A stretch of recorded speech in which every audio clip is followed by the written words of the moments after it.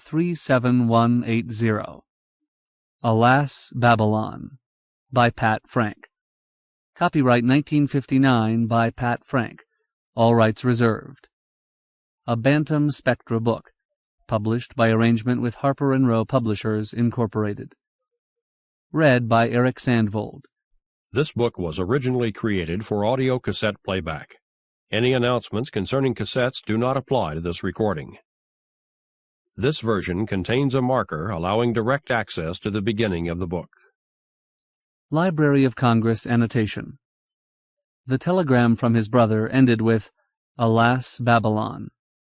Thus Randolph Bragg knew that a nuclear bomb was about to be dropped on America. A vivid and realistic account of life in America as it might be if there were to be a small nuclear war. For high school and adult readers. 1959. From the book jacket. Alas, Babylon. Those fateful words heralded the end. In seconds, the unthinkable nightmare of nuclear war ravaged America. For millions, it was instant death. For tens of millions more, it was a living nightmare of hunger, sickness, and brutality. Overnight, 1,000 years of civilization was stripped away, leaving only naked passions behind. But for one small Florida town, spared against all odds, the struggle was just beginning.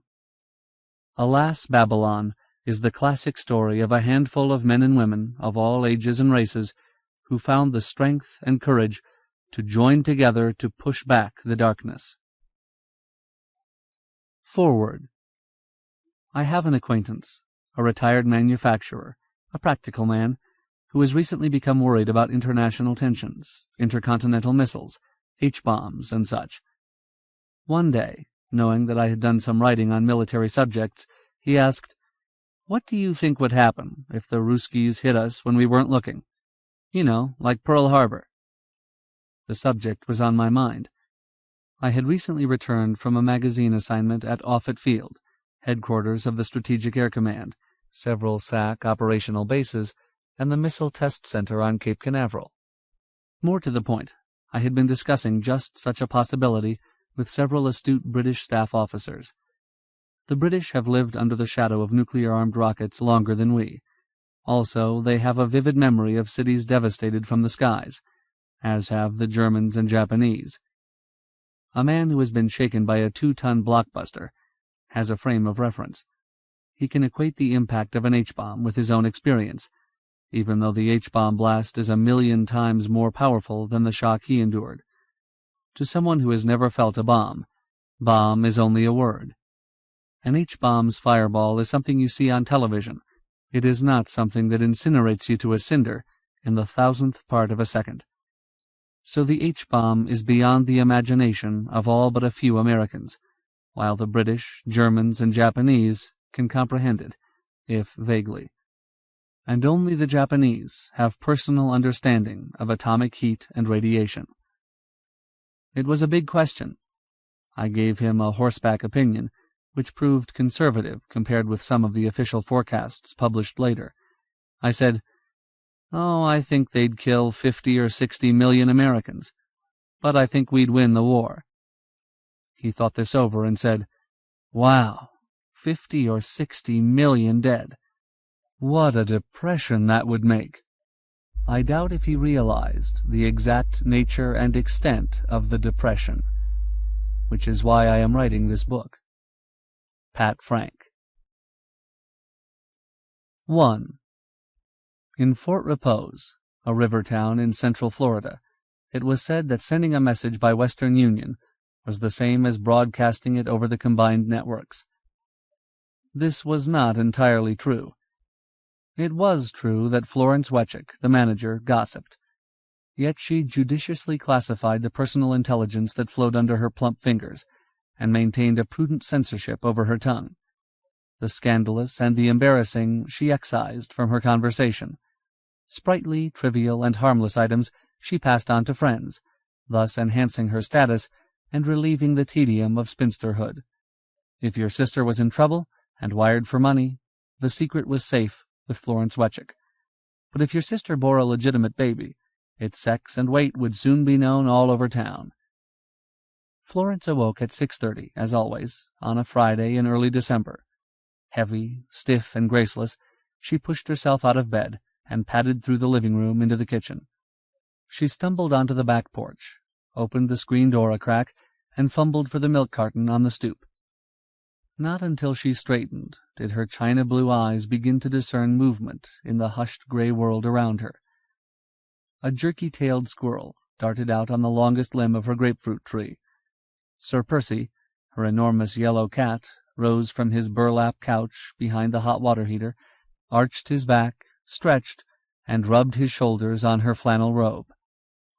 The African lovebirds rhythmically swayed, heads pressed together, on the swing in their cage. She addressed the lovebirds. "Good morning, Anthony. Good morning, Cleo." Their eyes, spectacularly ringed in white, as if embedded in mint lifesavers, blinked at her. Anthony shook his green and yellow plumage and rasped a greeting. Cleo said nothing. Anthony was adventurous, Cleo timid. On occasion Anthony grew raucous and irascible, and Florence released him into limitless freedom outside. But always, at dusk, Anthony waited in the Turk's cap, or atop the frangipani, eager to fly home. So long as Cleo preferred comfortable and sheltered imprisonment, Anthony would remain a domesticated parrot. That's what they'd told her when she bought the birds in Miami a month before, and apparently it was true. Florence carried their cage into the kitchen and shook fresh sunflower seed into their feeder. She filled Sir Percy's bowl with milk and crumpled a bit of wafer for the goldfish in the bowl on the counter. She returned to the living room and fed the angelfish, mollies, guppies, and vivid neons in the aquarium. She noted that the 2 miniature catfish, useful scavengers, were active. She was checking the tank's temperature and its electric filter and heater when the percolator chuckled its call to breakfast. At 7 exactly, Florence switched on the television, turned the knob to Channel 8, Tampa, and sat down to her orange juice and eggs. Her morning routine was unvaried and efficient. The only bad parts of it were cooking for one and eating alone. Yet breakfast was not her loneliest meal, not with Anthony ogling and gabbling, the 6 fat goldfish dancing a dreamy oriental ballet on diaphanous fins, Sir Percy rubbing against her legs under the table, and her cheery friends on the morning show, hired at great expense to inform and entertain her. As soon as she saw Dave's face, Florence could sense whether the news was going to be good or bad. On this morning Dave looked troubled, and sure enough, when he began to give the news, it was bad. The Russians had sent up another Sputnik, number 23, and something sinister was going on in the Middle East. Sputnik number 23 was the largest yet, according to the Smithsonian Institution, and was radioing continuous and elaborate coded signals. "There is reason to believe," Frank said, "that Sputniks of this size are equipped to observe the terrain of the earth below." Florence gathered her pink flannel robe closer to her neck.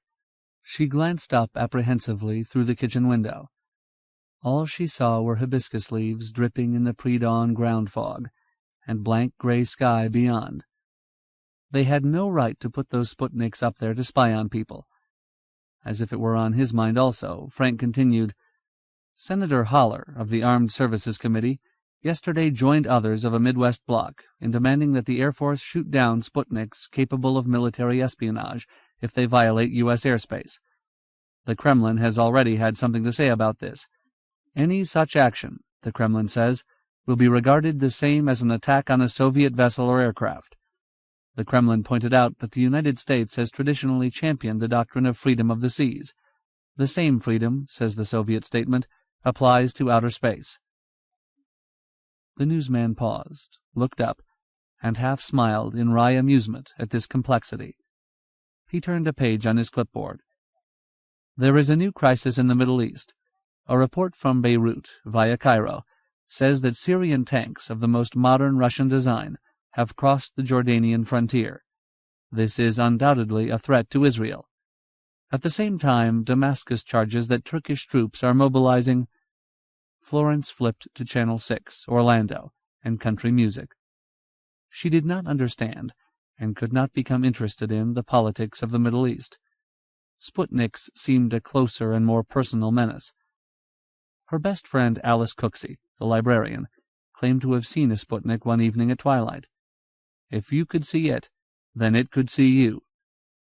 She stared up through the window again. No Sputnik. She rinsed the dishes and returned to her bedroom. As she wrestled with her girdle, Florence's thought gravitated to the equally prying behavior of Randy Bragg. She adjusted the Venetian blinds until she could peer out. He was at it again.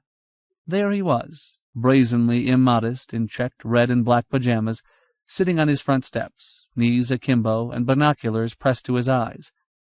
Although he was perhaps 75 yards distant, she was certain he stared directly at her, and could see through the tilted louvers. She ducked back against the bedroom wall, hands protecting her breasts. Almost every evening for the past 3 weeks, and on a number of mornings, she had caught him at it. Sometimes he was on the piazza, as now, sometimes at a second-floor window, and sometimes high up on the captain's walk. Sometimes he swept the whole of River Road with his glasses, pretending an interest elsewhere, but more often he focused on her bungalow. Randolph Rousey Bragg, a peeping Tom. It was shocking. Long before Florence's mother moved south and built the brown shingle bungalow, the Braggs had lived in the big house, ungainly and monolithic, with tall Victorian windows and bellying bays and broad brick chimneys. Once it had been the showplace of River Road. Now it appeared shabby and outmoded, compared with the long, low, antiseptic citadels of glass, metal, and tinted block constructed by rich Northerners who, for the past 15 years, had been discovering the Tamaquen River. Still, the Bragg house was planked and paneled with native cypress, and encased in pine clapboard, hard as iron, that might last another 100 years. Its grove, at this season like a full green cloak flecked with gold, trailed all the way from backyard to riverbank, a quarter-mile. And she would say this for Randy: his grounds were well kept, bright with poinsettias and bougainvillea, hibiscus, camellias, gardenias, and flame vine. Florence had known Randolph's mother, Gertrude Bragg, well, and old Judge Bragg to speak to. She had watched Randolph graduate from bicycle to jalopy, vanish for a number of years in college and law school, reappear in a convertible, vanish again during the Korean War, and finally come home for good when Judge Bragg and Mrs. Bragg were taken in the same year. Now here was Randy, one of the best-known and most eligible young men in Tamaquen County, even if he did run around with Pistolville girls and drink too much. What was it the French called it? A voyeur. It was disgusting. The things that went on in small towns people wouldn't believe. Florence faced the bureau mirror, wondering how much she had seen. Many years ago, a man had told her she looked something like Clara Bow. Thereafter, Florence wore her hair in bangs, and didn't worry too much about her chubby figure. The man, an imaginative idealist, had gone to England in 1940, joined the commandos, and got himself killed. She retained only a vague and inexact memory of his caresses, but she could never forget how he had compared her to Clara Bow, a movie star. She could still see a resemblance, provided she sucked in her stomach and lifted her chin high to erase the fleshy creases in her neck. Except her hair was no longer like Clara's. Her hair had thinned and faded to mottled pink. She hurriedly sketched a Clara Bow pout on her lips and finished dressing. When she stepped out of the front door, Florence didn't know whether she should cut Randy dead or give him a piece of her mind. He was still there on the steps, the binoculars in his lap. He waved, grinned, and called across lawn and road, "Morning, Miss Florence." His black hair was tousled, his teeth white, and he looked boyish, handsome, and inoffensive. "Good morning, Randy," Florence said. Because of the distance, she had to shout, so her voice was not formal and frigid, as she had intended. "You look real pretty and chipper today," he yelled. She walked to the carport, head averted as if avoiding a bad odor, her stiff carriage a reprimand, and did not answer. He really was nervy, sitting there in those vile pajamas, trying to sweet-talk her. All the way to town she kept thinking of Randy.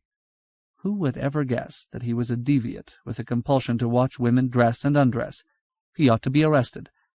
But if she told the sheriff or anybody, they would only laugh at her. Everybody knew that Randy dated lots of girls, and not all of them virgins. She herself had seen him take Rita Hernandez, that little Menorcan tart from Pistolville, into his house, and, no doubt, up to his bedroom, since the lights had gone on upstairs and off downstairs. And there had been others. Recently a tall blonde, who drove her own car, a new Imperial with Ohio plates, into the circular driveway and right up to the front steps as if she owned the place, and Randy. Nobody would believe that he found it necessary to absorb his sex at long range through optic nerves and binoculars. Yet it was strange that he had not married. It was strange that he lived alone in that wooden mausoleum. He even had his office in there, instead of in the professional building, like the other lawyers. He was a hermit, and a snob, and a nigger lover, and no better than a pervert. God knows what he did with those girls upstairs. Maybe all he did was make them take off their clothes and put them on again while he watched. She had heard of such things, and yet she couldn't make herself believe there was anything basically wrong with Randy. She had voted for him in the primaries, and stood up for him at the meetings of the Frangipani Circle when those garden club biddies were pecking him to bits. After all, he was a brag, and a neighbor, and besides, he obviously needed help and guidance. Randy's age, she knew, was 32. Florence was 47. Between people in their 30s and 40s there wasn't too wide a gap. Perhaps all he needed, she decided, was a little understanding and tenderness from a mature woman. Randy watched Florence's 10-year-old Chevy diminish and disappear down the tunnel of live oaks that arched River Road. He liked Florence. She might be a gossipy old maid, but she was probably one of the few people on River Road who had voted for him. Now she was acting as if he were a stranger trying to cash a money order without credentials. He wondered why. Maybe she disapproved of Lib McGovern, who had been in and out of the house a good deal in the last few weeks. What Florence needed, he guessed, was the one thing she was unlikely to get: a man. He rose, stretched, and glanced up at the bronze weathercock on the garage steeple. Its beak pointed resolutely northeast. He checked the large, reliable marine barometer and its twin thermometer alongside the front door. Pressure 30.17, up 20 points in 12 hours. Temperature 62. It would be clear and warm, and the bass might start hitting off the end of the dock. He whistled and shouted, "Graff! Hey, Graff!" Leaves rustled under the azalea bed, and a long nose came out, followed by an interminable length of dachshund. Graff, his red coat glistening and tail whipping, bounded up the steps, supple as a seal. "Come on, my short-legged friend," Randy said, and went inside, binoculars swinging from his neck, for his second cup of coffee, the cup with the bourbon in it.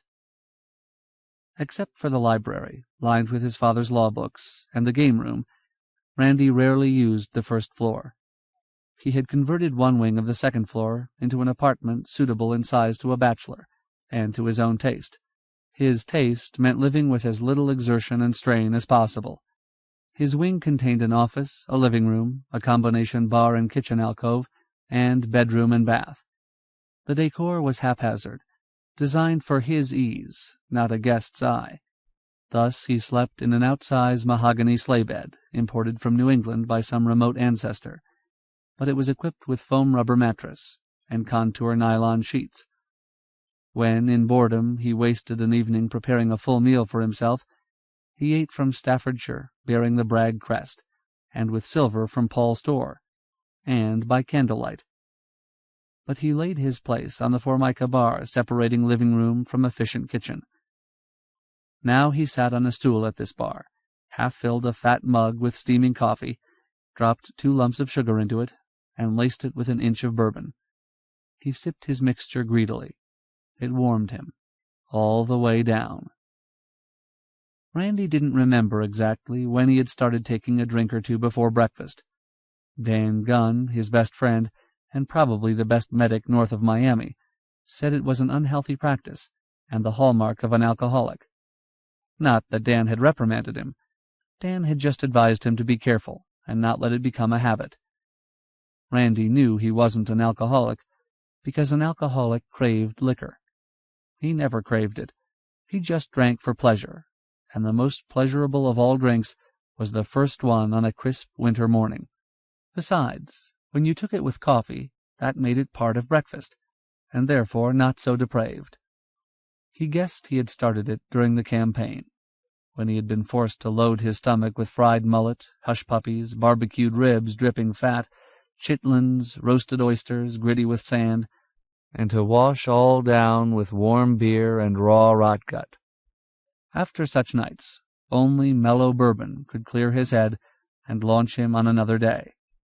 Bourbon had buoyed him during the campaign, and now bourbon mercifully clouded its memory.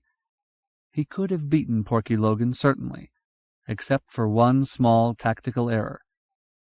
Randy had been making his first speech at Pasco Creek, a cow town in the north end of the county, when somebody shouted, "Hey, Randy, where do you stand on the Supreme Court?"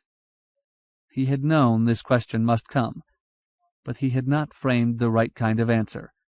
The moderate, Southern, quasi-liberal, semi-segregationist double-talk that would have satisfied everybody except the Palmetto scrub wool hats, the loud-mouthed Kluxers, and courthouse whittlers who would vote for Porky anyway, and the Georgia and Alabama riffraff crowding the Menorcans for living space in the shanties and three-room bungalows of Pistolville. The truth was that Randolph Bragg himself was torn by the problem, recognizing its dangers and complexities. He had certain convictions.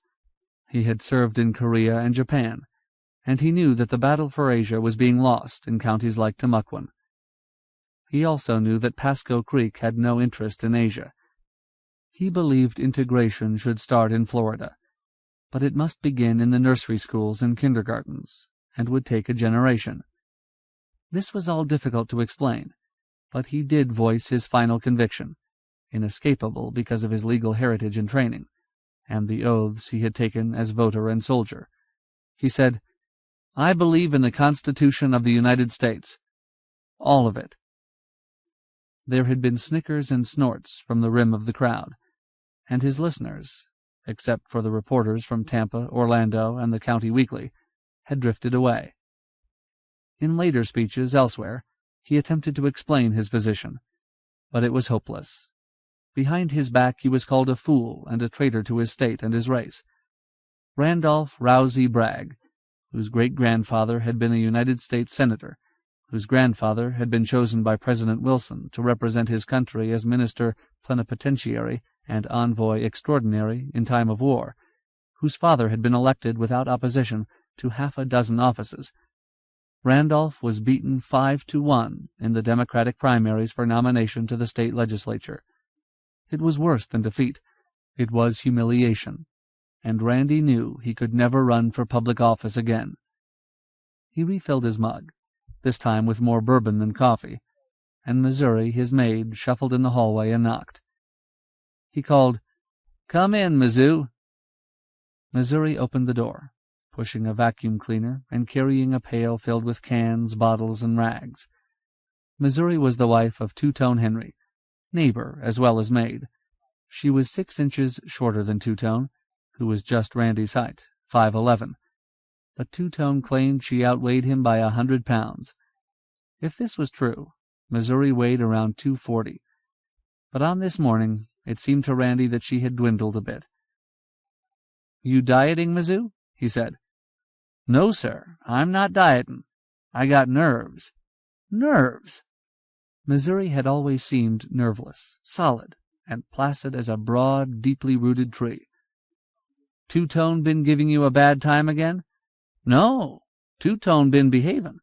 He down on the dock fishin' right now. To tell you the truth, Mr. Randy, it's Mrs. McGovern. She follow me around with white gloves."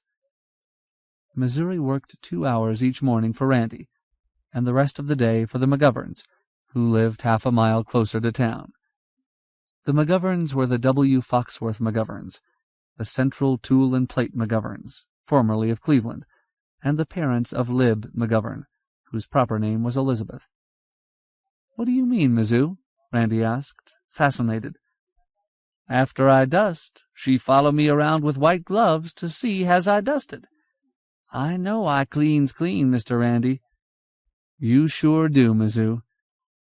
Missouri plugged in the vacuum cleaner, started it, and then shut it off. She had more on her mind. "That ain't all. You been in that house, Mr. Randy. You ever seen so many ashtrays?" "What's wrong with ashtrays?" "She don't allow no ashes in 'em. That poor Mr. McGovern, he has to smoke his cigars outside. Then there was that roach. Big roach in the silver drawer. Mrs. McGovern opened that drawer yesterday and saw that roach and screeched like she'd been hit by a scorpion. She made me go through every drawer in the kitchen and dining room and put down fresh paper. Was that roach sent me to Dr. Gunn yesterday. Mrs. McGovern, she can't bide bugs or little green lizards, and she won't go out of the house after dark for fear of snakes. I don't think the McGovern's going to be with us long, Mr. Randy, because what's Florida except bugs and lizards and snakes? I think they leave around May, when bug season starts good. But Miss McGovern, she won't want to leave. She's stuck on you." "What makes you think so?" Missouri smiled. "Questions she asks, like what you eats for breakfast." Missouri glanced at the decanter on the bar. "And who cooks for you? And does you have other girls?" Randy changed the subject. "You say you went to see Dr. Gunn. What'd he say?" "Doctor says I'm a complicated case. He says I got high blood, on account of I'm heavy. He says it's good I'm losing weight, because that lowers the high blood. But fretting about Mrs. McGovern white-gloving me is the wrong way to do it. He says quit eating grits, eat greens, quit pork, eat fish, and he gives me tranquil pills to take, one each day before I go to work for Mrs. McGovern." "You do that, Mizzou," Randy said, and, carrying his mug, walked out onto the screen upstairs porch overlooking grove and river. He then climbed the narrow ship's ladder that led to the captain's walk, a rectangle 16 by 8 feet, stoutly planked and railed, on the slate roof. Reputedly, this was the highest spot in Timucuan County. From it he could see all of the riverfront estates, docks, and boats, and all of the town of Fort Repose, 3 miles downstream, held in a crook of sun-flecked silver, where the Timucuan joined the broader St. John's. This was his town, or had been. In 1838, during the Seminole Wars, a Lieutenant Randolph Rousey Peyton, U.S.N., a Virginian, had been dispatched to this river junction with a force of 18 Marines and 2 small brass cannon. Lieutenant Peyton journeyed south from Cow's Ford, its name patriotically changed to Jacksonville, by longboat. His orders from General Clinch were to throttle Indian communications on the rivers, thus protecting the flank of the troops moving down the east coast from St. Augustine. Lieutenant Peyton built a blockhouse of palm logs on the point, his guns covering the channel. In 2 years, except during one relief expedition overland to New Smyrna, he fought no battles or skirmishes, but he shot game and caught fish for the garrison pot, and studied botany and the culture of citrus. The balmy weather and idyllic life, described in a log now in a teak chest in Randy Bragg's office, inspired the lieutenant to name his outpost Fort Repose. When the wars subsided, the fort was decommissioned, and Lieutenant Peyton was assigned to sea duty. 4 years later he returned to Fort Repose with a wife, a daughter, and a grant from the government for 100 acres. He had picked this precise spot for his homestead because it was the highest ground in the area, with a steep gradient to the river ideal for planting the oranges just imported from Spain and the Far East. Peyton's original house had burned. The present house had been built by his son-in-law, the first Marcus Bragg, a native of Philadelphia and a lawyer eventually sent to the Senate. The captain's walk had been added for the aging Lieutenant Peyton, so that with his brass spyglass he could observe what happened at the junction of rivers. Now the Bragg holdings had dwindled to 36 acres, but 30 were planted in prime citrus, navels, mandarins, valencias, and temples, all tended and sold in season by the county cooperative. Each year Randy received checks totaling $8,000 to $10,000 from the cooperative. Half went to his older brother Mark, an Air Force colonel stationed at Offutt Field, headquarters of the Strategic Air Command near Omaha. With his share, plus dividends from a trust established by his father and his occasional fees as an attorney, Randy lived comfortably. Since he drove a new car and paid his bills promptly, the tradespeople of Fort Repose thought him well-to-do. The rich newcomers classed him with the genteel poor. Randy heard music below, and knew that Missouri had started his record player, and therefore was waxing the floor. Missouri's method was to spread the wax, kick off her shoes, wrap her feet in rags, and then polish by dancing. This was probably as efficient, and certainly more fun, than using the electric waxer. He dropped into a deck chair and focused his binoculars on Preacher Henry's place, looking for that damn bird in the hammock of pines, palmettos, and scrub oak. The Henrys had lived here as long as the Braggs, for the original Henry had come as slave and manservant to Lieutenant Peyton.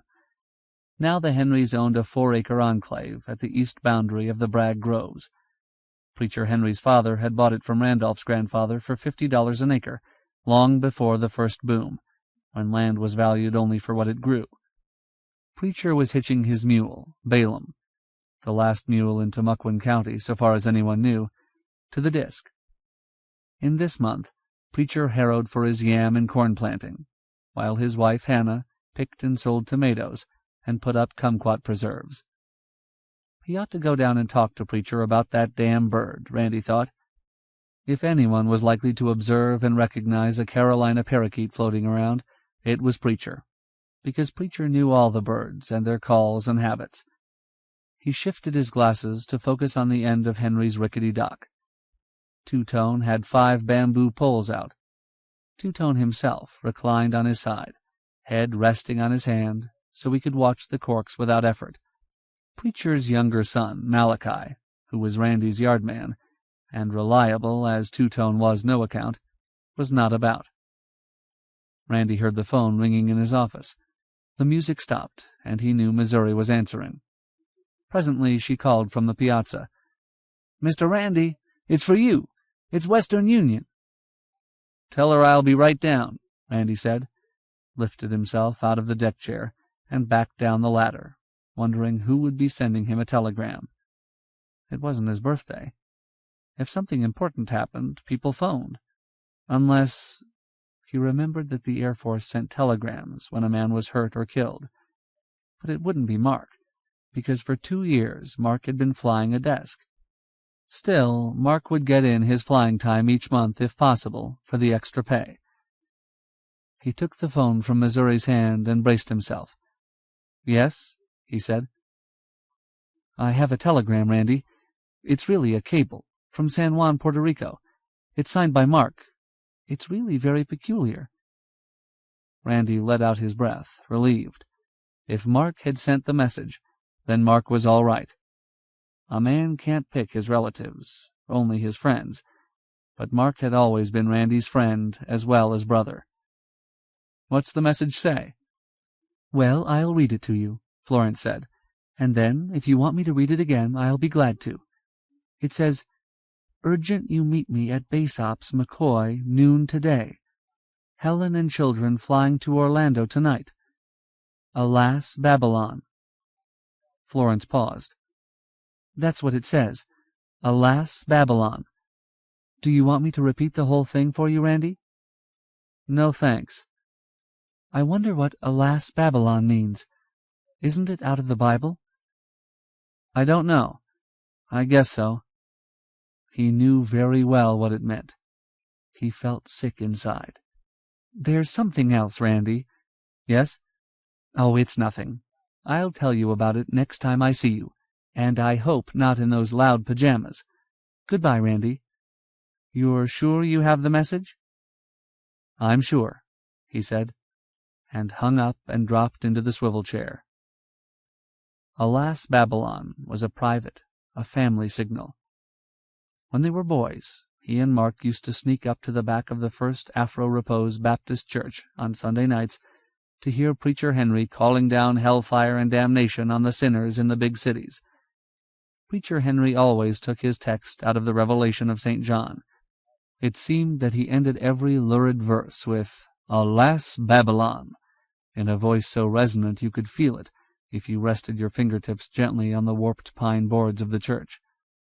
Randy and Mark would crouch under the rear window, behind the pulpit, fascinated and wide-eyed, while Preacher Henry described the Babylonian revels, including fornication. Sometimes Preacher Henry made Babylon sound like Miami, and sometimes like Tampa, for he condemned not only fornication — he read the word right out of the Bible — but also horse racing and the dog tracks. Randy could hear him yet. "And I'm telling you right now, all wife-swappers, whiskey drinkers, and crap-shooters are going to get it, and all them who come out of those sin palaces on the beach, whether they be called hotels or motels, wearing minks and jewels and not much else, they is going to get it. And them fast-steppers in Cadillacs and yaller roadsters, they is going to get it. Just like it says here in the good book, that great city that was clothed in fine linen and purple and scarlet, and decked with gold and precious stones and pearls, that great city was burned off the face of the earth in an hour. Just 1 hour. Alas, Babylon." Either Preacher Henry was too old, or the Afro-Repose congregation had tired of his scolding and awful prophecies, for he no longer preached, except on those Sundays when Afro-Repose's new minister, a light-skinned college graduate, was out of town. Randy and Mark never forgot Preacher Henry's thundering, and from it they borrowed their private synonym for disaster, real or comic, past or future. If one fell off the dock, or lost all his cash at poker, or failed to make time with a promising Pistolville piece, or announced that hurricane or freeze was on the way, the other commiserated with, "Alas, Babylon." But in this telegram it had very special and exact meaning. Mark had secured leave at Christmas season last year, and flown down with Helen and the 2 children, Ben Franklin and Peyton, for a week. On their last evening at Fort Repose, after the others were in bed, Mark and Randy had sat here, in this office, peering into the bourbon decanter and the deep anxieties of their hearts, trying to divine the future. Christmas had been a time of troubles, a time of confusions at home and tensions abroad, but in his whole life Randy could recall no other sort of time. There had always been depression, or war, or threat of war. Mark, who was in SAC intelligence, had rolled the old-fashioned globe, 3 feet through, from its place in the window bay, so that the desk lamp shone on it. It was a globe purchased by their grandfather, the diplomat, before the First World War, so that the countries, some with unfamiliar names, seemed oddly scrambled. The continents and seas were the same, which was all that mattered. As Mark talked, his face became grave, almost gaunt, and his index finger traced great circle routes across the cracking surface, missile and bomber trajectories. He then drew a rough chart, with 2 lines that intersected. The line that continued upward after the intersection belonged to the Soviet Union, and the time of the intersection was right then. "How did it happen?" Randy had asked. "Where did we slip?" "It wasn't lack of money," Mark had replied. "It was state of mind. Chevrolet mentalities shying away from a spaceship world. Nations are like people. When they grow old and rich and fat, they get conservative. They exhaust their energy trying to keep things the way they are, and that's against nature. Oh, the services were to blame too. Maybe even SAC. We designed the most beautiful bombers in the world, and built them by the thousands. We improved and modified them each year, like new model cars. We couldn't bear the thought that jet bombers themselves might be out of style. Right now, we're in the position of the Federal Navy, with its wooden steam frigates, up against the Confederate ironclad. It is a state of mind that money alone won't cure." "What will?" Randy asked. "Men," Men like John Erickson to invent a monitor to face the Merrimac. Bold men, audacious men, tenacious men. Impatient, oddball men like Rickover, pounding desks for his atomic sub. Ruthless men who will fire the deadheads and ass-kissers. Rude men who will tell the unimaginative, business-as-usual, seven-carbon sons of bitches to go take a jump at a galloping goose. Young men, because we've got to be a young country again. If we get that kind of men, we may hack it. If the other side gives us time. Will they? Mark had spun the globe and shrugged. I don't know. If I think the balloon is about to go up, I'm going to send Helen and the kids down here. When a man dies, and his children die with him, then he is dead entirely, leaving nothing to show. Do you think they'd be safer here than in Omaha? After all, we've got the Jax Naval Air Complex to the north of us, and Homestead and Miami to the south, and Eglin to the northwest, and MacDill and Tampa to the southwest, and the Missile Test Center on Canaveral to the east, and McCoy and Orlando right at the front door, only 40 miles off. What about fallout? There isn't any place that'll be absolutely safe, with fallout and radiation. It'll be luck. The size of configuration of the weapons, altitude of the fireball, direction of the wind. But I do know Helen and the children won't have much chance in Omaha. SAC headquarters has got to be the enemy's #1 target. I'll bet they've programmed 3 5-megaton ICs for Offutt, and since our house is 8 miles from the base, any kind of near miss does it. Mark snapped his fingers. Like that. Not that I think it'll do the enemy any good. Command automatically shifts to other combat control centers, and anyway, all our crews know their targets. But they'll hit SAC headquarters, hoping for temporary paralysis. A little delay is all they'd need. I'll have to be there, at Offutt, in the hole. But the least a man can do is give his children a chance to grow up, and I think they'd have a better chance in Fort Repose than Omaha. So if I see it's coming, and there's time, I'll send Helen and the kids down here, and I'll try to give you a warning, so you can get set for it. How? Mark smiled. I won't call you up and say, Hey, Randy, the Russians are about to attack us. Phones aren't secure, and I don't think my CNC or the air staff would approve. But if you hear Alas Babylon, you'll know that's it. Randy had forgotten none of this talk. A week or so later, thinking about Mark's words, Randy had decided to go into politics. He would start in the state legislature, and in a few years be ready to run for Congress. He'd be the kind of leader Mark wanted. It hadn't worked out that way. He couldn't even beat Porky Logan, a gross man whose vote could be bought for $50, who bragged that he had not got beyond the 7th grade, but that he could get more new roads and state money for Tamaulipas County than any half-baked radical, undoubtedly backed by the Burrheads and the NAACP, who didn't even know that the Supreme Court was controlled by Moscow. So Randy's fiasco had been inspired by that night, and now the night bore something worse. He wondered what Mark was doing in Puerto Rico, and why his warning had come from there. It should have come from Washington or London or Omaha or Colorado Springs, rather than San Juan. It was true that SAC had a big base, Ramey, in Puerto Rico, but it was no use guessing. He'd know at noon. Of one thing he was certain. If Mark expected it to come, it would probably come. His brother was no alarmist. Randy sometimes allowed emotions to distort logic. Mark never did. Mark was capable of calculating odds, in war or poker, to the final decimal, which was why he was a deputy chief of intelligence at SAC, and soon would have his star. Randy knew there were 1,000 things he should be doing, but he couldn't think of any of them.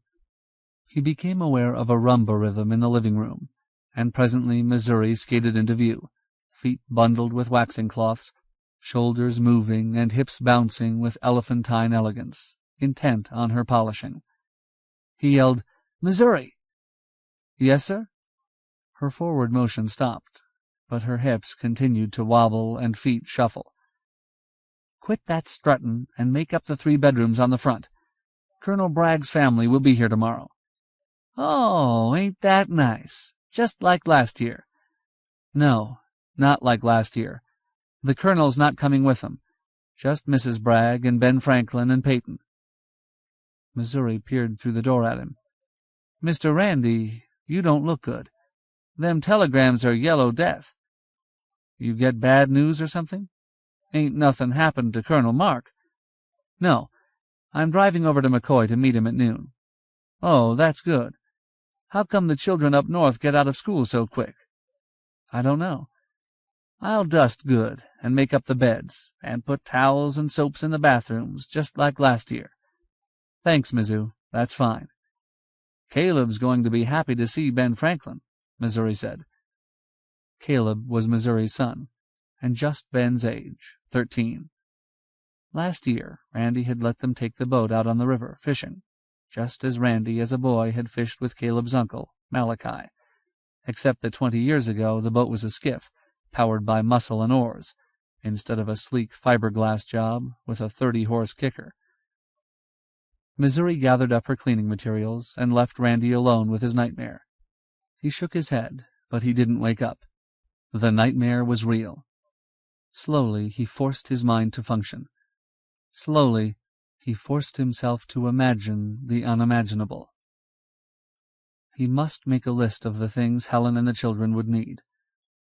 He recalled that there was nothing stocked in the big kitchen downstairs, and little in the utility room except some steaks in the freezer and a few canned staples.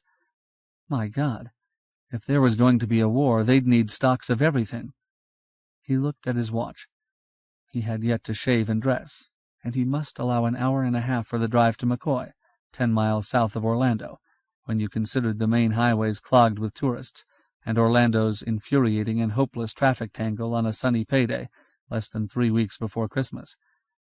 And there might be some delay at the McCoy gate. He decided to give himself 2 hours on the road. Still, he could start the list, and there was one thing he should do right away.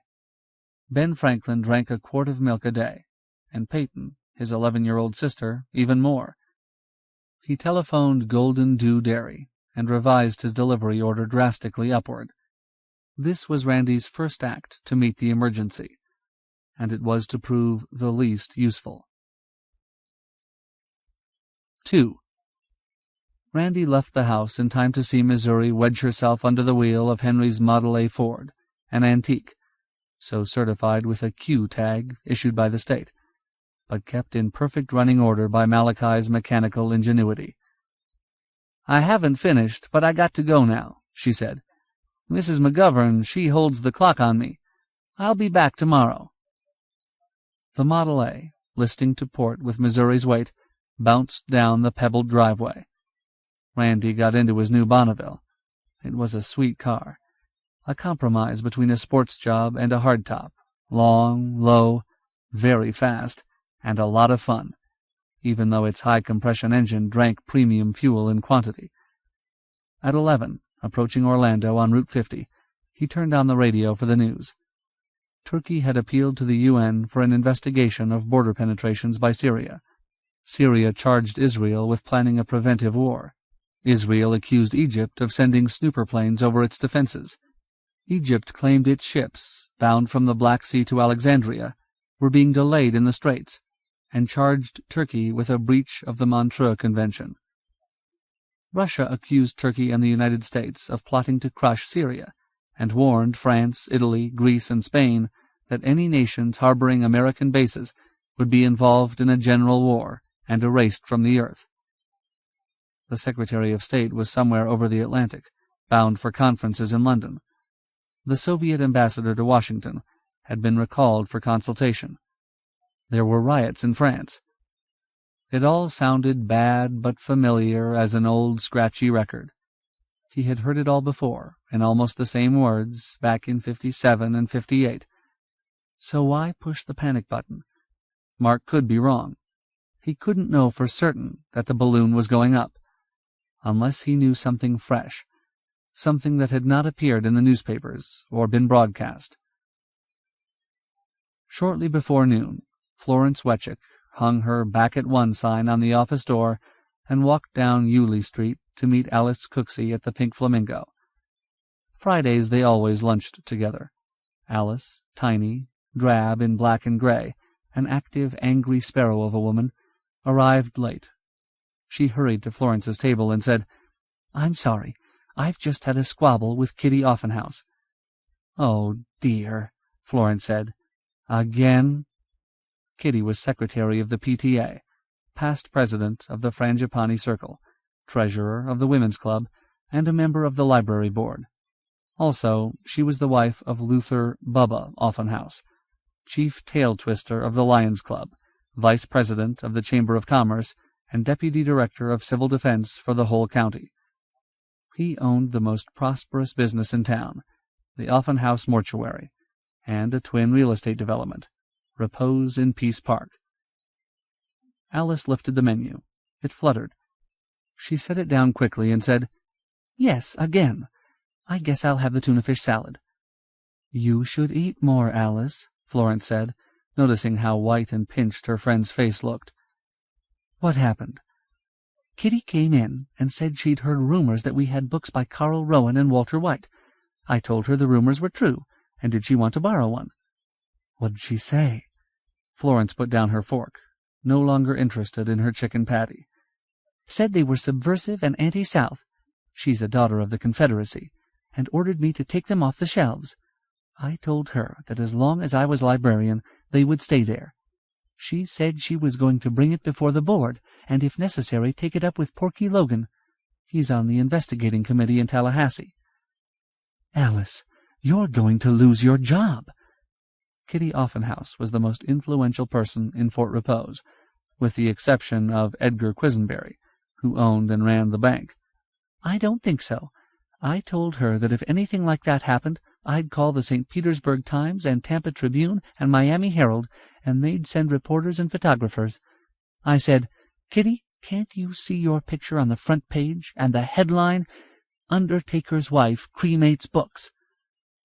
This was the most fascinating news Florence had heard in weeks. "What happened then?" "Nothing at all.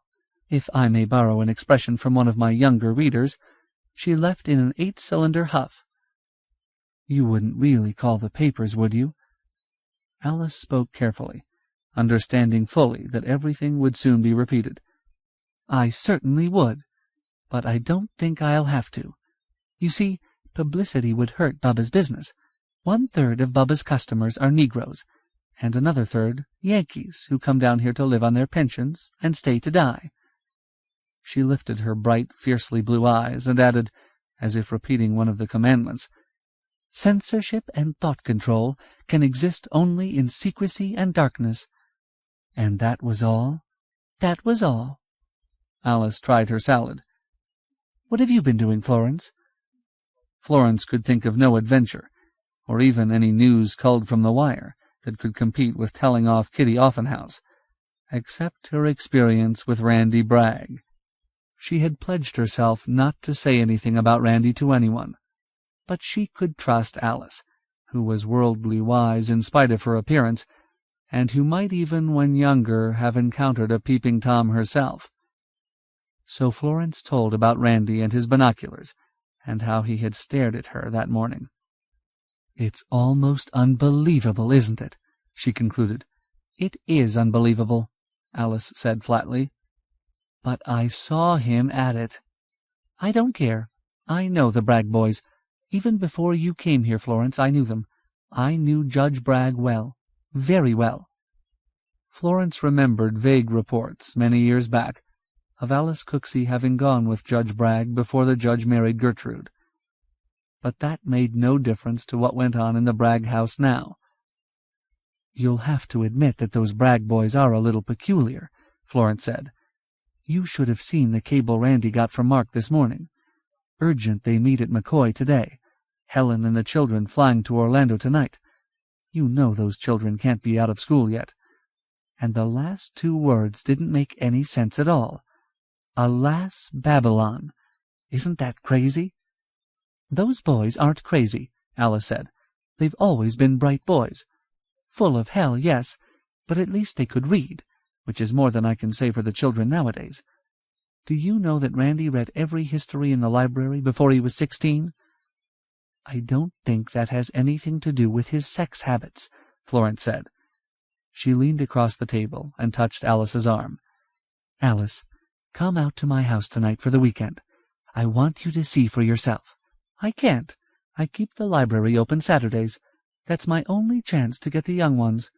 Evenings and Sundays they're paralyzed by TV. I'm open Saturday mornings, too, so we can drive in together. I'll pick you up when you're through tomorrow evening. It'll be a change for you, out in the country, away from that stuffy room." Alice hesitated. It would be nice to visit with Florence, but she hated to accept favors she couldn't repay. She said, "Well, we'll see." When Alice returned to the library, 3 old-timers, too old for shuffleboard or the lawn bowlers club, were bent over the periodical table. Like mummies, she thought, partially unwrapped.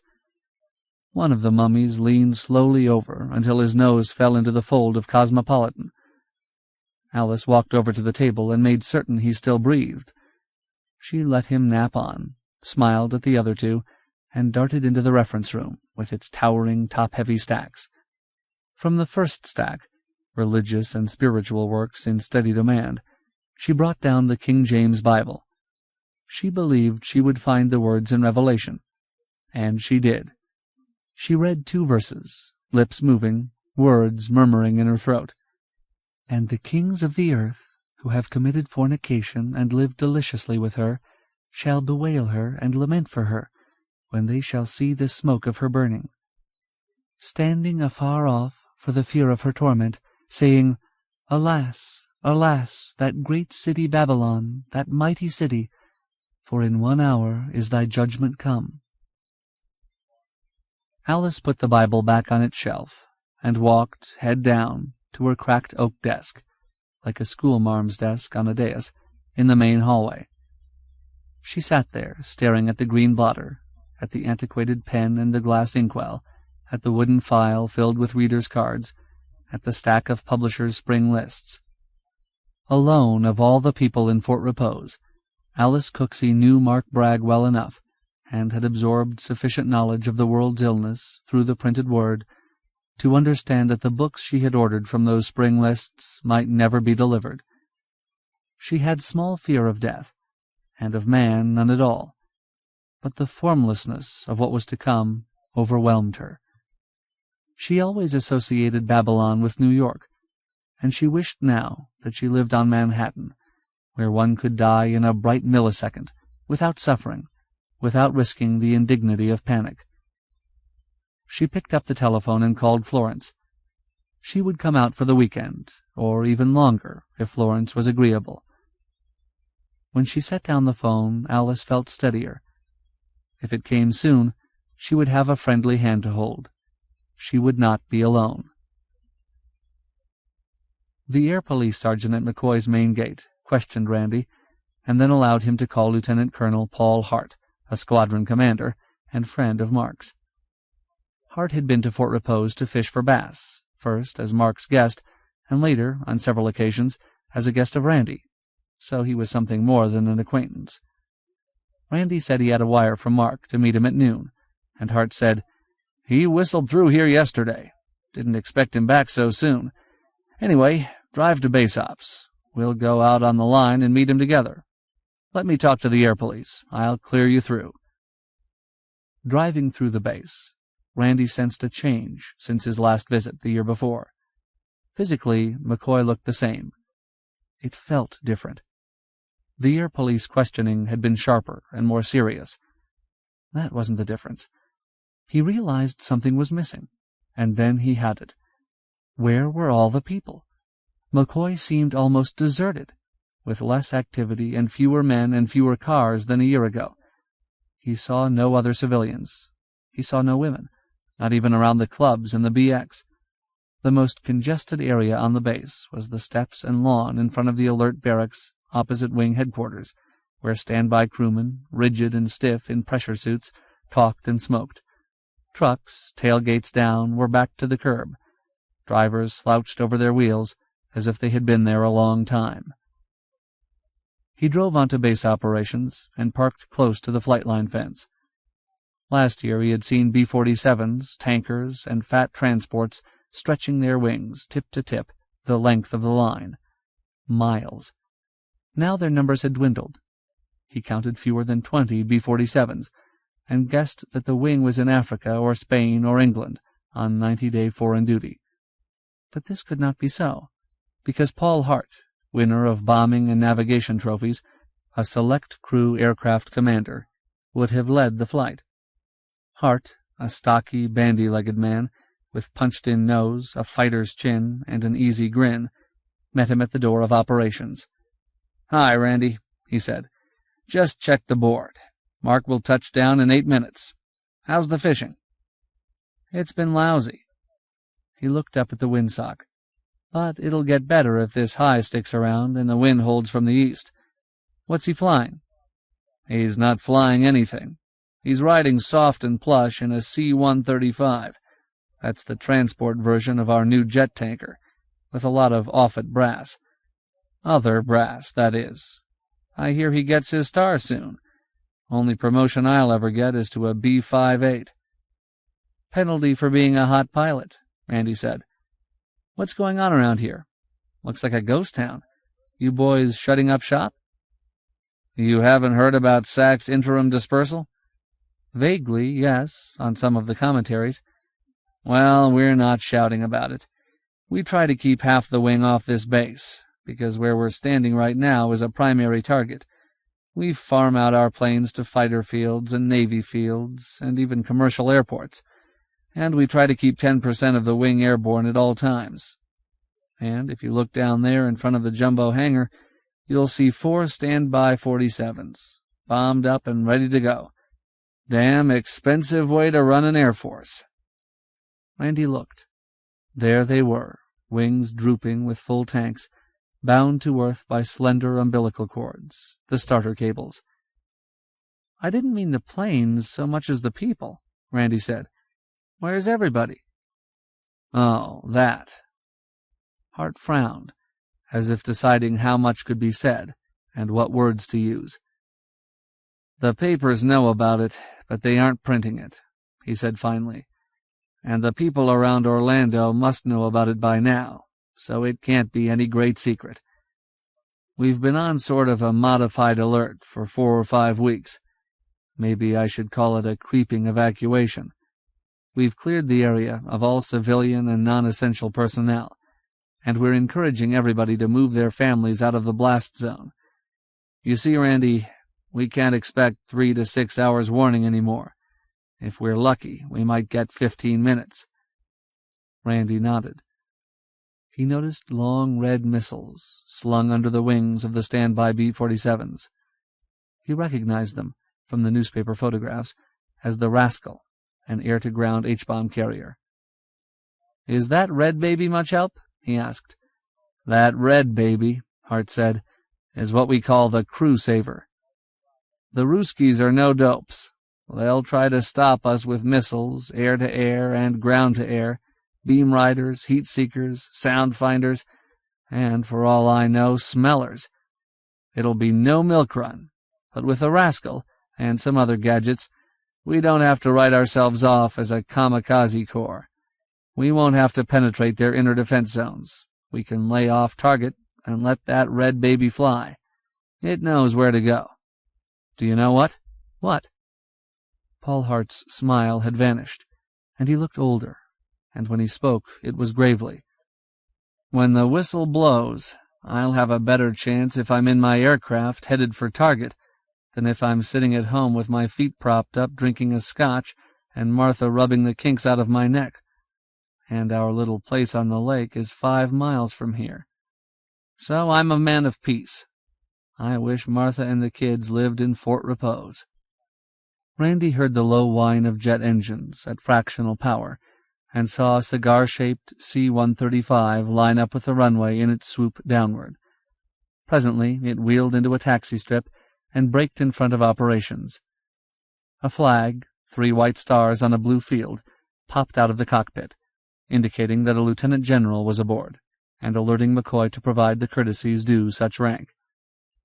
The 3-star general was first down the ramp, his pink-cheeked aide scurrying about his heels like an anxious puppy. Mark was last off. Randy waved and caught his eye, and Mark waved back but did not smile.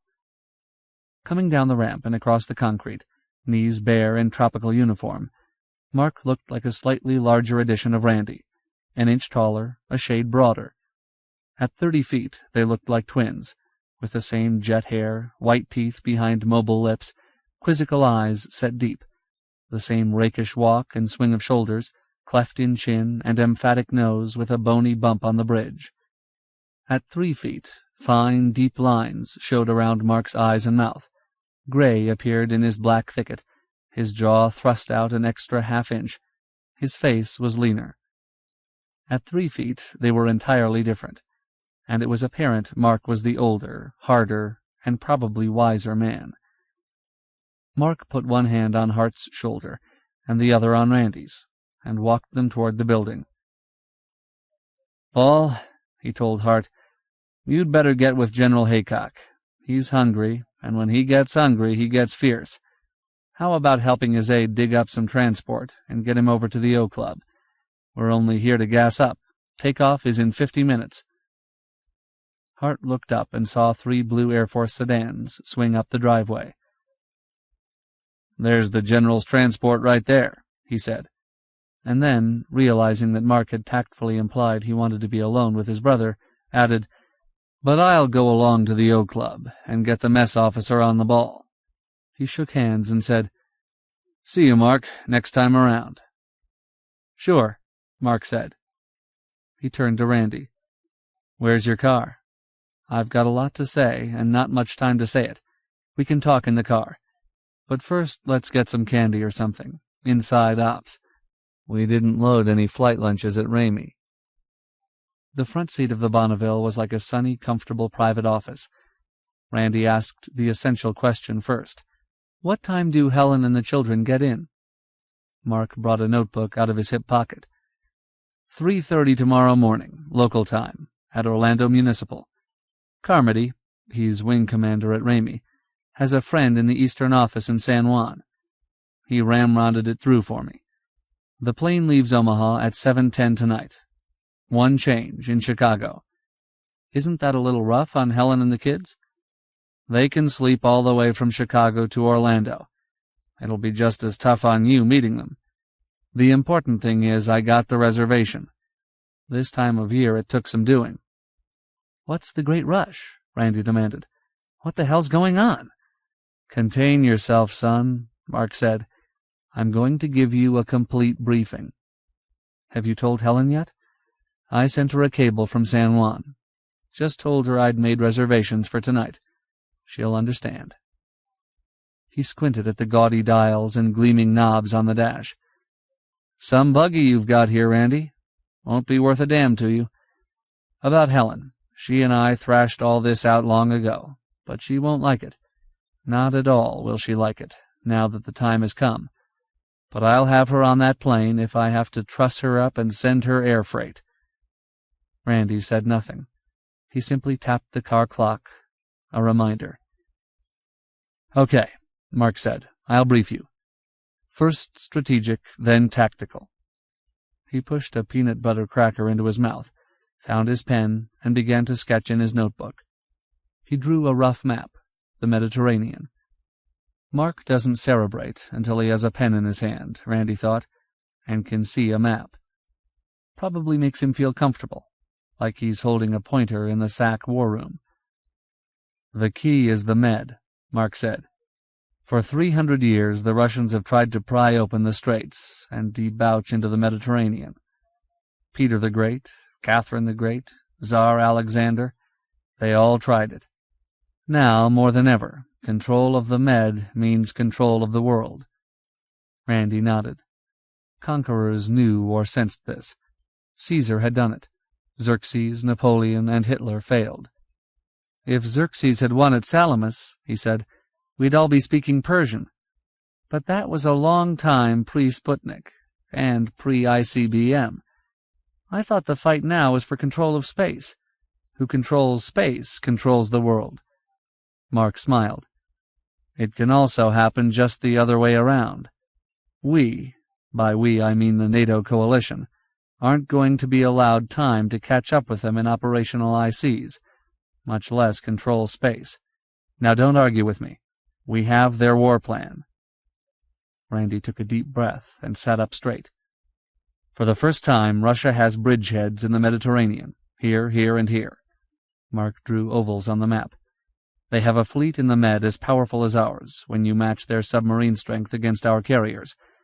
They have Turkey ringed on 3 sides, and if they could upset the Turkish government and force capitulation of the Bosporus and Dardanelles, they would have won the war without fighting. The Med would be theirs, Africa cut off from Europe, NATO outflanked on the south, and one by one all our allies, except England, would fall into their laps or declare themselves neutral. SAC's bases in Africa and Spain would be untenable and melt away. NATO would fold up, and the IR sites we're planning never be finished.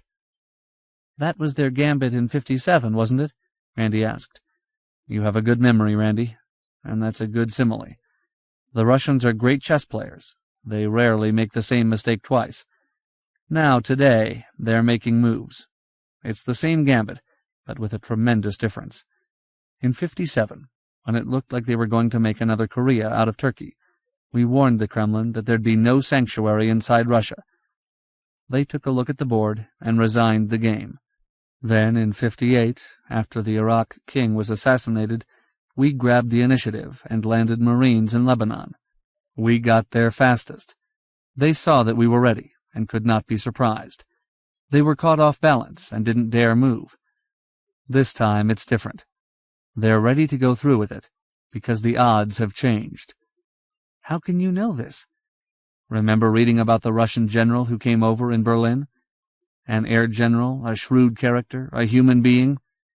He brought us their war plan, in his head. This time, they're not resigning the game.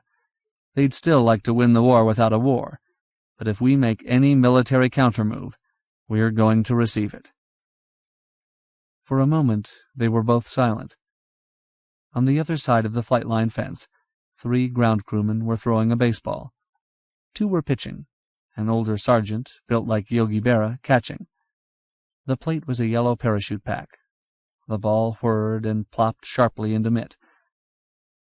That tall boy has a lot of stuff, Randy said. Again, he felt he moved in the miasma of a dream. Something was wrong. Either Mark shouldn't be talking like this, or those airmen shouldn't be throwing a baseball out there in the warm sunlight. When he lit a cigarette, his fingers were trembling again. Have a bad night, Randy? Not particularly. I'm having a bad day. I'm afraid it's going to get worse. Here's the tactical part. They know that the only way they can do it is knock off our nuclear capability with one blow, or at least cripple us so badly that they can accept what retaliatory power we have left. They don't mind losing 10 or 20 million people, so long as they sweep the board, because people, per se, are only pawns and expendable. So their plan, it was no surprise to us, calls for a TOT on a worldwide scale. You get it? Sure. Time on target. You don't fire everything at the same instant. You shoot it so it all arrives on target at the same instant. Mark glanced at his watch, and then looked up at the big jet transport, still loading fuel through 4 hoses from the underground tanks. That's right. It won't be 0 hour, it'll be 0 minute. They'll use no planes in the first wave, only missiles. They plan to kill every base and missile site in Europe and Africa and the UK with their T2 and T3 IRs. They plan to kill every base on this continent and in the Pacific with their ICs, plus missiles launched from subs. Then they use SUSAC, that's what we call their Strategic Air Force, to mop up. Can they get away with it? 3 years ago they couldn't. 3 years hence, when we have our own ICBM batteries emplaced, a big fleet of missile-toting subs, and Nike Zeus and some other stuff perfected. They couldn't. But right now, we're in what we call the gap. Theoretically, they figure they can do it. I'm pretty sure they can't. We may have some surprises for them. But that's not the point. Point is, if they think they can get away with it, then we have lost. I don't understand. LeMay says the only way a general can win a modern war is not fight one. Our whole raison d'etre was deterrent force. When you don't deter them any longer, you lose. I think we lost some time ago, because the last 5 Sputniks have been reconnaissance satellites. They've been mapping us with infrared and transistor television, measuring us for the Sunday punch. Randy felt angry. He felt cheated. Why hasn't everybody, been told about this? Mark shrugged. You know how it is.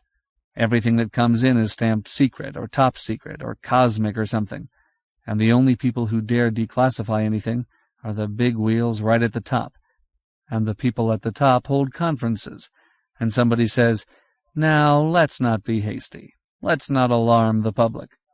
So everything stays secret or cosmic. Personally, I think everybody ought to be digging or evacuating right this minute. Maybe if the other side knew we were digging, if they knew that we knew, they wouldn't try to get away with it. You really think it's that close? Randy said. Why?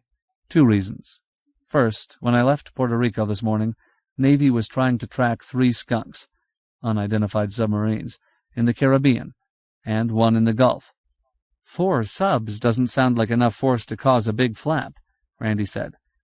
4 subs is a lot of subs when there shouldn't be any, Mark said. It's like shaking a haystack and having 4 needles pop out at your feet. Chances are that haystack is stiff with needles. He rubbed his hand across his eyes, as if the glare hurt, and when he spoke again his voice was strained. They've got so blasted many. CIA thinks 600. Navy guesses maybe 750. And they don't need launchers anymore. Just dump the bird or pop it out while still submerged.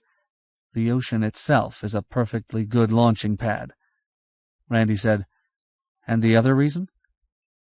Because I'm on my way back to Offutt. We flew down yesterday on a pretty important job. Figure out a way to disperse the wing on Ramey. There aren't enough fields in Puerto Rico, and anyway the island is rugged and not big enough. We'd just started our staff study when we got a Zippo. That's an operational priority message, to come home. And 2/3 of the Ramey wing was scrambled with flyaway kits for another place. I made my decision right then. I just had time to arrange Helen's reservation and send the cables. Mark spoke more of the Russian general, with whom he had talked at length, and whom apparently he liked. He isn't a traitor, either to his country or to civilization. He came over in desperation, hoping that somehow we could stop those power-crazed bastards at the top. He doesn't think their war plan will work any more than I do. Too much chance for human or mechanical error. Mark used phrases like maximum capability, and calculated risk, and acceptance of any casualties except important people, and decentralization of industry and control, announced as an economic measure, but actually military. Randy listened, fascinated, until he saw 3 blue sedans turn a corner near wing headquarters. "Here comes your party," he said. "Anything else I ought to know?" Mark brushed cracker crumbs and slivers of chocolate from his shirt front. "Yes. Also, there's something I have to give you." He found a green slip of paper in his wallet and handed it to Randy. "Made out to you," he said. Randy unfolded the check. It was for 5,000. "What am I supposed to do with this?" he asked. "Cash it. Today if you can. Don't deposit it. Cash it. It's a reserve for Helen and Ben Franklin and Peyton. Buy stuff with it. I don't know what to tell you to buy. You'll think of what you need as you go along. I did start a list this morning." Mark seemed pleased. "That's fine. Shows you're looking ahead. I don't know whether money will help Helen or not, but cash in hand in Fort Repose will be better than an account in an Omaha bank." Randy kept on looking at the check, feeling uncomfortable. "But suppose nothing happens? Suppose—" "Spend some of it on a case of good liquor," Mark said. "Then, if nothing happens, we'll have a wonderful, expensive toot together, and you can laugh at me. I won't care." Randy slipped the check into his pocket. "Can I tip off anybody else? There are a few people—" "You've got a girl?" "I don't know whether she's my girl or not. I've been trying to find out. You don't know her. New people from Cleveland. Her family built on River Road." Mark hesitated. "I don't see any objection. It is something Civil Defense should have done months ago. Use your own judgment. Be discreet."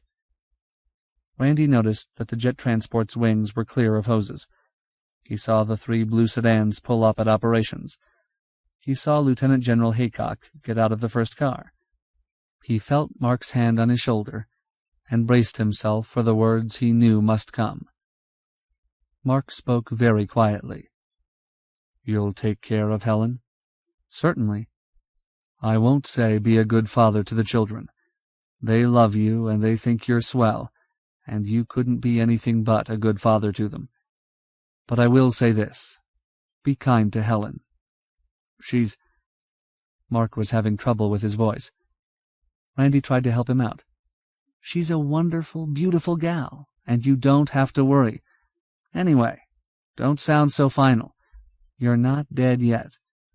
"She's more," Mark said. "She's my right arm.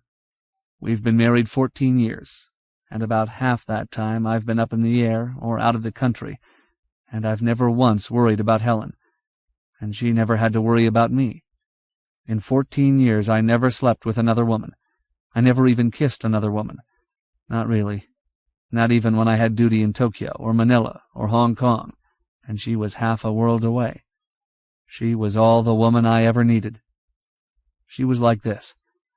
Back when I was a captain, and we were moving from rented apartment to rented apartment every year or so, I got a terrific offer from Boeing. She knew what I wanted. I didn't have to tell her. She said, 'I want you to stay in SAC. I think you should. I think you ought to be a general, and you're going to be a general.' There's an old saying that anyone can make colonel on his own, but it takes a wife to make a general. I guess there wasn't quite enough time. But had there been time, she would have had her star." Randy saw Lieutenant General Haycock walk from the operations building toward the plane. "It's time, Mark," he said. They got out of the car and walked quickly toward the gate, and Mark swung an arm around Randy's shoulders. "What I mean is, she has tremendous energy and courage. If you let her, she'll give you the same kind of loyalty she gave me. Let her, Randy. She's all woman, and that's what she's made for." "Stop worrying," Randy said. He didn't quite understand, and he didn't know what else to say. Haycock's aide fidgeted at the end of the ramp. "Everybody's in, Colonel," he said. "The general was looking for you at lunch. The general wondered what happened to you. He was most anxious—" "I'll see the general as soon as we're airborne," Mark said sharply. The aide retreated 2 steps up the ramp, then waited stubbornly. They shook hands. Mark said, "Better try to catch a nap this evening." "I will. When I get home, shall I call Helen and tell her you're on the way?" "No. Not much use. This aircraft cruises at 5:50. By the time you get back to Fort Repose, we'll be west of the Mississippi." He glanced down at his bare knees. "Looks like I'll have to change into a real uniform on the aircraft. I'd look awfully funny in Omaha." "So long, Mark." Without raising his head, Mark said, "Goodbye, Randy," turned away, and climbed the ramp. Randy walked away from the transport, got into his car, and drove slowly through the base. At the main gate, he surrendered his visitor's pass. He turned into a lonely lane outside the base, near the village of Pinecastle, and stopped the car in a spot shielded by cabbage palms. When he was sure no one watched, and no car approached from either direction, he leaned his head on the wheel. He swallowed a sob and closed his eyes to forbid the tears. He heard wind rustle the palms, and the chirp of cardinals in the brush. He became aware that the clock on the dash, blurred, was staring at him. The clock said he had just time to make the bank before closing, if he pushed hard and had luck getting through Orlando traffic. He started the engine, backed out of the lane into the highway, and let the car run. He knew he should not have spared time for tears, and would not ever again. 3. Edgar Quisenberry, president of the bank, never lost sight of his position and responsibilities as sole representative of the national financial community in Fort Repose. A monolithic structure of Indiana limestone, built by his father in 1920, the bank stood like a gray fortress at the corner of Yulee and St. John's. First National had weathered the collapse of the 1926 land boom, had been unshaken by the market crash of '29 and the depression that followed. The only person who ever succeeded in closing First National, Edgar often boasted, was Franklin D. Roosevelt in '33, and he had to shut down every other bank in the country to do it. It'll never happen again, because we'll never have another SOB like him. Edgar, at 45, had grown to look something like his bank, squat, solid, and forbidding. He was the only man in Fort Repose who always wore a vest, and he never wore sports clothes, even on the golf links. Each year, when he attended the Branch Federal Reserve Convention in Atlanta, 2 new suits were tailored, one double-breasted blue, one pinstripe gray, both designed to minimize, or at least dignify, what he called "my corporation." First National employed 2 vice presidents, a cashier, an assistant cashier, and 4 tellers, but it was a one-man bank. You could put it in at any window, but before you took it out on loan, or cashed an out-of-town check, you had to see Edgar. All Edgar's loans were based on character, and character was based on cash balance, worth of unencumbered real estate, ownership of bonds and blue-chip stocks. Since Edgar was the only person in town who could, and did, maintain a mental index of all these variables, he considered himself the sole accurate judge of character. It was said you could gauge a grove owner's crop by the way Edgar greeted him on Yulee Street. If Edgar shook his hand and chatted, then the man had just received a big price for his fruit. If Edgar spoke, cracked his face, and waved, the man was reasonably prosperous. If Edgar nodded but did not speak, nematodes were in the citrus roots. If Edgar didn't see him, his grove had been destroyed in a freeze. When Randolph Bragg burst into the bank at 4 minutes to 3, Edgar pretended not to see him. His antipathy for Randy was more deeply rooted than if he had been a bankrupt. Bending over a desk, as if examining a trust document, Edgar watched Randy scribble his name on the back of a check, smile at Mrs. Estes, the senior teller, and skid the check through the window. Randy's manner, dress, and attitude all seemed an affront. Randy had no respect for institutions, persons, or even money. He would come bouncing in like this, at the last minute, and demand service as casually as if the bank were a soda fountain. He was a lazy, insolent oddball, with dangerous political ideas, who never made any effort to invest or save. Twice in the past few years he had overdrawn his account. People called the Braggs old family. Well, so were the Menorcans old family. Older, the descendants of Mediterranean islanders who had settled on the coast centuries ago. The Menorcans were shiftless no-goods, and the Braggs no better. Edgar disliked Randy for all these, and another secret reason. Edgar saw Mrs. Estes open her cash drawer, hesitate, and speak to Randy. He saw Randy shrug. Mrs. Estes stepped out of the cage, and Edgar knew she was going to ask him to okay the check. When she reached his side, he purposely ignored her for a moment, to let Randy know that the bank considered him of little importance. Mrs. Estes said, "Will you initial this, please, Mr. Quisenberry?" Edgar held the check in both hands and at a distance, examining it through the bottom lens of his bifocals, as if it smelled of forgery. 5,000, signed by Mark Bragg. If Randy irritated Edgar, Mark infuriated him. Mark Bragg invariably and openly called him by his school nickname, Fish-Eye. He was glad that Mark was in the Air Force and rarely in town. "Ask that young man to come here," he told Mrs. Estes. Perhaps now he would have the opportunity to repay Judge Bragg for the humiliation of the poker game. 5 years before, Edgar had been invited to sit in the regular Saturday night pot limit game at the St. John's Country Club in San Marco, county seat and largest town of Timucuan. He had sat opposite Judge Bragg, a spare, straight, older man. Except for a small checking account, the judge banked and did his business in Orlando and Tallahassee, so Edgar knew him hardly at all. Edgar prided himself on his cagey poker. The idea was to win, wasn't it? Judge Bragg played an open, swashbuckling game, as if he enjoyed it. On occasion he bluffed, Edgar deduced, but he seemed to be lucky, so it was difficult to tell whether he was bluffing or not. In the third hour a big pot came along, more than $1,000. Edgar had opened with 3 aces, and not bettered with his 2-card draw, and the judge had also drawn 2 cards. After the draw, Edgar bet 100, and the men who had taken only 1 card dropped out, and that left it up to the judge.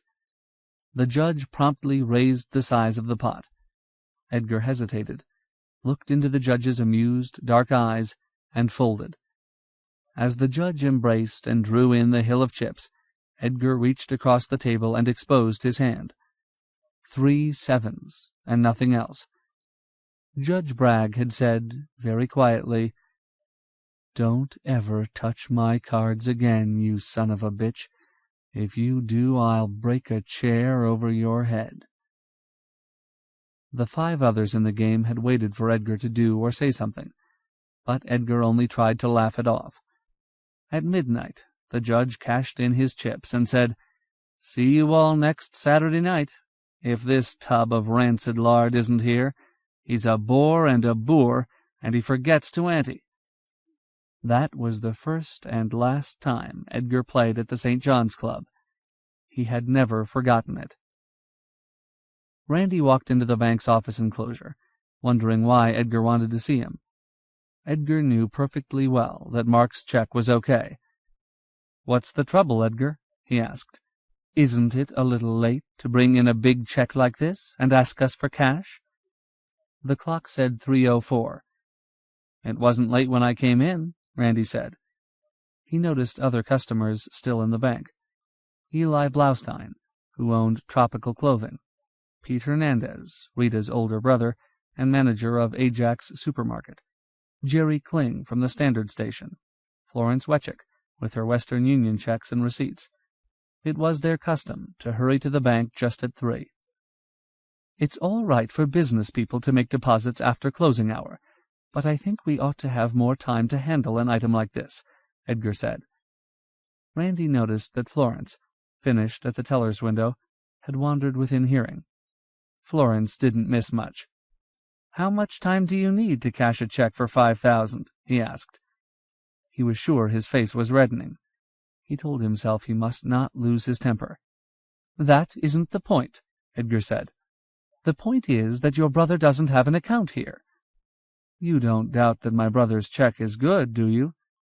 Randy was relieved to find that his voice, instead of rising, sounded lower and steadier. "Now, I didn't say that, but it wouldn't be good banking procedure for me to hand you $5,000 and wait 4 or 5 days for it to clear all the way from Omaha." "I endorsed it, didn't I?" Randy loosened his shoulders and flexed his toes and fingers and looked intently at Edgar's face. It would squash like a potato. "I doubt that your account would cover it." Randy's account stood below 400. This had been little to worry about, with his citrus checks due on the 1st of the year. Now, considering Mark's urgency, it was dangerously low. He decided to probe Edgar's weakness. He said, "Penny wise, pound foolish. That's you, Edgar. You could have been in on a very good thing. Give me back the check. I'll cash it in San Marco or Orlando in the morning." Edgar realized he might have made an error. It was most unusual for anyone to want $5,000 in cash. It indicated some sort of a quick, profitable deal. He should have found out why the cash was needed. "Now, let's not be in a rush," he said. Randy held out his hand. "Give me the check." "Well, if I knew exactly why you had to have all this cash in such a hurry, I might be able to make an exception to banking rules. Come on, I don't have time to waste." Edgar's pale, protruding eyes shifted to Florence, frankly listening, and Eli Blaustein, hovering nearby, interested. "Come into my office, Randolph," he said. After Randy had the cash, in hundreds, 20s, and 10s, he said, "Now I'll tell you why I wanted it, Edgar. Mark asked me to make a bet for him." "Oh, the races," Edgar said. "I very rarely play the races, but I know Mark wouldn't be risking that much money unless he had a sure thing. Running in Miami tomorrow, I suppose?" "No, not the races. Mark is simply betting that checks won't be worth anything very shortly, but cash will. Good afternoon, Fish-Eye." He left the office and sauntered across the lobby. As Mrs. Estes unlocked the bank door, she squeezed his arm and whispered, "Good for you." Edgar rocked in his chair, furious. It wasn't a reason. It was a riddle. He repeated Randy's words. They made no sense at all, unless Mark expected some big cataclysm, like all the banks closing, and of course that was ridiculous. Whatever happened, the country's financial structure was sound. Edgar reached a conclusion. He had been tricked and bluffed again. The Braggs were scoundrels, all of them. Randy's first stop was Ajax Supermarket. It really wasn't a supermarket, as it claimed.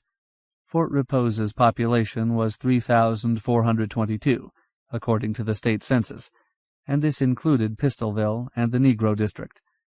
The Chamber of Commerce claimed 5,000, but the Chamber admitted counting the winter residents of Riverside Inn and people who technically were outside the town limits, like those who lived on River Road. So Fort Repose had not attracted the big chain stores. Still, Ajax imitated the supermarkets, inasmuch as you wheeled an aluminum cart around and served yourself, and Ajax sold the same brands at about the same prices. Randy hated grocery shopping. None of the elaborate surveys and studies in depth of the buying habits of Americans had a classification for Randolph Bragg.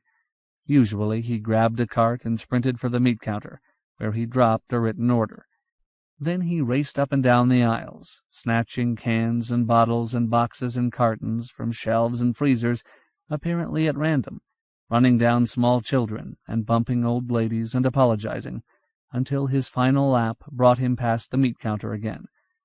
The butchers had learned to give his order priority, for if his meat wasn't cut, he didn't stop, simply made a violent U-turn and barreled off for the door.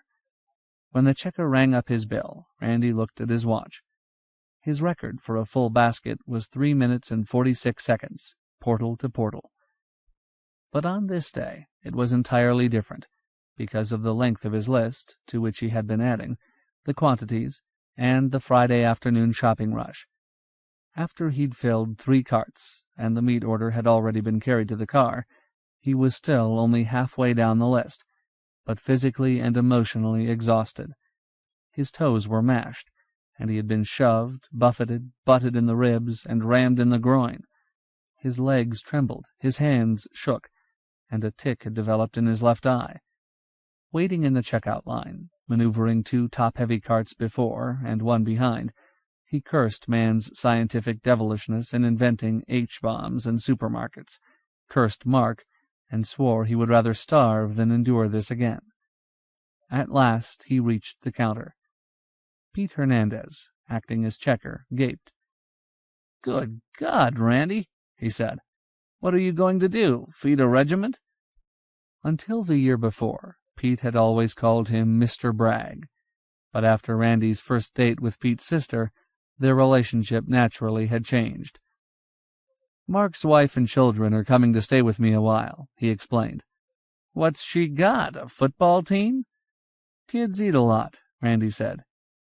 Pete was skinny, chicken-breasted, his chin undershot and his nails dirty, completely unlike Rita, except for black eyes and olive skin. Pete began to play the cash register with 2 fingers, while the carboy, awed, filled the big sacks.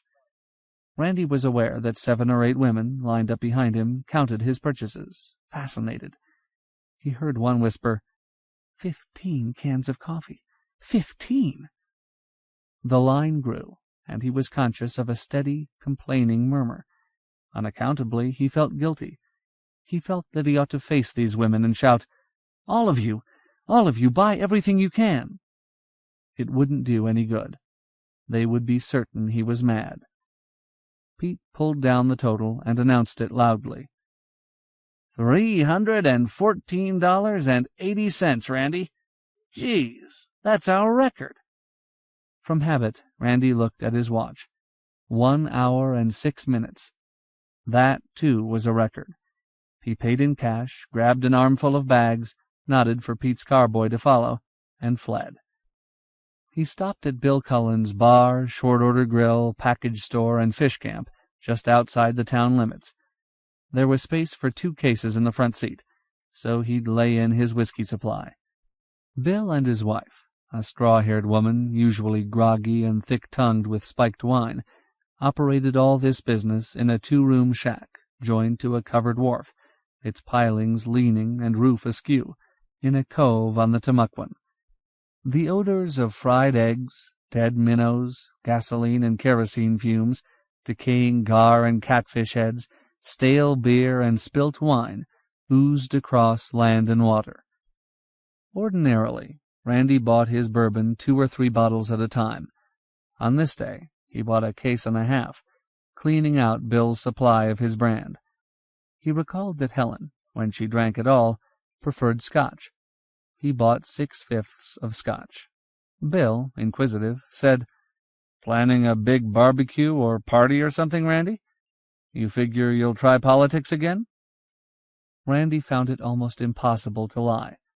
His father had beaten him only once in his life, when he was 10, but it had been a truly terrible beating. He had lied, and the judge had gone upstairs and returned with his heaviest razor strop. He had grabbed Randy by the neck and bent him across the billiard table, and implanted the virtue of truth through the seat of his pants, and on bare hide, until he screamed in terror and pain. Then Randy was ordered to his room, supperless and in disgrace. Hours later, the judge knocked and came in and gently turned him over in the bed. The judge spoke quietly. Lying was the worst crime, the indispensable accomplice of all others, and would always bring the worst punishment. I can forgive anything except a lie. Randy believed him, and while he could no longer remember the lie he had told, he never forgot the punishment. Unconsciously, his right hand rubbed his buttocks as he thought up an answer for Bill Cullen. "I'm having visitors," Randy said, "and Christmas is coming." This was the truth, if not the whole truth. He couldn't risk saying more to Bill. Bill's nickname was Big Mouth, and his lying not limited to the size of yesterday's catch. Big Mouth Bill could spark a panic. When he turned into the driveway, Randy saw Malachi Henry using a scuffle hoe in the camellia beds screening the garage. "Malachi," he called, "how about helping me get this stuff into the house?" Malachi hurried over. His eyes, widening, took in the cartons, bags, and cases filling the trunk and piled on the seats. "All this going up to your apartment, sir?" "No, it goes into the kitchen and utility room. Mrs. Bragg and the children are flying in from Omaha tomorrow." As they unloaded, Randy considered the Henrys. They were a special problem. They were black and they were poor, but in many ways closer to him than any family in Fort Repose. They owned their own land and ran their own lives, but in a sense they were his wards. They could not be abandoned, or the truth withheld from them. He couldn't explain Mark's warning to Missouri. She wouldn't understand. If he told Preacher, all Preacher would do was lift up his face, raise his arms, and intone, "Hallelujah! The Lord's will be done." If he told Two-Tone, Two-Tone would consider it an excuse to get drunk and stay that way. But he could, with confidence, tell Malachi. With the meat packed in the freezer and everything else stacked in cupboards and closets, Randy said, "Come on up to my office, Malachi, and I'll give you your money." He paid Malachi $25 a week for 20 hours. Malachi picked his own days to mow, rake, fertilize, and trim, days when he had no fruit-picking, repairing, or better-paying yard jobs elsewhere. Randy knew he was never short-timed, and Malachi knew he could always count on that 25 a week. Malachi's face was expressionless, but Randy sensed his apprehension. Malachi never before had been asked upstairs to receive his pay.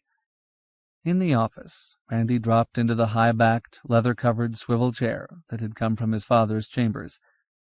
Malachi stood, uncertain. "Sit down," Randy said. Malachi picked the least comfortable straight chair and sat down, not presuming to lean back. Randy brought out his wallet and looked up at the portrait of his bald-headed grandfather, Woodrow Wilson's diplomat, with the saying for which he was known stamped in faded gold on the discolored frame. Small nations, when treated as equals, become the firmest of allies. It was difficult. From the days when they fished and hunted together, he had always felt close to Malachi.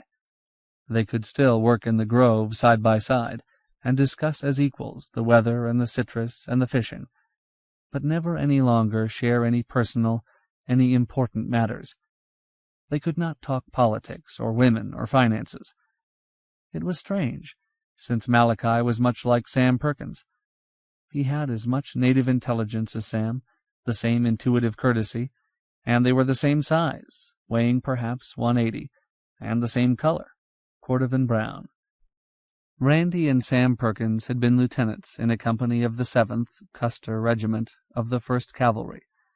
Together, Randy and Sam had dug in on the banks of the Han and Chung-Chun, and faced the same bugle-heralded human wave charge at Un-San, and covered each other's platoons in advance and retreat. They had slept side by side in the same bunker, eaten from the same mess tins, drunk from the same bottle, flown to Tokyo on R&R together, and together bellied up to the bar of the Imperial Hotel.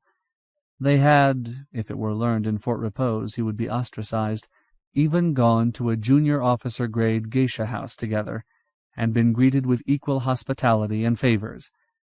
So it was a strange thing that he could not speak to Malachi, whom he had known since he could speak at all, as he had to Sam Perkins in Korea. It was strange that a Negro could be an officer and a gentleman and an equal below parallel 38, but not below the Mason-Dixon line. It was strange, but this was not the time for social introspection. His job was to tell Malachi to brace and prepare himself and his family. Randy took 2 10s and a 5 from his wallet and shoved them across the desk. "That's for the week." "Thank you, sir," Malachi said, folding the bills and tucking them into the breast pocket of his checked shirt. Perhaps the difference was that Malachi had not been an officer, like Sam Perkins, Randy thought. Malachi had been in service for 4 years, but in the Air Defense Command, a tech sergeant babying jet engines. Perhaps it was their use of the language. Sam spoke crisp, upstate New York Cornell English, but when Malachi talked, you didn't have to see him to know he was black. "Malachi," Randy said, "I want to ask you a serious question."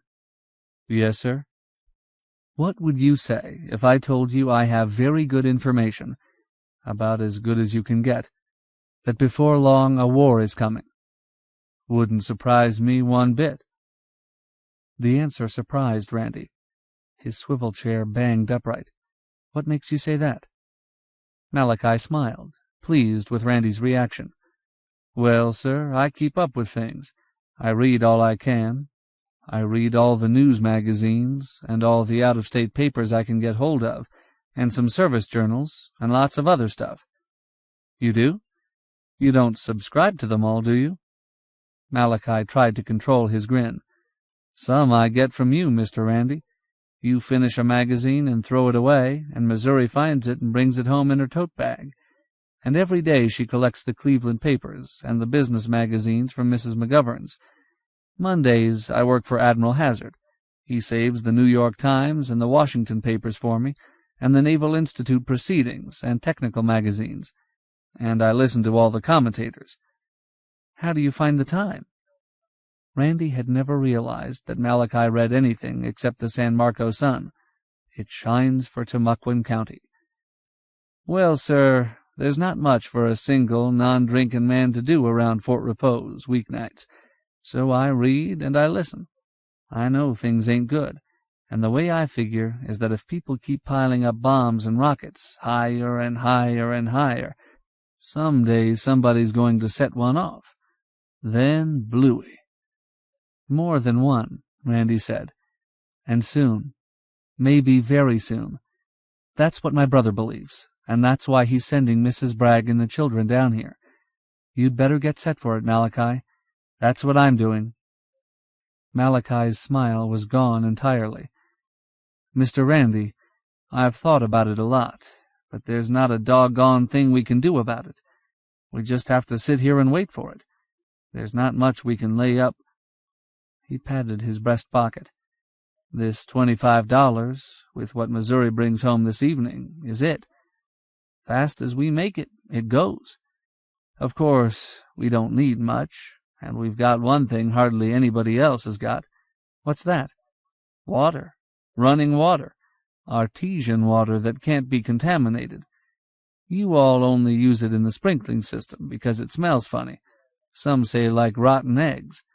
But that sulphur water ain't bad. You gets to like it." Until that moment, Randy hadn't thought of water at all. His grandfather, in a year of freakish drought, at great cost had drilled nearly 1,000 feet to find the artesian layer and irrigate the grove, and his grandfather had allowed the Henrys to tap the main pipe, so the Henrys had a perpetual flow of free water, although it was hard with dissolved minerals, and Randy hated to taste it out of the sprinkler heads in grove and garden, even on a hot summer day. "I'm afraid I'd never get used to it," he said. He counted out $200 in 20s and thrust the money across the desk. "This is for an emergency. Buy what you need." The new notes felt slippery in Malachi's fingers. "I don't know when I can pay this back." "Don't worry about it. I'm not asking you to pay it back." Malachi folded the bills. "Thank you, sir." "See you next week, Malachi." Malachi left, and Randy mixed a drink. You turned a tap, and lo, water came forth, sweet, soft water, without odor, pumped from some subsurface pool by a silent, faithful servant, a small electric motor. Every family on River Road, except the Henrys, obtained its water in the same way, each with its own pump and well. More important than anything he had listed was water, free of dangerous bacilli, unpolluted by poisons, human, chemical, or radioactive. Pure water was essential to his civilization, accepted like pure air. In the big cities, where even a near miss would rupture reservoirs, demolish aqueducts, and smash mains, it would be hell without water. Big cities would become traps deadly as deserts or jungles. Randy began to consider how little he really knew of the fundamentals of survival. Helen, he guessed, would know a good deal more. It was a required subject in the education of Air Force wives. He decided to talk to Bubba Offenhouse, who ran civil defense in Fort Repose. Bubba must have pamphlets or something that he could study. Downstairs, Graff began to bark, an insistent, belligerent alarm, announcing a strange car in the driveway. Randy went to the head of the stairs, shouted, "Shut up, Graff," and waited to see who would knock. Nobody knocked, but the door opened, and Randy saw Elizabeth McGovern in the front hall, bending over Graff, her face curtained by shoulder-length blonde hair. She stroked Graff's hackles until his tail wigwagged a friendly signal. Then she looked up and called, "You decent, Randy?" One day she would barge in like this, and he would be indecent. She bewildered him. She was brash, unpredictable, and sometimes uncomfortably outspoken. "Come on up, Lib. he said. Like the Henrys, she was a special problem. All through the summer and early fall, Randy had watched the McGovern's house and dock go up, while landscapers spotted palms in orderly rows, laid down turf, and planted flower pots and shrubbery. On a sultry October afternoon, trolling for bass in the channel, he had seen a pair of faultlessly curved and tapered legs incongruously stretched toward the sky from the McGovern dock. Since she was lying on the canvas-covered planking, heels propped up on a post, the legs were all that could be seen from water level. He turned the prow toward shore to discover whose body was attached to these remarkable and unfamiliar legs.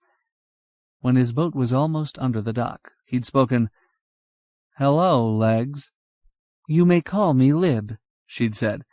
"You're Randy Bragg, aren't you? I've sort of been expecting you'd call." When they'd become something more than friends, although less than lovers, he'd accused her of luring him with her lovely legs. Lib had laughed and said, "I didn't know then that you were a leg man, but I'm glad you are. Most American males have a fixation about the mammary gland, a symptom of momism, I think. Legs are for men's pleasure, breasts for babies." "Oh, that's really sour grapes. I only said it because I know my legs are my only real asset. I'm flat, and I'm not pretty." Technically, she was accurate. She was no classic beauty, when you considered each feature individually. She was only beautiful in complete design, in the way she moved and was put together. She came up the stairs and curled a bare arm around his neck and kissed him. A brief kiss, a greeting. "I've been trying to get you on the phone all day," she said. "I've been thinking, and I've reached an important conclusion. Where have you been?" "My brother stopped at McCoy, flying back to Omaha.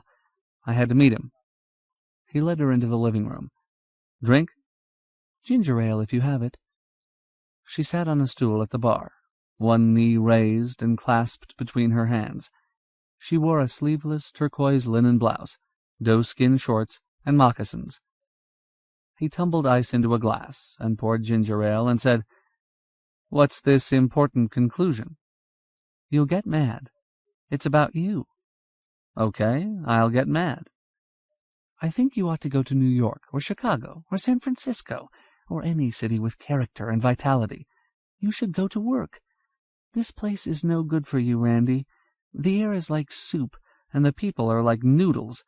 You're vegetating. I don't want a vegetable. I want a man." He was instantly angry, and then he told himself that for a number of reasons, including the fact that her diagnosis was probably the truth, it was silly to be angry. He said, "If I went away and left you here, wouldn't you turn into a noodle?" "I've thought it all out. As soon as you get a job, I'll follow you. If you want, we can live together for a while. If it's good, we can get married." He examined her face. Her mouth, usually agile and humorous, was drawn into a taut, colorless line. Her eyes, which reflected her moods as the river reflected the sky, were gray and opaque. Under the soft tan, painted by winter's sun, her skin was pale. She was serious. She meant it. "Too late," he said. "What do you mean, too late?" Yesterday there might have been sense and logic to her estimate, and he might have accepted this challenge, invitation, and proposal. But since morning they had lived in diverging worlds. It was necessary that he lead her down into his world, yet not too abruptly, lest sight and apprehension of the future imperil her capacity to think clearly and act intelligently. "My sister-in-law and her 2 children are coming to stay with me," he began. "They get in tonight. In the morning, really. 3:30. "Fine," she said. "Meet them, turn the house over to them, and then pick yourself a city. A nice, big, live city. They can have this place all to themselves, and while they are here, you won't have to worry about the house. How long are they staying?" "I don't know," Randy said. "Maybe forever," he almost added, but didn't. "It won't matter really, will it? When they leave, you can rent the house. If they leave soon enough, you ought to get a good price for it for the rest of the season." What's your sister-in-law like?" "I haven't told you the reason they're coming." He reached out and covered her hands. Her fingers, long, round, strong, matched her throat. Her nails were tinted copper and carefully groomed. He tried to frame the right words. "My brother believes—" Graff, lying near Randy's stool, rolled to his feet, hair bristling like a razorback pig, tail and ears at attention, and then raced into the hallway and down the stairs, barking wildly. "That's the loudest dog I've ever met," Lib said. "What's eating him now?" "He's got radar ears. Nothing can get close to the house without him knowing." Randy went downstairs. It was Dan Gunn at the door, an angular, towering man, sad-faced and saturnine, wearing heavy-framed glasses, awkward in movement and sparing of speech. He stepped into the hallway, not bothering to glance at Graff. Dan said, "You got a woman upstairs, Randy?" "I know you have, because her car is in the driveway." He removed his pipe from his mouth and almost smiled. "I'd like to talk to her. About her mother. Her father, too." "Go on up to the apartment, Dan," Randy said. "I'll just wander around in the yard." He guessed that Dan had just come from a professional visit to the McGoverns. Lib's mother had diabetes. He didn't know what her father had, but if Dan was going to discuss family illnesses with Lib, he would politely vanish. "I don't think Elizabeth will mind if you sit in on this," Dan said. "Practically one of the family by now, aren't you?" Going upstairs, Randy decided that Dan, too, should know of Mark's warning. If anybody ought to know, it was a doctor. And at the same time, Randy realized he had not included drugs in his list, and the medicine cabinet held little except aspirin, nasal sprays, and mouthwash. With 2 children coming, he should have planned better than that. Anyway, Dan was the man to tell him what to get, and write the prescriptions. Randy mixed Dan a drink, and said, "Our medic is here to see you, Lib, not me. When he's finished talking, I've got something to say to both of you." Dan looked at him oddly. "Sounds like you're about to make a pronouncement." "I am, but you go first." "It's nothing urgent or terribly important. I was just making the placebo circuit and dropped in to see Elizabeth's mother." "The what?" Lib asked. Randy had heard Dan use the phrase before. "Placebo, or psychosomatic circuit. The middle-aged retirees and geriatrics who have nothing to do but get lonely and worry about their health. The only person they can call who can't avoid visiting them is their doctor. So they call me, and I let them bend my ear with symptoms. I give them sugar pills or tranquilizers. One seems about as good as the other. I tell them they're going to live. This makes them happy. I don't know why." At 35, Dan was a souring idealist. After medical school in Boston, he'd started practice in a Vermont town, and in his free hours slaved at postgraduate studies in epidemiology. His target had been the teeming continents and the great plagues, malaria, typhus, cholera, typhoid, dysentery, and he was angling for a World Health Organization or .4 appointment. Then he'd married. His wife, Randy did not know her name, because Dan never uttered it, apparently had been extravagant, a nympho, a one-drink alcoholic, and a compulsive gambler. She'd recoiled at the thought of living in equatorial Africa or a Delta village in India, and pestered him to set up practice in New York or Los Angeles, where the big money was. When Dan refused, she took to spending weekends in New York, an easy pickup at her favorite bar in the 50s. So he'd been a gentleman and let her go to Reno and get the divorce. When her luck ran out, she returned east, filed suit for alimony, and the judge had given her everything she'd asked. Now she lived in Los Angeles, and each week shoveled the alimony into bingo games or pari-mutuel machines. And Dan's career was ended before it had begun. A World Health or .4 salary would barely pay her alimony and leave nothing for him, and a doctor can't skip, except into the medical shadowland of criminal practice. He had come to Florida because the state was growing, and his practice and fees would be larger, and he thought he'd eventually accumulate enough money to offer her a cash settlement and suture the financial hemorrhage. In Fort Repose, Dan shared the one-story medical arts building with an older man, Dr. Bloomfield, and 2 dentists. He lived frugally in a 2-room suite in the Riverside Inn, where he acted as house physician for the aging guests during the winter season. His gross income had doubled. While he delivered babies for Pistolville and Negro families for $25, he balanced this with $10 house calls on the placebo circuit. In a single 2-hour sweep up River Road, handing out placebos and tranquilizers, he often netted $100. It did him no good. He discovered he was inexorably squeezed between alimony and taxes. Taxes rose with income, and the escalator clause in his alimony order took effect. Once, he and Randy figured out that if his gross rose to more than $50,000 a year, he would have to go into bankruptcy. Dan could imagine no combination of circumstances that would allow him to amass enough capital to buy off his former wife and set him free to fight the plagues. So he was a bitter man, but, Randy believed, a kind man, perhaps even a great one. Lib said, "You don't consider our house a stop on the placebo circuit, do you?"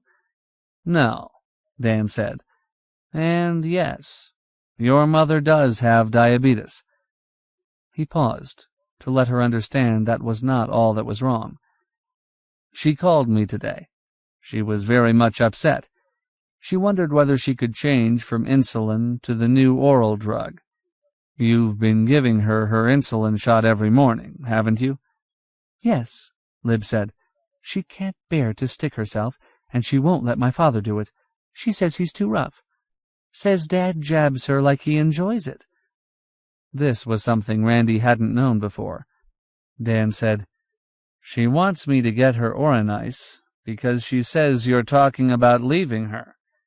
Lib said, "Yes, I do intend to leave. I'm going to leave when Randy leaves." Randy started to speak, but checked himself. He could wait a moment. Dan wiped his glasses. His face dropped unhappily. "I don't know about experimenting," he said. "Your mother is balanced at 70 units of insulin a day, a pretty solid shot. I don't want to take her off insulin.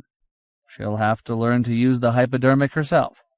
Now, let's move on to your father." "My father? Nothing's wrong with Dad, is there?" "Maybe nothing. Maybe everything. He's turning into a zombie, Elizabeth. Doesn't he have any hobbies? Can't he start a new business? He's only 61, and, except for a little hypertension, in good shape physically. But he is dying faster than he should. The better a man is at business, the worse in retirement. One day he's running a big corporation, and the next day he isn't allowed to run anything, even his own home. He wishes himself dead, and he dies." Lib had been listening intently. She said, "It's even harder on Dad. You see, he didn't retire by choice. He was fired. Oh, we all call it retirement, and he gets his pension, but the board eased him out. He lost a quiet little proxy fight, and now he doesn't think he is of any use to anyone at all." "I felt," Dan said, "it was something like that." He was silent a moment. "I'd like to help him. I think he's worth saving." Now Randy knew it was time to speak. "When you came in, Dan, I was about to tell Lib what Mark told me today, out at McCoy. He is afraid, he is sure, that we are on the verge of war. That's why Helen and the children are being sent down here. Mark thinks the Russians are already staged for it." Randy watched them. Comprehension seemed to come first to Elizabeth. She said softly, "Oh, God." Her fingers locked in her lap and grew white.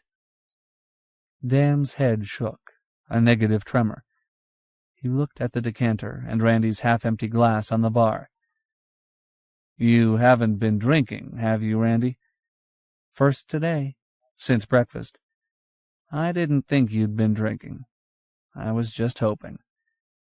Dan's massive head, with the coarse, wiry, reddish hair at the temples, bent forward as if his neck could no longer support it. I guess that makes everything hypothetical, he said. How soon? Mark doesn't know, and I can't even guess. Today, tomorrow, next week, next month, you name it. Lib looked at her watch. News at 6, she said. A portable radio, no larger than a highball glass, stood at the end of the bar. She turned it on. Randy kept the portable tuned to WSMF, wonderful San Marco, Florida, the biggest station in the county. The dance music faded, and the voice of Happy Hendricks, the disc jockey, said, Well, all of you frozen felines, I've got to take the needle out of the groove for 5 minutes so the cubes— a cube is a square any way you look at him— can get hip with what cooks around the sphere. So let's start in with the weather. It's 69 outside our studios right now, and the forecast for Central Florida is fair and mild with light to moderate east winds tomorrow, and no frost danger through Tuesday. That's good fishing weather, folks. And to prove it, here's a story from Tavares over in Lake County. Jonas Corkle of Hyannis, Nebraska, today caught a 13-pound, 4-ounce bigmouth in Lake Dora to take the lead in Lake County's winter bass tournament. He used a black eel bait. A UP item from Washington says the Navy has ordered preventive action against unidentified jet planes which have been shadowing the 6th Fleet in the eastern Mediterranean. At Tropical Park today, Bald Eagle won the Coral Handicap by 3 lengths, paying $11.60. Careless Lady was second, and Rumpus third. Now, turning to news of Wall Street, stocks closed mixed, with missiles up and railroads off in moderate trading. The Dow Jones averages— Lib turned off Happy Hendricks. She said, What's it mean? Randy shrugged. That business in the Mediterranean? It's happened before. I guess that's one of the dangerous things about it. We get shock-proof. We've been conditioned. Standing on the brink of war has become our normal posture. He turned to Dan. I think we should lay in some drugs, an emergency kit. How about prescribing for war, Doctor? Dan fumbled in his jacket pocket and brought out a pad. He moved slowly and seemed very tired. I'll give you both some, he said, starting to write. Stuff you can use yourselves without my help. And for your mother, Elizabeth, extra bottles of insulin. Also, I'll order some Oranice from a drug house in Orlando. Local pharmacy doesn't carry it yet. I thought you'd decided not to experiment with it on Mother, Lib said. Insulin, Dan said, continuing to write, requires refrigeration. Dan dropped the prescriptions on the bar. Good night, he said. I'm delivering a baby at the clinic at 7. Cesarean section. Life goes on. At least that's what I'm going to believe until proved otherwise. He rose and shambled out of the room. Lib walked around the counter. Hold me, she said. Randy held her, crushed her, strangely without any passion except fear for her. Usually he had only to feel her body, or brush his lips across her hair and smell what she called my courting perfume, to become aroused. Now his arms were completely encircling and completely protective. All he asked was that she live and he live, and that things remain the same. She kept rolling her smooth head against his throat. She was saying no to it. She was willing and praying the clock to stand still, as Randy was. But, as Mark had said, this was against nature. She raised her head and gently pushed herself away and said, Thanks, Randy. I get strength from you. Did you know that? Now tell me, what should I do? You'd better drive back to your house and speak with your mother and father. I don't think they'll believe it.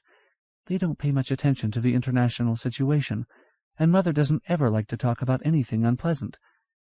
They probably won't believe it. After all, they don't know Mark. Put it up to your father, as a business proposition. Tell him it's like taking out insurance. Anyway, be sure and get Dan's prescriptions filled. "I'll get the medicines tomorrow," she said. "Food isn't a problem. Our cupboard isn't exactly bare. What are you going to do, Randy? Hadn't you better get some rest, if you have to be at the airport at 3:30? "I'll try."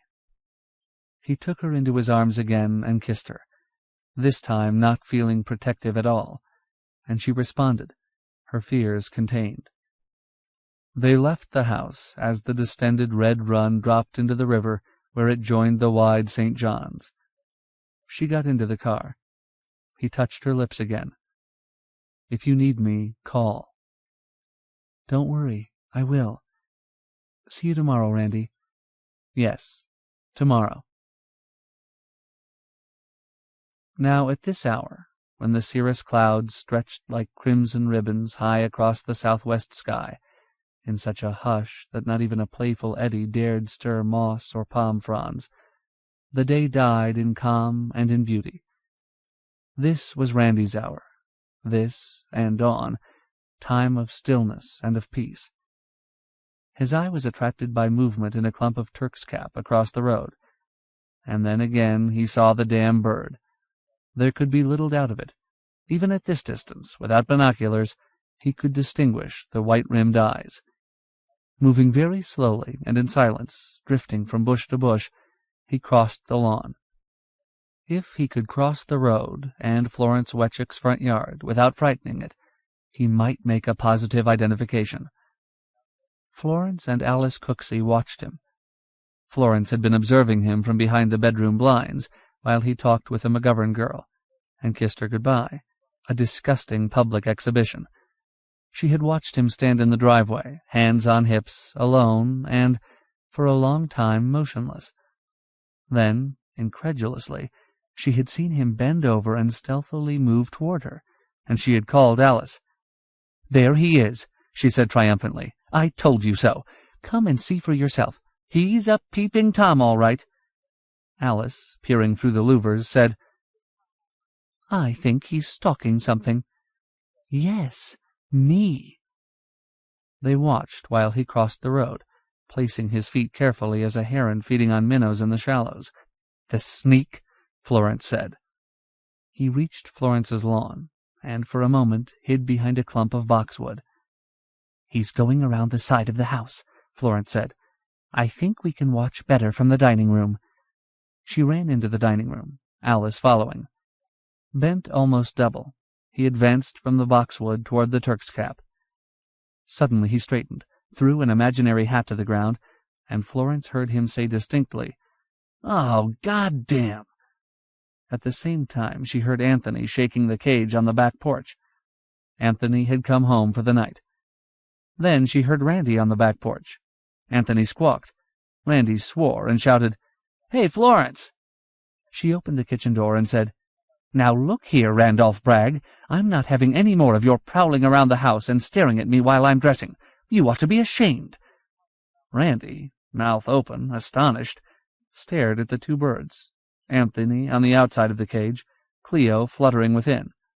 He said, "Is that your bird?" He pointed at Anthony. "Certainly it's my bird." "What kind of a bird is it?" "Why, he's an African lovebird, of course." Randy shook his head. "I'm a dope. I thought he was a Carolina parakeet. You know, the Carolina parakeet is, or was, our only native parrot. A specimen hasn't been identified since 1925. They're supposed to be extinct. If that isn't one, I'm willing to admit they are." "Is that why you've been spying on me? I saw you at it this morning, with glasses." "I haven't been spying on you, Florence. I've been spying on that fake Carolina parakeet." He noticed Alice Cooksey standing behind Florence, smiling. Alice was one of his favorite people. He really ought to tell Alice about Mark, and what Mark predicted. Ought to tell Florence as well. But Florence still looked upset and angry. He said, "Now, Florence, cool off. I've got something important to tell you." "Bird watcher!" Florence shrieked. She slammed the kitchen door in his face and fled into the house. Randy put his hands in his pockets and strolled home. The world was real crazy. He'd talk to Florence and Alice in the morning, after Florence settled down. In his kitchen, Randy made himself a cannibal sandwich.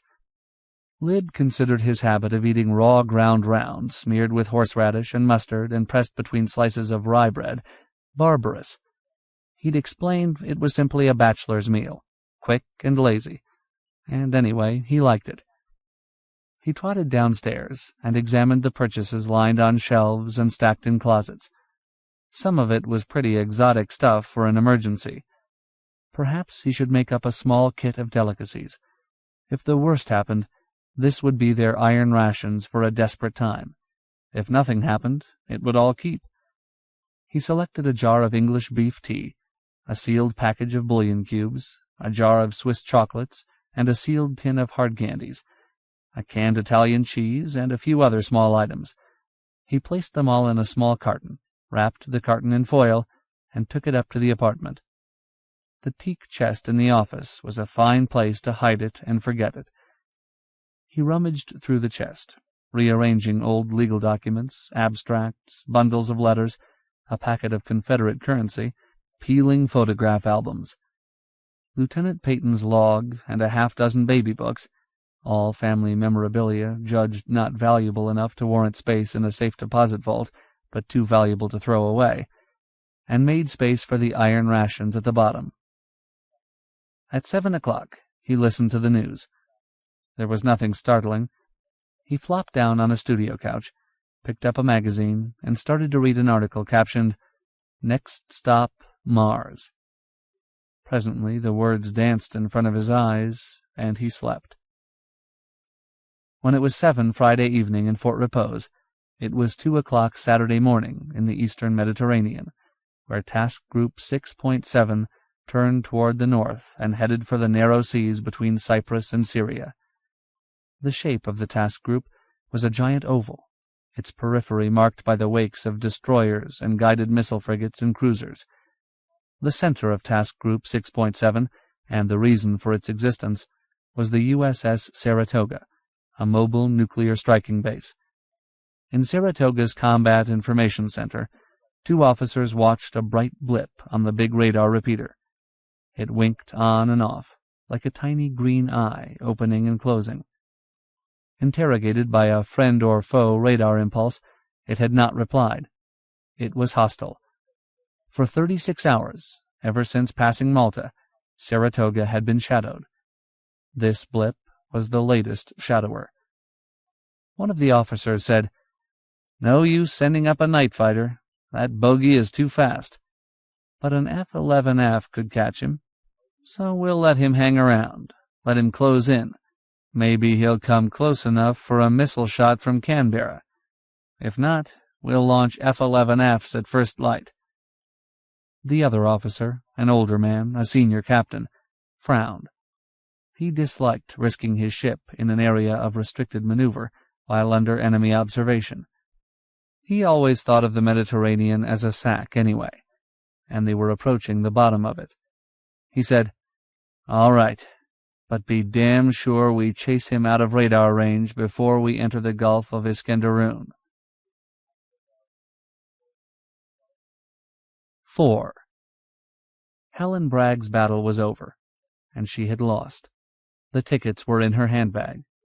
Their luggage, Mark had made them pack almost all the clothes they owned, and paid an outrageous sum for the extra weight, was piled on the baggage cart, already wheeled outside on the concrete, fine snow settling on it. She had lost, and yet 15 minutes before plane time she still protested, not in the hope that Mark would change his mind. It was simply that she felt miserable and guilty. She said, "I still don't think I ought to go. I feel like a deserter." They stood together in the terminal lobby, a tiny island oblivious to the human eddies around them. Her gloved hand held to his arm. Her cheek was pressed tightly against his shoulder. He pressed her hand and said, "Don't be silly.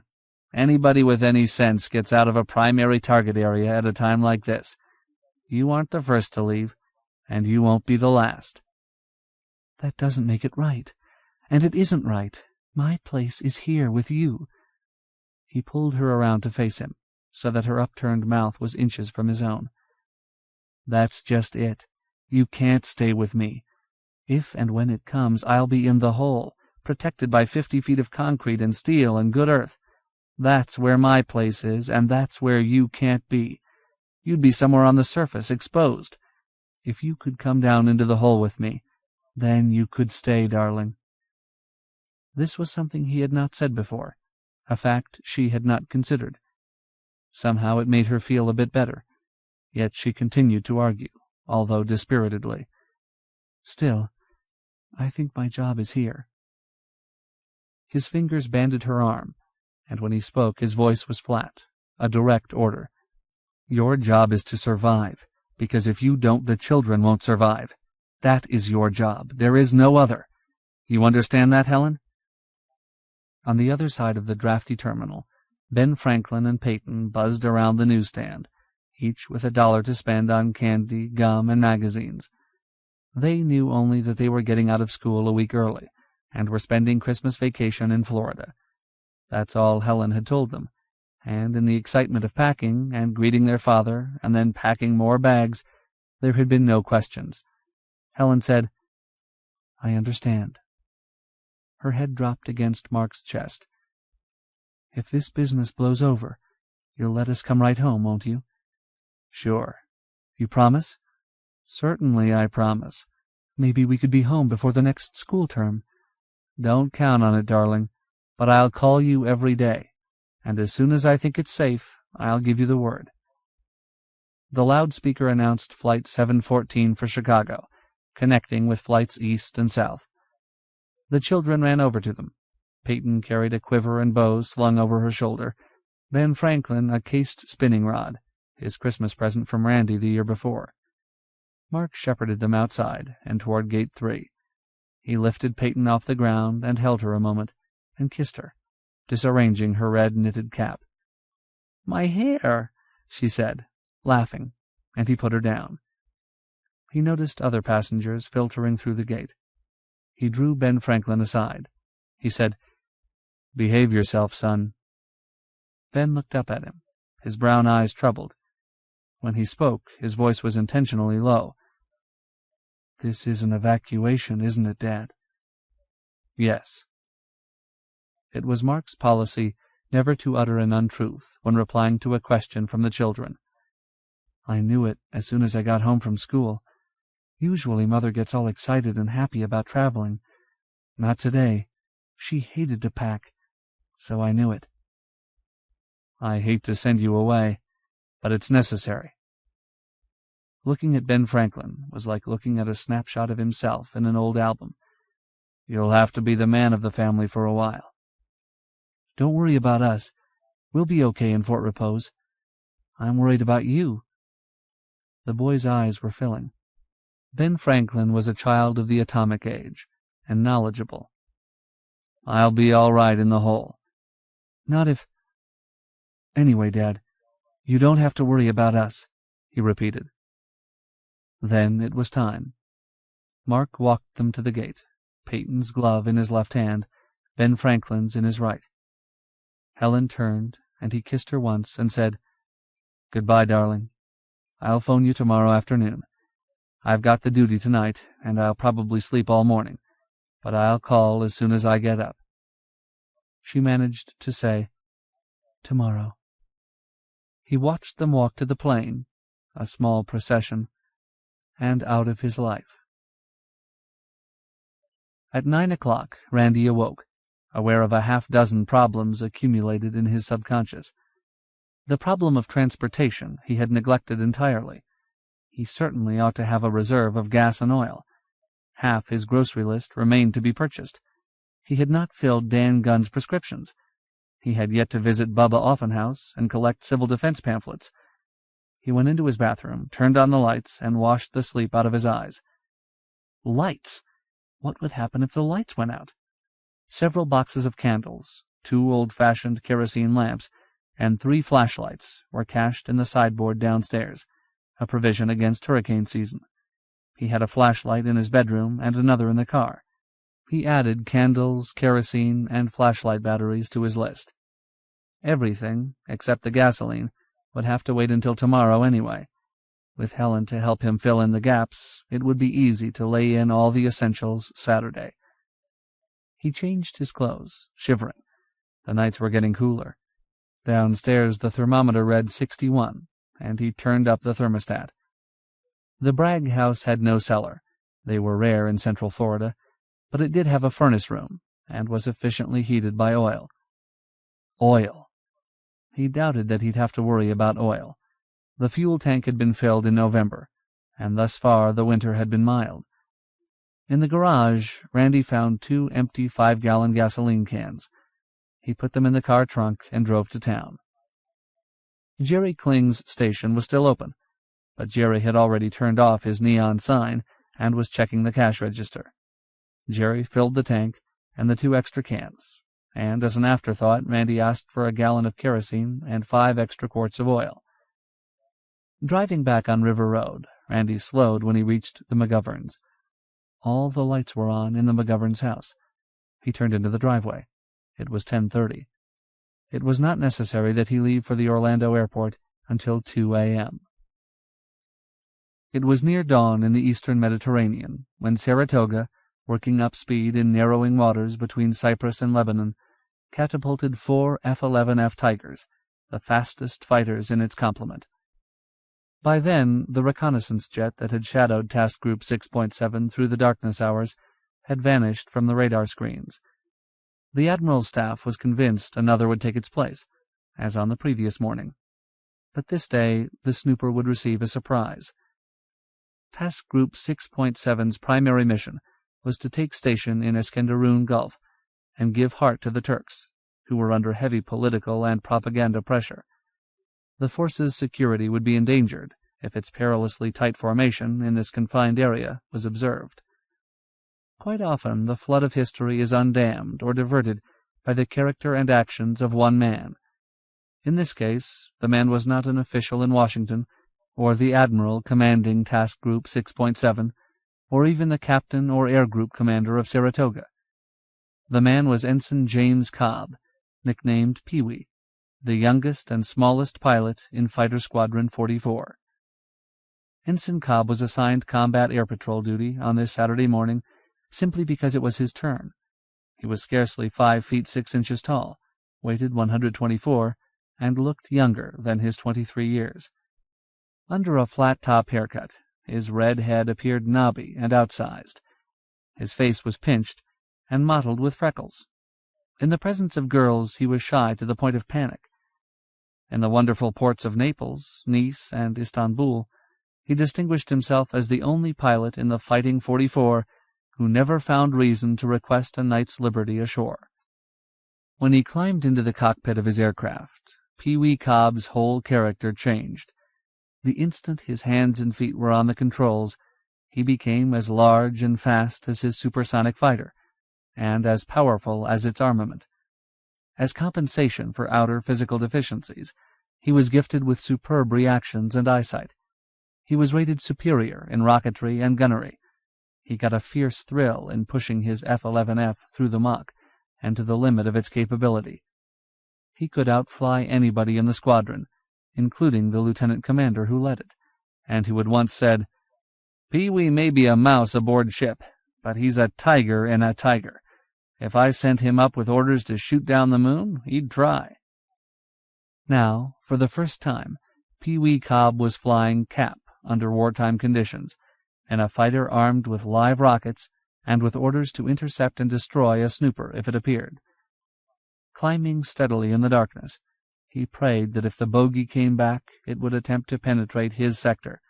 If it did, nobody would laugh at his size, his squeaky voice, his face, or his ineffectual awkwardness with women ever again. Pee-wee Cobb had been given a code name, Sunflower 4, and instructions to orbit over an area of sea off Haifa, astern of Task Group 6.7. If the hostile reconnaissance jet came in from a base in Egypt or Albania, he would be in a position to intercept. His fighter was armed with sidewinders, ingenious single-minded rockets, heat-seekers.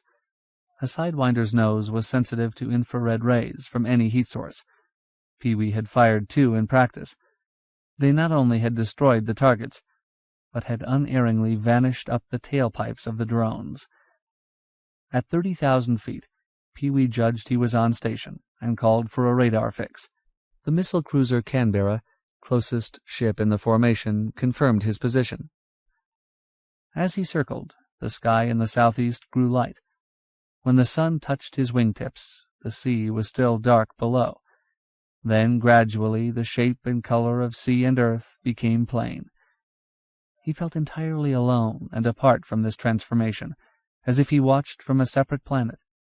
He checked his map. Far to the east he picked out Mount Carmel, and a river, and beyond were the hills of Megiddo, also called Armageddon. He continued to orbit. His earphones crackled, and he acknowledged Saratoga. The fighter controller's voice said, "Sunflower 4, we have a bogey. He is at Angels 25. His speed 500 knots. Your intercept course is 30 degrees. Go get him."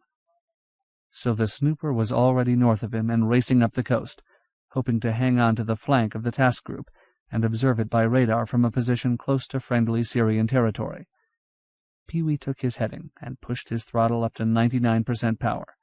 He slid through the Mach with a slight, thrilling tremor. Every 15 or 20 seconds he made minute alterations in course in response to directions from Saratoga, which was holding both planes on its screens. Then he saw it, flicker of sun on metal, diving at great speed. He pushed the Tiger's nose over and followed, reporting, "I am closing target." He touched the switch that armed his rockets, and another calling for manual fire singly. The chase had carried him down to 9,000 feet, and the bogey was still losing altitude. It was a two-engined jet, an IL-33, Pee-wee believed, and remarkably fast at this low level. There was no doubt the bogey knew he was on its tail, for reconnaissance aircraft would be well equipped with radar. His speed held steady at Mach 1.5, but his rate of closure slowed. Far ahead, Pee-wee saw the Syrian port of Latakia, reputedly built into an important Red submarine base. Within a few seconds he would be within Syrian territorial waters, and a few more would carry him over the port itself. At this point, Pee-wee should have dropped the chase, for they had been strictly warned in the briefing against violating anyone's borders. He hung on. In another 5 seconds, the bogey jinked violently to the right, heading for the port and its anti-aircraft and rocket batteries, and perhaps the sanctuary of an airfield in the brown hills and dunes beyond. Pee-wee turned the F-11F inside him, instantly shortening the range. He pushed the firing button. The Sidewinder, leaving a thin pencil mark of smoke, rushed out ahead. For an instant the Sidewinder seemed to be following the flight of the bogey beautifully, and Pee-wee waited for it to merge into the tailpipe of one of the jet engines. Then the Sidewinder seemed to waver in its course. Pee-wee believed, although he could not be certain, that the bogey had cut its engines, and was in a steep glide. Following the Sidewinder, Pee-wee lost sight of the bogey. The Sidewinder darted downward, toward the dock area of Latakia. It seemed to be chasing a train. That crazy rocket, Pee-wee thought. There was an orange flash and an enormous ball of brown smoke and black bits of debris rushing up to meet him. Pee-wee kicked his rudder hard and climbed away from it, compressed within his G-suit and momentarily losing his vision. Then the shock wave kicked him in the rear, and he was out over the Mediterranean again. He was asking for a vector back to his ship when another flash reflected on his instrument panel. He banked to look back and saw a black cloud, red flames at its base, rising from Latakia. 15 minutes later, Ensign Cobb, freckles standing out on his white face like painted splotches, was standing in Admiral's country of Saratoga, trying to explain what had happened. Randy Bragg pulled up in the rear driveway of the McGovern house, wondering whether he should go in. He was not exactly popular with the elder McGoverns, which was why Lib visited him more often than he visited her. Whenever he entered the McGovern home, Randy felt as if he were stepping into an enormous department store window. The entire front of the house, facing the Tamukwan, was plate glass clamped between thin stainless steel supports, and every piece of furniture appeared unused, as if a price tag and warranty would be found tied to one of the legs. Lavinia McGovern herself had thought up the basic plan, collaborated with the architect, and supervised the construction. The architect, pleading a hotel commission in Miami, had returned part of his fee and absented himself from Fort Repose before the foundation was laid. On his first visit, Randy had not endeared himself to Lavinia. She took him on what she called the grand tour, proudly showing off the multiple heat pumps ensuring constant year-round temperature, the magnificent kitchen with electronic ovens and broilers operated from a central control panel, the cunning round holes in the ceiling, which sprayed gentle light on dining-room table, bar, bridge table, and strategically located abstract statuary. The television screens fared into the walls of bedrooms, living room, dining room, and even kitchen, and the master bedroom's free-form tub, which extended through the wall and into a tiny shielding garden. There were no fireplaces, which she called soot-producers, or bookshelves, which were dust-catchers. All was new, modern, and functional. "When we came down here," Lavinia said, "we got rid of everything in Shaker Heights and started fresh, bright, and new. See how I've brought the river right to our feet?" She indicated the expanse of glass. "What do you think of it?" Randy tried to be at once tactful and truthful. "It reminds me of an illustration out of Modern Living. But—" "But?" Lavinia inquired nervously.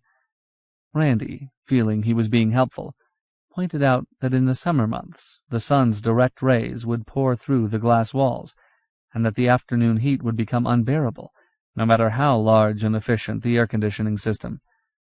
"I'm afraid that in summer you'll have to shutter that whole southwest side of the house," he said.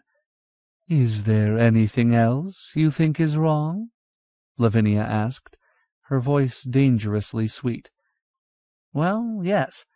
That indoor-outdoor bath is charming and original, but come spring it'll be a freeway for moccasins and water snakes. On cool nights they'll plop in and swim or crawl right into the house."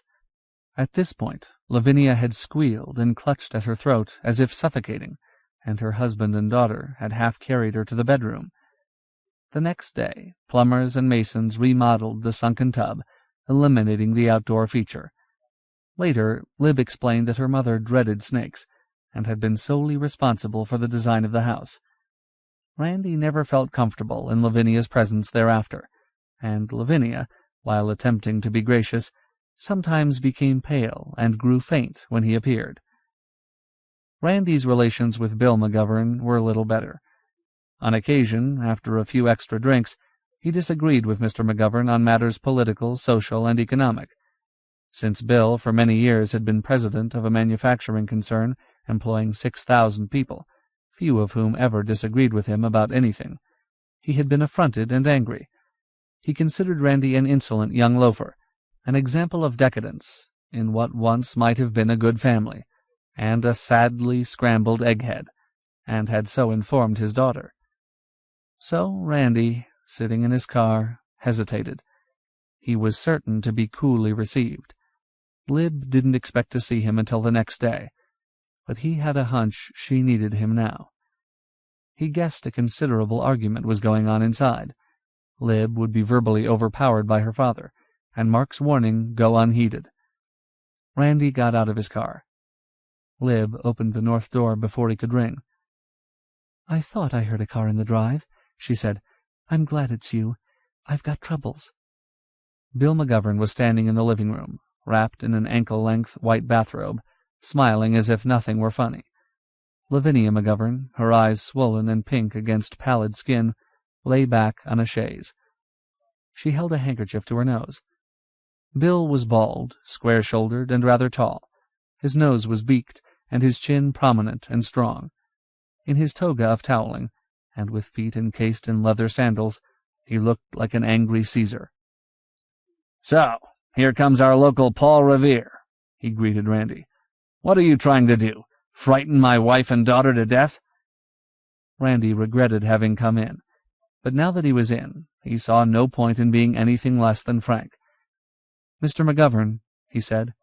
Ordinarily he addressed Lib's father as Bill. "You aren't as bright as I thought. If I gave you a hot tip from a good source on the market, you would listen.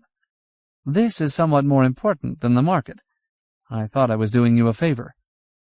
He turned to leave. Lib touched his arm.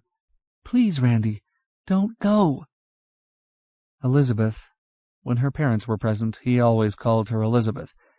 "I'll leave things the way they are. If you need me, call." Lavinia began to sniffle audibly. In a worried voice, Bill said, "Now don't rush off half-cocked, Randy. I'm sorry if I was rude.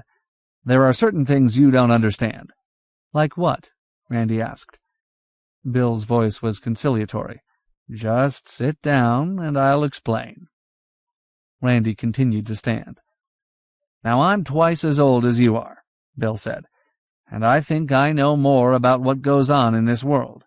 After all, I know quite a few big men, the biggest. All these war scares are concocted by the Pentagon. No offense meant to your brother. To get more appropriations, and give more handouts to Europe, and jack up taxes. It's all part of the damnable inflationary pattern that's designed to cheat people on pensions and with fixed incomes and so forth. Now I know your brother thinks he's doing the right thing, and I appreciate your telling Elizabeth. But chances are your brother's been taken in too." "Have you been listening to the news for the past few days?" "Yes. Oh, I'll admit it looks bad in the Mideast, but that doesn't scare me. We might have a little brush-fire war like Korea, sure, but no atomic war. Nobody's going to use atomic bombs, just like nobody used gas in the last war. You'll guarantee that, Bill?" Bill locked his hands behind his back. "I can't guarantee it, of course, but only the other day I was talking to Mr. Offenhouse. You must know him, runs civil defense here. Well, he isn't worried. Says the only real danger we face is being overrun by people swarming out of Orlando and Tampa. He doesn't even think there's much chance of that. Fort Repose isn't on any main highway. But he does say we'll have to watch out for the dinges. Keep 'em under control." "Please, Bill," Lavinia said. "Say darkies." "Darkies, hell. The dinges are liable to panic and start looting. Oh, the local niggers like Daisy, our cook, and Missouri, the cleaning woman, may be all right. Mr. Offenhouse was talking about the migrant labor, the orange pickers, and so forth. So if Mr. Offenhouse isn't worried, then I'm not worried. Mr. Offenhouse strikes me as a pretty solid businessman." Randy knew that Bubba Offenhouse had been picked to head civil defense because he owned the only 2 ambulances, which, with the addition of black scrollwork, doubled as hearses, in Fort Repose. "Did you talk to him about fallout?" he asked. "Well, no, I didn't," Bill said. "Mr. Offenhouse said they sent him some booklets from Washington, but he's not passing them around because they're too gruesome. Says why worry about something you can't see, feel, hear, or smell. Says it's just as bad to frighten people to death as kill them with radiation, and I must say that I agree with him." Lavinia said, "If it came, I suppose we'd have rationing like last time, and all kinds of shortages. Bill, don't you think we ought— No, I won't think of it. Please, let's not talk about it any more. It's horrid." She dabbed at her eyes and tried to smile. "Randolph, when your sister-in-law comes, won't you bring her over for dinner? Afterwards we could play bridge. Perhaps you'd like to play a rubber now? I know you're going to stay up to meet the plane, and I'm too overwrought to sleep." "I'm sure Helen will be delighted to come to dinner," Randy said. "As for bridge, I'll take a rain check. I still have some things to do at home. Good night, Lavinia. Sorry I upset you." Lib came out to the car with him. "Didn't get very far, did I?" he said. "You started Dad thinking. That's far." Overhead he heard multi-engined jets. On that night there was 3/4 of the moon. He looked up, and seeing nothing, knew the jets were military aircraft, too high for their running lights to show against the bright sky. On any night, if you listened for a while, you could hear the B-52s and 47s and 58s. But on this night there seemed to be more of them. "Where are they from?" Lib asked. "Where are they going?" "I guess they're from McCoy and MacDill and Eglin and Homestead," Randy said. "And I don't think they're going anywhere much. They're just stooging around up there because they're safer up there than on the ground. When you can hear them floating around like that, Hi. You know you're all right." "I see," Lib said. For the second time, he kissed her good night. When he reached home, it was almost midnight. He made coffee and, yawning, turned on the radio and tuned an Orlando station for the late network news. The first bulletin jerked him wide awake. From Washington. The official Arab radio, in a broadcast from Damascus, claims that American carrier planes are conducting a violent bombing attack on the harbor of Latakia. This news broke in Washington just a few minutes ago. There has been no reaction from the Pentagon, which at this hour of night is lightly staffed. However, it is reported that high Navy and Defense Department officials are being summoned into emergency conference. We will give you more on this as we receive it from our Washington newsroom. Here is the text of the official Arab broadcast. At about 6:30 o'clock this morning, please remember that it is morning in the Eastern Mediterranean, which is 7 hours ahead of American Eastern Standard Time, low-flying jet aircraft, of the type used on United States aircraft carriers and bearing United States insignia, brutally and without warning bombed the harbor area of Latakia. It is reported that civilian casualties are high and that many buildings are in flames. That was the text of the Arab broadcast, and that is all the hard news we have at the moment. Latakia is the most important Syrian harbor. Within the last few years, it has been heavily fortified, and there has been extensive construction of submarine pens under the direction of Russian technicians. It is generally regarded as one of the most powerful anti-Western naval bases in the Mediterranean. It is known that units of the United States Sixth Fleet are now in the Eastern Mediterranean, and that these units have been shadowed by fast, unidentified aircraft. The network announcer went on to other news, and Randy's phone rang. He picked it up, irritated. It was Bill McGovern. "Did you hear the news?" Bill asked. "Yes, I'm trying to get more of it." "What do you think?" "I don't know anything yet. I want to hear our side of it." "Sounds to me like we're starting a small preventive war," Bill said. "I don't believe that for an instant," Randy said. "You don't prevent a war by starting one." "Well, we'll see who's right in the morning." Mark Bragg missed the first news flash on Latakia. At that moment, he was straightening up the house before driving to Offutt to assume direction of intelligence analysis in the whole. He had been recalled from the Puerto Rico mission because SAC's Commander-in-Chief, General Hawker, felt that in this newest crisis, senior members of his operations and intelligence staffs should maintain a round-the-clock watch.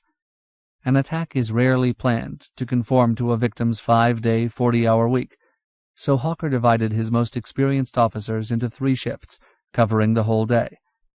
As SAC's third-ranking intelligence officer, junior to the A2 and his deputy, both brigadiers, Colonel Bragg naturally drew the most onerous hours. Midnight to 0800. At 11 p.m. Omaha time, while the Damascus broadcast was being repeated around the world, Mark was in the children's rooms, feeling like an intruder. It was the silence that discomforted him. He found himself tiptoeing, listening for the missing sounds. The house was still as northern woods in winter, when all the creatures are gone. Ben Franklin's room looked as if it had been ransacked by a band of monkeys, rather than that a 13-year-old boy had packed. Mark closed dresser drawers and picked up ties, clothes hangers, and shoes and socks, never in pairs. He supposed all boys were like that. Peyton's room looked no different than if this had been an ordinary day, as if she had been invited to a slumber party at the home of a friend and would return in the morning. Her bedspread was uncreased, and the furry toy animal that held her pajamas rested precisely in its center, as always. She had forgotten it. Her doll collection, carefully propped up on a tier of shelves, formed a silent audience to his silent inspection. Peyton hadn't asked to take her dolls to Florida. Perhaps she was outgrowing dolls, or perhaps she didn't realize when she left them that it might be forever. Her desk was neat, pencils aligned as if at squad's right, school books stacked in a pyramid. He picked up the books and took them downstairs. He would mail them from Offutt in the morning, after he was off duty. Peyton was a tidy and thoughtful little girl, in looks and temperament much like her mother. He loved her. He loved them both. They had been very satisfactory children. The house was intolerably quiet. In the whole house, the only sound was the ticking of clocks. Driving toward Offutt and his job, Mark felt better. When he turned into the 4-lane highway that ran south to the base, he saw that it was 11:30 and flipped on the car radio. It was then that he heard the Arab charge that Latakia had been bombed by American planes, and, in addition, a rather strange statement from Washington. A Navy Department spokesman, the newscaster said, denies that there has been any intentional attack on the Syrian coast. Mark stepped down on the accelerator and watched the speedometer needle pass 75. On a turn, the back wheels weaved. Ice. He forced himself to concentrate on his driving. Soon he would know everything that was known in the hole, which meant everything that was known to American intelligence and the worldwide news networks, everywhere. Meanwhile, it was pointless to guess, or end up in a ditch, a useless casualty with no Purple Heart. 12 minutes later, Mark entered the war room, 50 feet underground. Blinking in the brilliant but shadowless artificial sunlight, he glanced at the map panels. Nothing startling. He walked on to the offices of A2, Intelligence. In the inner office, Dutch Klein, Deputy A2 and a buck general in his early 40s, waited for his relief. An electric coffee maker steamed on Dutch's desk. 2 ashtrays were filled with crushed cigarette butts. Dutch had been busy.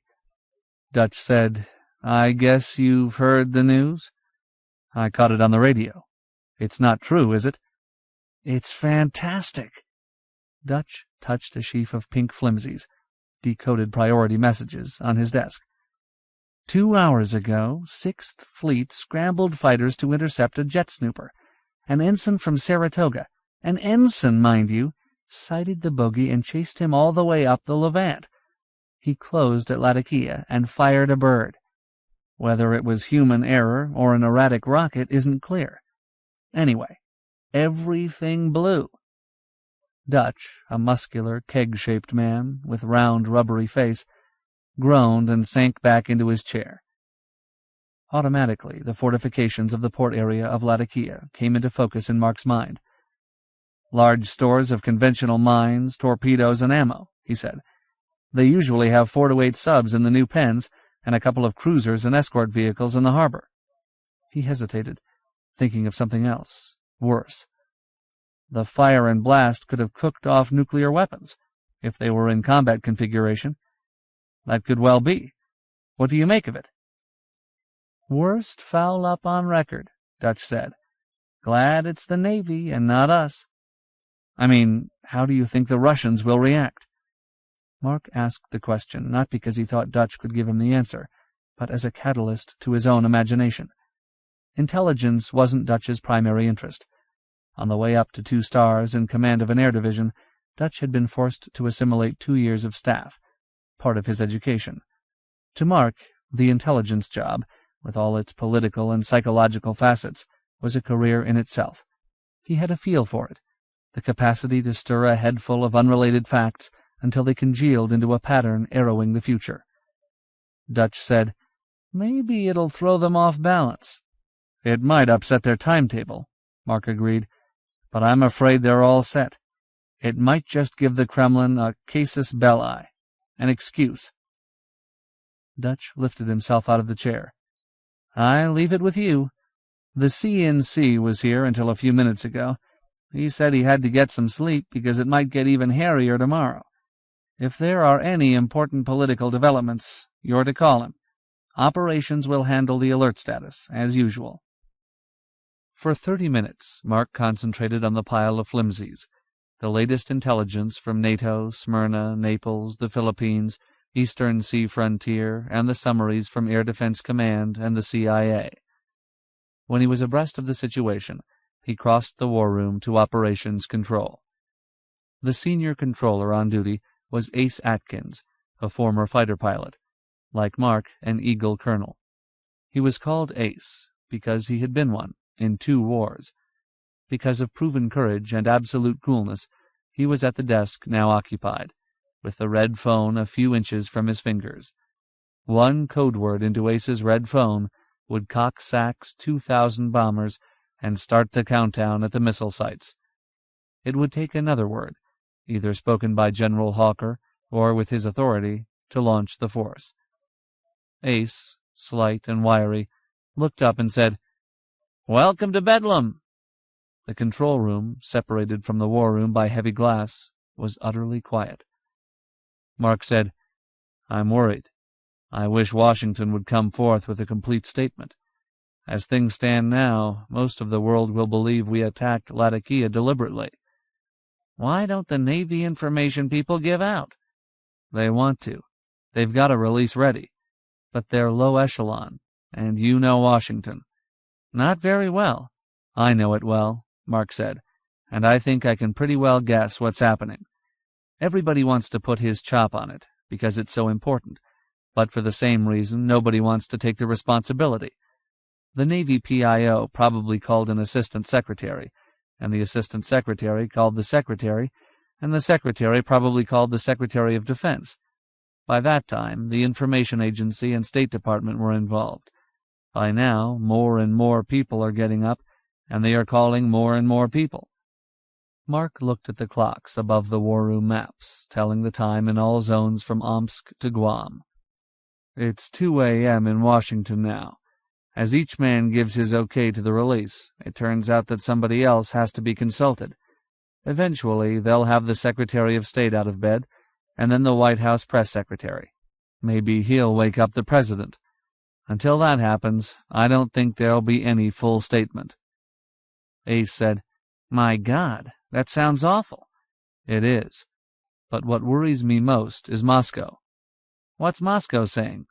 "Not a word, not a whisper. Usually, Radio Moscow would be screaming bloody murder. That's what worries me. As long as people keep talking, they're not fighting. When Moscow quits talking, I'm afraid they're acting." Mark borrowed a cigarette and lit it.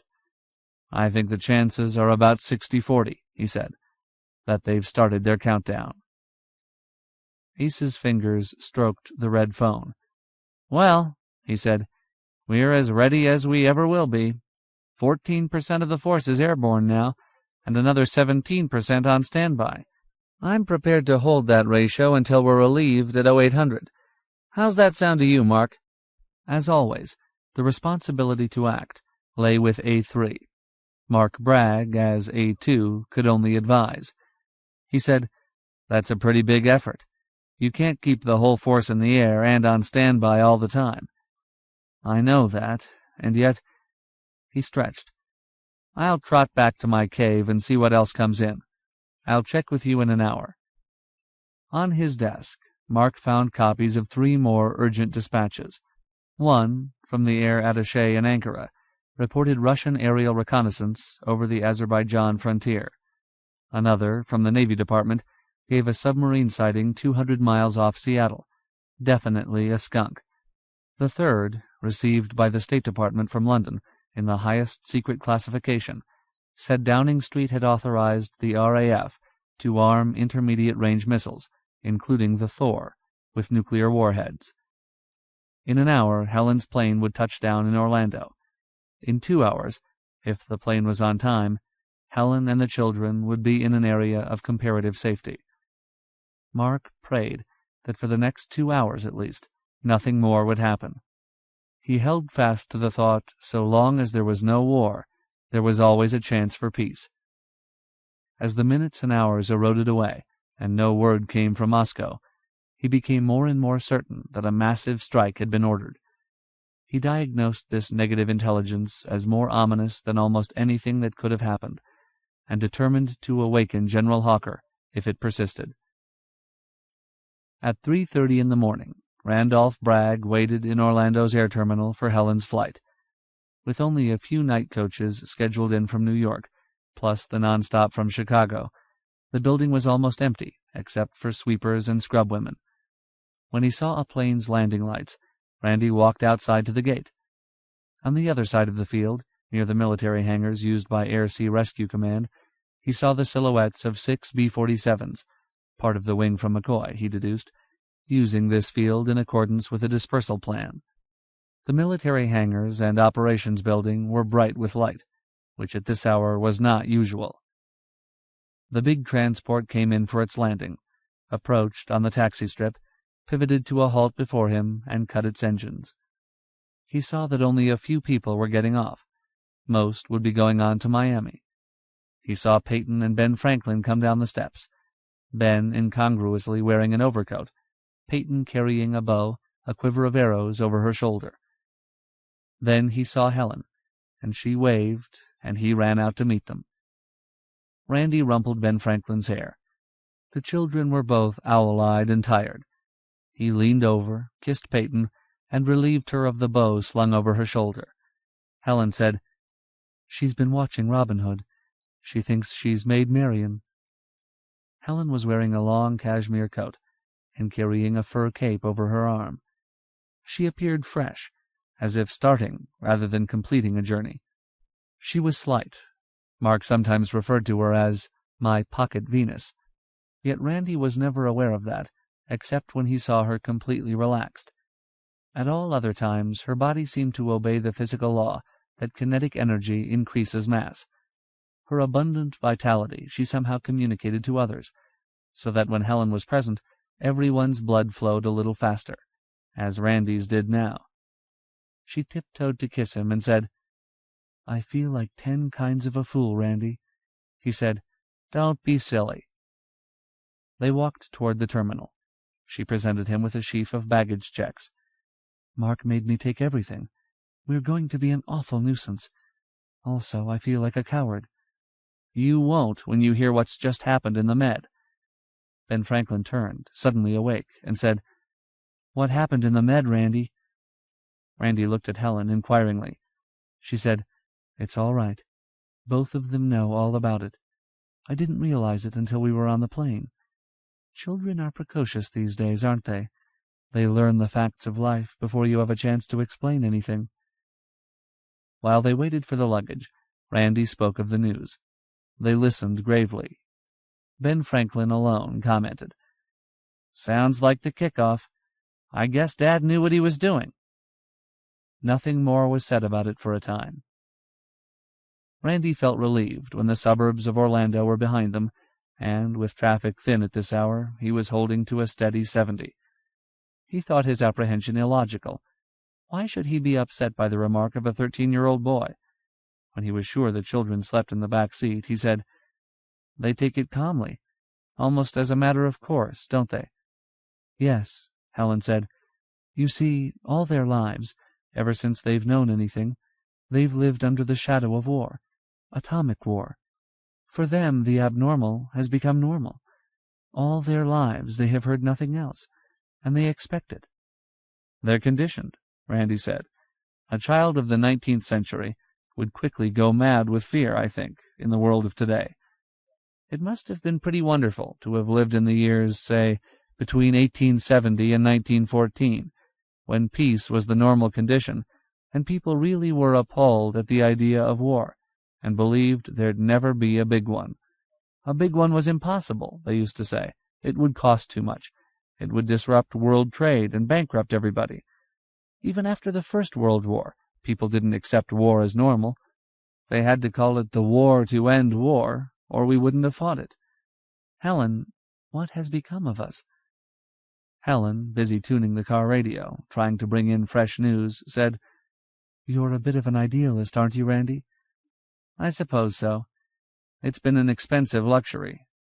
Maybe one day I'll get conditioned. I'll accept things, like the children." Helen said, "Listen." She had brought in a Miami station, and the announcer was saying the station was remaining on the air through the night to give news of the new crisis. "Now we have a bulletin from Washington," he said. "The Navy Department has finally released a full statement on the Latakia incident. Early today, a Navy carrier-based fighter fired a single air-to-air rocket at an unidentified jet plane which had been shadowing units of the 6th Fleet. This rocket exploded in the harbor area of Latakia. The Navy calls it a regrettable mechanical error. It is possible that this rocket struck an ammunition train and started a chain explosion," the statement admits. "The Navy categorically denies any deliberate bombardment." We will bring you further bulletins as they are received." The Miami station began to broadcast a medley of Second World War patriotic songs, which Randy remembered from boyhood. One was "Praise the Lord and Pass the Ammunition." It sounded tinny and in poor taste, but Miami's entertainment was usually in poor taste. Randy said, "Do you believe it? Is it possible?" Helen didn't answer. She was staring straight ahead, as if hypnotized by the headlight's beam, and her lips were moving. He realized that her mind was far away. She had not heard him. Randy had them all in their rooms and asleep by 5:30. He had carried all their luggage, 11 bags, upstairs. He went to his own apartment and collapsed on the studio couch in the living room. Graff jumped up and snuggled under his arm. Almost at once, without bothering to loosen his belt or remove his shoes, Randy slept. It was 0500 at Offutt Field, with dawn still more than 2 hours distant, when General Hawker, unbidden, returned to the hole. The general followed in the tradition of Vandenberg, Norstad, and LeMay. He had received his 4th star while still in his 40s, and now, at 50, considered it part of his job that he remain slim and in excellent physical condition. Once warfare, except among the untutored savages, had been fought during the daylight hours. This had changed during the 20th century, until now rockets and aircraft recognized neither darkness nor bad weather, and were handicapped neither by oceans nor mountains nor distance.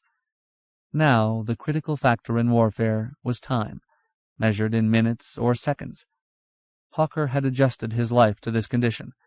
In the past week he had not slept more than 4 hours at a stretch. He had trained himself to catnap in his office for 10 or 20-minute periods, after which he felt remarkably refreshed. The engineers who designed the hole had arranged that the commander-in-chief's command post be on a glass-enclosed balcony, from which he could see all the war room maps, and all the activity on the floor below, and be surrounded by his staff. In this moment it wasn't operating like that at all. Hawker had his feet up on the desk in the control room.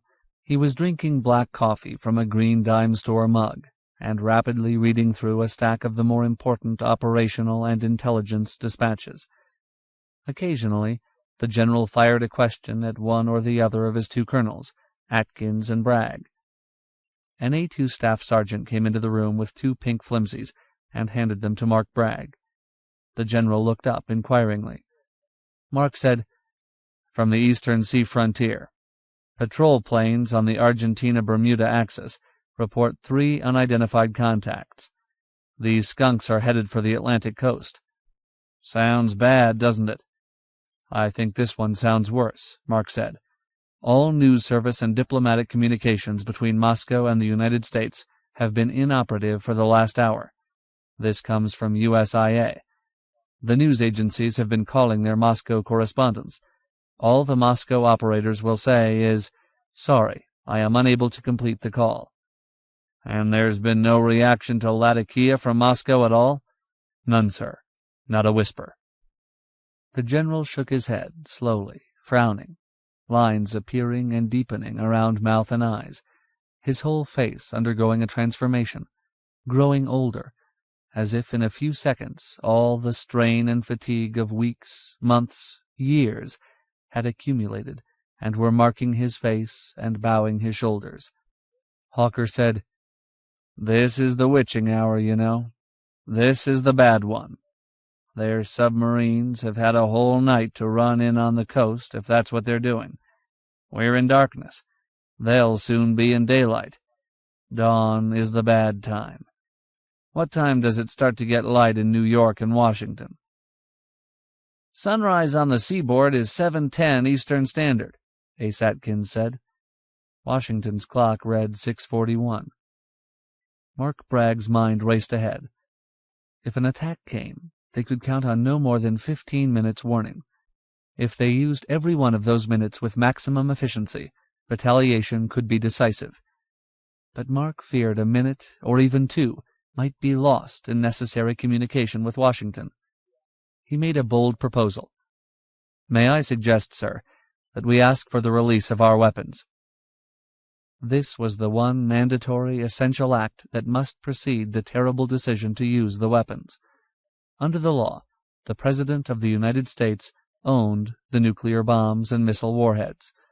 General Hawker was entrusted with their custody only. Before SAC could use the weapons, the permission of the President, or his survivor in a line of succession, must be secured. If an attack were underway, that permission would come almost, but not quite, instantly. The general seemed a little startled. "Don't you think we can wait, Mark?" "Yes, sir, we can wait. But if we get it out of the way, it could save us a minute, maybe two. The danger and the necessity of not having a communications snafu must be just as apparent in the Pentagon, or the White House, or wherever the President is, as it is here." "What do you think, Ace?" Hawker asked. "I'd like to have it behind us, sir." The general picked up one of the 4 phones on Atkins' desk, the phone connecting directly with the Pentagon command post. In this CP, day and night, was a general officer of the Air Force. This duty officer was never out of communication with the President, the Secretary of Defense, and the Chairman of the Joint Chiefs of Staff. The general spoke briefly into the phone, and then waited, keeping it pressed against his ear. Mark's eyes followed the red second hand on the desk clock. This was an interesting experiment. The general said, "Yes, John, this is Bob Hawker. I want the release of my weapons." Mark knew that John was chairman of the Joint Chiefs. "Yes, I'll hold," the general said. The seconds raced away. The general said, "Thank you, John. It is now 11:44 Zulu. You will confirm by teletype? Goodbye, John." The general reached across the desk and wrote in Ace Atkins' log, "Weapons released to SAC at 11:44 Zulu." The operations log was kept in Greenwich time. Mark said, "I timed it. 1 minute and 35 seconds. "I hope we don't need it," Hawker said, "but I'm glad to have it." The worry lines became less conspicuous around his mouth and eyes. His back and shoulders straightened. Now that the responsibility was his, with complications and entanglements minimized, he accepted it with confidence. His manner said that if it came, he would fight it from here, and by God win it, as much as it could be won. The general poured himself another cup of coffee. Ace Atkins told the general, "With your permission, I'm going to scramble 50% of all our tankers at Bluey West 1, Thule, Limestone, and Castle. They'd be sitting ducks for missiles from subs. They're right under the gun. They wouldn't get 15 minutes. The general nodded. Ace flipped 2 keys on the intercom and dictated an order. Beside Ace's desk, a tape recorder steadily turned, monitoring phone calls and conversations. The general glanced at it and said, "Do you realize that everything said in this room is being recorded for posterity?" They all smiled. On all the clocks, another minute flipped. The direct line from NORAD, North American Air Defense in Colorado Springs, buzzed. Ace picked it up, said, "Atkins, SAC operations." Listened, said, "Roger, I repeat. Object, maybe missile, fired from Soviet base. On Adair Peninsular." The emergency priority teletype machine from NORAD began to clatter. It's only one, Mark thought. It could be a meteor. It could be a Sputnik. It could be anything. The NORAD line buzzed again. Ace answered and repeated the flash as before for the general and the tape recorder. "DEW line high-sensitivity radar now has 4 objects on its screens. Speed and trajectory indicates they are ballistic missiles. Presque Isle and Homestead report missiles coming in from sea. We are skipping the yellow. This is your red alert." The general gave an order. Mark rose and said, "I think I'd better get back to my desk."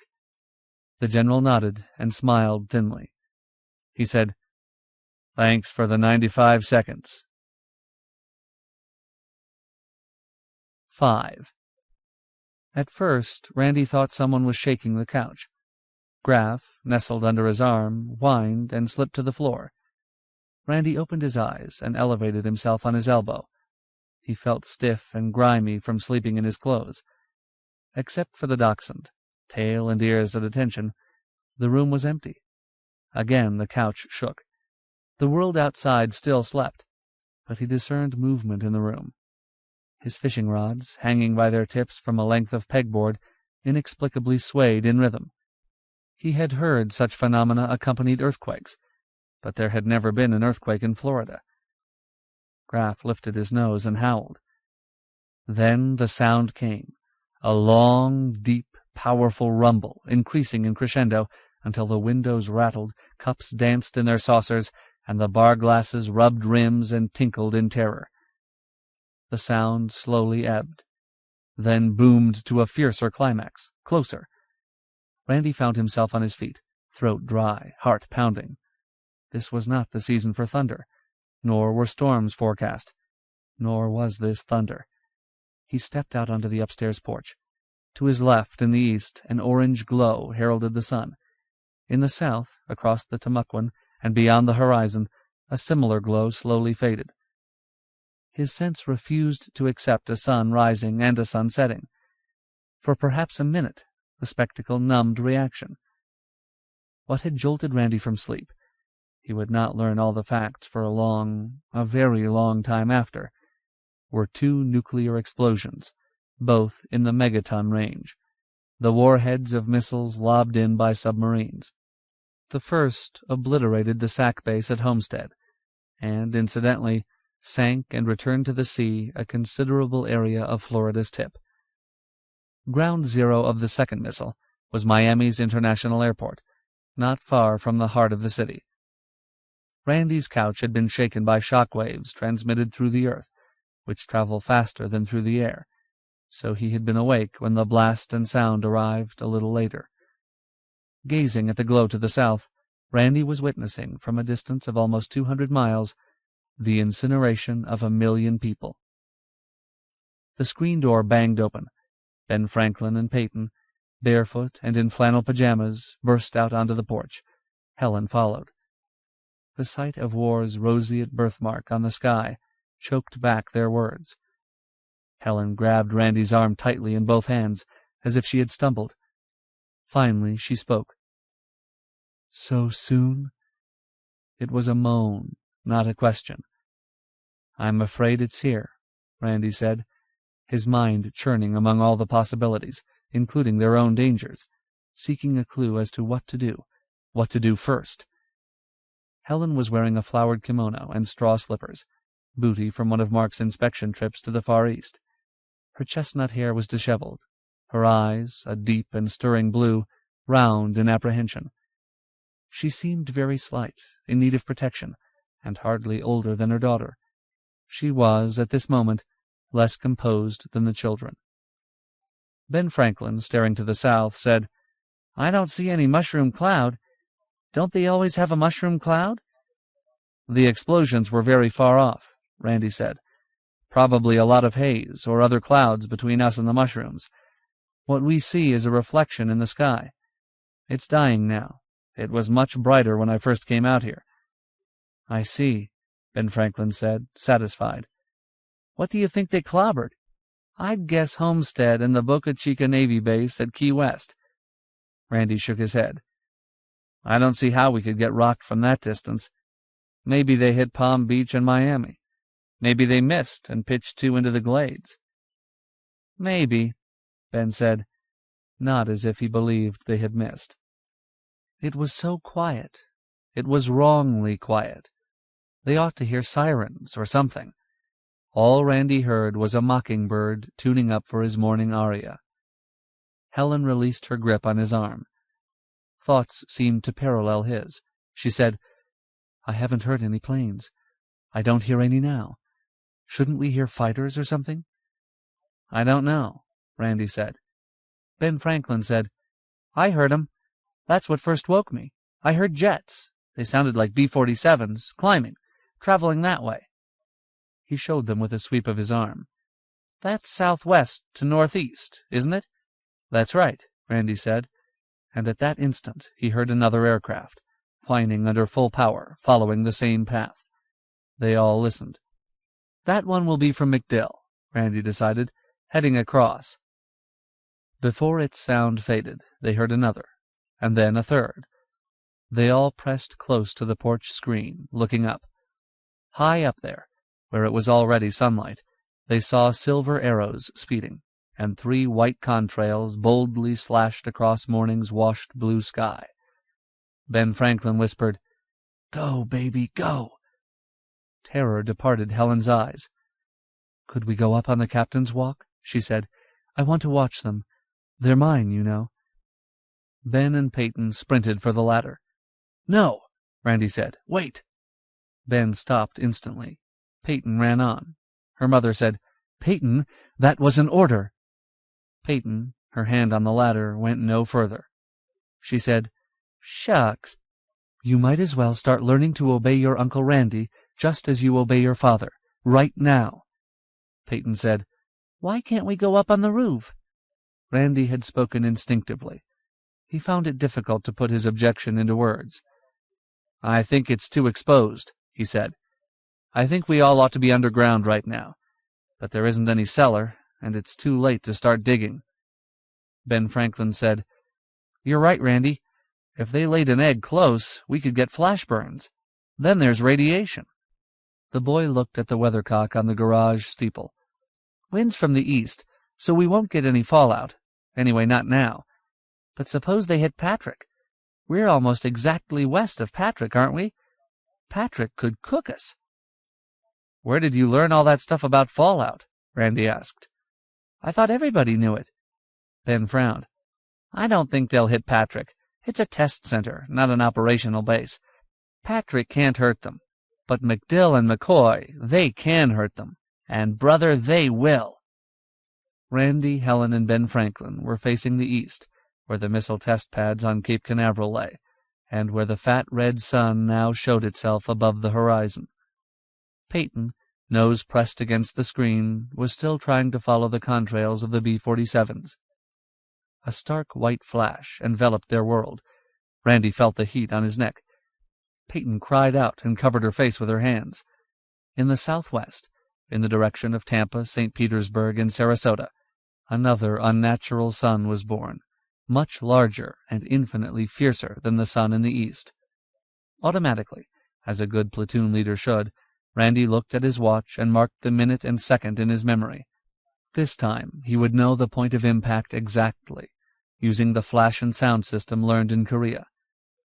A thick red pillar erected itself in the southwest, its base the unnatural sun. The top of the pillar billowed outward. This time the mushroom was there. There was no sound at all, except Peyton's whimpering. Her fists were pressed into her eyes. A bird plunged against the screen and dropped to earth, trailed by drifting feathers. Within the pillar and the cloud, fantastic colors played. Red changed to orange, glowed white, became red again. Green and purple ropes twisted upward through the pillar and spread tentacles through the cloud. The gaudy mushroom enlarged with incredible speed, angry, poisonous, malignant. It grew until the mushroom's rim looked like the leading edge of an approaching weather front. Black, purple, orange, green, a cancerous, man-created line squall. They shrank from it. Peyton screamed, "I can't see! I can't see, Mommy! Mommy, where are you?" Her eyes were wide, her face tear-stained and mottled. Arms outstretched, she was moving across the porch with tiny, stiff, uncertain steps. Randy scooped her into his arms. She seemed weightless. Helen opened the door, and he rushed into the living room, talking to her, saying, "Easy, Peyton, honey, easy. Stop rubbing your eyes. Keep your eyes closed."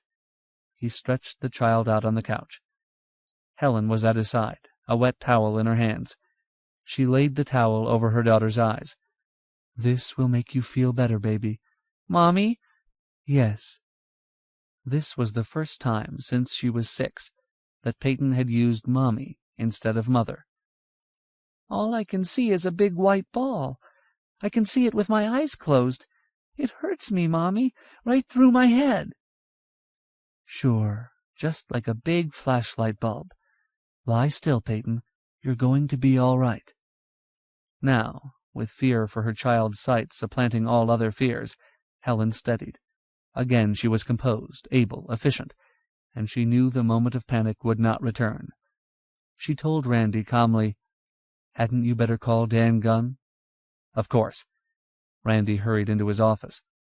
Dan had 2 phones in his suite in the Riverside Inn. Randy dialed the private number. It was busy. He dialed Riverside Inn. Again he heard the impersonal busy beep. The inn had a switchboard. All its lines shouldn't be busy. He tried the clinic building, although he knew it was most unlikely that Dan or anybody would be there at this hour. It was busy. He dialed operator. The same beep sounded in his ear. Once again Randy tried Dan's private number. The infuriating beep persisted. He gave up and announced, "I'll have to drive into town and bring Dan out here." At that moment, the ground-conducted shockwave rocked the house. Peyton cried out in her sightless terror. Helen pressed her down on the couch, murmuring reassuring mother words. Randy noticed that Ben Franklin was missing from the room. The blast and sound wave covered them, submerging all other sound and feeling. Again the kitchenware and glasses and china danced. A delicate vase of Viennese crystal crumpled into powder and shards on the mantel. The glass protecting a meticulous and vivid still life, a watercolor by Lee Adams, shattered in its frame with a loud report. Randy looked at his watch, marked the time, and did the flash and sound arithmetic in his head. Helen, watching him while soothing Peyton's tense body with her fingers, watching and understanding, said, "What was it?" "That was McDill," Randy said. 6 minutes and 15 seconds. That means 75 miles. Just right for McDill." "McDill means Tampa," Helen said. "And St. Petersburg. You'll be all right until I get back?" "We'll be all right." Randy banged into Ben Franklin on the stairs. "Where have you been?" "Opening up the windows and doors downstairs. Just made it. Not a window broke." "Smart boy. Now you go on up and help your mother take care of Peyton. I'm going for the doctor." "Randy?" "Yes?" "I'm going to fill up all the pails and sinks and tubs with water. That's what you're supposed to do, you know." "I didn't know." Randy put his hand on Ben's shoulder. "But if that's what you're supposed to do, go ahead and do it." Randy ran outside in time to see the Golden Dew dairy truck careen past on River Road, headed for Fort Repose. The milkman was always a little late with his Saturday deliveries, since orders were heavier than on weekdays. He must have barely begun his route when the first blasts illuminated the sky in the south. Now he was racing home to his wife and children. As Randy reached his car, he heard the undulating tocsin of the siren atop Fort Repose's firehouse. A little redundant, he thought. Still, there was no sound quite like a siren wailing its air raid alarm to spur people to constructive action, or paralyze them in fear. Randy caught and passed the milk truck before the turn in the road. A minute later, he saw a big new sedan overturned in the ditch, wheels still spinning. He slowed and saw that the sedan's front end was telescoped, its windshield shredded, that it bore New York plates. On the shoulder of the road lay a woman, arms outstretched, one bare leg grotesquely twisted under her back. Pallid flesh showed under blue and yellow checked shorts. Her upturned face was a red smear, and he judged she was dead. In this second, Randy made an important decision. Yesterday, he would have stopped instantly. There would have been no question about it. When there was an accident and someone was hurt, a man stopped. But yesterday was a past period in history, with laws and rules archaic as ancient Rome's. Today the rules had changed, just as Roman law gave way to atavistic barbarism as the empire fell to Hun and Goth. Today a man saved himself and his family, and to hell with everyone else. Already millions must be dead, and other millions maimed or doomed by radiation, for if the enemy was hitting Florida, they would hardly skip SAC bases and missile sites in more densely populated areas. Certainly they would not spare Washington and New York, the command posts and communication center of the whole nation. and the war was less than a half-hour old, so one stranger on the roadside meant nothing, particularly with a blinded child, his blood kin, dependent on his mission. With the use of the hydrogen bomb, the Christian era was dead, and with it must die the tradition of the Good Samaritan. And yet Randy stopped. He touched the power brakes and burned rubber, swearing and thinking himself soft and stupid. He backed, got out of the car, and examined the wreck. The woman was dead, her neck broken. She had been traveling alone. Examining tire marks and a shattered cabbage palm, he deduced she was driving at high speed when the explosion at McDill. He could see an orange patch in the southwest, probably firestorms consuming Tampa and St. Petersburg, unnerved or blinded her. She had swerved, hit the tree, and catapulted through the windshield. In the car were several pigskin bags, locks burst by the impact, and a pocketbook. He touched nothing. He would report the wreck to a road patrolman or deputy sheriff, if he could find one, and when there was time. Randy drove on, although at reduced speed, for sight of a fatal accident always compels temporary caution. The incident was important only because it was self-revelatory. Randy knew he would have to play by the old rules. He could not shuck his code, or sneak out of his era. With respite for anxiety about what went on beyond his own sight and hearing, he clicked on his radio, tuned to a Conelrad frequency, 640, and turned it up to maximum power. All he heard was a distant and incoherent babble. He tried the other frequency, 1240. He heard a steady hum, and then the familiar voice of Happy Hendricks, the disc jockey on WSMF in San Marco. "This is a civil defense broadcast. Listen carefully, because we are only allowed to broadcast for 30 seconds, after which there will be 2 minutes of silence. An AP dispatch from Jacksonville says that a red alert was declared about 30 minutes ago. Another dispatch from Jacksonville says it is believed the country is under attack. Since that time there has been disruption of communications between Jacksonville and the north." Happy's voice, usually so glib, was shaky and halting, and he seemed to have difficulty reading.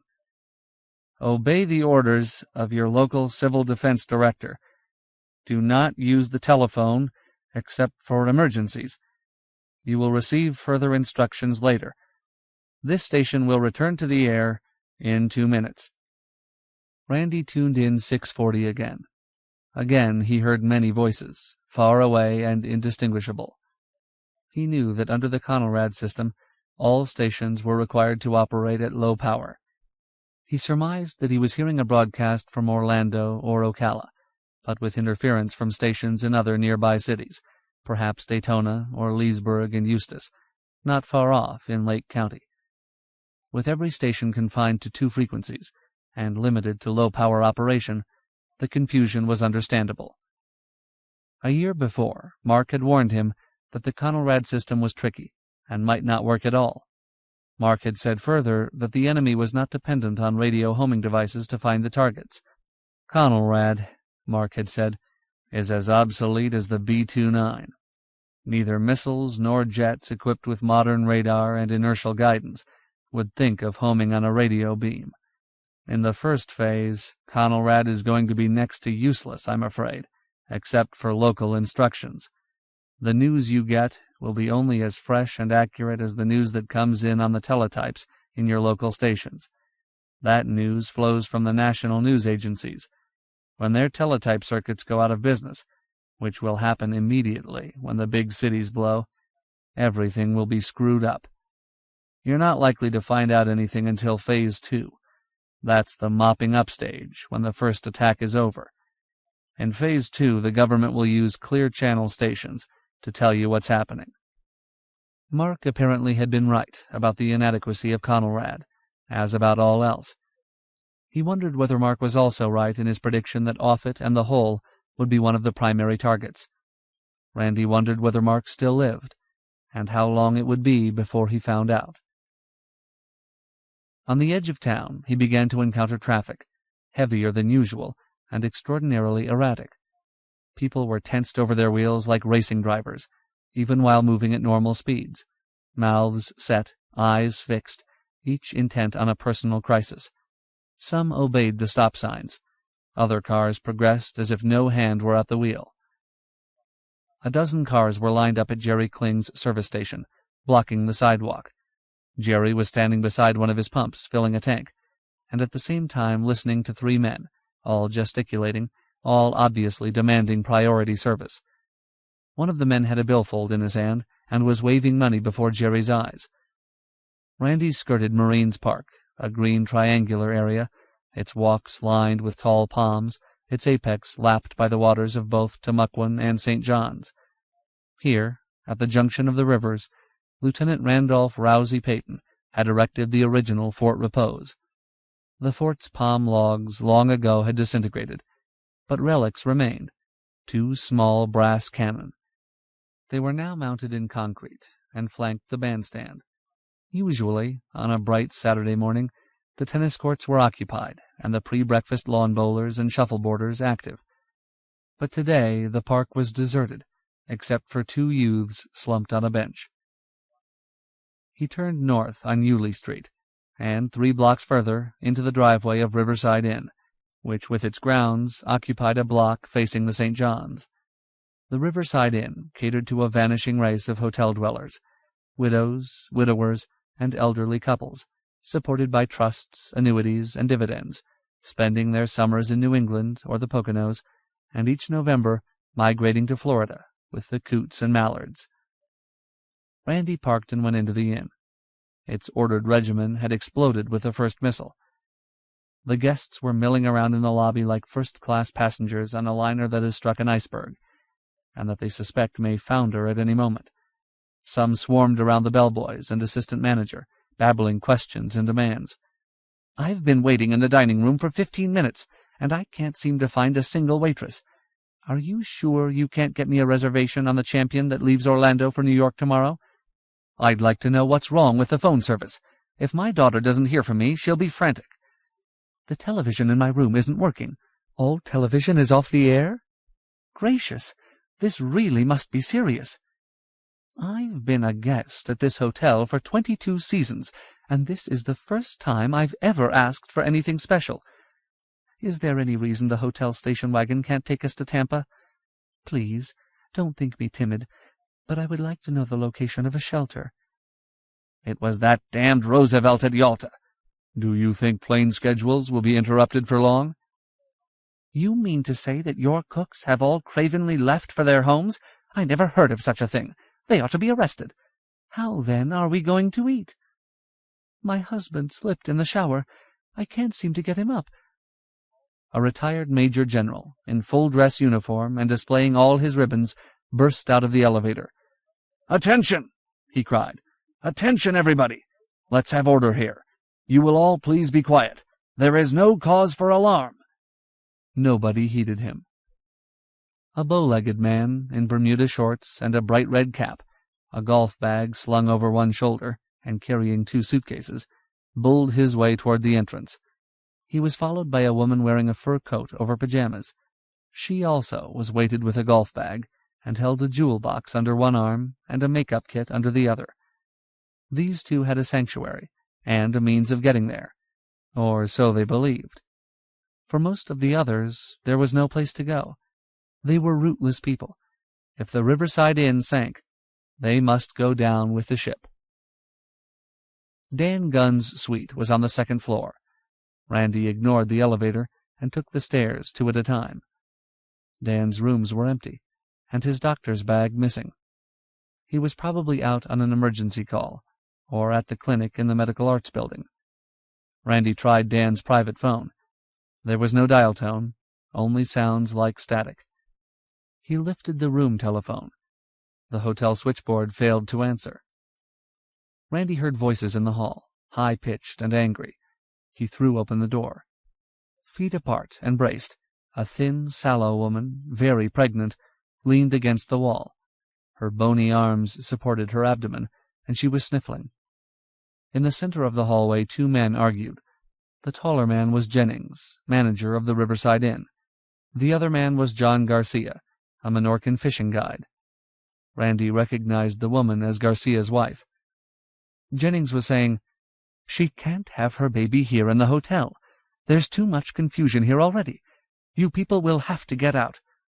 Garcia, an undersized man with face browned and shrunken by wind and sun, stepped back.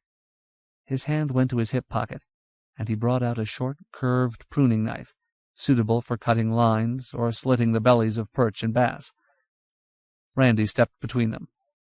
"Put that thing up, John," he told Garcia. "I'll get the doctor." He turned on Jennings. "Where's Dr. Gunn?" "He's busy," Jennings said.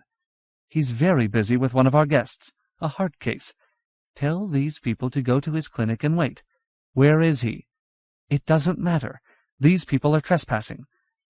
Randy's left hand grasped Jennings' lapels. He slapped Jennings savagely across the face. He did this without any conscious thought, except that it was necessary to slap the hysteria out of Jennings in order to locate Dan Gunn. He said, "Where is he?" Jennings' knees buckled, and Randy pinned him against the wall. "Let go! You're choking me! Gunn is in 244. Randy relaxed his grip. The left side of Jennings' face was flaming red, and blood trickled from the corner of his mouth. Randy was astonished. This was the first time in his adult years that he had struck anyone, so far as he recalled, except one snarling North Korean line crosser. Jennings backed away, mumbling that he would call the police, and disappeared down the stairs. Randy told Garcia, "Take your wife in there. She can lie down on the bed. I'll get Dr. Gunn." Randy went down the hall and entered room 244 without bothering to knock. It was a single room. On the bed lay a mound of gray flesh, a corpulent man past middle age, dead. Randy felt no sense of surprise or shock whatsoever. He had become a familiar of sudden death in Korea.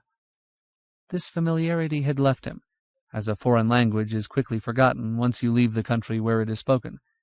Now it returned, as a foreign tongue is swiftly reacquired in its native land.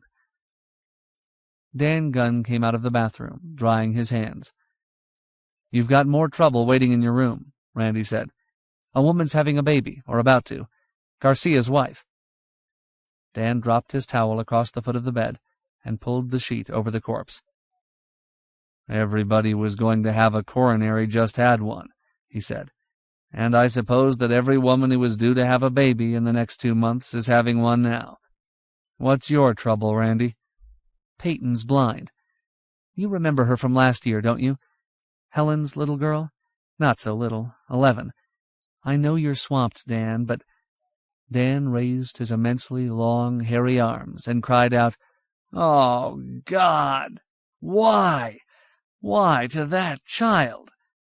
He looked and sounded like a rebellious Old Testament prophet. He looked and sounded half mad. The worst thing that Randy could imagine at that moment was that Dan Gunn should lose his mental equilibrium. Randy said, God had nothing to do with it. This was strictly man-made. The one that dropped on McDill, or somewhere in the Tampa area. Peyton was looking right at it when it blew. Oh, the foul, life-destroying, child-destroying bastards! Those evil men! Those evil and callous men! God damn them! He used the expression as a true and awful curse. And then Dan's arms drooped, his anger spent. He visibly shook off the madness. He said, "Sounds like a retina flash burn. To the human eye, it's what overexposure is to film. Her eyes can recover from that."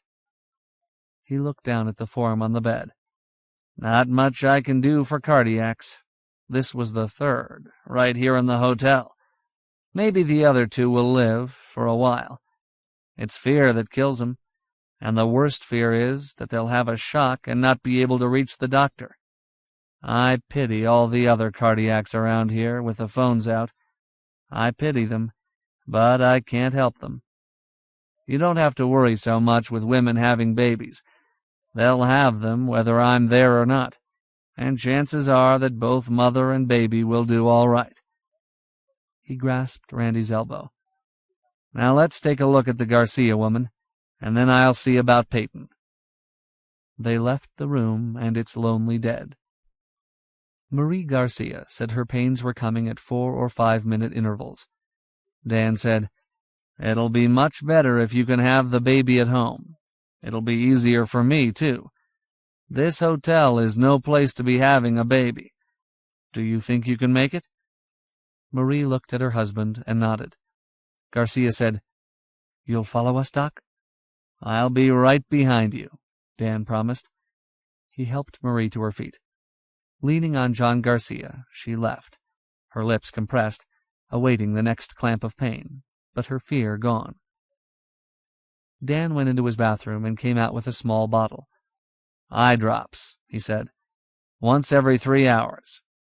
He dug into his bag and handed Randy a pillbox.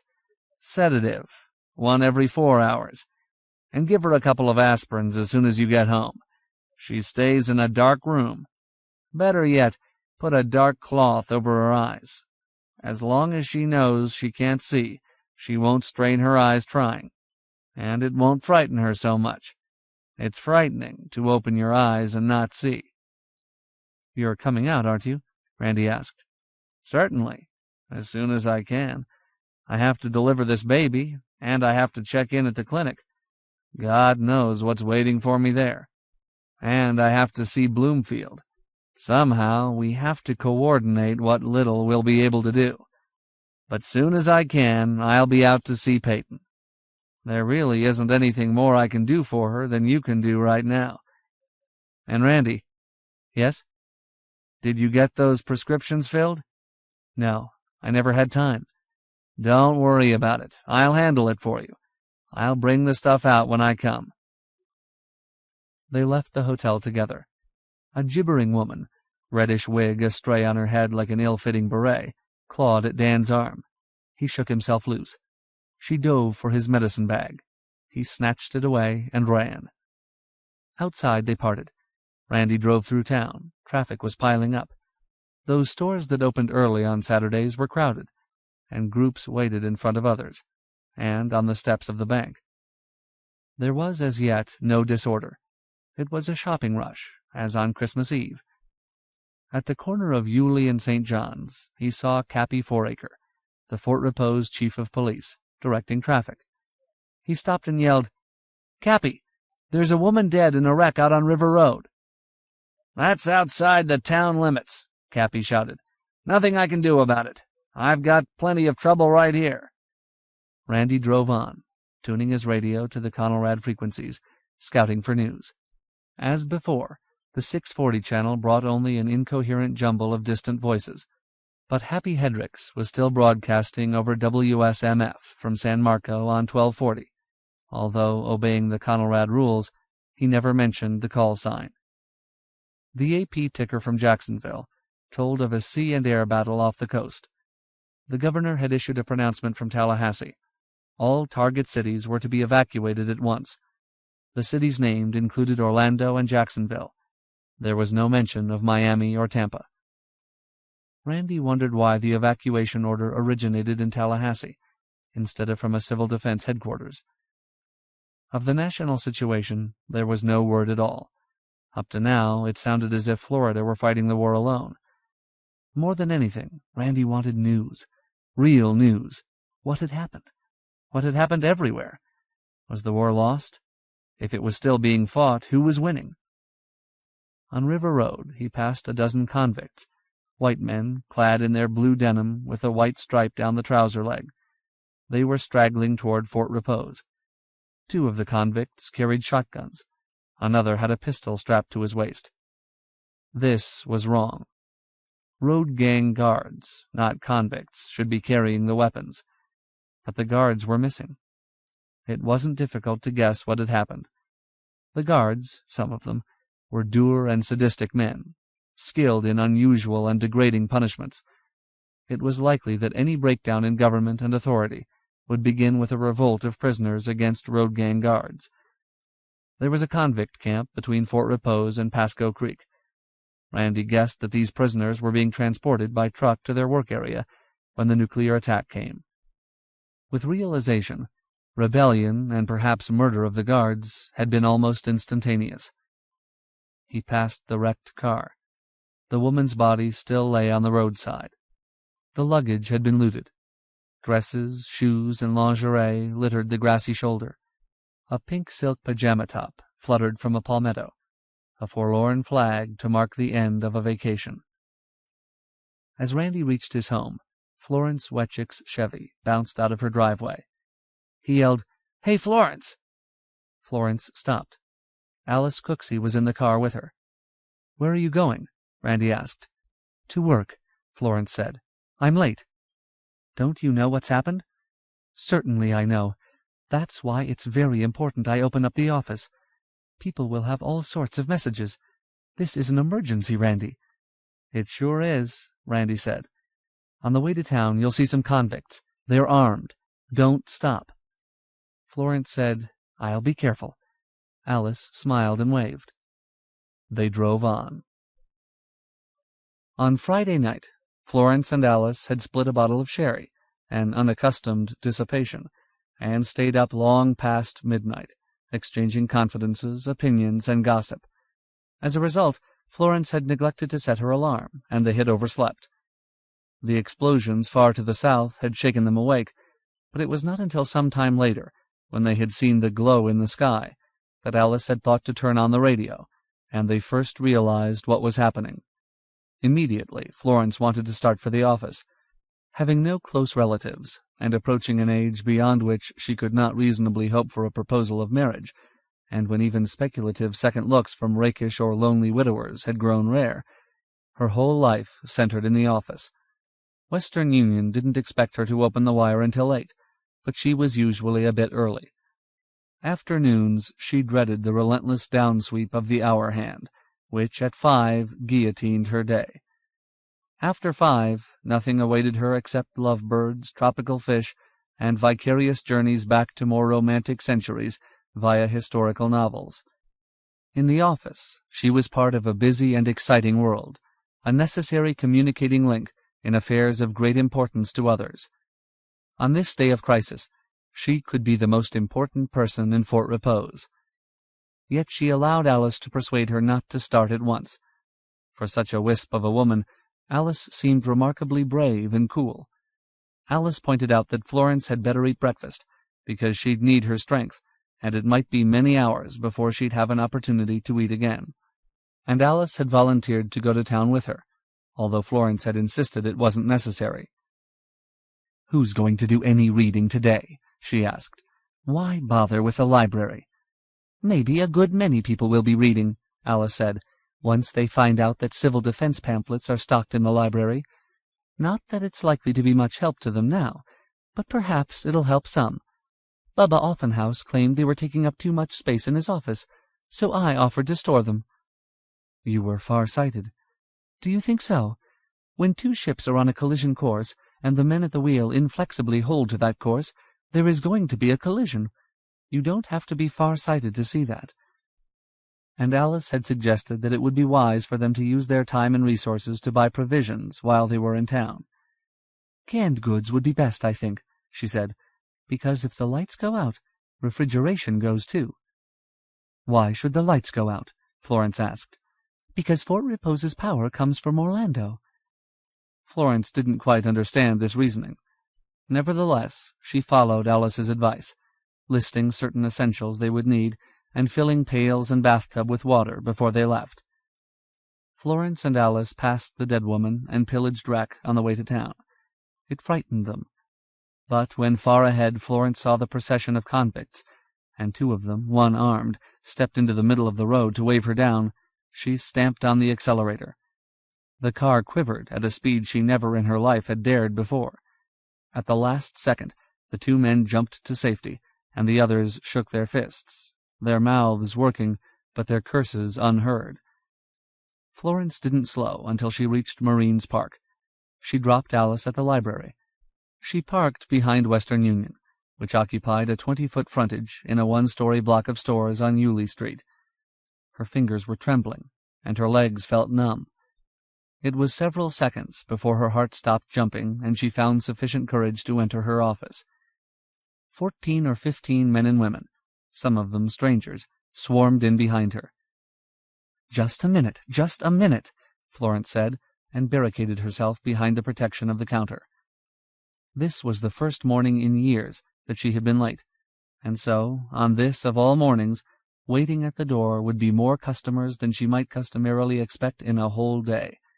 In addition, on Saturdays, Gaylord, her Negro messenger boy, was off. His bicycle stood in the back of the office. "Now you will all have to wait," she said, "while I open the circuit." Fort Repose was one of a dozen small towns on a local circuit originating in Jacksonville and terminating in Tampa. Florence switched on her teleprinter and announced, "This is F.R. returning to service." Instantly the machine chattered back at her from JX, which was Jacksonville. "You are limited to accepting and transmitting official defense emergency messages only until further notice. No messages accepted for points north of Jacksonville." Florence acknowledged and inquired of Jacksonville, "Any incomers?" JX said curtly, "No. FYI, Tampa is out. JX evacuation ordered, but we sticking until civil defense folds up here." Florence turned to her customers behind the counter, started to speak, and was battered by demands. "I was expecting a money order from Chattanooga this morning. Where is it?" "I want you to get this off for New York right away." "Can I send a cable from here?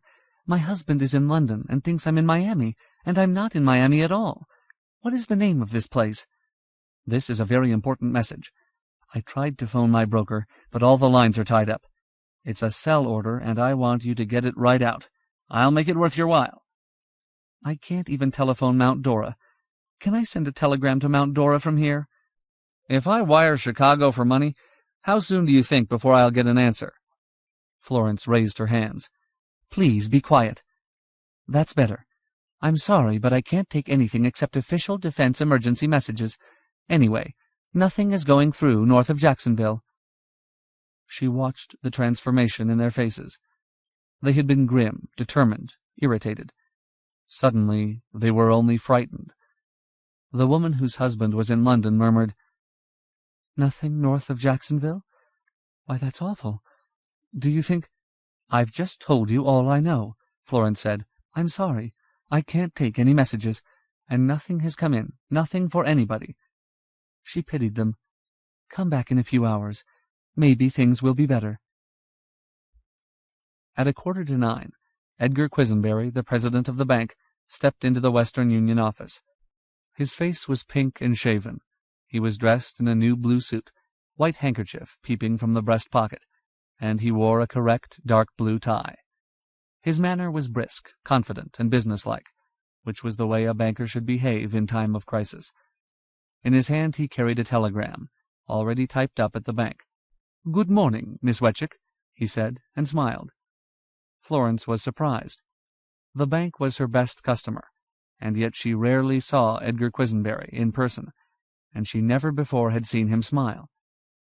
"Good morning, Mr. Quisenberry," she said. "Really can't say there's anything good about it," Edgar said. "Reminds me of Pearl Harbor Day. That bunch in Washington have been caught napping again. I'd like you to send this message for me." He slid it across the counter. "The telephone seems to be out of order, temporarily, or I would have called." She picked up the telegram. It was addressed to the Atlanta branch of the Federal Reserve Bank, and it read, "Urgently need directive on how to handle current situation." Florence said, "I've just received orders not to accept anything but official defense emergency messages, Mr. Quisenberry." Edgar's smile disappeared. "There isn't anything more official than the Federal Reserve Bank, Miss Wetchick." "Well, now, I don't know about that, Mr. Quisenberry." "You'd better know, Miss Wetchick. Not only is this message official, but in a defense emergency there isn't anything more important than maintaining the financial integrity of the community. You will get this message off right away, Miss Wetchick." He looked up at the clock. "It is now 13 to 9. I'm going to ask for a report on exactly how quickly this is delivered." Florence was flustered. She knew Edgar Quisenberry could make a great deal of trouble for her. However, Atlanta was far north of Jacksonville. She said, "We don't have any communication with any points north of Jacksonville, Mr. Quisenberry." "That's ridiculous." "I'm sorry, Mr. Quisenberry." "Very well." Edgar snatched the telegraph blank from the counter and revised the address. "There. Send it to the Jacksonville sub-branch." Hesitating, Florence took the message and said, "I'll see if they'll accept it, Mr. Quisenberry." "They'd better. I'll wait." She sat down at the teleprinter, called in JX, and typed, "I have message for JX sub-branch of Federal Reserve. Sender is Edgar Quisenberry, President of First National Bank. Will you take it?" JX replied, "Is it an official Florence blinked. For an instant it seemed that someone had flashed mirrored sunlight into her eyes. At the same instant, the message from JX stopped. "That's funny," she said. "Did you see anything, Mr. Quisenberry?" "Nothing but a little flash of light. Where did it come from?" The teleprinter chattered again. "PK to circuit. Big explosion in direction JX. We can see mushroom cloud." PK meant Palatka, a small town on the St. Johns, south of Jacksonville. Florence rose and walked to the counter with Edgar's message. "I'm very sorry, Mr. Quisenberry," she said, "but I can't send this. Jacksonville doesn't seem to be there anymore." Fort Repose's financial structure crumbled in a day. During the winter season, the First National was open on Saturday mornings from 9 until noon, and Edgar saw no reason why a war should interfere with banking hours. Like almost everyone else, he was awakened by the rumble of the first distant explosions, and he felt a thrill of fear when the siren on the firehouse let loose. He urged his wife, Henrietta, to make breakfast at once, while he tried to put through a long-distance call to Atlanta. When his phone made strange noises, and the operator would not respond, he listened to the scanty 30-second local news broadcasts. Hearing nothing that sounded immediately alarming for Fort Repose, he reminded Henrietta that nothing drastic had occurred after Pearl Harbor. On the Monday after Pearl Harbor, there had been no runs and no panic. Nevertheless, he could not force himself to finish his bacon and eggs. He left for the bank 15 minutes earlier than usual. But at the bank, nothing was right. The phones weren't working there either, and at 8:30, when his staff should have reported for work, half his people hadn't shown up. At about the same time, he noticed a line of depositors forming at the front entrance, and it was this that made him decide to send a wire to Federal Reserve. He had never received any instructions on what to do in an emergency of this kind, and, as a matter of fact, had never even considered it. Western Union's failure to send his telegram worried Edgar somewhat, but he told himself that it was impossible that the enemy could have bombed all these big cities at once. It was probably some sort of mechanical trouble that would be cleared up before long, just as repairmen would soon have the Fort Repose phone system back in working order. When the bank's doors opened at 9, the people seemed orderly enough. It was true that everyone was withdrawing cash and nobody making deposits. Edgar wasn't overly worried. There was almost $250,000 cash on hand, a far higher ratio of cash than regulations required, but consistent with his conservative principles. In 10 minutes, Edgar's optimism dwindled. Mrs. Estes, his senior teller, turned over her cage to the bookkeeper and entered his office. "Mr. Quisenberry," she said, "these aren't ordinary withdrawals. These people are taking out everything, savings accounts and all." "No reason for that," Edgar snapped. "They ought to know the bank is sound." "May I suggest that we limit withdrawals? Let them take out enough so that each family can buy what's necessary in the emergency. In that way we can stay open until noon, and there won't be any panic. It'll protect the merchants, too." Edgar was incensed by her effrontery, practically amounting to insubordination. "When you are president of this bank," he said, "then it will be up to you to make such decisions. But let me tell you something, Mrs. Estes. The only way to stop a run on a bank is to shovel out the cash.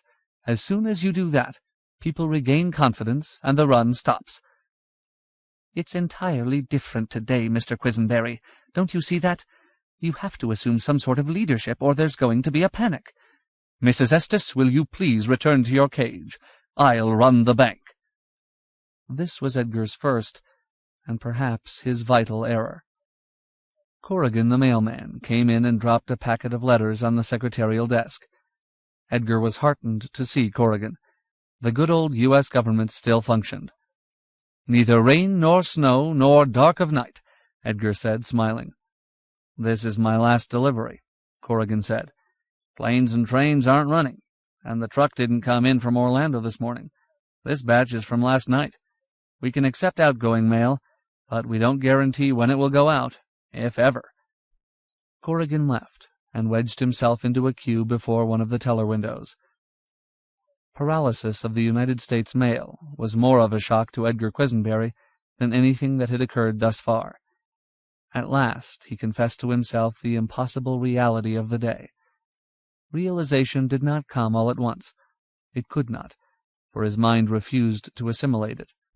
He attempted to accept the probability that the Treasury in Washington, Wall Street, and Federal Reserve banks everywhere, all were now radioactive ash, no longer any clearinghouses or correspondent banks. He was sickened by the realization that a great part of his own assets, that is, the assets of his bank, were no longer assets at all. Of what use were Treasury bonds and notes when there was no Treasury? What good were the municipal bonds of Tampa, Jacksonville, and Miami when there were no municipalities? Who would straighten all this out, and how, and when? Who would tell him? Who would know? With all communications out, he could not even confer with fellow bankers in San Marco. He began to sweat. He took out his fountain pen and began jotting down figures on a scratch pad. If he could just get everything down in figures, they ought to balance. They always had. Edgar's cashier came into the office and said, "We're not cashing any out-of-town checks, are we, Mr. Quisenberry?" "Certainly not. How can we cash out-of-town checks when we don't know whether a town's still there?" Edgar flinched, remembering that only yesterday he had cashed a big check for Randolph Bragg on an Omaha bank. Certainly Omaha, right in the center of the country, ought to be safe. Edgar had never given much thought to all the talk about rockets and missiles and such. He always prided himself on keeping his feet firmly on the ground and examining the facts in a hard-headed, practical manner. And the facts, as he had publicly stated, were that Russia intended to defeat the United States by scaring us into an inflationary, socialistic depression, and not by tossing missiles at us. The country was basically sound, and the Russians would never attack a basically sound country. And yet they had attacked, and if they could hit Florida, they could hit Omaha, or anywhere. His cashier, Mr. Pennington, a thin man with a veined nose and nervous stomach, a man given to fretting over detail, clasped his hands tightly together as if to prevent his fingers from flying off into space. He asked another question, haltingly. "Mr. Quisenberry, what about traveler's checks? Do we cash those?" "No, sir. Traveler's checks are usually redeemed in New York, and between me and you, I don't think there'll be much left of New York." "And what about government savings bonds, sir? There are some people in line who want to cash in their bonds." Edgar hesitated. To refuse to cash government savings bonds was fiduciary sacrilege so awful that the possibility never before had entered his head. Yet here he was, faced with it. "No," he decided, "we don't cash any bonds. Tell those individuals that we won't cash any bonds until we find out where the government stands. Or if." The news that First National was refusing to honor travelers' checks and government bonds spread through Fort Repose's tiny business section in a few minutes. The merchants, grocers, druggists, the proprietors of specialty shops and filling stations deduced that if travelers' checks and government bonds were worthless, then all checks would soon be worthless. Since opening their doors that morning, all sales records had been smashed. Everybody was buying everything, which to the shopkeepers was exhilarating as well as frightening. Most of them, from the first, had been cautious, refusing to accept out-of-town checks, except, of course, payroll and annuity and government pension checks, which everyone assumed were always as good as cash. When the bank acted, their first reaction was to regard all paper except currency as probably worthless. Their next reaction was to race to the bank and attempt to convert their suddenly suspect paper assets into currency. Looking out through the office door, Edgar watched the queues in the lobby, hoping they would shorten. Instead, they lengthened. He called Mr. Pennington, and together they checked the cash position. Incredibly, in a single hour it had been reduced to $145,000. If continued at this rate, the bank would be stripped of currency by 11:30, and Edgar guessed that the rate of withdrawals would only increase. Edgar Quisenberry made his decision. He went into the 4 tellers' cages, and, one by one, removed the cash drawers and carried them into the vault. He then closed and locked the vault. He walked back to the lobby, stepped up on a chair, and raised his hands. "Quiet, please," he said. At that moment, there were perhaps 60 people in the queues. They had been murmuring. They were silent. "For the benefit of all depositors, I have been forced to order that the bank be temporarily closed," Edgar said. They were all looking up at him. He was relieved to see Cappy Foraker, the chief of police, and another officer, turning people away from the door. Apparently they had sensed there might be trouble. Yet Edgar saw no menace in the faces below. They looked confused and uncomprehending, dumb and ineffectual as cattle barred from the barn at nightfall. He said, "This temporary closing has been ordered by the government as an emergency measure." It was only a white lie. He was quite sure that had he been able to get in touch with Federal Reserve, this is the course that would have been advised. His depositors continued to stare at him, as if expecting something more. He said, "I can assure you that your savings are safe. Remember, all deposits up to $10,000 are insured by the government. The bank is sound, and will be reopened as soon as the emergency is over. Thank you." He stepped down and returned to his office, careful to maintain a businesslike and dignified attitude. The people trickled out. He kept his staff busy until past noon, balancing books and accounts. When all was in order, he advanced each employee a week's salary, in cash, and informed them that he would get in touch with them when they were needed. When all had left and he was entirely alone, he felt relieved. He had saved the bank. His position was still liquid. Dollars were good, and the bank still had dollars. Since he was the bank, and the bank was his, this meant that he possessed the ready cash to survive personally any foreseeable period of economic chaos.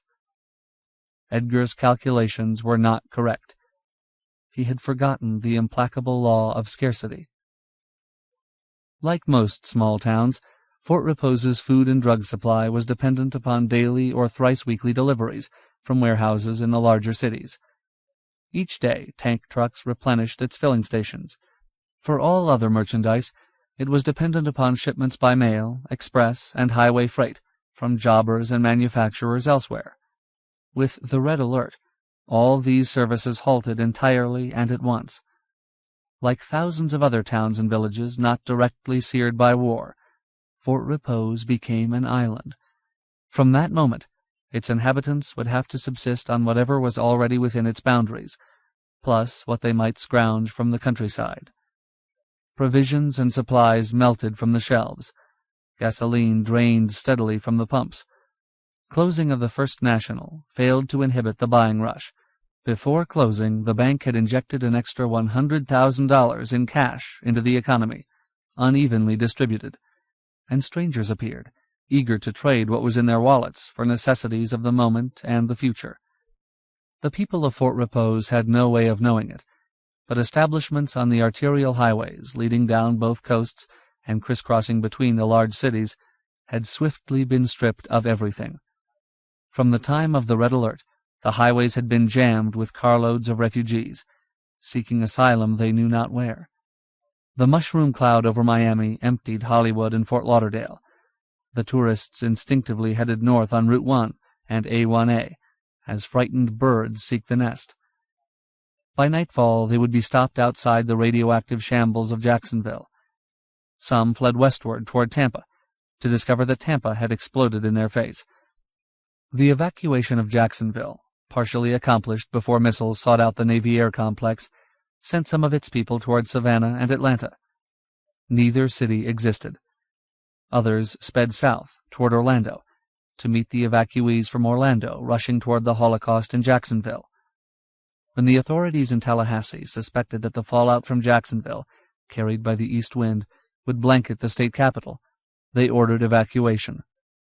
Some from Tallahassee drove south on Route 27 toward Tampa, unaware that Tampa was no longer there. This chaos did not result from a breakdown in civil defense. It was simply that civil defense, as a realistic buffer against thermonuclear war, did not exist. Evacuation zones for entire cities had never been publicly announced, out of fear of spreading alarm.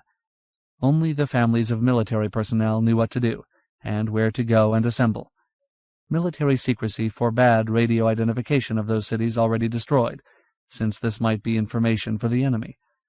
In Florida alone, several 100,000 families were on the move, few with provisions for more than one day, and some with nothing at all except a car and money.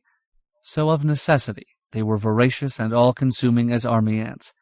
The roadside shops, restaurants, filling stations, bars, and juice stands along the 4-lane highways were denuded of stocks, or put out a sign claiming so. Only the souvenir shacks, with their useless pink flamingos and tinted shells, were not picked clean. This is why strangers, swinging off these barren highways, invaded Fort Repose and other little towns off the main traffic streams. Those people in Fort Repose who remembered rationing from the Second World War also remembered what goods had been in short supply back in 42 and 43, and bought accordingly. There were runs on tires, coffee, sugar, cigarettes, butter, the choicer cuts of beef, and nylon stockings. Some proprietors, realizing that these items were vanishing, instituted their own rationing systems. The more thoughtful wives bought portable radios and extra batteries, candles, kerosene lanterns, matches, lighter fluid and flints, first aid kits, and quantities of soap and toilet paper. When news spread that armed convicts, escaped from road gangs, had been seen near the town, Beck's Hardware sold out of rifles, shotguns, pistols, and very nearly out of ammunition. By early afternoon, the cash registers of Fort Repose were choked with currency, but many shelves and counters were bare, and others nearly so. By afternoon, the law of scarcity had condemned the dollar to degradation and contempt. Within a few more days, the dollar in Fort Repose would be banished entirely as a medium of exchange, at least for the duration. Sitting alone in his office, Edgar Quisenberry was aware of none of these facts, nor could his imagination anticipate the dollar's fall, any more than he could have imagined the dissolution of the Treasury and the Federal Reserve System in the space of a single hour. Methodically, he read through the last batch of mail. There was nothing of any great importance, except heartening items in the Kiplinger letter predicting another increase in FHA mortgage rates, and better retail business in the South during the Christmas season. Also, from Detroit, there was notice of a 10% stock dividend in automobile shares in his personal portfolio. He'd certainly got in on the ground floor of that one, he thought. He hoped nothing happened to Detroit, but he had a disquieting feeling that something would, or had. At 2 o'clock, as always on Saturdays, he left the bank, first setting the time lock on the vault for 8:30 Monday morning. His car was a black Cadillac, 3 years old. He recalled that during the last big war, automobile production had halted. He decided that on Monday, or perhaps this very afternoon, he would drive to San Marco and see what sort of a trade he could make on a new Caddy. Henrietta would be pleased, and it would be a hedge against long disruption of the economy. When he started the engine, he saw that his gas was low, and on the way home stopped at Jerry Kling's service station. He was surprised that there was no line of cars waiting, as there had been early that morning. Then he saw the big cardboard sign with its emphatic red lettering, "Sorry, no more gas." Edgar honked, and Jerry came out of the station, looking worn and limp. "Yes, Mr. Quisenberry?" Jerry said. "That's just to keep away tourists and floaters and such, isn't it?" Edgar said. "No, sir. I'm not only out of gas, I'm out of tires, spark plugs, batteries, 30-weight oil, vulcanizing kits, drinks, and candy, and low on everything else. I've got to have gas. I'm just about out. I should have put up that sign an hour after I opened. You know what, Mr. Quisenberry? I sold plumb out of tires before I got to thinking I needed new tires myself. I just let myself be charmed by that bell on the cash register. What a damn fool. I've got nothing but money." "I don't know that I can get home," Edgar said. "I think we'll all be walking pretty soon, Mr. Quisenberry." Jerry sighed. "I'll tell you what I'll do. You're an old customer. I've got a drum stashed away in the stockroom. I'll let you have 3 gallons. Back that thing up by the ramp so nobody'll see." When he had his 3 gallons, Edgar brought out his wallet and said, "How much?" Jerry laughed and raised his hands in a gesture of repugnance. "Keep it. I don't want money. What the hell's money good for? You can't drive it, and you can't eat it, and it won't even fix a flat." Edgar drove on slowly, hunched over the wheel. He knew vaguely that in the Second World War the Greek drachma and Hungarian penge had become utterly worthless. And in the War of the Revolution, the shilling of the Continental Congress hadn't been worth, in the British phrase, a continental dam. But nothing like this had ever happened to the dollar. If the dollar was worthless, everything was worthless. There was a phrase he had heard a number of times: "The end of civilization as we know it." Now he knew what the phrase meant. It meant the end of money. When Edgar reached home, Henrietta's car was gone.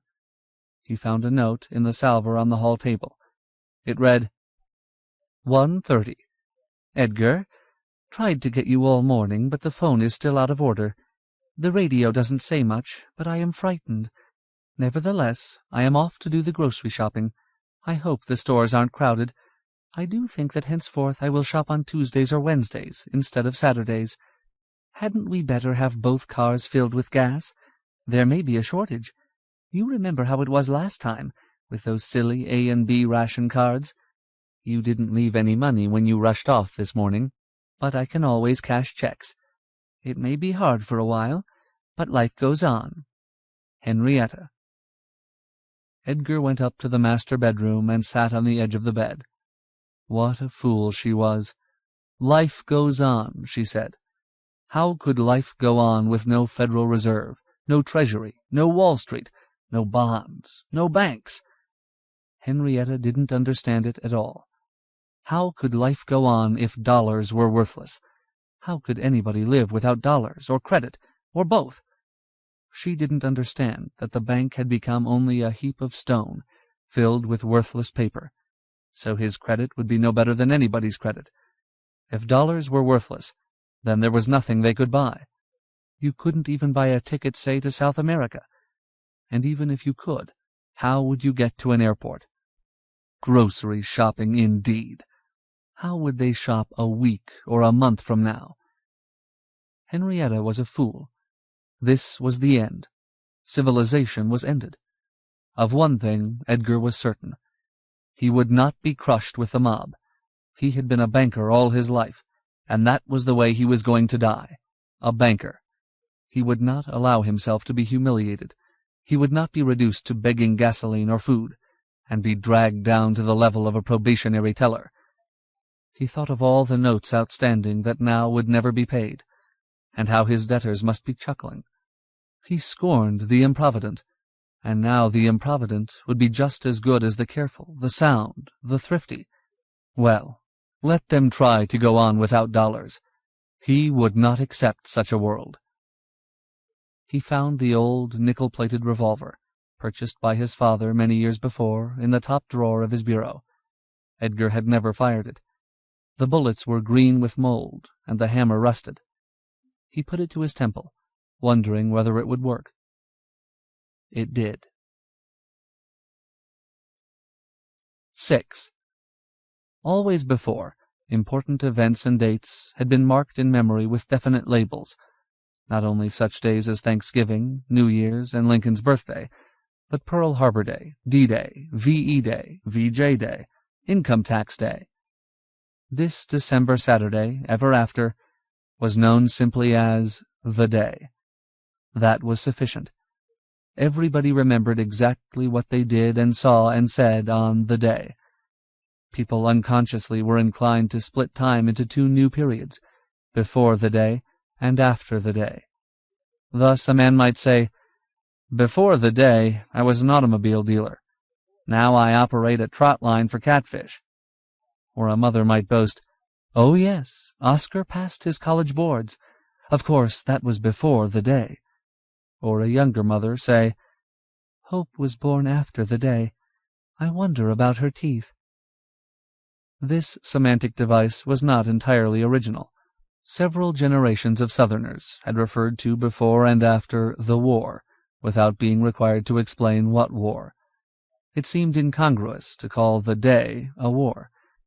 Russo-American, East-West, or World War III, because the war really was all over in a single day. Furthermore, nobody in the Western Hemisphere ever saw the face of a human enemy. Very few actually saw an enemy aircraft or submarine, and missiles appeared only on the most sensitive radar screens. Most of those who died in North America saw nothing at all, since they died in bed, in a millisecond slipping from sleep into deeper darkness. So the struggle was not against a human enemy, or for victory. The struggle, for those who survived the day, was to survive the next.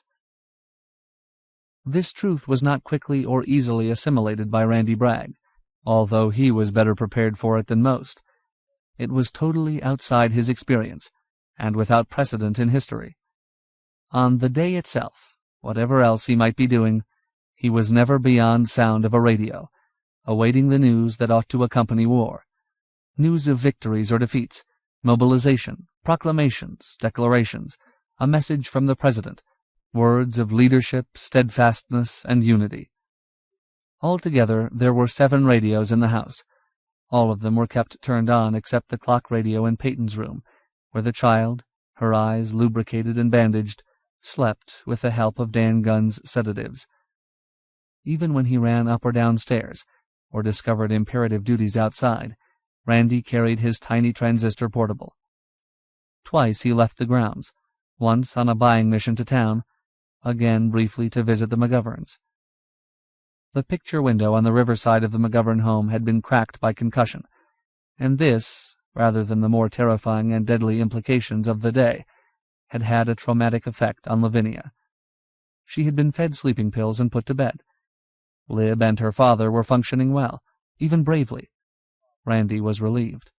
He could not escape his primary duty, which was to his own family, his brother's wife and children. He could not devote his mind and energy to the protection of 2 houses at once.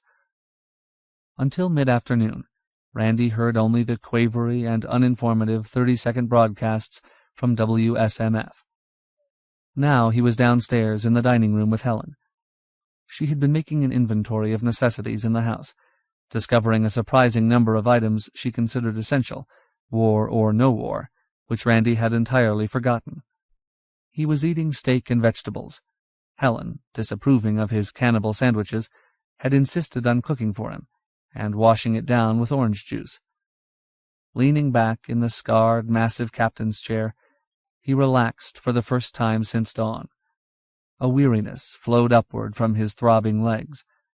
He had slept only 2 or 3 hours in the past 36, and he knew that when he finished eating, the fatigue would seep through his whole body, and it would be necessary to sleep again. Across the circular waxed teak table, looking fresh and competent, Helen sipped a scotch and checked what she called her must list. "One of us," she was saying, "has got to make another trip to town. I have to have detergent for the dishwasher and washing machine, soap powder, paper napkins, toilet paper. We ought to have more candles, and I wish I could get my hand on some more old-fashioned kerosene lamps. And, Randy, what about ammunition? I don't like to sound scary, but—" The radio, in an interval of silence between the local Conelrad broadcasts, suddenly squealed with an alien and powerful carrier wave. Then they heard a new voice. "This is your National Civil Defense Headquarters." The front legs of Randy's chair hit the floor. He was wide awake again. The voice was familiar, the voice of a network newscaster.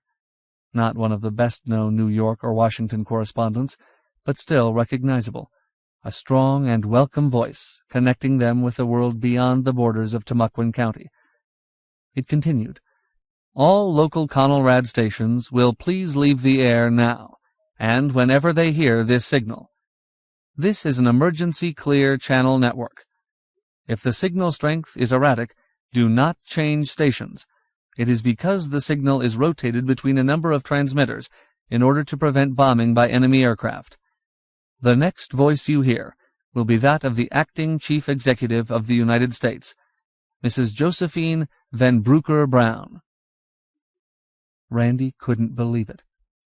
Mrs. Van Brooker Brown was Secretary of Health, Education, and Welfare in the President's Cabinet, or had been until this day. Then they heard her Radcliffe Boston voice. It was Mrs. Van Brooker Brown, all right. She said, "Fellow countrymen, as all of you know by now, at dawn this morning this country, and our allies in the free world, were attacked without warning with thermonuclear and atomic weapons. Many of our great cities have been destroyed. Others have been contaminated, and their evacuation ordered. The toll of innocent lives taken on this new and darker day of infamy cannot as yet even be estimated." These first sentences had been clearly and bravely spoken. Now her voice faltered, as if she found it difficult to say what it was now necessary to say. "The very fact that I speak to you as the chief executive of the nation must tell you much." They heard her sob. "No president," Helen whispered. "No Washington," Randy said. "I guess she was out of Washington, at home, or speaking somewhere, and wherever she lives—" Randy hushed. Mrs. Van Brooker Brown was talking again. "Our reprisal was swift, and from the reports that have reached this command post, effective. The enemy has received terrible punishment. Several hundred of his missile and air bases, from the Chukchi Peninsula to the Baltic, and from Vladivostok to the Black Sea, have certainly been destroyed. The Navy has sunk or damaged at least 100 submarines in North American waters. The United States has been badly hurt, but is by no means defeated. The battle goes on. Our reprisals continue. However, further enemy attacks must be expected. There is reason to believe that enemy air forces have not as yet been fully committed. We must be prepared to withstand heavy blows. As Chief Executive of the United States and Commander-in-Chief of the Armed Forces, I hereby declare a state of unlimited national emergency until such time as new elections are held and Congress reconvenes. In the devastated areas, and in those other areas where normal functions of government cannot be carried out, I hereby declare martial law to be administered by the Army. I appoint Lieutenant General George Honecker, Army Chief of Staff, and Director of Martial Law in the Zone of the Interior, which means within the 49 states. There have been grave dislocations of communications, of industrial, economic, and financial functions.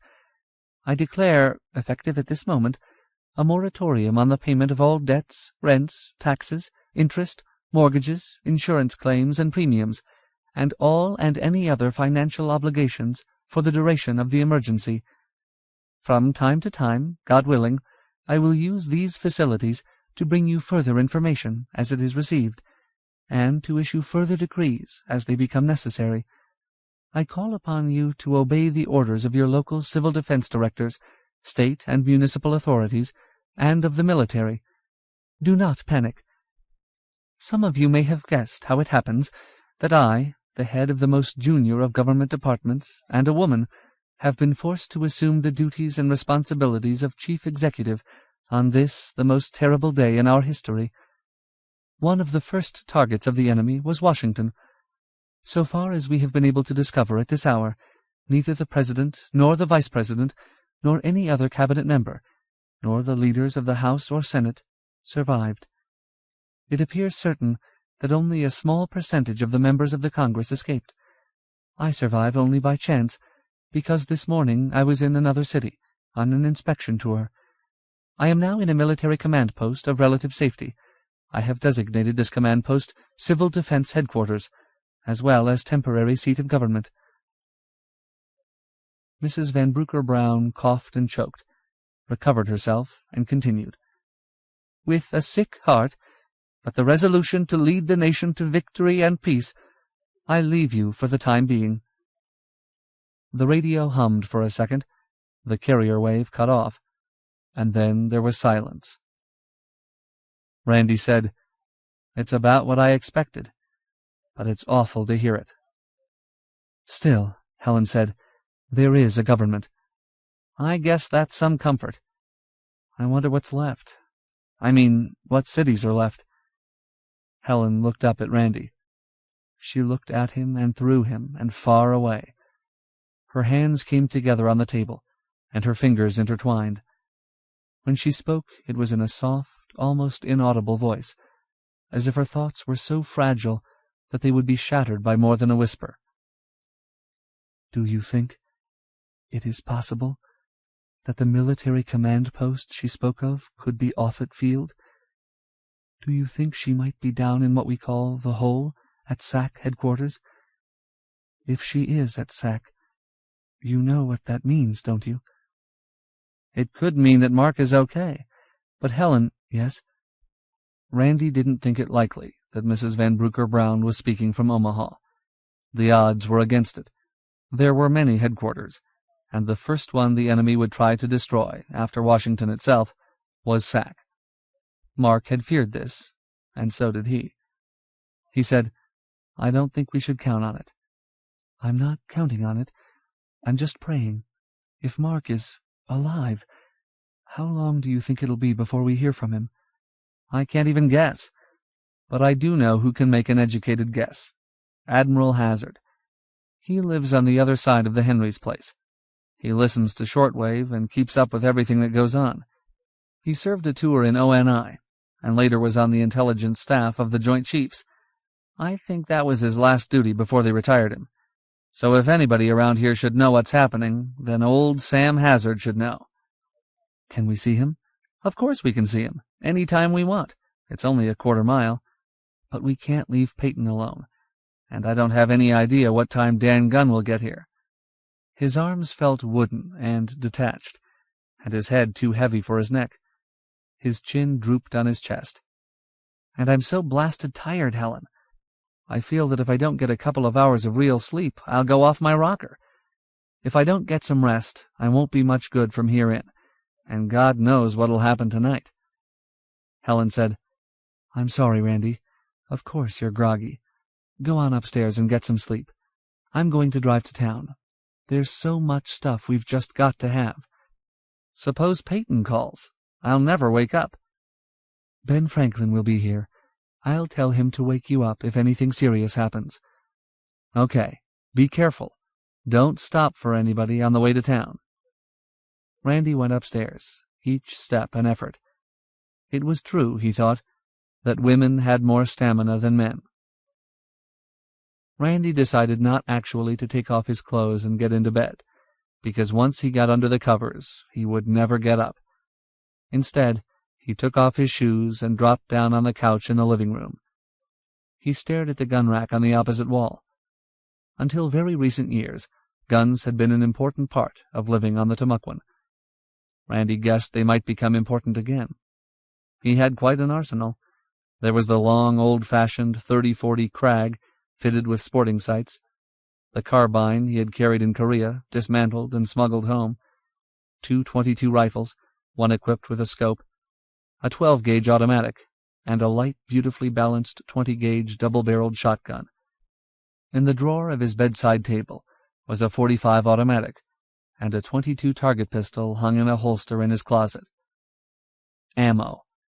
He had more than he would ever need for the big rifle, the carbine, and the shotguns. But he had only a couple of boxes of .22s, and he guessed that the .22s might be the most useful weapons he owned. If economic chaos lasted for a long time, a meat shortage developed, and it became necessary to hunt small game. He rose and went into the hallway and shouted down at the stairwell, "Helen!" "Yes?" She was at the front door. "If you get a chance, drop in at Beck's Hardware and buy some .22 caliber long rifle hollow points." "Just a second. I'll write it down on my list. .22 long rifle hollow points. How many?" 10 boxes if they have them." Helen said, "I'll try. Now, Randy, get some sleep." Back on the couch, he closed his eyes, thinking of guns and hunting. In his father's youth, this section of Florida had been a hunter's paradise, with quail, dove, duck, and deer in plenty, and even black bear and a rare panther. Now the quail were scattered and often scarce. 3 coveys roamed the grove, and the hammock behind the Henry's place. Randy had not shot quail for 12 years. When visitors noticed his gun rack and asked about quail shooting, he always laughed and said, "Those guns are to shoot people who try to shoot my quail." The quail were more than pets.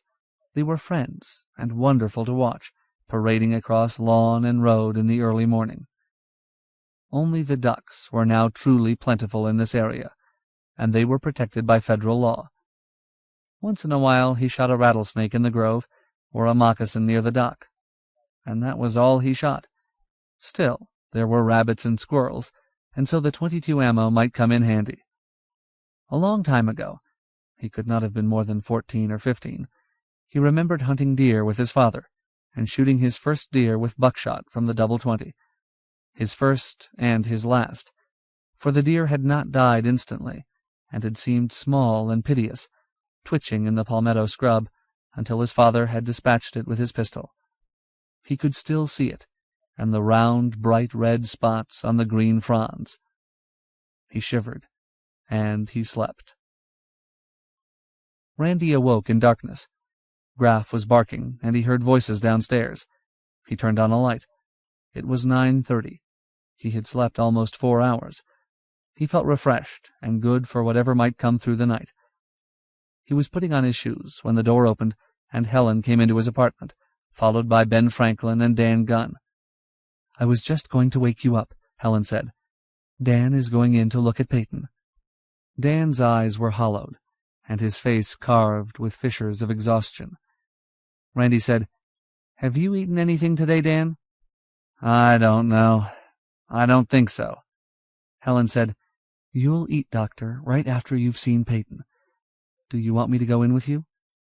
"You and Randy can both come in with me, but don't say anything. Let me do the talking." They went into the child's room. Randy flicked on the overhead light. "Not that one," Dan said. "I want a dim light at first." He turned on a lamp on the dressing table. Peyton's hands crept out from under the sheet and touched the bandages over her eyes. "Hello," she said, her voice small and frightened. "Hello, dear," Helen said. "Dr. Gunn is here to see you. You remember Dr. Gunn from last year, don't you?" "Oh, yes. Hello, Doctor." Dan said, "Peyton, I'm going to take the bandage off your eyes. Don't be surprised if you don't see anything. There isn't much light in the room." Randy found he was holding his breath. Dan removed the bandage, saying, "Now don't rub your eyes." Peyton tried to open her eyes. She said, "They're stuck. They feel all gooey." "Sure," Dan said. He moistened cotton in a borax mixture and wiped Peyton's eyes gently. "That better?" Peyton blinked. "Hey, I can see. Well, sort of. Everything looks milky." Helen moved, and Peyton said, "Isn't that you, Mother?" "Yes, that's me. Your face looks like a balloon, but I could tell it was you." Dan smiled at Randy and nodded. She was going to be all right. He rummaged in his bag and brought out a small kit, a bottle and applicator, a tube. He said, "Peyton, you can stop worrying now. You're not going to be blind. In perhaps a week, you'll be able to see fine.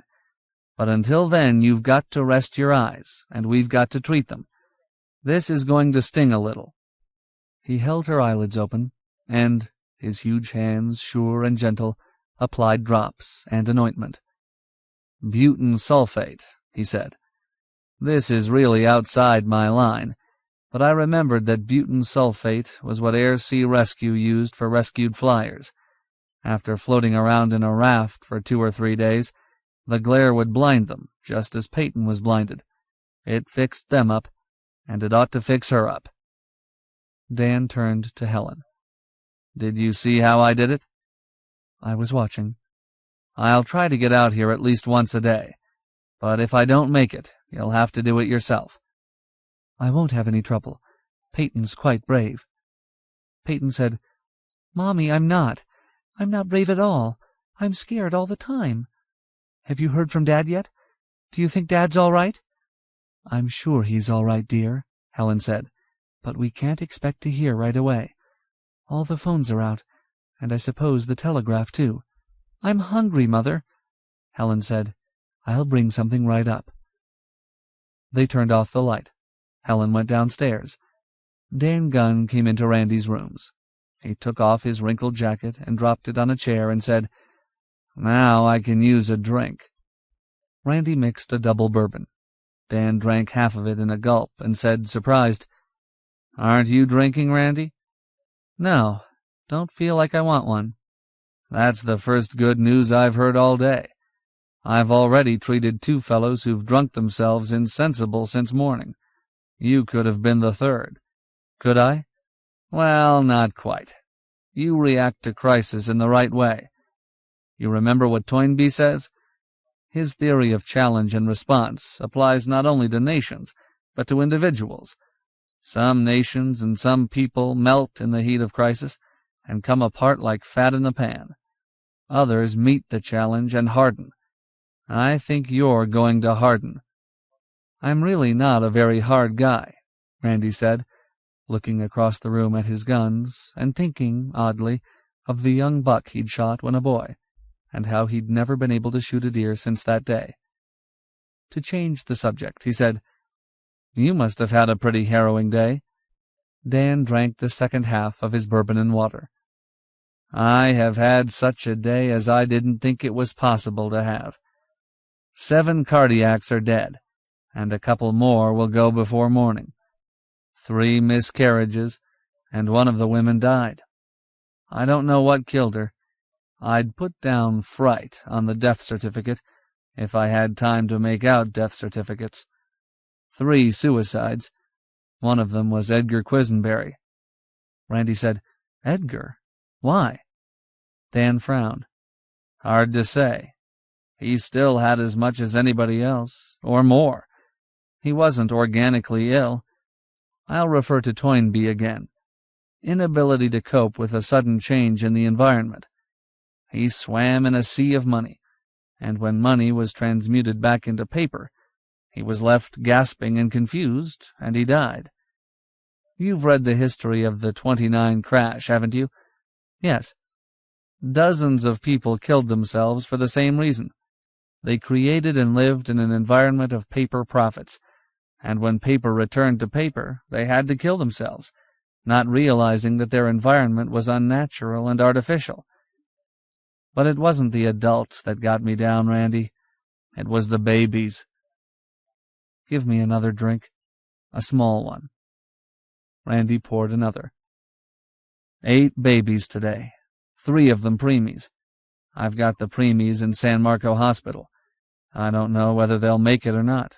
The hospital's a mess. Cots end to end on every corridor. A good many of them are accident cases, a few gunshot wounds. And all this, mind you, with only 3 casualties caused directly by the war.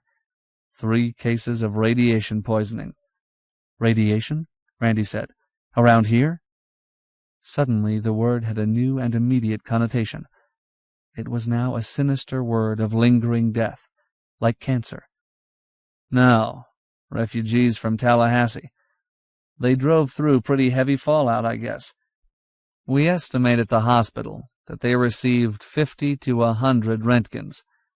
Anyway, a pretty hefty dose, but not fatal." "Are we getting any radiation, do you think?" Dan considered.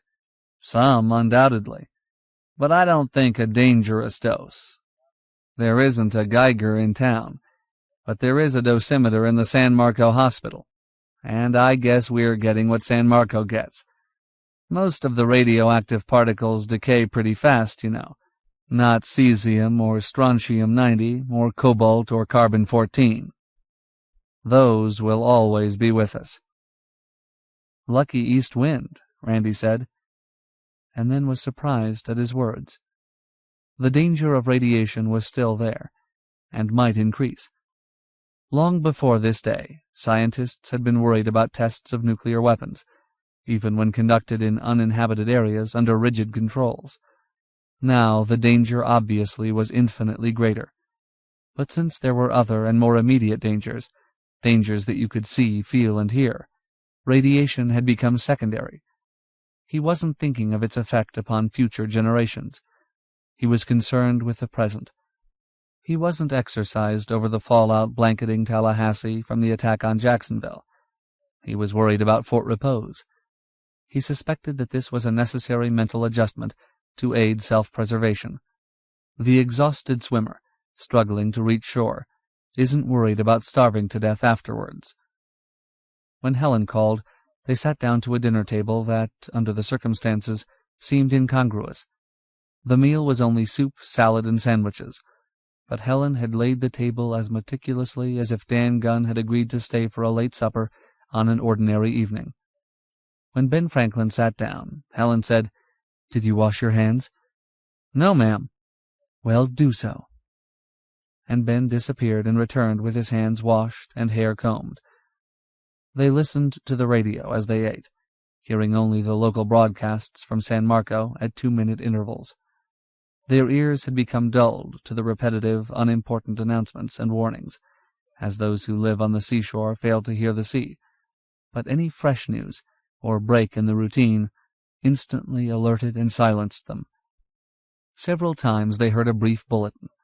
"County Civil Defense authorities warn everyone not to drink fresh milk, which may have been exposed to fallout.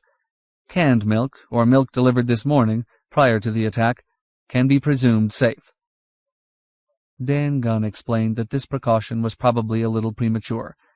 It was designed primarily for the protection of children. Strontium-90, probably the most dangerous of all fallout materials, collected in calcium. It caused bone cancer and leukemia. "In a week or so it can be a real hazard," he said. "It can't be a hazard yet, because the cows haven't had time to ingest strontium-90 in their fodder. Still, the quicker these dangers are broadcast, the more people will be aware of them." Helen asked, "What happens to babies?" "Evaporated or condensed canned milk is the answer, while it lasts. After that, it's mother's milk." "That will be old-fashioned, won't it?" Dan nodded and smiled. "But the mothers will have to be careful of what they eat." He looked down at the lettuce.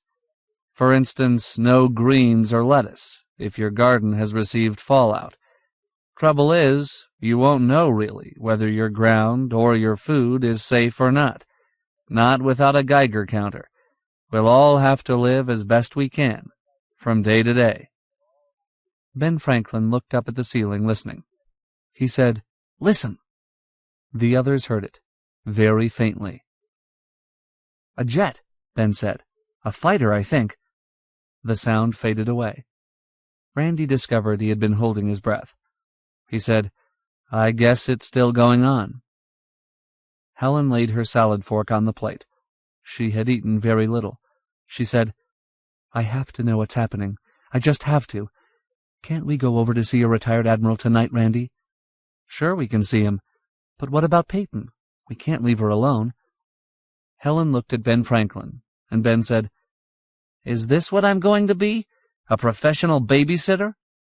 Dan Gunn rose. "I've got to get back to town. I've got to check in at the clinic, and then I've got to get some sleep." "Why don't you stay here for the night, Dan?" Randy said. "I can't. They're expecting me at the clinic. And Randy, I brought the emergency kit for you." He turned to Helen. "It was a wonderful supper. Thanks. I was so hungry I was weak. I didn't realize it." Randy walked him to his car. Dan said, "That poor girl." "Peyton?" "No, Helen. Uncertainty is the worst. She'd be better off if she knew Mark was dead. See you tomorrow, Randy." "Yes, tomorrow."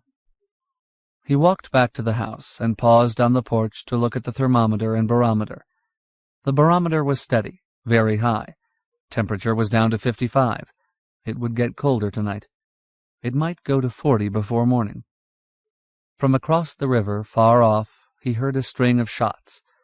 In this stillness at night and across water, the sound of shots carried for miles.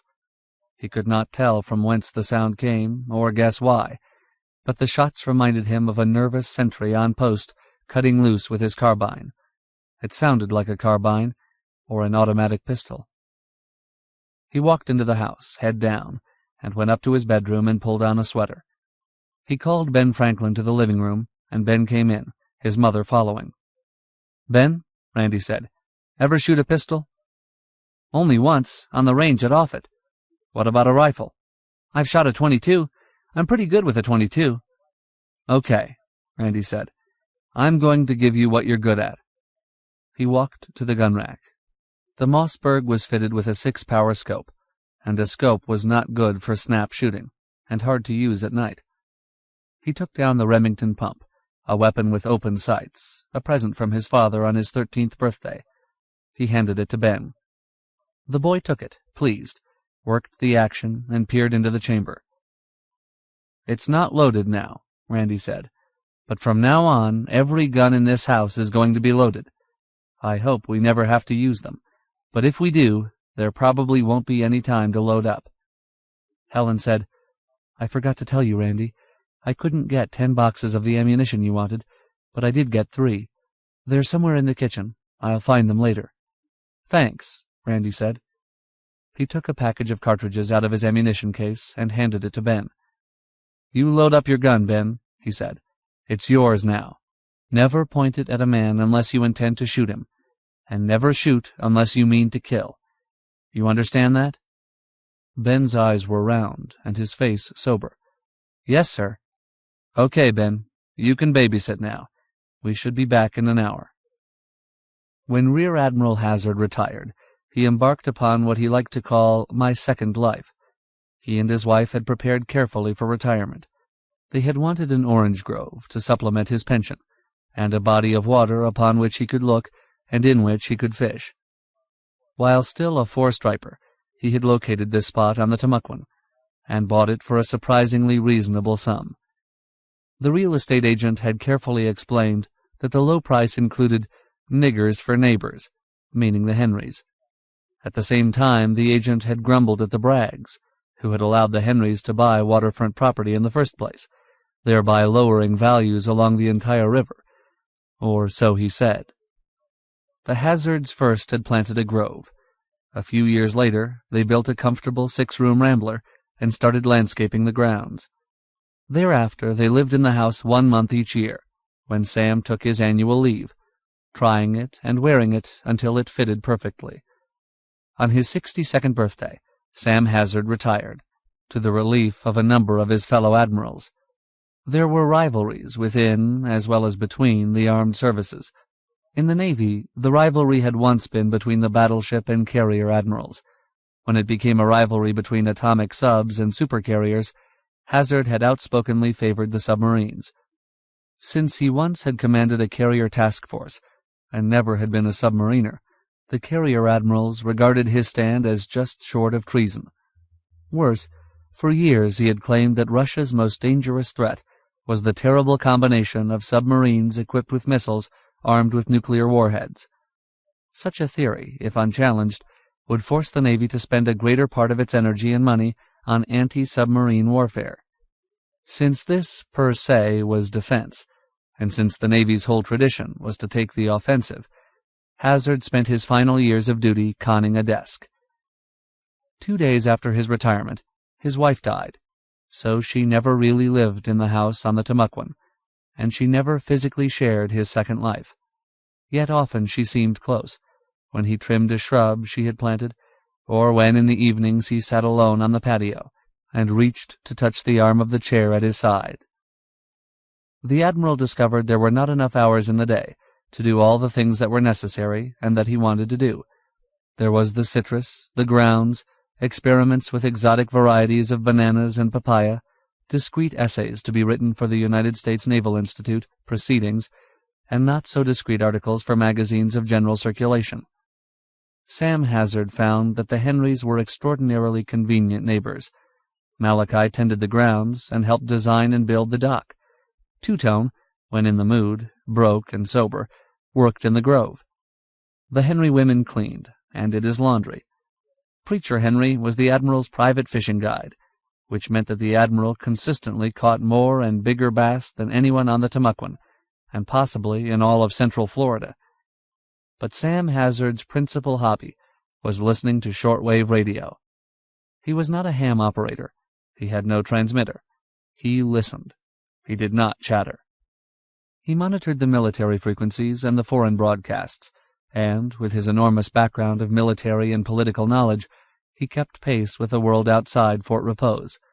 Sometimes, perhaps, he was a bit ahead of everyone. It was 10 to 11 when Randy knocked on Admiral Hazard's door. It opened immediately. The Admiral was a taut, neatly made man, who had weighed 133 when he boxed for the Academy, and who weighed 133 now. He was dressed in a white turtleneck sweater, flannels, and boat shoes. A halo of cottony hair encircled his sunburned bald spot. Otherwise, he was not saintly. His nose had been flattened in some long-forgotten brawl in Port Said or Marseille. His gray eyes, canopied by heavy white brows, were red-rimmed and angry. For the Admiral, this had been a day of frustration, helplessness, and hatred. Hatred for the unimaginative, purblind, selfish fools who had not believed him, and frustration because on this day of supreme danger and need, his lifetime of training and experience was not and could not be put to use. The Admiral said, "I saw your headlights coming down the road. Come in." He squinted at Helen. "My sister-in-law, Helen Bragg," Randy said. "An evil day to receive a beautiful woman," the Admiral said, his voice surprisingly mild and mannered to issue from such a pugnacious face. "Come on into my combat plot and listen to the war, if such a massacre can be called a war." He led them to his den. A heavily planked workbench ran along the wall under the windows overlooking the river. On this bench was a large, black, professional-looking shortwave receiver, a steaming coffee-maker, notebooks, and pencils. The radio screeched with power, static, interference, and occasional words, in the almost unintelligible language of conflict. On two other walls, cork-covered, were pinned maps, the polar projection and the Eurasian landmass on one wall, a military map of the United States on the other. A hoarse voice broke through the static. "This is Adelaide 651. I am sitting on a skunk at Alpha Romeo Papa 4. Skunk at Alpha Romeo Papa 4. A different voice replied immediately. "Adelaide 651. This is Adelaide. Hold, one." There was silence for a moment, and then the second voice continued. "Adelaide 651. Adelaide. Have relayed your message to Hector. He is busy, but will be free in 10 to 15 minutes. Squad on that skunk and wait for Hector." "Adelaide from Adelaide 651. Charlie." Helen sat down. For the first time that day she was showing fatigue. The Admiral said, "Coffee?" "I'd love a cup," she said. Randy said, "Sam, what was that on the radio? Part of the war?" The Admiral poured coffee before he replied. "A big part of it for us. Right now I'm tuned to a Navy and Air Force ASW frequency in the 5 megacycle band. ASW? Anti-submarine warfare. I'll interpret. A Navy superconnie with a saucer radome has located a skunk, an enemy submarine, at coordinates Alpha Romeo Papa 4. I happen to know that's about 300 miles off Norfolk. The radar picket has called home base, Adelaide, and Adelaide is sending Hector to knock off the skunk. Hector is one of our killer subs, but Hector is presently engaged. When he is free, he will communicate directly with Adelaide 651. The plane will give Hector a course, and when he is in range, Hector will cut loose with a homing torpedo, and that will be the end of the skunk. We hope." "Who's winning?" Randy asked, aware that it was a ridiculous question. "Who's winning? Nobody's winning. Cities are dying, and ships are sinking, and aircraft is going in, but nobody's winning." Helen asked the question she had come to ask. "Did you hear Mrs. Van Brooker-Brown on the radio a while ago?" "Yes." "Where do you think she was speaking from?" The Admiral walked across the room and looked at the map of the United States. It was covered with acetate overlay, and 10 or 12 cities were ringed with red crayon goose eggs, in the way that a unit position is marked on an infantry map. The Admiral scratched the white stubble on his chin and said, "I think Denver." Honecker, the 3-star she named Chief of Staff, was Army representative on NORAD in Colorado Springs. Chances are that he was in Denver this morning, or she was in Colorado Springs, when the word came through that Washington had been atomized. Helen sat down her coffee cup. Her fingers trembled. "You're sure that she couldn't have been in Omaha?" "Omaha," said the Admiral. "That's the last place she'd be speaking from. You notice that whenever I've heard a broadcast, of any kind, that allowed me to identify a city, I ringed it on the map. I've heard no amateurs talking from Omaha, and I haven't heard SAC since the attack. Ordinarily, I can pick up SAC right away. They're always talking on their single sideband transmitters to bases out of the country. Their call sign was Big Fence. I haven't heard Big Fence all day on any frequency. And the enemy hates and fears SAC, more even than they fear the Navy, I'll admit. Scratch Omaha." Sam Hazard noticed the effect of his words on Helen's expression. He recalled that Randy's brother, her husband, was an Air Force colonel, and he sensed that he had been tactless. "Your husband isn't in Omaha, is he, Mrs. Bragg?" "It's our home." "I'm terribly sorry that I said anything." A tear was quivering on her cheek. Her first, Randy thought. He felt embarrassed for Sam. Helen said, "There's nothing to be sorry about, Admiral. Mark expected Omaha would be hit, and so did I. That's why I'm here with the children. But even if Omaha is gone, Mark may still be there, and all right. He had the duty this morning. He was in the hole." "Oh, yes," the Admiral said.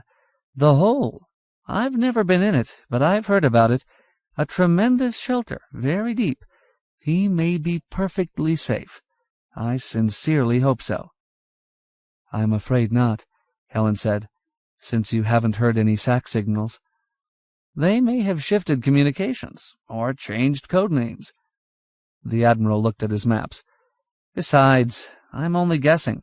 I'm just playing games with myself, trying to G2 a war with no action reports or intelligence. I do this because I haven't anything else to do. I just scramble around and move pins and make marks on the maps and try to keep myself from thinking about Sam Jr. He's a Lieutenant J.G. with 6th Fleet in the Med. If 6th Fleet is still in the Med, I don't think it is. For the Ruskies, it must have been like shooting frogs in a puddle." He turned to Helen again. "We inhabit the same purgatory, Mrs. Bragg. The dark level of not knowing." Randy asked a question. "What are the Russians saying? Can you still get Radio Moscow?"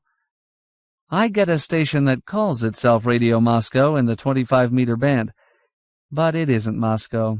All the voices on the English-language broadcasts are different, so we can be pretty certain Moscow isn't there anymore.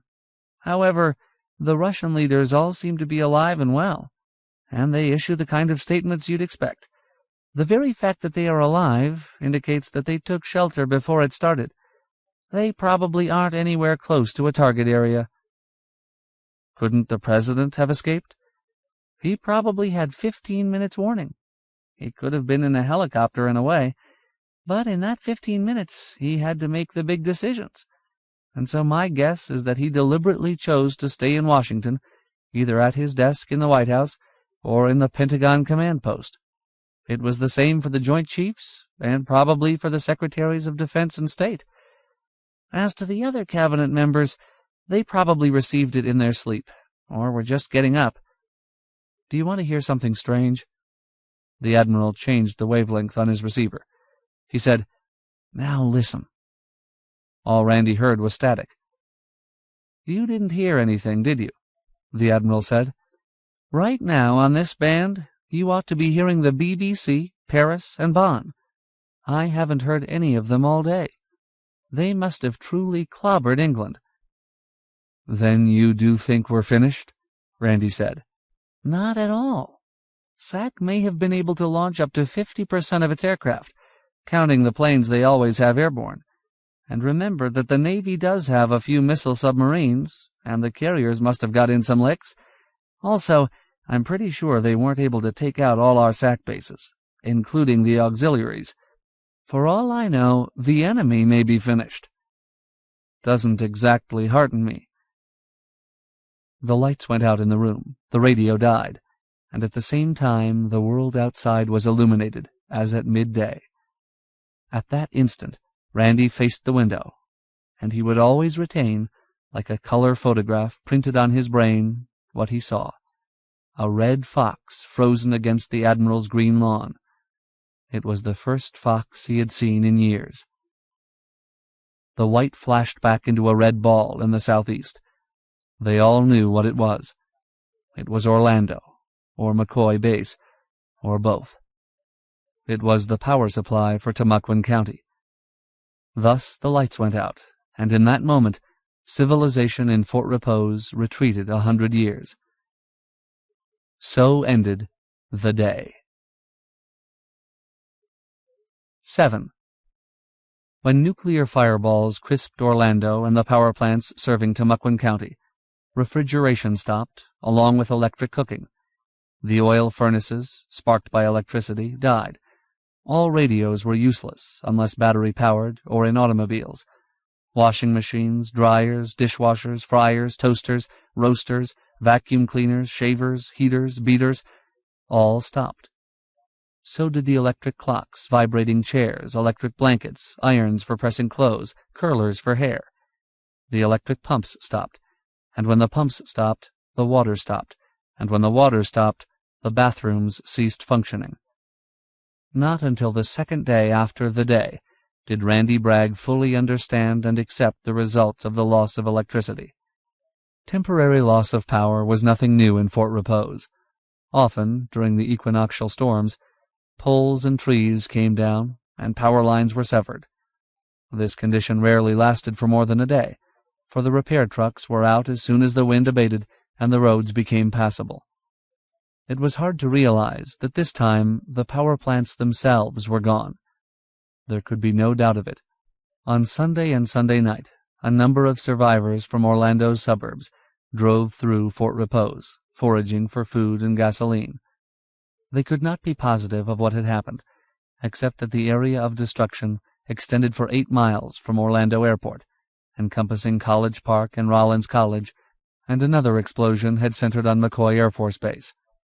The Orlando Conelrad stations had warned of an air raid just before the explosions, so it was presumed that this attack had not come from submarine-based missiles or ICBMs, but from bombers. Randy did not hear Mrs. Van Brooker-Brown again, or any further hard news or instructions on the Clear Channel stations on Sunday or Monday. He did hear WSMF announcing that it would be on the air only 2 minutes each hour thereafter, since it was operating on auxiliary power. He knew that the hospital in San Marco possessed an auxiliary diesel generator. He concluded that this source of power was being tapped, each hour on the hour, to operate the radio station. Each hour the County Conelrad station repeated warnings. Boil all drinking water. Do not drink fresh milk. Do not use the telephone. And, in the Sunday morning hours after the destruction of Orlando, warnings to take shelter and guard against fallout and radiation. There had been no milk deliveries, and the telephones hadn't worked since the first mushrooms sprouted in the south. Nor were there any actual shelters in Fort Repose. All Sunday, Randy insisted that Helen and the children stay in the house. He knew that any shelter, even a slate roof, insulation, walls, and roof, was better than none. There was no time to dig. The time to dig had been before the day. After Orlando, digging seemed wasted effort. Anyway, there were so many other things to do, each minor crisis demanding instant attention. While radiation was a danger, it could not be felt or seen, and therefore other dangers, and even annoyances, seemed more imperative. At 2 o'clock Monday afternoon, Helen was in Randy's apartment, and they were listening to the hourly Conelrad broadcast, when Ben Franklin marched in and announced, "We're just about out of water." "That's impossible," Randy said. "It's Peyton's fault," said Ben Franklin. "Every time she goes to the John, she has to flush it. The tub in our bathroom is empty, and she's been dipping water out of Mother's bathtub, too." Randy looked at Helen. This was a mother's problem. "Peyton's a fastidious little girl," Helen said. "After all, one of the first things a child learns is always to flush the John. What are we going to do?" Randy said, "For now, Ben Franklin and I will drive down to the dock and fill up what washtubs and buckets we have out of the river. You can't drink river water without boiling it, but it'll be okay for the toilets. And from now on, Peyton, all of us, can't afford to be so fastidious. We'll flush the toilets only twice a day. Then I guess we'll have to dig latrines out in the grove, because I can't haul water from the river forever. Matter of gasoline." Randy looked out on the grove, noticing a thin powder of dust on the leaves. There had been a long dry spell. The fine, clear, crisp days with low humidity were wonderful for people, but bad for the orange crop. He would have to turn on the sprinklers in the grove. He slammed his fist on the bar counter and shouted, "I'm a damn fool! We've got all the water we want." "Where?" Helen asked. "Right out there." Randy waved his arms. "Artesian water, unlimited." "But that's in the grove, isn't it? I'm sure we can pipe it into the house. After all, that's the same water the Henrys use every day. I think there are some big wrenches in the garage, and Malachi will know how to do it. Come on, Ben, let's go over to the Henrys." Randy and the boy walked down the old gravel and clay road that led from the garage through the grove and to the river. Randy's navels had been picked, but the Valencias were still on the trees. They would not be picked this year. Matching strides with Randy, Ben Franklin said, "I just thought of something." "Yes?" "I don't have to go to school anymore." "What makes you think you don't have to go to school? As soon as things get back to normal, you're going to school, young feller. Want to grow up to be an ignoramus?" Ben Franklin scuffed a pebble, looked up sideways at Randy, and grinned. "What school?" "Why, the school in Fort Repose, of course, until you can go back to Omaha, or wherever your father is stationed." Ben stopped. "Just a minute, Randy. I'm not fooling myself. Nobody's going back to Omaha, maybe ever. And I don't think I'll ever see Dad again. The hole wasn't safe, you know. Maybe you think so. I know Mother does. But I'm not fooling myself, Randy, and don't you try to fool me." Randy put his hands on the boy's shoulders and looked into his face, measuring the depth of courage behind the brown eyes, finding it at least as deep as his own. "Okay, son," he said. "I'll level with you. I'll level with you, and don't you ever do anything less with me. I think Mark has had it. I think you're the man of the family from now on." "That's what Dad said." "Did he? Well, you're a man who still has to go to school. I don't know where or when or how, but as soon as school reopens in Fort Repose or anywhere around, you go. You may have to walk." "Golly, Randy, walk? It's 3 miles to town." "Your grandfather used to walk to school in Fort Repose. When he was your age, there weren't any school buses. When he couldn't hitch a ride in a buggy or one of the early automobiles, he walked." Randy put his arm around the boy's shoulder. "Let's get going. I guess we'll both have to learn to walk again." They walked down to the dock, and then followed a trail that led through the dense hammock to the Henrys' cleared land. The Henrys' house was divided into 4 sections, representing 4 distinct periods in their fortunes and history. The oldest section had originally been a 1-room log cabin. It was the only surviving structure of what had once been the slave quarters, and Randy recalled that his grandfather had always referred to the Henrys' place as the quarters. In recent years, the cabin had been jacked up, and a concrete foundation laid under the stout cypress logs. The logs, originally chinked with red clay, were bound together with whitewashed mortar. It was now the Henrys' living room, Late in the 19th century, a 2-room pine shack had been added to the cabin. In the 20s, another room and a bath, more soundly constructed, had been tacked on.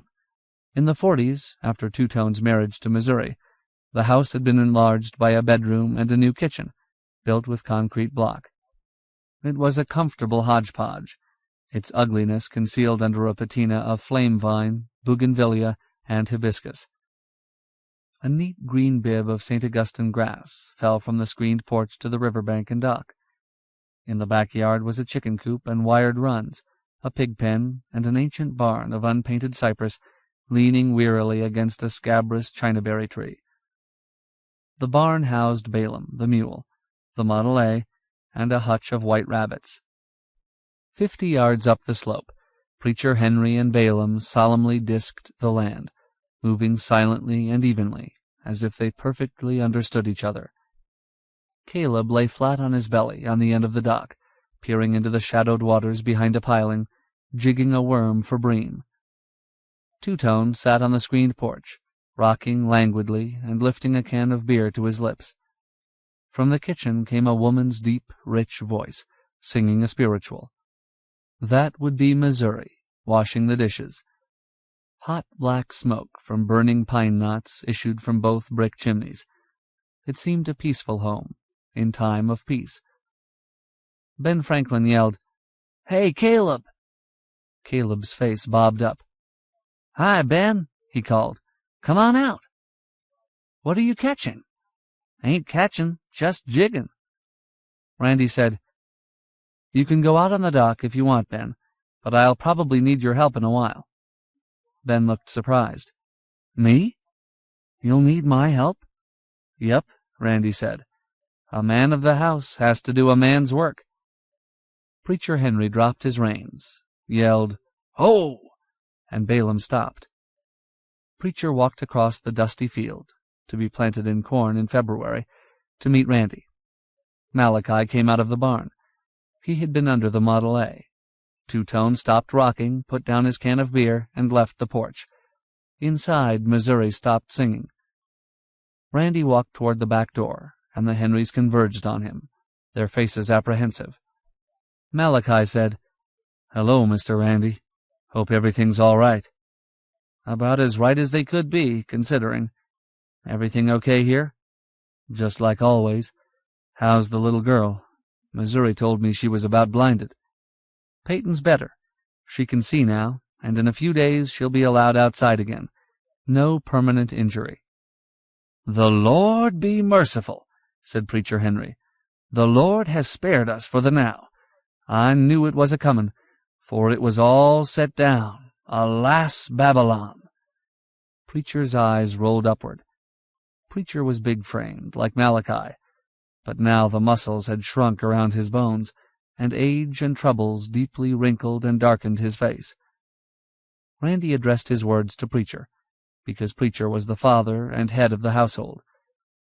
"We don't have water in our house. I want to take up some pipe out of the grove and hook it onto the artesian system." "Yes, sir, Mr. Randy. I'll drop my diskin right now and help." "No, you stick with the disking, Preacher. I thought maybe Malachi and Two-Tone could help." Two-Tone, who was called Two-Tone because the right side of his face was 2 shades lighter than the left side, looked stricken. "You mean now?" Two-Tone said. Malachi grinned. "You heard the man, Two-Tone. He means now." The 3 men, with Ben Franklin and Caleb helping, required 2 hours to lift the pipes and connect the artesian line with the water system in the pump-house. It was the hardest work Randy remembered since climbing and digging in Korea. The palm of his right hand was blistered from the pipe wrench, and a swatch of skin flapped loose. He was exhausted and wet with sweat, despite the chill of evening.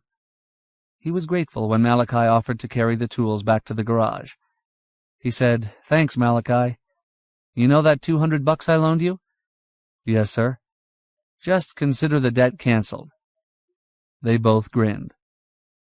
Randy and Ben Franklin went back into the house. Randy turned on the tap in the kitchen sink.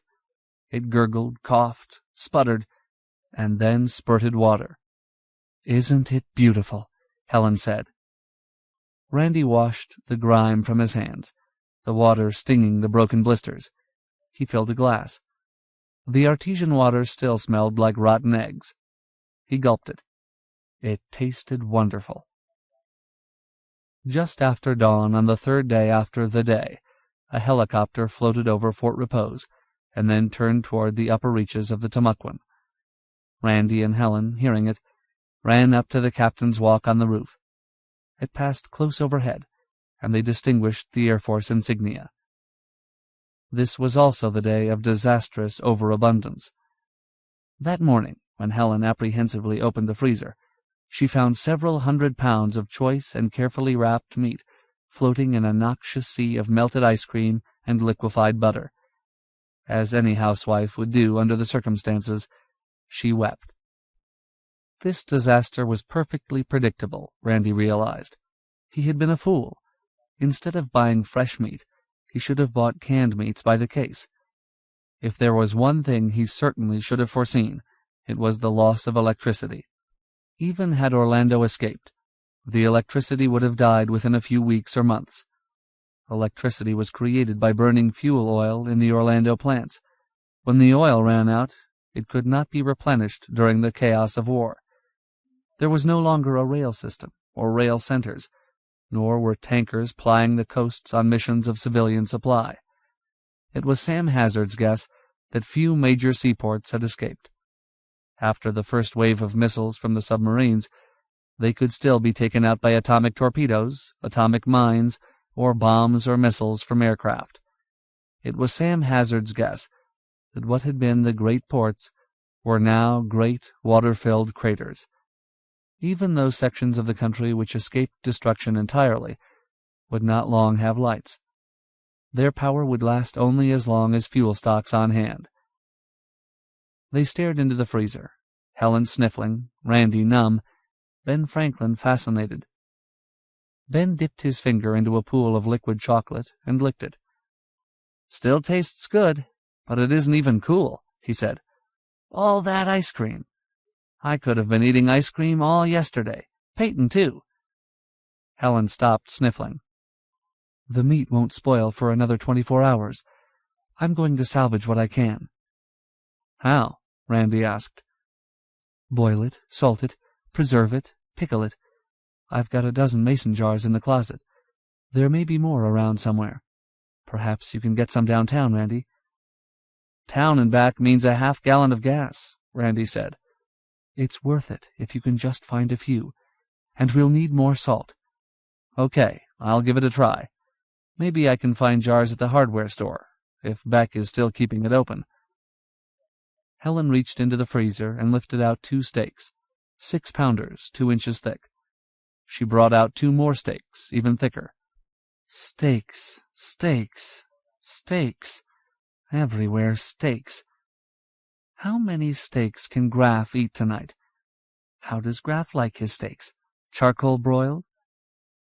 Graff, lying in the doorway between kitchen and utility room, ears cocked and alert at sound of his name, sniffed the wonderful odor of ripening meat in quantity. "He likes 'em and I like 'em," Randy said, "and we've got a few sacks of charcoal in the garage. So let's have a party. A steak party to end all steak parties. Literally, that is. We'll have the Henrys and the McGoverns." "I've always believed in mixing crowds at my parties," Helen said. "But what about mixing colors?" "It'll be all right. I'll ask Florence Wetchick and Alice Cooksey and Sam Hazard, too, and Dan Gunn if I can find him. And I'll scrounge around for more charcoal. It'll be a relief from cooking in the fireplace." "Don't forget the salt," Helen said. "We're going to need a lot to save this meat." On this, the third day after the day, the character of Fort Repose had changed. Every building still stood. No brick had been displaced, yet all was altered, especially the people. Earlier, Randy had noticed that some of the plate-glass store windows had cracked under the shock waves from Tampa and Orlando. Now the windows of a number of stores were shattered entirely, and glass littered the sidewalks. From alleyways came the sour smell of uncollected garbage. Most of the parking spaces on Yulee and St. John's incongruously were occupied. but the cars themselves were empty, and several had been stripped of wheels. There was no commerce. There were few people. Altogether, Randy saw only 4 or 5 cars in motion. Those who were not out of gas hoarded what remained in their tanks against graver emergencies to come. The pedestrians he saw seemed apprehensive, hurrying along on missions private and vital, shoulders hunched, eyes directed dead ahead. There were no women on the streets, and the men did not walk in pairs, but alone and warily. Randy saw several acquaintances who must have recognized his car. Not one smiled or waved. 4 young men, strangers, idled in front of the drugstore. The store's windows were broken, but Randy saw the grim, unhappy face of old man Hochstadter, the druggist, at the door. He was staring at the young men, and they were elaborately ignoring him. They were waiting for something, Randy felt. They were waiting like vultures. They were outwaiting old man Hochstadter. Randy pulled into the parking lot alongside Ajax Supermarket. It appeared to be empty. The front door was closed and locked, but Randy stepped through a smashed window. The interior looked as if it had been stripped and looted. All that remained of the stock, he noticed immediately, were fixtures, dishes, and plastics on the home hardware shelves. Significantly, nobody had bothered to buy or take electric cords, fuses, or light bulbs. As for food, there seemed to be none left. Randy tried to remember where the salt counter had been, but salt was something one bought without thought, like razor blades or toothpaste, not bothering about it until it was needed. He thought of razor blades. He was low on them. Finally, he examined the guidance signs hanging over the empty shelves. He saw salt, flour, grits, sugar, over a wall to his left. The space where these commodities should have been was bare. Not a single bag of salt remained. As Randy turned to leave, he heard a noise, wood scraping on concrete, in the stockroom in the rear of the store. He opened the stockroom door and found himself looking into the muzzle of a small, shiny revolver. Behind the gun was the skinny, olive-colored face of Pete Hernandez. Pete lowered the gun and jammed it into a hip pocket. "Geez, Randy," he said. "I thought it was some goddamn goon come back to clean out the rest of the joint." "All I wanted was some salt." "Salt? You out of salt already?" "No. We want to salt down some meat. We thought we could save part of the meat in the freezer." Randy saw a grocery truck drawn up to the loading platform behind the store. It was half filled with cases, and Pete had been pushing other cases down the ramp. So Pete had saved something. "What happened here?" Randy asked. "We'd sold out of just about everything by closing time yesterday. When I tried to close up, they wouldn't leave. They wouldn't pay, neither. They started hollering and laughing and grabbing. I locked myself in back here, and that's how come I've got a little something left." Pete winked. "Bet I can get some price for these canned beans in a couple of weeks." Randy sensed that Pete, perhaps because he had never had much of it, still coveted money. He said, "I'll give you a price for salt right now." Pete's eyes flicked sideways. There was a cart in the corner. It was filled with sacks, sugar and salt. Pete said, "I've hardly got enough salt to keep things going at home. We're in the same boat you are, you know. Freezer full of meat. Maybe Rita will be salting meat down, too." Randy brought out his wallet. Pete looked at it. Pete looked greedy. Randy said, "What'll you take for 2 10-pound sacks of salt?" "I ain't got much salt left." "I'll give you $10 a pound for salt." "That's $200. Being it's you, okay." Randy gave him 4 50s. Pete felt the bills. $10 a pound for salt," he said. "Ain't that something?" Randy cradled the sacks under each arm. "Better go out the back way," Pete said. "Don't tell nobody where you got it. And Randy." "Yes?" "Rita wonders when you're coming to see her. She's all the time talking about you. When Rita latches onto a guy, she don't let go in a hurry. You know Rita." Randy rejected the easy evasion of excuses. One of the things he hadn't liked about Rita was her possessiveness, and another was her brother. He was irritated because he had placed himself in the position of being forced to discuss personal matters with Pete. He said, "Rita and I are through." "That's not what Rita says. Rita says that other girl, that Yankee blonde, won't look so good to you now. Rita says this war's going to level people as well as cities." Randy knew it was purposeless to talk about Rita or anything with Pete Hernandez. He said, "So long, Pete," and left the market. Beck's Hardware was still open, and Mr. Beck, looking tired and bewildered, presided over rows of empty shelves. On the day itself, everything that could be immediately useful, from flashlights and batteries to candles and kerosene lanterns, had vanished. In the continuing buying panic, almost everything else had disappeared. "Only reason I'm still here," Mr. Beck explained, "is because I've been coming here every weekday for 22 years, and I don't know what else to do." In the warehouse, Beck found a dusty carton of mason jars. "People don't go in much for home canning nowadays," Beck said. "I'd just about forgotten these." "How much?" Randy asked. Beck shook his head. "Nothing. That safe is full up to the top with money. That's all I've got left, money. Ain't that funny? Nothing but money." Mr. Beck laughed. "Know what? I could retire." Randy drove on to the Medical Arts Building. Here he had expected to find activity. He found none, but he did see Dan Gunn's car in the parking lot. There were reddish-brown stains on the sidewalk and the green concrete steps. The glass in the front door was shattered, and the door itself swung open. The waiting room was ominously empty. There was no one at the reception desk. Randy possessed a country dweller's keen sense of smell. Now he smelled many alarming odors: disinfectant, ether, spilled drugs, spilled blood, stale urine. He called, "Dan! Hey, Dan!" "I'm back here. Who's that?" Dan's voice emerged muffled after echoing through a corridor. "It's me, Randy." "Come on back. I'm in my office." In the corridor's gloom, Randy stumbled over a pair of feet, and he stepped back, shivering. A body lay athwart the doorway of the examination room, legs in the corridor, torso in the room, face up, arms outstretched. The face was half blown away, but when put together with a uniform, it was recognizable as Cappy Foraker, Fort Repose's chief of police. Randy hurried on. A fireproof door hung crazily from one hinge. It had been axed open.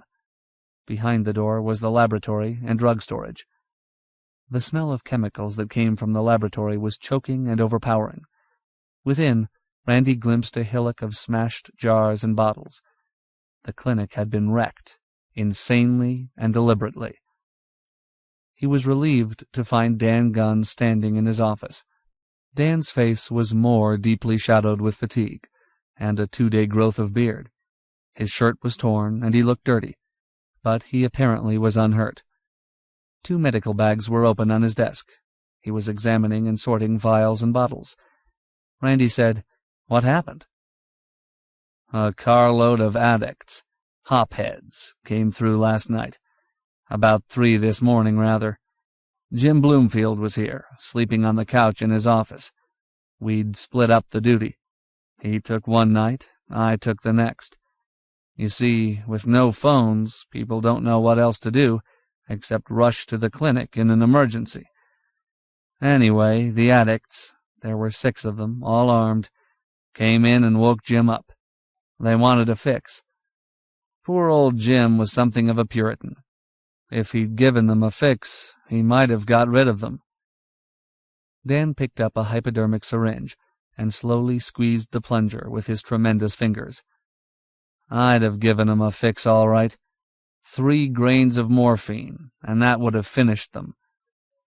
Dan dropped the syringe into one of the bags and shook his head. "That probably wouldn't have been smart either. 3 grains would kill a normal man, but it wouldn't faze an addict. Anyway, Jim told them to go to hell. They beat him up. They emptied these bags and found what they were after. That wasn't enough. They took the fire axe and broke into the lab and drug storage. They cleaned us out of narcotics. Everything. Not only morphine, but all the barbiturates and sodium amytal and pentothal and stimulants like benzedrine and dexedrine. What they didn't take, they smashed. "What about Cappy Foraker?" Randy asked. "Some woman came in and heard the commotion and ran out and got Cappy. He was sleeping in the firehouse. Cappy and Bert Anders, you know, that kid assistant, came screaming over here. Literally screaming, with their siren going, the darn fools. So the hopheads were set for them. There was a battle. More like a firefight, an ambush, I guess. Cappy caught a shotgun load in the face. Anders got one in the belly. Cappy was dead when I got here, about 15 minutes later." "And old Doc Bloomfield?" Randy asked. Dan swayed and rested his palms on the desk. His head bent. When he spoke, it was in a monotone. "I drove Anders and Jim Bloomfield to the hospital in San Marco. I couldn't operate here, you see. No anesthesia. Couldn't even sterilize my instruments. Everything's septic. Young Anders was dead when I got there. Jim was still alive. I thought he was going to be all right. Beaten up. Maybe a rib or two caved in. Maybe concussion. Still, he was able to tell me quite coherently what had happened. Then he slipped away from me. I don't know why. He had lived a long time, and after this thing happened, maybe he didn't want to live any longer. Maybe he didn't want to belong to the human race anymore. He resigned. He died." Randy said, "The bastards! Where did they come from? Where did they go?" Dan Gunn shivered. The night had been chilly, and it had warmed only slightly during the day, and of course there was no heat in the building. He shook his head and slowly straightened, like a great storm-beset ship that has been wallowing in the trough of the sea, but will not founder. "Where did they come from?" he said, slipping on his coat. "Maybe they broke out of a state hospital. But more likely they were hoods from St. Louis or Chicago, driving to Miami or Tampa for the season. Probably they were addicts as well as pushers. The war caught them between sources of supply, so by last night they were wild for junk, and the quickest way to get it was to detour to some little town like this and raid the clinic. As to where they're going, I don't care, so long as it's far from here." Randy resolved never again to leave the house unless he was armed. "You should carry a gun, Dan. I am from now on." Dan said, No, I'm not going to carry a gun. I've spent too many years learning how to save lives to start shooting people now. I'm not worried about punishment for the addicts. They carry a built-in torture chamber.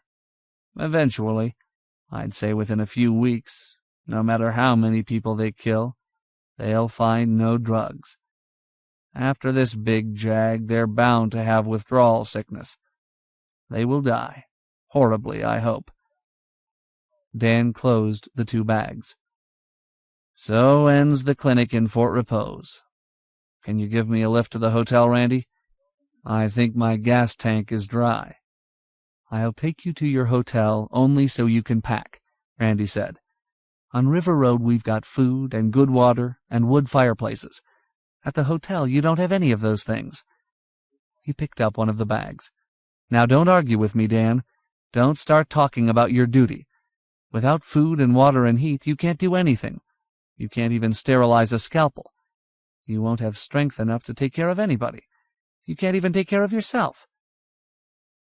When they entered the hotel, Randy smelled it at once, but not until they reached the 2nd floor did he positively identify the odor. Like songs, odors are catalysts of memory.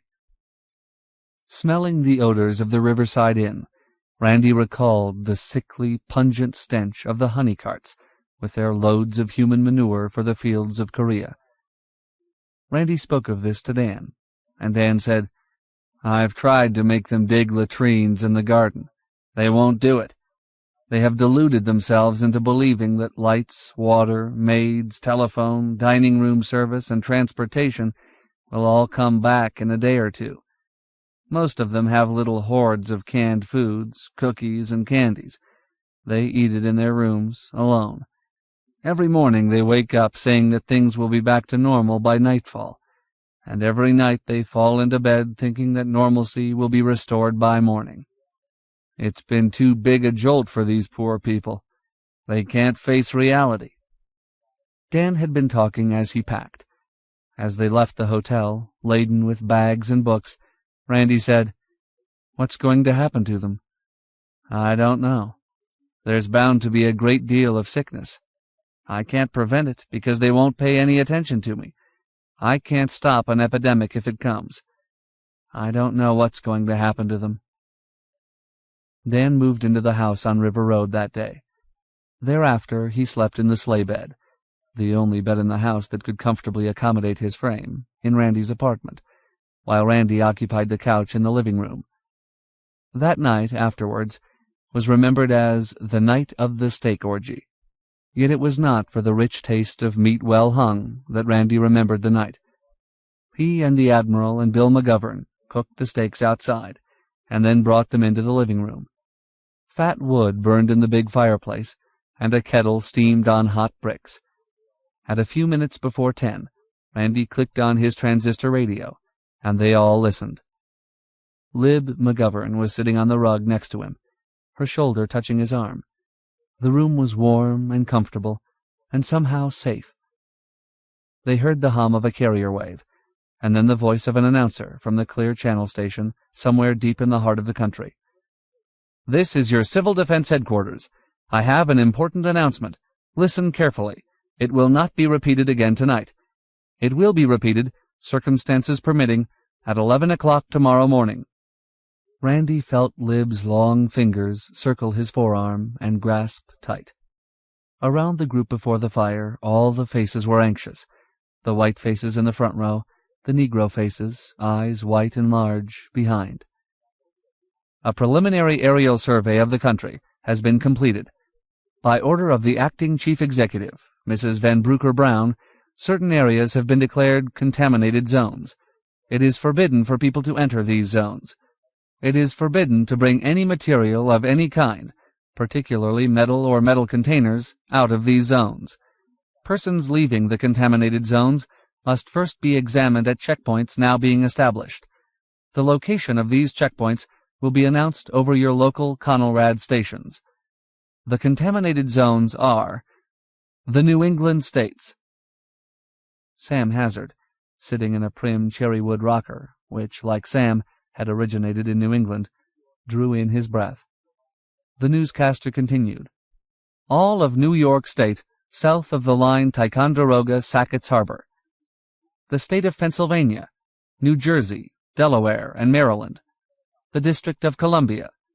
Ohio, east of the line Sandusky-Chillicothe. Also in Ohio, the city of Columbus and its suburbs.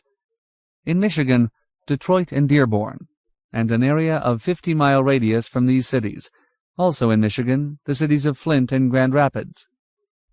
In Virginia, the entire Potomac River Basin, the cities of Richmond and Norfolk and their suburbs.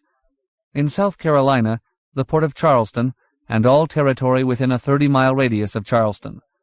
In Georgia, the cities of Atlanta, Savannah, Augusta, and their suburbs. The state of Florida." Randy felt angry and insulted. He shifted his weight and started to get to his feet. "Not the whole state," he said, at the same time realizing his protest was completely irrational. "Shh," Lib said, and pulled him back to the rug. The voice went on, ticking off Mobile and Birmingham, New Orleans and Lake Charles. It moved into Texas, obliterating Fort Worth and Dallas, and everything within a 50-mile radius of these two cities, and Abilene, Houston, and Corpus Christi. It moved northward again. In Arkansas, Little Rock and its suburbs, plus an area of 40 miles to the west of Little Rock. Missouri, who through the whole evening had said nothing except in answer to questions, now said something. "How come they hit Little Rock?" The Admiral said, "There's a big SAC base in Little Rock, or was."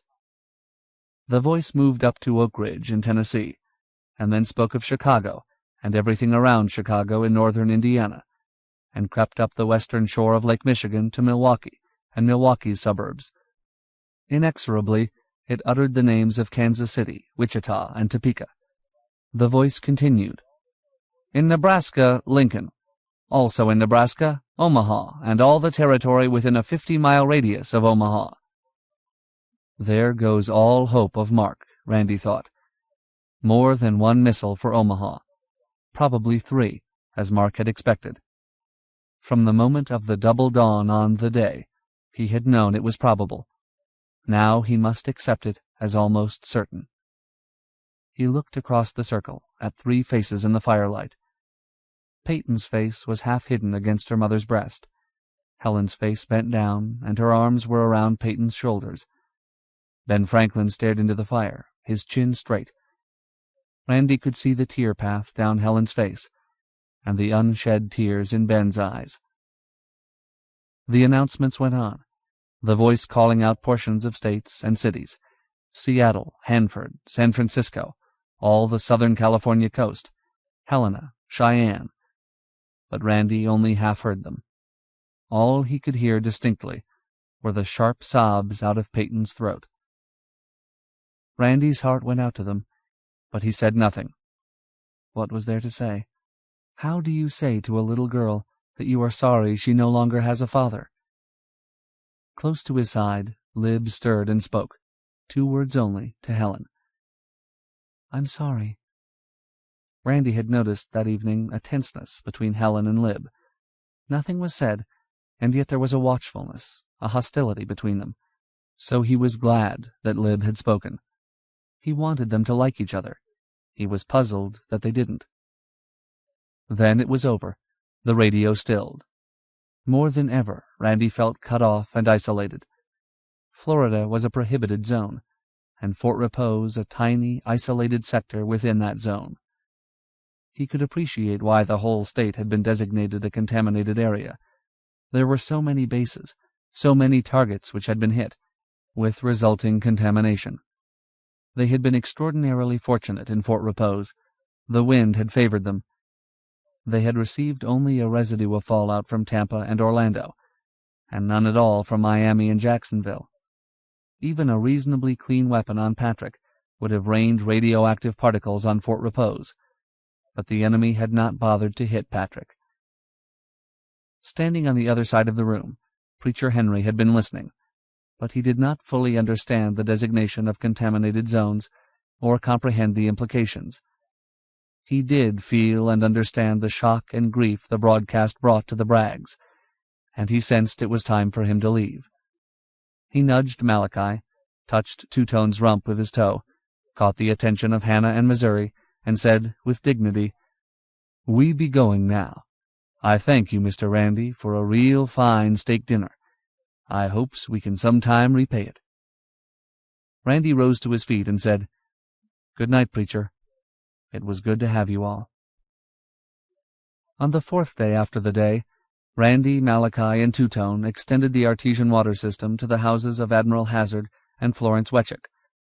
Stretching pipe across the grove to the Admiral's house was simple, but to provide water for Florence Wetchick and Alice Cooksey, it was necessary to dig through the macadam of River Road with picks.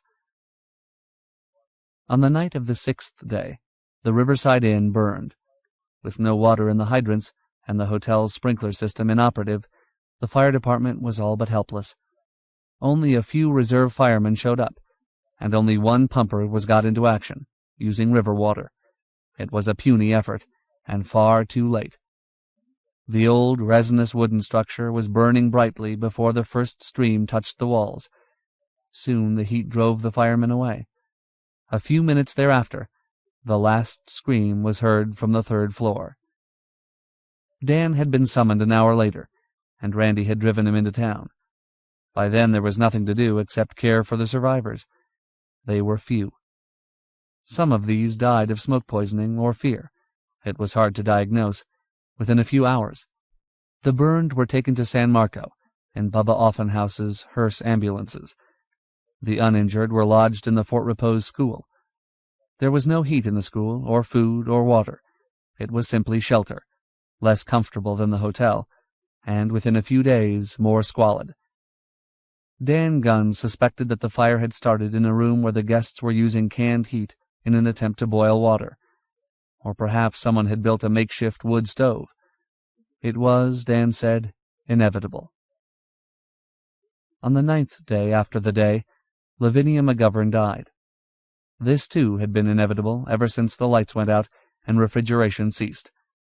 Since Lavinia McGovern suffered from diabetes, insulin had kept her alive. Without refrigeration, insulin deteriorated rapidly. Not only Lavinia, but all diabetics in Fort Repose dependent upon insulin died at about the same period as the drug lost its potency. Randy and Dan had done their best to save her. They had driven to San Marco, hoping to find refrigerated insulin, or the new oral drug, at the hospital. It was 18 miles to San Marco. Even driving at the most economical speed in his heavily horse-powered car, Randy estimated that the trip would consume 3 gallons of gasoline. He estimated he had only 5 gallons remaining in his tank, plus a 5-gallon can in reserve. Randy made a difficult decision. By then, the Bragg home was linked to the houses of Admiral Hazard, Florence Wetchick, and the Henrys, not only by an arterial system of pipes fed by nature's pressure, but by other common needs. The Henrys' Model A was neither beautiful nor comfortable, but its engine was twice as thrifty as Randy's rakish sports hardtop. Sam Hazard's car gulped gasoline as fast as Randy's. Dan's was empty.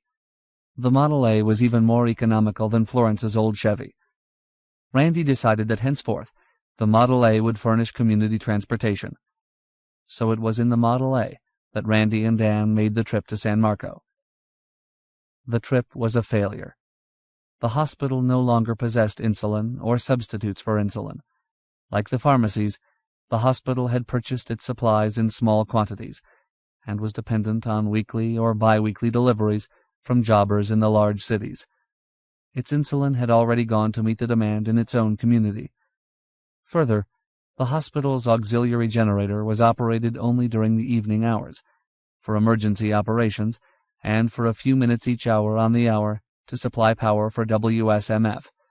It was necessary to conserve fuel, and unless the generator ran continuously, it was inadequate for refrigeration. Bouncing back to Fort Repose in the Model A, Dan grumbled, "The place we should have built up stockpiles was out in the country, like Tamaulipan County. Stockpiles weren't going to be of much use in the cities, because after the day there weren't going to be any cities left. But where were the stockpiles? In the cities, of course. It was easier." So Lavinia McGovern, after 48 hours in coma, died. Alice Cooksey was at her bedside after midnight on the 9th day, when Lavinia died. Lavinia's husband and daughter, both exhausted from the effort to keep the house in some sort of order, slept. Alice did not awaken them, or anybody, until morning. She kept vigil alone, dozing on a chaise. Nothing could help Lavinia, but everybody needed sleep. Alice brought the news to the Bragg house in the morning. A fire blazed in the dining room, which smelled pleasantly of bacon and coffee. Randy, Helen, the children, and Dan Gunn were at breakfast, a breakfast exactly like the one they would have eaten 10 days before, with one important exception. There was orange juice, freshly squeezed, fresh eggs from the Henry's yard, bacon, coffee. There was no toast, because there was no bread. Randy already was beginning to miss bread, and he wondered why he had not thought to buy flour. By the time Helen had put flour on their list, the shelves were bare of it. He suspected that the older housewives of Fort Repose, remembering a time when people baked their own bread instead of buying it packaged, sliced, with vitamins re-injected, had cleaned the stores out of flour on the day. He resolved, when he could, to trade for flour. It would be June before they could look forward to cornbread from Preacher Henry's crop. Alice had bicycled from the McGovern house. Before she closed the Western Union office, Florence Wetchick had salvaged the messenger's bicycle. It was a valuable possession. Now that all their remaining gasoline was pooled to operate one car, the bicycle was primary transportation for Alice and Florence. Alice was for the first time in her life dressed in slacks, a necessity for bicycling. She accepted coffee and told of Lavinia's death. Bill McGovern and Elizabeth, she said, were taking it well, but they didn't know what to do with the body. They needed help with the burial. "I'll go to see Bubba Offenhouse right away," Dan said, "and try to arrange for burial. I've got to talk to Bubba anyway. I can't seem to impress upon him the importance of burying the dead as quickly as possible. He suddenly seems to hate his profession." "That's not like Bubba," Alice Cooksey said. "Bubba always bragged that he was the most efficient undertaker in Florida. He used to say, 'When the retired started coming to Fort Repose, they found a mortuary with all modern conveniences.'" "That's the trouble," Dan said. "Bubba abhors unorthodox funerals. He almost wept when I insisted that the poor devils who died in the fire be buried at once in a single grave. We had to use a bulldozer, you know. Bubba claims Repose in Peace Park is ruined for good." Randy had been silent since Alice brought the news. Now he spoke, as if he had been holding silent debate with himself, and had finally reached a conclusion. "They'll have to live here." Helen set down her coffee cup. "Who'll have to live here?" "We'll have to ask Lib and Bill McGovern to stay with us." "But we don't have room, and how will we feed them?" Randy was puzzled and disturbed. He had never thought of Helen as a selfish woman, and yet obviously she didn't want the McGoverns. "We really have plenty of room," he said. "There's still an empty bedroom upstairs. Bill can have it, and Lib can sleep with you." "With me?" He could see that Helen was angry. "Well, you have twin beds in your room, Helen. But if you seriously object, Bill can sleep in my apartment. There's an extra couch, and Lib can have the room." "After all, it's your house," Helen said. "As a matter of fact, Helen, the house is half Mark's, which makes it half yours. So the decision is yours as well as mine. Lib and Bill have no water and no heat, and not much food left because almost all their food reserve was in their freezer. They don't even have a fireplace. They've been cooking and boiling water on a charcoal grill in the Florida room." Helen shrugged and said, "Well, I guess you'll have to ask them. Elizabeth can sleep with me, but I hope it isn't a permanent arrangement. After all, our food supply is limited." "It is limited," Randy said, "and it's going to get worse. Whether the McGoverns are here or not, we are all going to have to scrounge for food pretty quick." Dan rose and said, "I'd better get going." Randy followed him. He had cultivated the habit of leaving his .45 automatic on the hall table and pocketing it as he left the house, as a man would put on his hat. Since he never wore a hat, and never before had carried a gun except in the army, he still had to make a conscious effort to remember. When they were in the car, Randy said, "That was a strange way for Helen to behave. Don't know what's eating her." "Not at all strange," Dan said. "Just human. She's jealous." "That's ridiculous." "No. Helen is a fiercely protective woman, protective of her children. With Mark gone, you and the house are her security, and the children's security. She doesn't want to share you and your protection. Matter of self-preservation, not infatuation." "I see," Randy said. "Or at least I think I see." They drove up to the front of the McGovern house. Randy said, "It's pointless for both of us to go in. Nothing you can do here. While you get Bubba Offenhouse, I'll tell them they're going to move and get them going."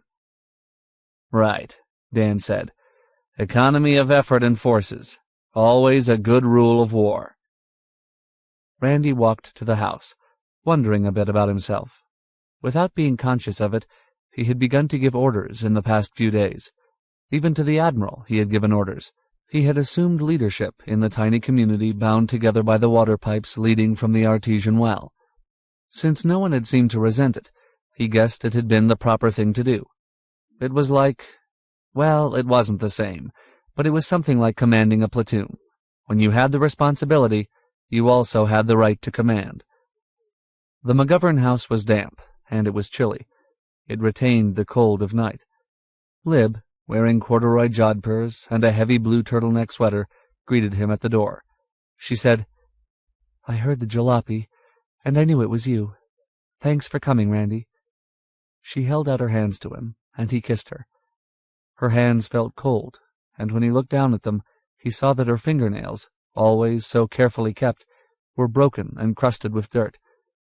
Still, she was dry-eyed and calm. Whatever tears she had had for her mother were already shed. Randy said, "Alice told us. We're all terribly sorry, darling." He knew it sounded insincere, and it was. With so many dead, so many friends for whom he had as yet not had time even for thought, the death of one woman, whom he did not admire overmuch, and with whom he had never been and could not be close, was a triviality. With perhaps half the country's population dead, death itself, unless it took someone close and dear, was trivial. She said, "Come on in and talk to Dad. He's worried about how we're going to bury her." "We're arranging that," Randy said, and followed her into the house. Bill McGovern sat in the living room, staring out on the river. He had not bothered to dress or shave. Over his pajamas and robe he had pulled a topcoat. Randy turned to Lib. "Have either of you had any breakfast?" She shook her head no. Bill spoke without turning his head. "Hello, Randy. I'm not much of a success, am I, in time of crisis? I can't feed my daughter or myself, or even bury my wife. I wish I had enough guts to swim out into the channel and sink." "That can't help Lavinia, and wouldn't help Elizabeth, or anybody. You and Lib are going to live with me. Things will be better." "Randy, I'm not going to impose myself on you. I might as well face it. I'm finished. You know, I'm over 60. And do you know what the worst thing is? Central Tool and Plate. I spent my whole life building it up. What is it now? Chances are just a mess of twisted and burned metal. Junk. So there goes my life. And what good am I? I can't start over. Central Tool and Plate is junk, and I'm junk." Randy stepped over and stood between Bill and the cracked window, so as to look into his face. "You might as well stop feeling sorry for yourself," he said. "You're going to have to start over. Either that or die. You have to face it." Lib touched her father's shoulder. "Come on, Dad." Bill didn't move or reply. Randy felt anger inside him. "You want to know what good you are? That means what good you are to somebody else, not to yourself, doesn't it? If you're no good to anybody else, I guess you'd better take the long swim. You know something about machinery, don't you?" McGovern pushed himself in his chair. "I know as much about machine tools as any man in America." "I didn't say machine tools. I said machinery. Batteries, gasoline engines, simple stuff like that. I didn't start at Central Tool as president or board chairman. I started in the shop, working with my hands. Sure, I know about machinery." "That's fine. You can help Malachi and Admiral Hazard. We've taken the batteries out of my car and the Admiral's car and hooked them onto the Admiral's shortwave set so we can find out what cooks around the world. Only it doesn't work right. Something's wrong with the circuit, and the batteries are fading, and I don't know how we can charge them." "Very simple," said Bill. "Power takeoff from the Model A. It'll work so long as you have gas." "Fine," Randy said. "That's your first job, Bill, helping Malachi." "Malachi? Isn't he the brother of our cleaning woman, Missouri, your yard man?" "That's him, first-class mechanic." Bill McGovern smiled. "So I'll be mechanic second class?" "That's right." Bill rose. "All right, it's a deal. I'll dress and then—" He stopped. "Oh, Lord, I forgot. Poor Lavinia. Randy, what am I going to do about her—" He hesitated, as if the word were crude, but he could find no other. "Body." "We're attending to that," Randy said. "Dan Gunn has gone up to get Bubba Offenhouse. I hope Bubba will handle the burial. Meanwhile, I think you and Lib better start packing. We'll have to make 3 or 4 trips, I guess. How much gas have you got in your car?" Lib said, "A couple of gallons, I think." "That'll be enough to make the move, and you won't need the car after that. We can use the battery for Sam Hazard's shortwave set." While they packed, Randy prowled the house, searching for useful items. In a kitchen cupboard, he discovered an old pitted iron pot of tremendous capacity, and, forgetting the presence of death in the house, whooped with delight. Lib raced into the kitchen, demanding a reason for the shouting. He hefted the pot.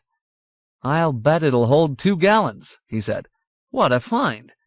"It's just an old pot Mother bought when we were in New England one summer, an antique. She thought it would look wonderful with a plant. It looked awful." "It'll look beautiful hanging in the dining-room fireplace," Randy said, "filled with stew." The old pot was the most useful object. Indeed, it was one of the few useful objects he found in the McGovern house. 20 minutes later, Dan Gunn returned, alone and worried. "Bubba Offenhouse," he said, "can't help us. Bubba would like to bury himself. He's got dysentery, running at both ends. He and Kitty were certain it was radiation poisoning.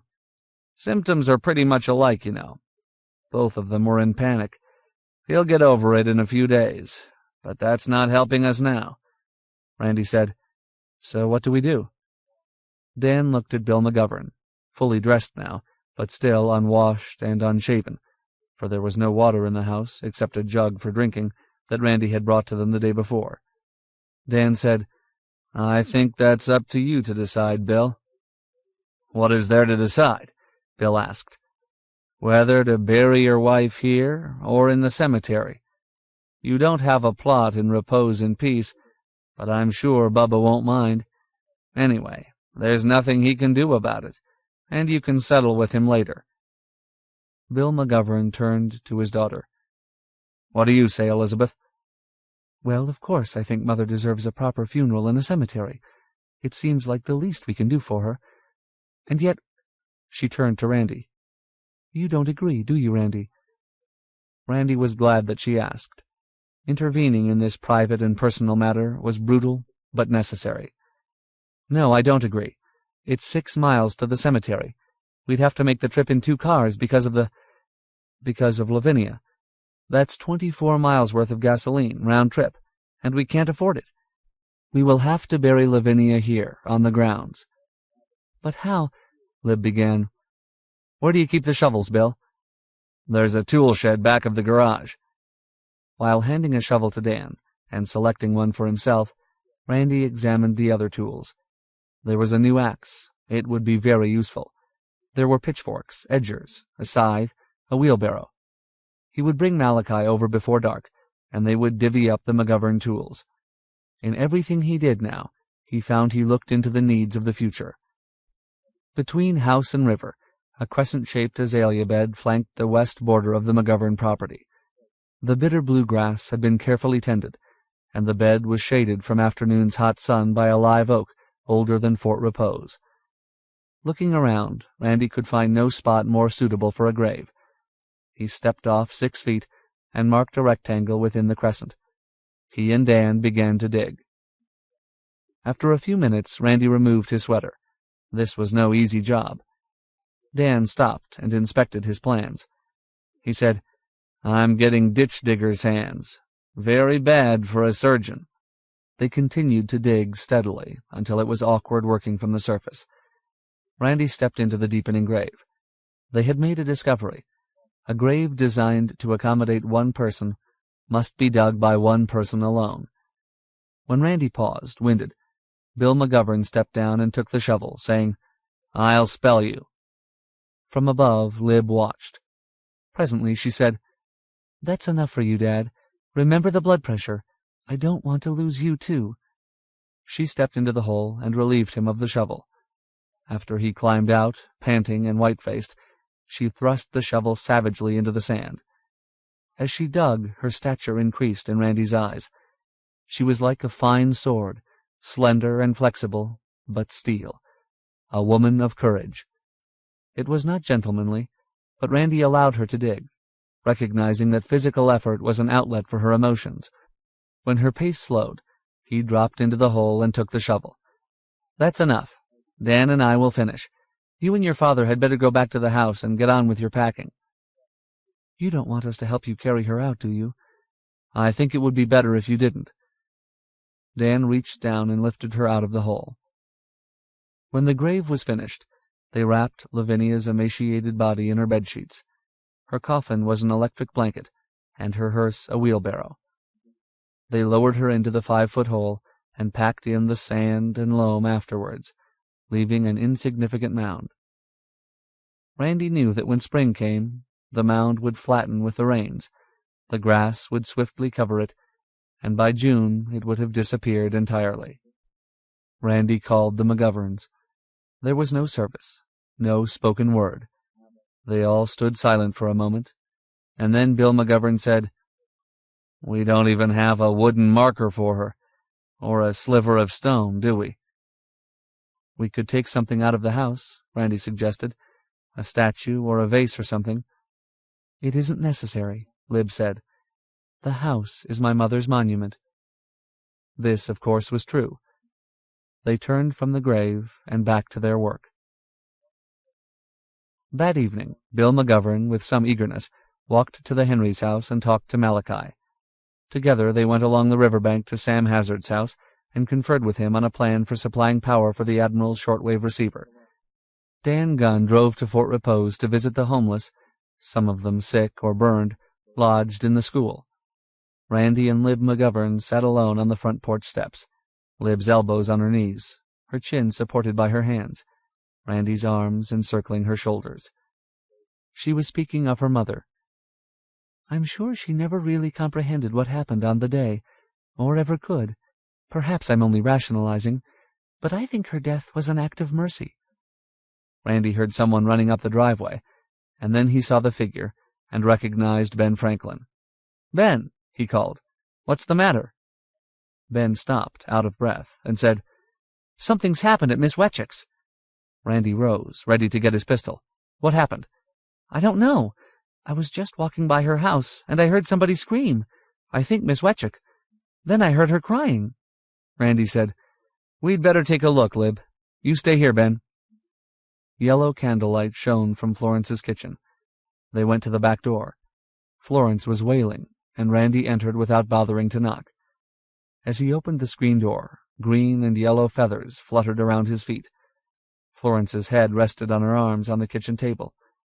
She was dressed in a quilted, rose-hued robe. Alice Cooksey was with her, coaxing water to a boil on a sterno kit.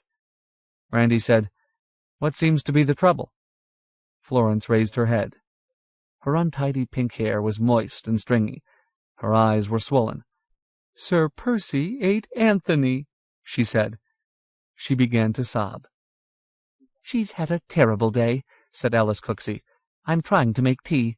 She'll be better after she's had tea." "What all happened?" Randy asked. "It really began yesterday," Alice said. "When we woke up yesterday morning, the angelfish were dead. You know how cold it was night before last, and of course without electricity there's no heat for the aquarium. And this morning all the mollies and neons were dead. As a matter of fact, nothing's alive in the tank except the miniature catfish and a few guppies. And then, this evening—" "Sir Percy," Florence interrupted. "A murderer!" "Hush, dear," Alice said. "The water will be boiling in a moment." She turned to Randy. "Florence really shouldn't blame Sir Percy. After all, there's been no milk for him, and very little of anything else. As a matter of fact, we haven't seen Sir Percy in 3 or 4 days. I suppose he was out hunting for himself, but a few minutes ago, when Anthony flew home, Sir Percy was on the porch." "Ambushed poor Anthony," Florence said. "Actually ambushed him, killed him and ate him right there on the porch. Poor Cleo." "Where's Sir Percy now?" Randy asked. "He's gone again," Alice said. "He'd better not come back." Randy was thoughtful. Hunting cats would be a problem. And what would happen to dogs? He still had a few cans of dog food for Graff, but he could foresee a time when humans might look upon dog food as a delicacy. He said aloud, but speaking to himself rather than the others, "Survival of the fittest." "What do you mean?" Lib said. "The strong survive. The frail die. The exotic fish die because the aquarium isn't heated. The common guppy lives. So does the tough catfish. The house cat turns hunter and eats the pet bird. If he didn't, he'd starve. That's the way it is, and that's the way it's going to be." Florence had stopped crying. "You mean with humans? You mean we humans are going to have to turn savage, like Sir Percy? Well, I can't do it. I don't want to live in that kind of a world, Randy." "You'll live, Florence," Randy said. Walking back to his own house, Randy said, "Florence is a guppy, a nice, drab little guppy. That's why she'll survive." "What about you and me?" Lib said. "We're going to have to be tough. We're going to have to be catfish." 8. On a morning in April, 4 months after the day, Randy Bragg awoke and watched a shaft of sunlight creep down the wall. At the foot of the couch, Graff squirmed and then wormed his way upward under the blanket. During the January cold spell, Randy had discovered a new use for Graff. The Dachshund made a most satisfactory foot-warmer, mobile, automatic, and operating on a minimum of fuel, which he would consume anyway. Randy flung off the blanket and swung his feet to the floor. He was hungry.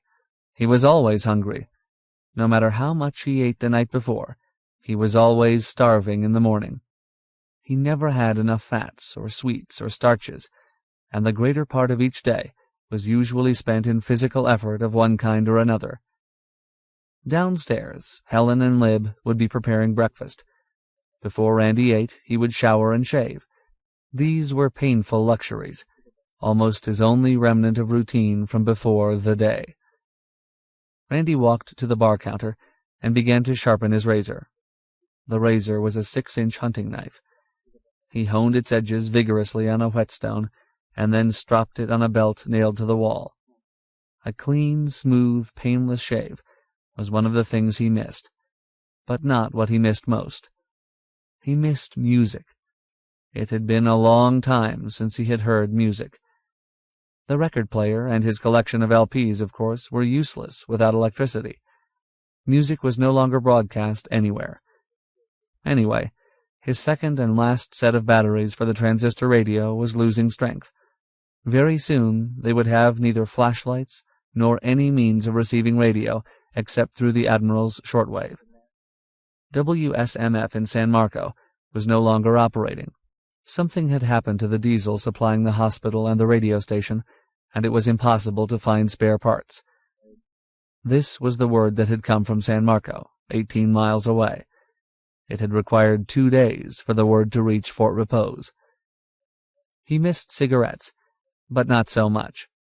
Dan Gunn still had a few pounds of tobacco, and had lent him a pipe. Randy found more pleasure in a pipe after each meal, and one before bedtime, than he had ever found in a whole carton of cigarettes. With tobacco so limited, each pipe was a luxury, relaxing and wonderful. He missed whiskey not at all. Since the day, he had drunk hardly anything, nor found need for it. He no longer regarded whiskey as a drink. Whiskey was Dan Gunn's emergency anesthetic.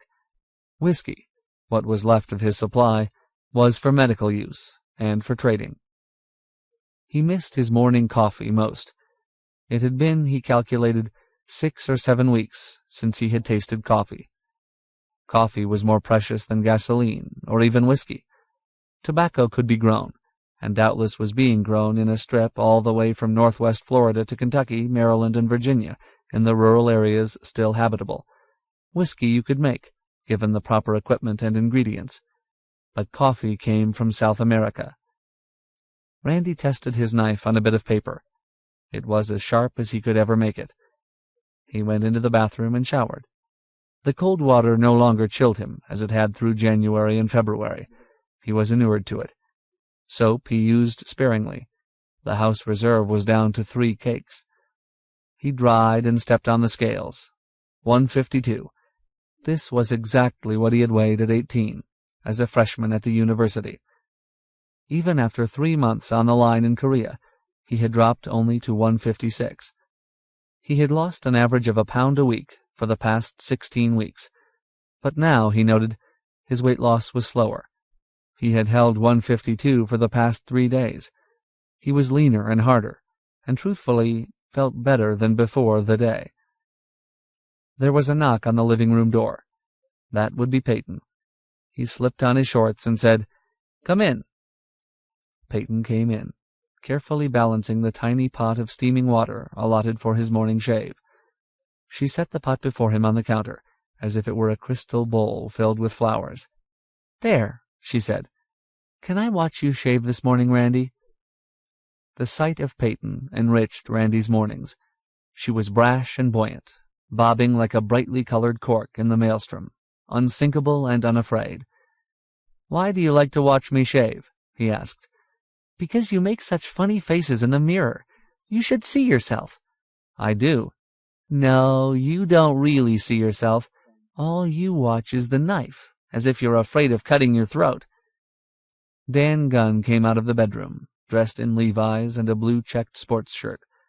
Until the day, Dan had used an electric razor. Now, rather than learn to shave with a knife or whatever was available, he did not shave at all. His beard had bloomed thick and flaming red. He looked like a Klondike sourdough or Paul Bunyan transplanted to the semi-tropics. On those rare days when his beard was freshly trimmed and he dressed formally in white shirt and a tie, he looked like a physician, outsized 1890 model. "You can't watch today," Randy told the child. "I want to talk to Dr. Gunn." He poured his hot water into the basin and returned the pot to Peyton. Peyton smiled at Dan and left. Randy soaped and soaked his face. "Did you know that Einstein never used shaving soap?" he said. "Einstein just used plain soap like this. Einstein was a smart man, and what was good enough for Einstein is good enough for me." He scraped at his beard, winced, and said, "Einstein must have had an awfully good razor. Einstein must have used a fresh blade every morning. I'll bet Einstein never shaved with a hunting knife." Dan said, "I had an awful dream last night. Dreamed I'd forgotten to pay my income tax and was behind in my alimony, and the Treasury agents and a couple of deputy sheriffs were chasing me around the courthouse with shotguns. They finally cornered me. They were arguing about whether to send me to the federal pen or state prison. I tried to sneak out. I think they shot me. Anyway, I woke up shaking. All I could think of was that I really hadn't paid my income tax, or alimony either. What day is it anyway?" "I don't know what day it is, but I know the date, April 14th. Dan smiled through the red beard. "My subconscious must be a watchdog. Income tax day tomorrow, and we don't have to file a return, Randy. No tax, no alimony. Let us count our blessings. Never thought I'd see the day." "No coffee," Randy said. "I would gladly pay my tax tomorrow for a pound of coffee. Dan, if you drive to town today, I want to go with you. I want to trade for coffee." Dan had evolved a barter system for his services. He charged a gallon of gas, if the patient had it, for house calls. Most families had somehow managed to obtain and conserve a few gallons of gasoline. It was their link with a mobile past, insurance of mobility in some emergency of the future. Sickness and injury were emergencies for which they would gladly dip into their liquid reserve. Dan made little profit. Perhaps half his patients were able and willing to pay with gasoline. Still, he managed to keep the Model A's tank nearly full, and on his rounds he was continuously charging batteries. Bill McGovern had instituted a system of rotating the batteries in the car. In turn, the charged batteries powered Admiral Hazard's shortwave receiver.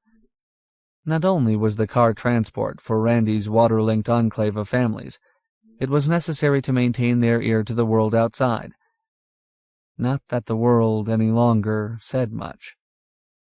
Dan said, "Sure, Randy, but it's going to take all morning. I've got a bad situation in town." "What's the trouble?" From downstairs they heard Helen's voice. "Breakfast." "Tell you later," Dan said. Randy was last to reach the dining room. There was a tall glass of orange juice at his place, and a big pitcher of juice in the center of the table. Whatever else they might lack, there was always citrus. Yet even orange juice would eventually disappear. In late June or early July, they would squeeze the last of the Valencias and use the last grapefruit. From then until the new crop of early oranges ripened in October, citrus would be absent from their diet. He saw that this morning there was a single boiled egg and a small portion of broiled fish left over from the night before. "Where's my other boiled egg?" he said.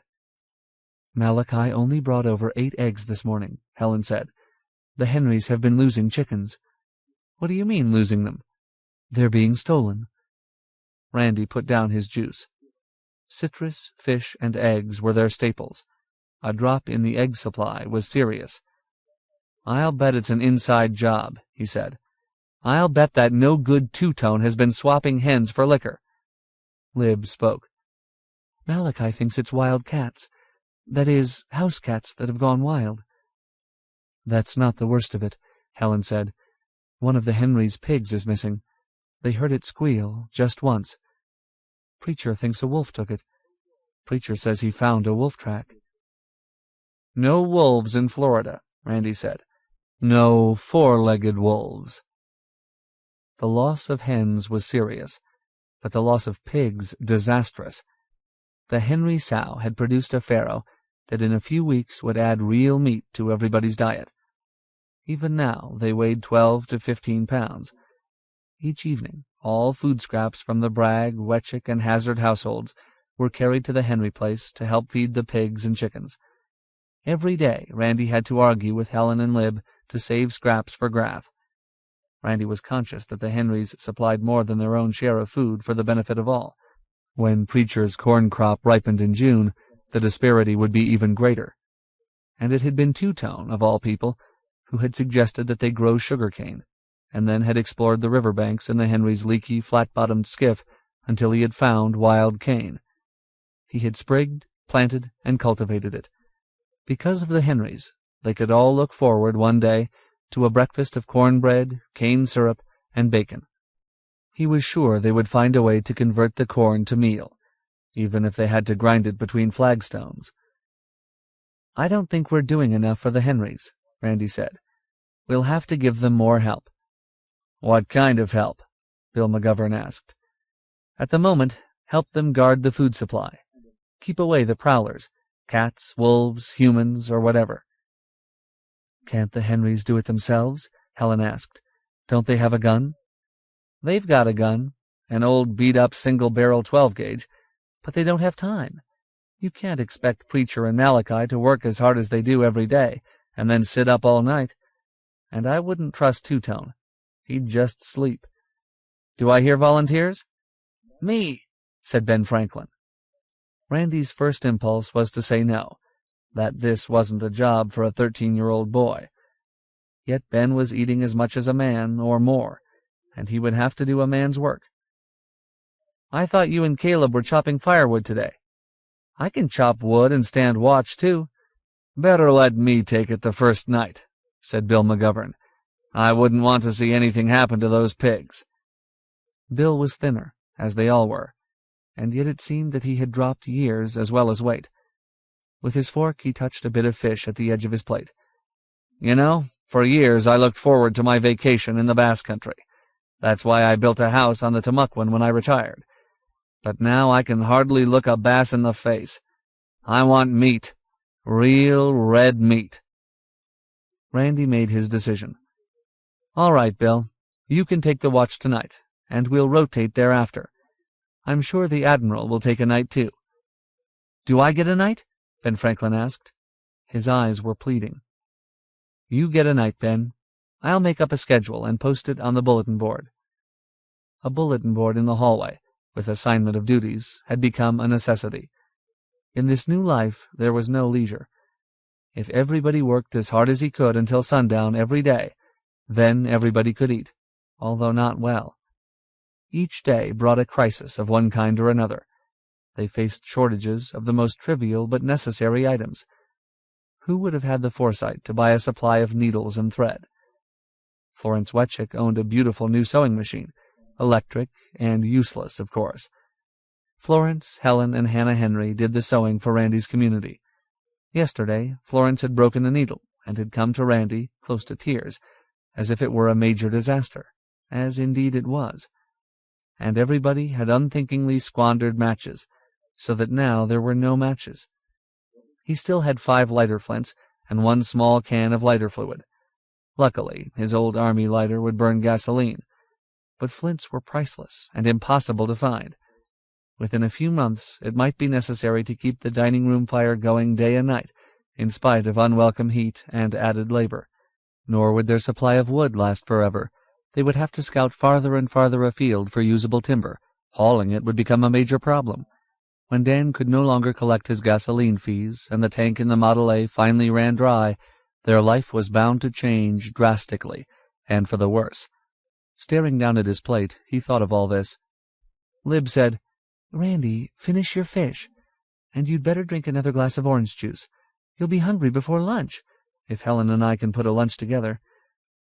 "I hate orange juice," Randy said, and poured himself another glass.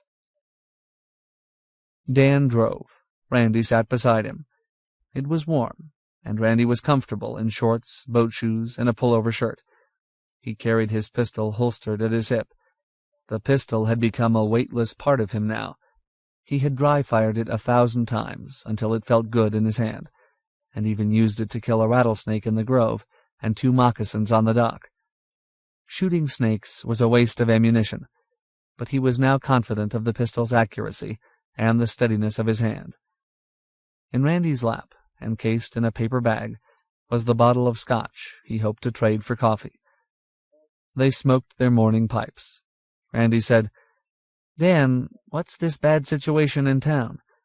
"I haven't said anything about it," Dan said, "because I can't get to the bottom of it, and I didn't want to frighten anybody. I've got 3 serious cases of radiation poisoning." "Oh, God!" Randy said not an exclamation, but a prayer.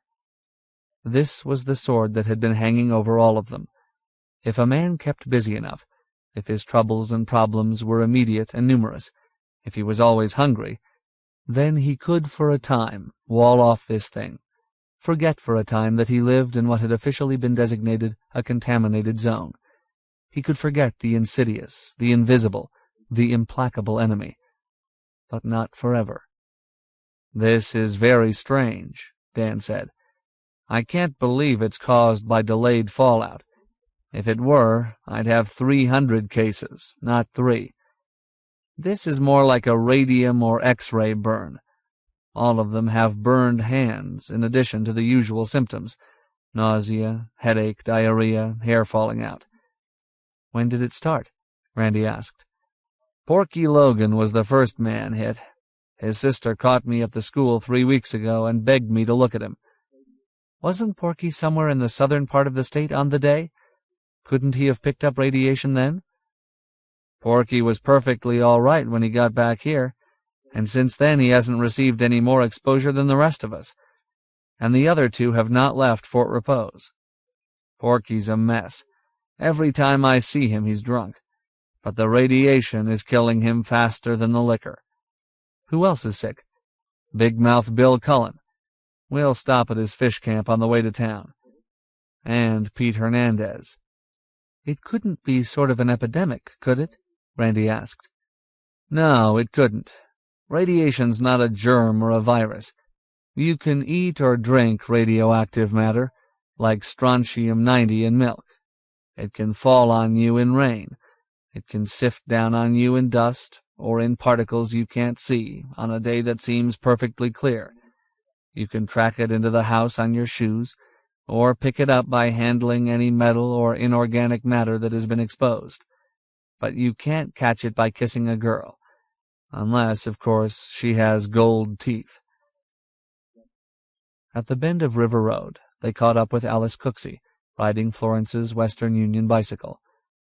Alone of all the people in Fort Repose, Alice continued with her regular work. Every morning she left the Wetchick house at 7. Often, ignoring the unpredictable dangers of the road, she did not return until dark. Since the day, the demand for her services had multiplied. They slowed when they overtook her, shouted a greeting, and waved. She waved back and pedaled on, a small, brave, and busy figure. Watching the car chuff past, Alice reminded herself that this evening she must bring back new books for Ben Franklin and Peyton. It was a surprise and a delight to see children devour books. Without ever knowing it, they were receiving an education. Alice would never admit it aloud, but for the first time in her 30 years as librarian of Fort Repose, she felt fulfilled, even important. It had not been easy or remunerative to persist as librarian in Fort Repose. She recalled how every year for 8 years the town council had turned down her annual request for air conditioning. An expensive frill, they'd said, but without air conditioning, how could a library compete? Drugstores, bars, restaurants, movies, the St. John's Country Club in San Marco, the lobby of the Riverside Inn, theaters, and most homes were air-conditioned. You couldn't expect people to sit in a hot library during the humid Florida summer, which began in April and didn't end until October, when they could be sitting in an air-conditioned living room, coolly and painlessly absorbing visual pablum on television. Alice had installed a Coke machine and begged old electric fans, but it had been a losing battle. In 30 years, her book budget had been raised 10%, but the cost of books had doubled. Her magazine budget was unchanged, but the cost of magazines had tripled. So while Fort Repose grew in population, book borrowings dwindled. There had been so many new distractions, drive-in theaters, dashing off to springs and beaches over the weekends, the mass hypnosis of the young every evening, and finally the craze for boating and water skiing. Now all this was ended. All entertainment, all amusements, all escape, all information again centered in the library. The fact that the library had no air conditioning made no difference now. There were not enough chairs to accommodate her readers. They sat on the front steps, in the windows, on the floor, with backs against walls or stacks. They read everything, even the classics, and the children came to her when they were free of their chores, and she guided them. And there was useful research to do. Randy and Dr. Gunn didn't know it, but as a result of her research, they might eat better thereafter. It was strange, she thought, pedaling steadily, that it should require a holocaust to make her own life worth living. At the town limits, Dan turned into Bill Cullen's fish camp, cafe, and bar. The grounds were more dilapidated and filthier than ever. The liquor shelves were bare. The counters in the boathouse tackle shop were empty. Not a plug, fly, or hook remained. Big Mouth Bill had been cleaned out months before. His wife, straw-haired and barrel-shaped, stepped out of the living quarters. Randy sniffed. She didn't smell of spiked wine this day. She simply smelled sour. Alone of all the people he had seen, she had gained weight since the day. Randy guessed that she had cached sacks of grits and had been living on grits and fried fish. She said, "He's in here, Doc." Dan didn't go in immediately. "Does he seem any better?" he asked. "He's worse. His hands is leaking pus." "How do you feel? You haven't had any of his symptoms, have you?" "Me? I don't feel no different. I've felt worse." She giggled, showing her rotting teeth. "You ever had a hangover, Doc? That's when I've felt worse. Right now I wish I felt worse so I could take a drink and feel better. You get it, Doc?" She came closer to Dan and lowered her voice. "He ain't going to die, is he?" "I don't know." "The old tightwad better not die on me now. He's not leaving me nothing, Doc. He don't even own this place free and clear. He ain't never even made no will. He's holding out on me, Doc, I can tell. He had 6 cases stashed away after the day. Claims he sold all 6 to Porky Logan. But he don't show me no money. You know what, Doc? I think he's got that 6 cases hid." Dan brushed past her, and they entered the shack. Bill Cullen lay on a sagging iron bed, a stained sheet pulled up to his bare waist. In the bad light filtering through the Venetian shade over the single window, he was at first unrecognizable to Randy. He was wasted, his eyes sunken, his eyeballs yellow. Tufts of hair were gone from one side of his head, exposing reddish scalp. His hands, resting across his stomach, were swollen, blackened, and cracked. He croaked, "Hello, Doc." He saw Randy and said, "I'll be damned. Randy." The stench was too much for Randy. He gagged, said, "Hello, Bill," and backed out. He leaned over the dock railing, coughing and choking, until he could breathe deeply of the sweet wind from the river. When Dan came out, they walked silently back to the car together. All Dan said was, "She was right. He's worse. I'll swear he's had a fresh dose of radiation since I saw him last." They drove on to Marines Park. The park had become the barter center of Fort Repose. Dan said, "Do you want to go on with me to the schoolhouse?" "No, thanks," Randy said. He was glad he wasn't a doctor. A doctor required special courage that Randy felt he did not possess. "I'll pick you up here in an hour. Then I'll see Hernandez and Logan, and then home." "Okay." Randy got out of the car. "Don't swap for less than £2. Scotch is darn near as scarce as coffee." "I'll make the best deal I can," Randy promised. Dan drove off. Randy tucked the bottle under his arm and walked toward the bandstand, an octagon-shaped wooden structure, its platform elevated 3 feet above what had once been turf smooth as a gold green, now unkempt, infiltrated with weeds, and booby-trapped with sand spurs. A dozen men, legs dangling, sat on the platform and steps. Others moved about, the alert, humorless smile of the trader on their faces. 3 bony horses were tethered to the bandstand railing. Like Randy, some of the men carried holsters at their belts. A few shotguns and an old-fashioned Winchester leaned against the planking. The armed men had come in from the countryside. A risk. A third of the traders in Marines Park on this day were Negroes. The economics of disaster placed a penalty upon prejudice. The laws of hunger and survival could not be evaded, and honored no color line. A backyard hen raised by a Negro tasted just as good as the gamecocks of Carlton Hawes, the well-to-do realtor who was a vice president of the County White Citizens Council, and there was more meat on it. Randy saw Hawes, a brace of chickens dangling from his belt, drink water, presumably boiled, from a Negro's jug. There were 2 drinking fountains in Marines Park, one marked white only, the other colored only. Since neither worked, the signs were meaningless.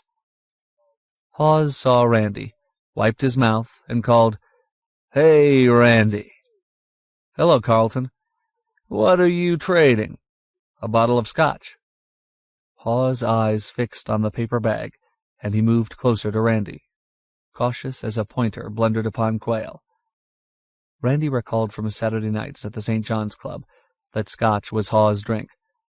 "What's your asking price?" Hawes asked. £2 of coffee."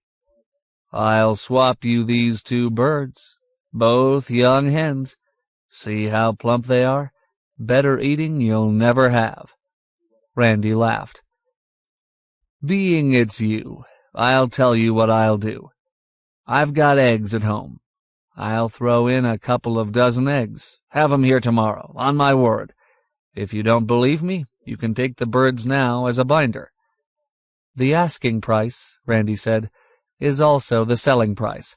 £2 of coffee. Any brand will do." Hawes sighed. "Who's got coffee? It's been 3 months since I've had a drink of Scotch. Let me look at the bottle, will you?" Randy showed him the label and moved on to the bandstand. The square pillars supporting the roof had become a substitute for the County Weekly's want ad section and the radio station announcements.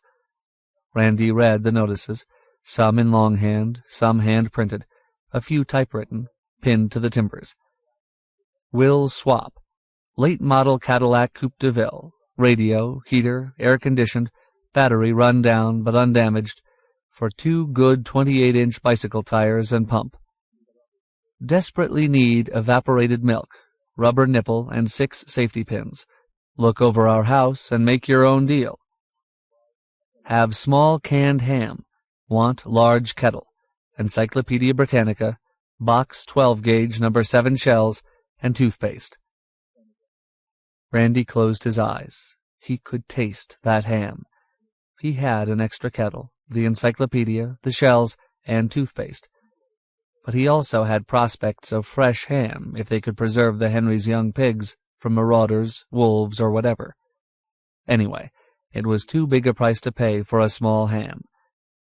Wanted 3 2/0 fishhooks in exchange for expensive fly rod, reel, assorted lures. Randy chuckled. Sports fishing no longer existed. There were only meat fishermen now. We'll trade 50-horsepower outboard motor, complete set power tools, cashmere raglan topcoat, for half-pound of tobacco and axe. Randy saw a notice that was different. Easter services. An interdenominational Easter sunrise service will be held in Marines Park on Sunday, April 17th. All citizens of Fort Repose, of whatever faith, are invited to attend. Signed, Reverend John Carlin, First Methodist Church. Reverend M. F. Kenny, Church of St. Paul's. Reverend Fred Bourne, Tamuquin Baptist Church. Reverend Noble Watts, Afro Repose Baptist Church. The name of the rector of the St. Thomas Episcopal Church, where there had always been a brag pew, was missing.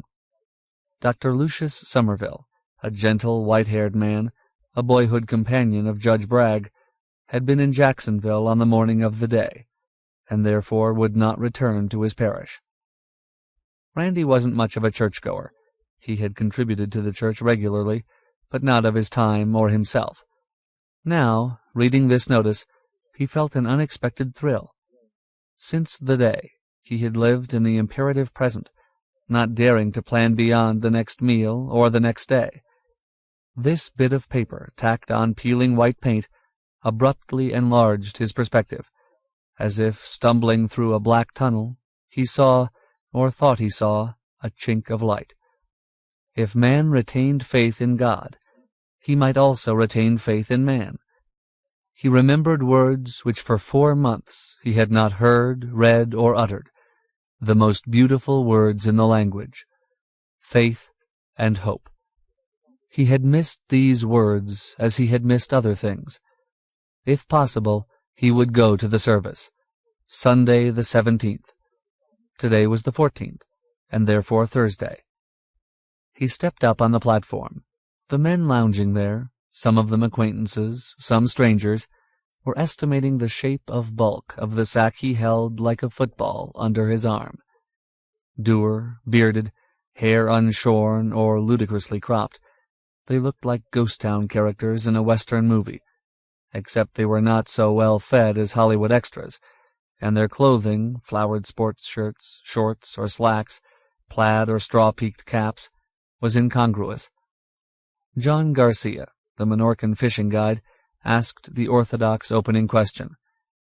"What are you trading, Randy?" "A fifth of Scotch, 12 years old, the best." Garcia whistled. "You must be hard up. What are you asking?" 2 pounds of coffee." Several of the men on the platform shifted their position. One snickered. None spoke. Randy realized that these men had no coffee, either for trading or drinking. No matter how well stocked their kitchens might once have been, or what they had purchased or pillaged on the day and in the chaotic period immediately after, 4 months had exhausted everything. Randy's community was far more fortunate, with the bearing groves, fish loyally taking bait, the industrious Henrys and their barnyard, and some small game, squirrels, rabbits, and an occasional possum. John Garcia was trading 2 strings of fish, a 4-pound catfish and a small bass on one, warmouth perch and bream on the other. Garcia's brown and weathered skin had shriveled on his slight frame until he seemed only bones loosely wrapped in dried leather. The sun was getting warm. With his toe, Garcia nudged his fish into the shadow. "Wouldn't trade for fish, would you, Randy?" he asked, smiling. "Fish we've got," Randy said. "You River Road people do all right by yourselves, don't you?" the stranger said. "If you got Scotch liquor, you got everything. Us, we ain't got nothin'." The stranger was trading a saw, 2 chisels, and a bag of nails. Randy guessed he was an itinerant carpenter settled in Pistolville. Randy ignored him and asked Marines Park's inevitable second question. "What do you hear?" Old man Hochstatler, who was trading small tins of aspirins and tranquilizers, salvage from his looted pharmacy, said, "I hear the Russians are asking that we surrender." No, you got that all wrong," said Eli Blaustein. "Mrs. Van Brooker-Brown demanded that the Russians surrender. They said no, and then they said we should be the ones to surrender." "Where did you hear that?" Randy asked. "My wife got it from a woman whose husband's battery set still works," Blaustein said. Blaustein was trading work pants and a pair of white Oxfords, and he was asking canned corned beef or cheese. Randy knew that as the sun got higher, John Garcia's asking price for his fish would drop lower. At the same time, Blaustein's hunger would grow, or he would be thinking of his protein-starved family. Before the fish were tainted, there would be a meeting of minds.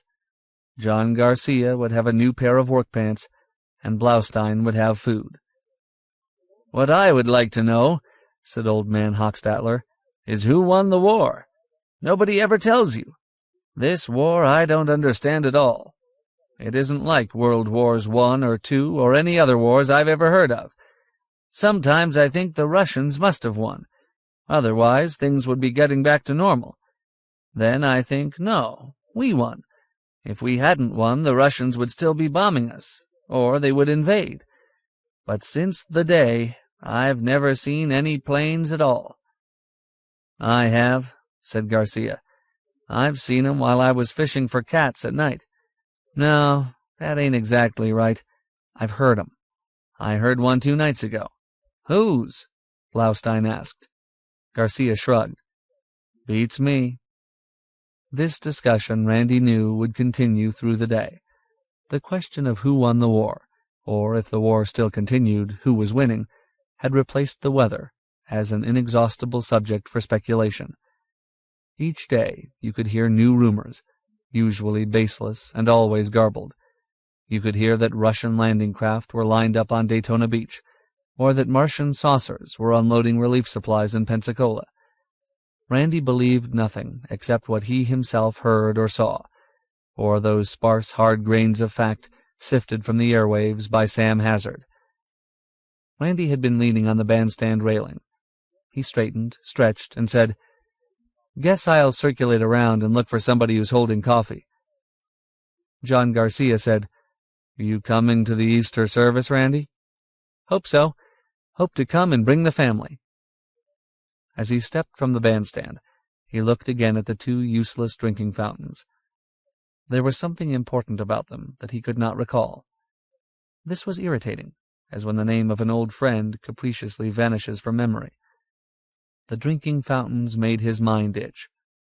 He saw Jim Hickey, the beekeeper, a picnic basket under his long outstretched legs, relaxed on a bench. Before the day, Jim had rented his hives to grove owners pollinating young trees. Before the day, Jim's honey was a secondary source of income. Gravy, he called it. Now, honey was liquid gold, and beeswax, with which candles could be dipped, another valuable item of barter. Jim Hickey, who was Mark's age, had learned beekeeping at the College of Agriculture in Gainesville.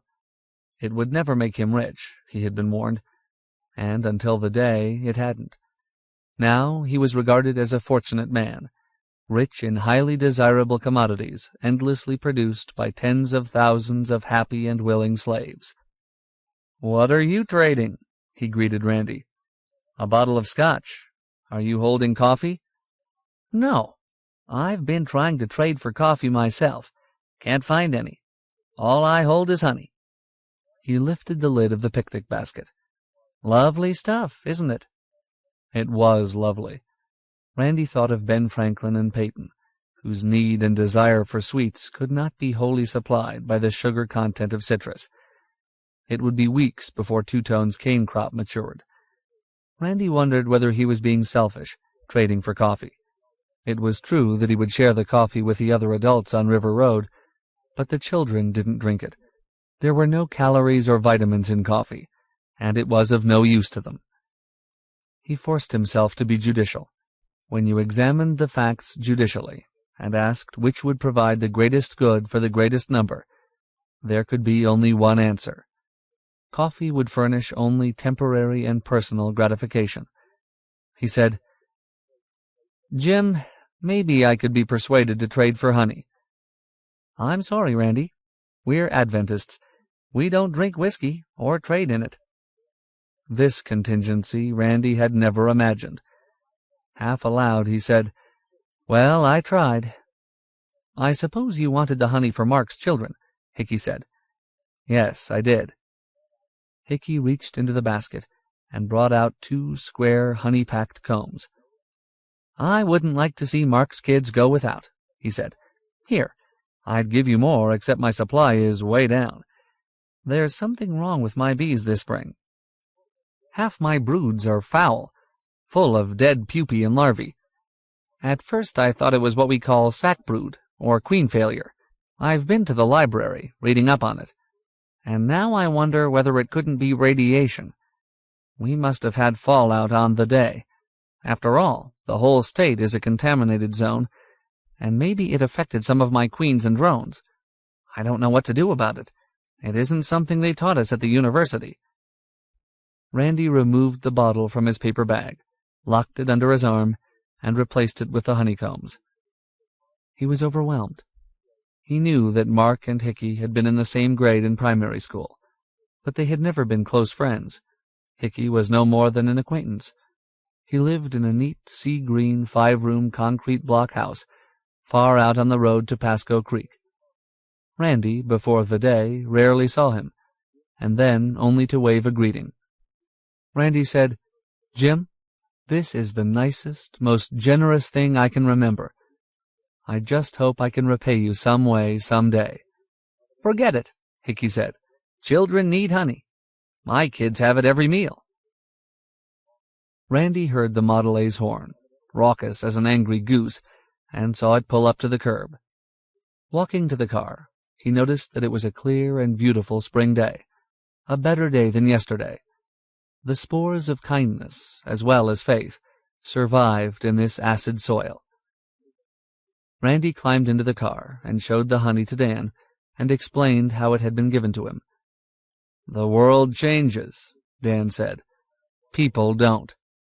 I still have one old biddy in the schoolhouse who prunes and trims the camellias and weeds the beds. They aren't her camellias, and nobody gives a damn about flowers anymore except her. She loves flowers, and it doesn't matter where she is or what happens, she's going to take care of 'em. This same old lady, Mrs. Satterborough, she's been spending her winters at the Riverside Inn for years. She picks up the telephone in the principal's office every morning and dials Western Union. She thinks that one day the phone will be working just fine, and that she'll get off a telegram to her daughter. She's certain of it. Her daughter lives in Indiana." "I don't understand how those old people stay alive," Randy said. He knew that Dan brought them oranges by the bushel, and Randy sent them fish whenever there was a surplus catch. Most of them didn't. Death can be merciful, especially for the old and sick. I was about to say old, sick, and broke, but it doesn't matter any longer whether you're broke. Only 5 alive out of the Riverside Inn now. Maybe 3 will get through the summer. I don't think any will get through next winter. Driving north on Yulee, the business district, while deserted, seemed no more battered than it had the month before, or the month before that. A few optimistic storekeepers had prudently boarded windows, split by blast on the day or broken by looters afterwards, against water and wind. On the two principal business blocks, glass had been swept from the sidewalks. Abandoned cars, stripped of wheels, batteries, radios, and spark plugs, rusted in gutters like the unburied carcasses of giant beetles. They turned off Yulee into Augustine Road, with its broken macadam and respectable but decaying residences. They bounced along for a block, and then Randy smelled Pistolville. Another block, and they were in it. There had been no garbage collections since the day. In Pistolville, each hut or house squatted in a mound of its own excretion. Crushed crates and cartons, rusting tin cans, broken bottles, rotting piles of citrus rusks and pecan shells, the bones of fowl, fish, and small animals. A tallow-faced 6-year-old girl, clad in a man's cast-off, riddled T-shirt, crouched on the curb, emptying her bowels in the dust. She cried out shrilly and waved as the Model A bounced past. A bearded, long-haired man burst out of a doorway and jogged down the street on bandy legs, peeling and eating a banana, turning his head as if he expected to be followed. At the corner, a scrawny boy of 18 urinated against a lamp-post, not bothering to raise his eyes at the sound of the car. Buzzards, grown arrogant, roosted in the oaks and foraged in the refuse. Of mongrel dogs, cats, party-hued pigs, chickens, and pigeons, all normal impediments to navigation on the streets of Pistolville, no trace remained. Once before in his life, in Suwon, immediately after its recapture, and before the military government people had begun to clean up, Randy had seen degradation such as this. But this was America. It was his town, settled by his forebears. He said, "We've got to do something about this." "Yes," Dan said. "What?" "I don't know. Something." "Torches and gasoline," Dan said. "Except there isn't enough gasoline. Anyway, these poor devils are as well off in their own houses as they would be in the woods or in caves. No better off, mind you, but they have shelter." "In 4 months," Randy said, "we've regressed 4,000 years. More, maybe.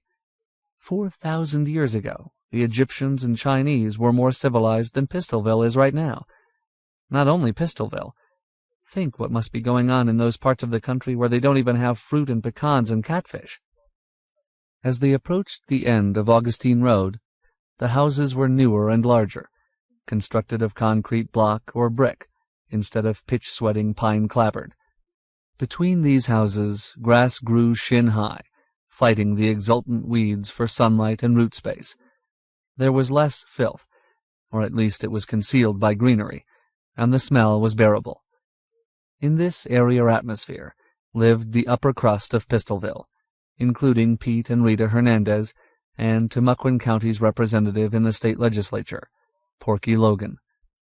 "How long has it been since you've seen Rita?" Dan asked. "Not since before the day. Quite a while before." "Does Lib know about her?" "She knows all about it. She says Rita doesn't bother her, because Rita is part of the past, like Mayoschis in Tokyo. You know who worries Lib? Helen. Imagine that." They were at the Hernandez house. Dan stopped the car. He said, "I can imagine it. Lib is an extremely sensitive, perceptive woman. About some things, she has more sense than you have, Randy, and all rules are off now." Randy wasn't listening. Rita had stepped out of the doorway. In Hawaii, Randy had seen girls of mixed Caucasian, Polynesian, and Chinese blood, hips moving as if to the pulse of island rhythm, even when only crossing the street, who reminded him of Rita. She was not like a girl of Fort Repose. She was a child of the Mediterranean and Caribbean, seeming alien, and yet certainly American. Her ancestors included a Spanish soldier, whose caravel beached in Matanzas Inlet before the Pilgrims found their rock, and Carib Indian women, and the Minorcans who spread inland from New Smyrna in the 18th century. She had not gone to college, but she was intelligent and quick. She had an annulled high school marriage and an abortion behind her. She no longer made such foolish errors. Her hobby was men. She sampled and enjoyed men as other women collected and enjoyed African violets, Limoges teacups, or sterling souvenir teaspoons. She was professional in her avocation, never letting a man go without some profit, not necessarily material, and never trading one man for another unless she thought she was bettering her collection. Under any circumstances, Rita was an arresting woman. Her hair was cut in straight bangs to form an ebony frame for features carved like a Malayan mask in antique ivory. She could look and behave like an Egyptian queen of the 18th dynasty, or a Creole whore out of New Orleans. On this morning she wore aquamarine shorts and halter. Cradled easily under her right arm was a light repeating shotgun. She was smoking a cigarette, and even from the road Randy could see that it was a real manufactured filter tip, and not a stubby homemade, hand-rolled with toilet paper. She called, "Hello, Dr. Gunn. Come on in." Then she recognized the passenger and yelled, "Hey, Randy!" Dan put the car keys in his pocket and said, "Better bring the whiskey and honey, Randy. I never leave stuff in the car when I make a call in Pistolville." As he walked to the house, Randy noticed the Atlas grocery truck and a big new sedan in the Hernandez carport, and a Jaguar XK150 sports car in the driveway. A latrine had been dug behind the carport and partly shielded from the road by a crude board fence. Rita swung open the screen door. "You'll pardon the artillery," she said. "The goons down the street are envious. When I hear a car or anything, I grab a gun. They killed my dog. She was a black poodle, Randy. Her name was Poupée Vivant. That means livin' doll in French. Cracked her skull with an axe handle while Pete was lying sick, and I was off fetching water. I found the axe handle, but not the body. The goddamn cracker scum! Ate her, I guess." Randy thought how he would feel if someone killed and ate Graff. He was revolted, and yet it was a matter of manners and mores. In China, men for centuries had been eating dogs stuffed with rice. It happened in other meat-starved Asian countries. The army had put him through a survival course once, and taught him that in an emergency he could safely eat pulpy white grubs found under bark. It could happen here. If a man could eat grubs, he could eat dogs. Pistolville was meat-starved, and, as Dan had said, the rules were off. All Randy said was, "I'm sorry, Rita." Randy walked through the door and stopped, astonished. The 2 front rooms of the Hernandez place looked like show windows in a Miami auction house. He counted 3 silver tea services, 2 chests of flat silver, 3 television sets, and was bewildered by a display of statuary, silver candelabra, expensive leather cases, empty crystal decanters, table lighters, chinaware. Gold-framed oils and watercolors, some fairly good, plastered one wall. Table clocks and wall clocks raised their hands and swore to different times. "Great God!" Randy said. "Have you people gone into the junk business?" Rita laughed. "It's not junk. It's my investment." Dan said, "How's Pete, Rita?" "I think he's a little better. He's not losing any more hair, but he's still weak." Dan was carrying his black bag. It held little except instruments now. He said, "I'll go back and see him." Dan walked down the hall, and Randy was alone with her. She offered him a cigarette. Her perfume opened the gates of memory. The movies in Orlando, the dinners and dancing at the hotel in Winter Park, the isolated motel south of Canaveral, the morning they found a secluded pocket behind the dunes and were buzzed by a light plane, and how the pilot almost side-slipped into the sea, banking around for a second look. And most of all, his apartment. It seemed so long ago, as if it had happened while he was in college, before Korea. But it was not so long, a year only. He said, "Thanks, Rita. First real cigarette I've had in a long, long time. You must be getting along all right." She looked at the bottle. "You didn't bring me a present, did you, Randy?" The corners of her mouth quivered, but she did not quite smile. He remembered the evenings he had come to this house, a bottle beside him on the seat, and they had gone tooting off together, and the evenings he had brought bottles in gift packages, discreet gratuities for her brother, and the nights in the apartment, sharing a decanter drink for drink because she loved her liquor. He realized that this is what she intended he remember. She was expert at making him feel uncomfortable.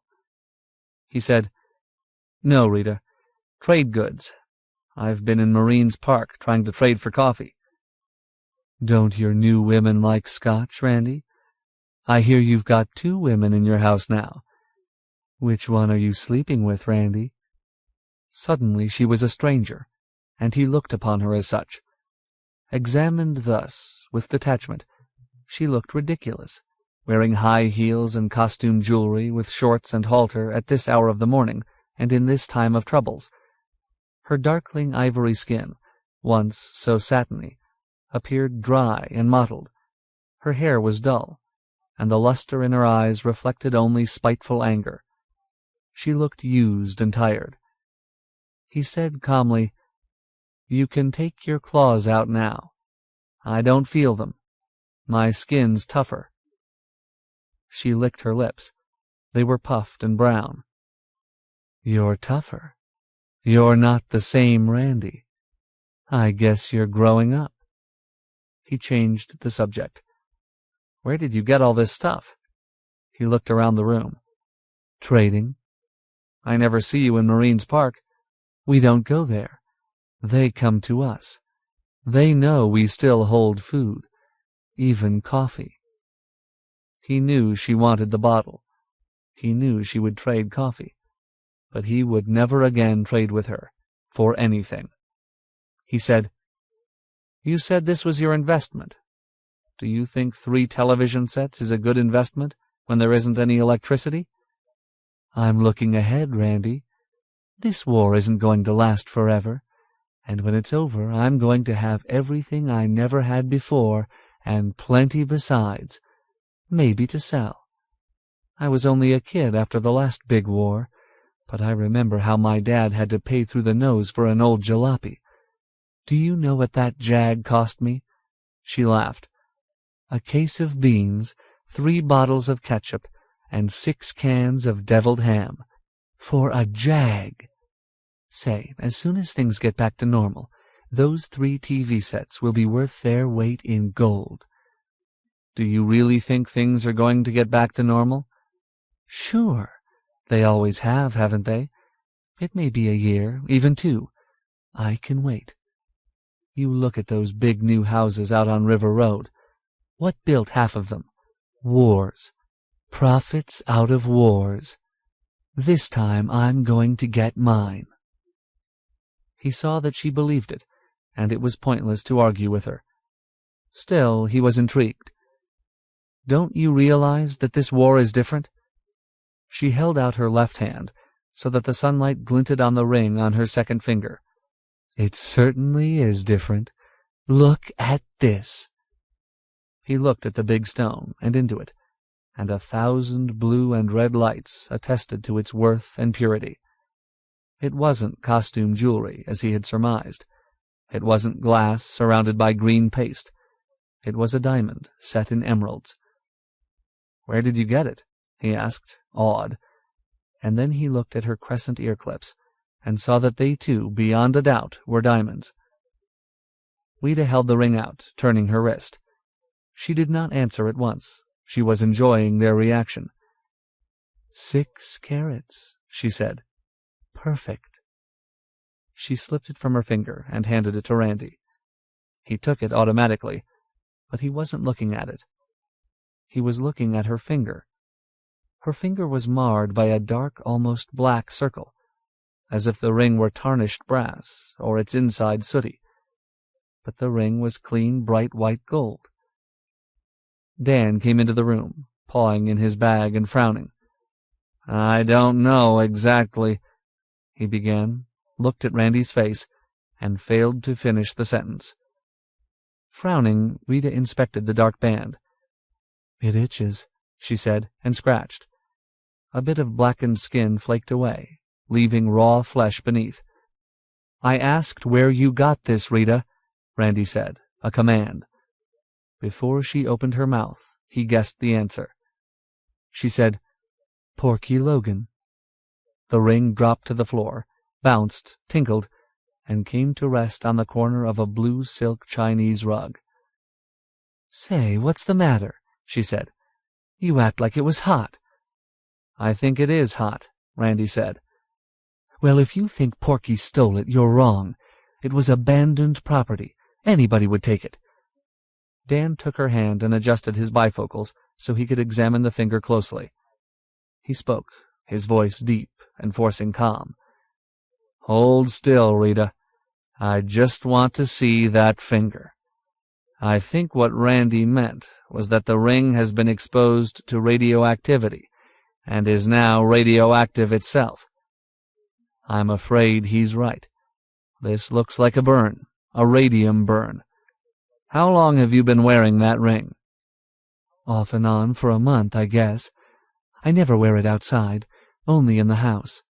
She hesitated. "But this last week I've had it on all the time. I never noticed." They looked down at it, its facets blinking at them from the soft blue silk as if it were in a display window. It looked beautiful. "Where did Porky get it, Rita?" Dan asked. "Well, I only know what he told me. He was fishing in the Keys on the day, and of course he started right back. He's smart, Porky is. He made a big detour around Miami. Well, he was passing through Hollywood or Boca Raton, or one of those Gold Coast places, and it was empty, and right off the main drag he saw one of those swanky little jewelry shops, you know, a branch of some Fifth Avenue store, and its windows were blown out. He said stuff was lying all over, rings and pins and watches and bracelets, like popcorn out of a busted bag. So he gathered it up. Then he dumped the hooks and plugs and junk out of his fish box and went inside and filled it up. Porky said right then he was thinking of the future. He figured that money wouldn't be worth anything, but diamonds and gold were different. They never lost value, no matter what happened." "Impregnated with fallout," Dan murmured. "Suicide." Rita's hands crept upward to her neck, and Randy noticed an oval mark in the hollow of her throat, as if the skin were painted darker there. Then her hands flew to her ears. The diamond ear clips fell to the rug beside the ring. She moaned, "Oh, God!" "What did you have to give Porky for those diamonds?" Randy asked softly. "For the ring, hardly anything at all. For the rest of it, we gave him canned meat and cigarettes and coffee and chocolate bars and stuff like that. You know how Porky ate. For Christ's sake, Doc, what are you going to do about this?" She stared at her finger.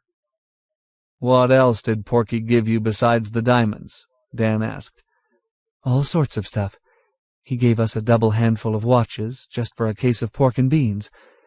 Pete has—" She looked down the hallway. She said, "Pete!" and led them to his room.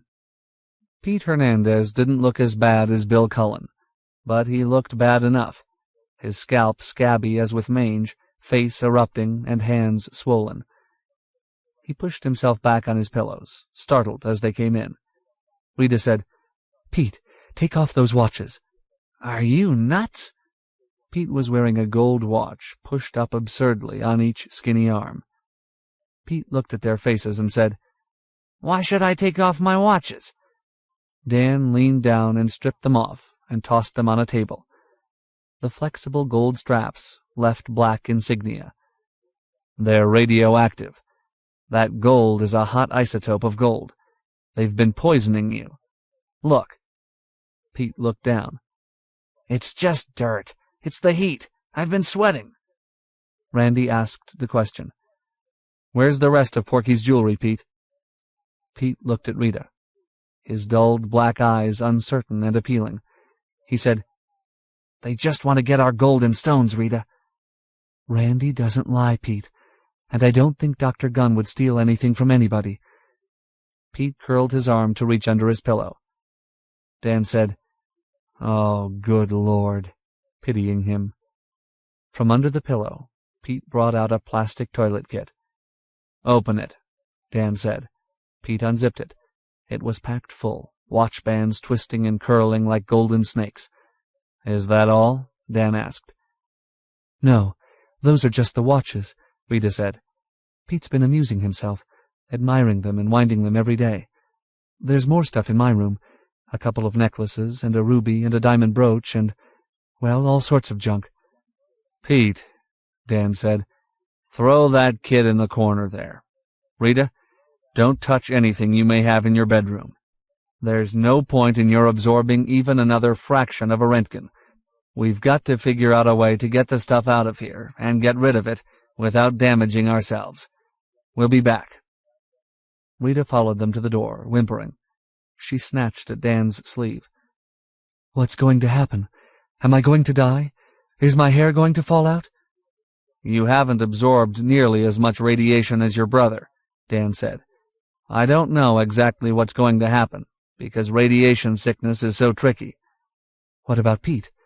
What'll I do if Pete— I'm afraid, Dan said, that Pete is slipping into leukemia. Blood cancer? Yes. I'm afraid you'd better prepare yourself. Rita's hand fell from Dan's arm. Randy watched her diminish, all allure, all bravado falling away, leaving her smaller and like a child. He said quietly, Rita, you'd better keep this here. You'll need it. He gave her the bottle of scotch. As he pressed the starter, Dan said, Why did you give her the whiskey? I feel sorry for her. That wasn't the only reason. If he had owed her anything before, he did no longer. They were quits. They were square. Is she going to be all right? He asked. I think so, unless a malignancy develops from the burn on her finger. Improbable, but possible. Yes, she should be all right so far as radiation goes. The dose she absorbed was localized. But after her brother dies, she'll be alone. Then she won't be all right. She'll find a man, Randy said. She always has. Porky Logan's house stood at the end of Augustine Road, in a grove that rose up a hillside at the back of the house. It was a 2-story brick, the largest house in Pistolville, so it was said. Porky's sister and niece had been caring for him, but he lived alone. His wife and 2 children had departed Pistolville 10 years before. They found Porky on the 2nd floor. He was sitting up in bed, unshaven chin resting upon blotched bare chest. Between his knees was a beer case filled with jewelry. His hands were buried to the forearm in this treasure. Dan said, Porky. Porky didn't raise his head. Porky was dead. Dan stepped to the bed, pushed Porky's body back against the pillows, and pried an eyelid open. Dan said, Let's get out of here. That's a furnace he's got in his lap. Randy tried not to breathe going down the steps. It was not only the smell of Porky's room that hurried him. Dan said, We've got to keep people out of this house until we can get Porky and that hot stuff underground. How do we do it? What about a sign? We could paint a sign. They found an unopened can of yellow paint and a brush in Porky's garage. Dan used the brush on the front door. In block letters, he wrote, Danger. Keep out. Radiation. You'd better put something else on there, Randy said. There are a lot of people around here who still don't know what radiation means. Do you really think so? I'm positive of it. They've never seen it or felt it. They hear about it, but I don't think they believe it. They didn't believe it could kill them before the day, if they thought of it at all, and I don't think they believe it now. You'd better add something they understand, like poison. So under radiation, Dan printed poison. He said, One other. Bill Cullen. Big Mouth Bill was as they had left him, except that he held a bottle of cheap rum in his misshapen hands and had been hitting it. Randy hovered at the door, so he could listen but not be submerged in the odors. Dan said, Bill, we've found out what's making you sick. You're absorbing radiation from the jewelry Porky traded for the whiskey. Porky's jewelry is hot. It's radioactive. Where is it?" Bill laughed wildly. He began to curse, methodically and without imagination, as Randy had heard troops curse in the MLR in Korea. The pace of his obscenities quickened. He choked, frothed, and pulled at the rum bottle. "Jewelry!" he yelled, his yellow eyeballs rolling. "Jewelry! Diamonds, emeralds, pearls, tinkly little bracelets, all hot, all radioactive. That's rich." "Where is it, Bill?" Dan's voice was sharper. "Ask her. Ask the dough-faced bitch. She has 'em, has the whole bootful." "What do you mean?" "I've been hiding the stuff, figuring that if she got her hands on it, she'd swap it all for a bottle of vino. The jewels in one boot, the rum in the other. Believe it or not, this is the last of my stock." He sucked at the bottle. "Go on," Dan said. "I kept the boots. These boots here." He gestured at a pair of hunting boots. "Hid under the bed. It was safe, okay? You see, my woman, she never cleaned anything. Especially she never cleaned under the bed. Well, when she went out for a while, I thought I'd take a look at the loot. You know, it was nice to hold it in your hands and dream about what you were going to do with it when things got back to normal. But she was watching through the window. She's been trying to catch me, and just a while ago she did. She walked in, grinning. I thought she was going to tell me the war was over or something. She walked in and reached under the bed and snatched the boot. All she said as she went through the door was, 'I hope you croak, you sneaky bastard. I'm going back to Apalachicola.'" Fascinated, Randy asked, "How does she expect to get to Apalachicola?" "I kept the Plymouth in the shed. It was nearly full with gas. What was in the drum I had to service the outboards. I hope she wrecks." Dan picked up his bag. His huge shoulders sagged. His face was unhappy behind the red beard. "Do you still have that ointment I gave you?" "Yes." Bill turned his head toward the table. "Keep using it on your hands. It may give you relief." "It may, but this will." Bill tilted the rum bottle and drank until he gagged. Riding back on River Road, Randy said, "Will Cullen live?" "I doubt it. I don't have the drugs or antibiotics or blood transfusions for him." He reached down and patted his bag. "Not much left in here, Randy. I have to make decisions now. I have drugs only for those worth saving." "What about the woman?"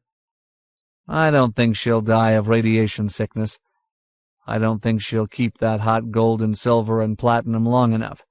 She'll either swap for booze, or, being stupid, try one of the main highways. I think the highwaymen will get her if she's headed for Apalachicola," Randy said. It was strange that the term highwaymen had revived in its true and literal sense. These were not the romantic and reputedly chivalrous highwaymen of Britain's post roads in the 16th and 17th centuries. These new highwaymen were ruthless and evil men, who lately had been choking the thin trickle of communications and trade between towns and villages. Mostly, according to word that filtered into Fort Repose, they operated on the main highways, like the Turnpike and routes 1, 441, 17, and 50.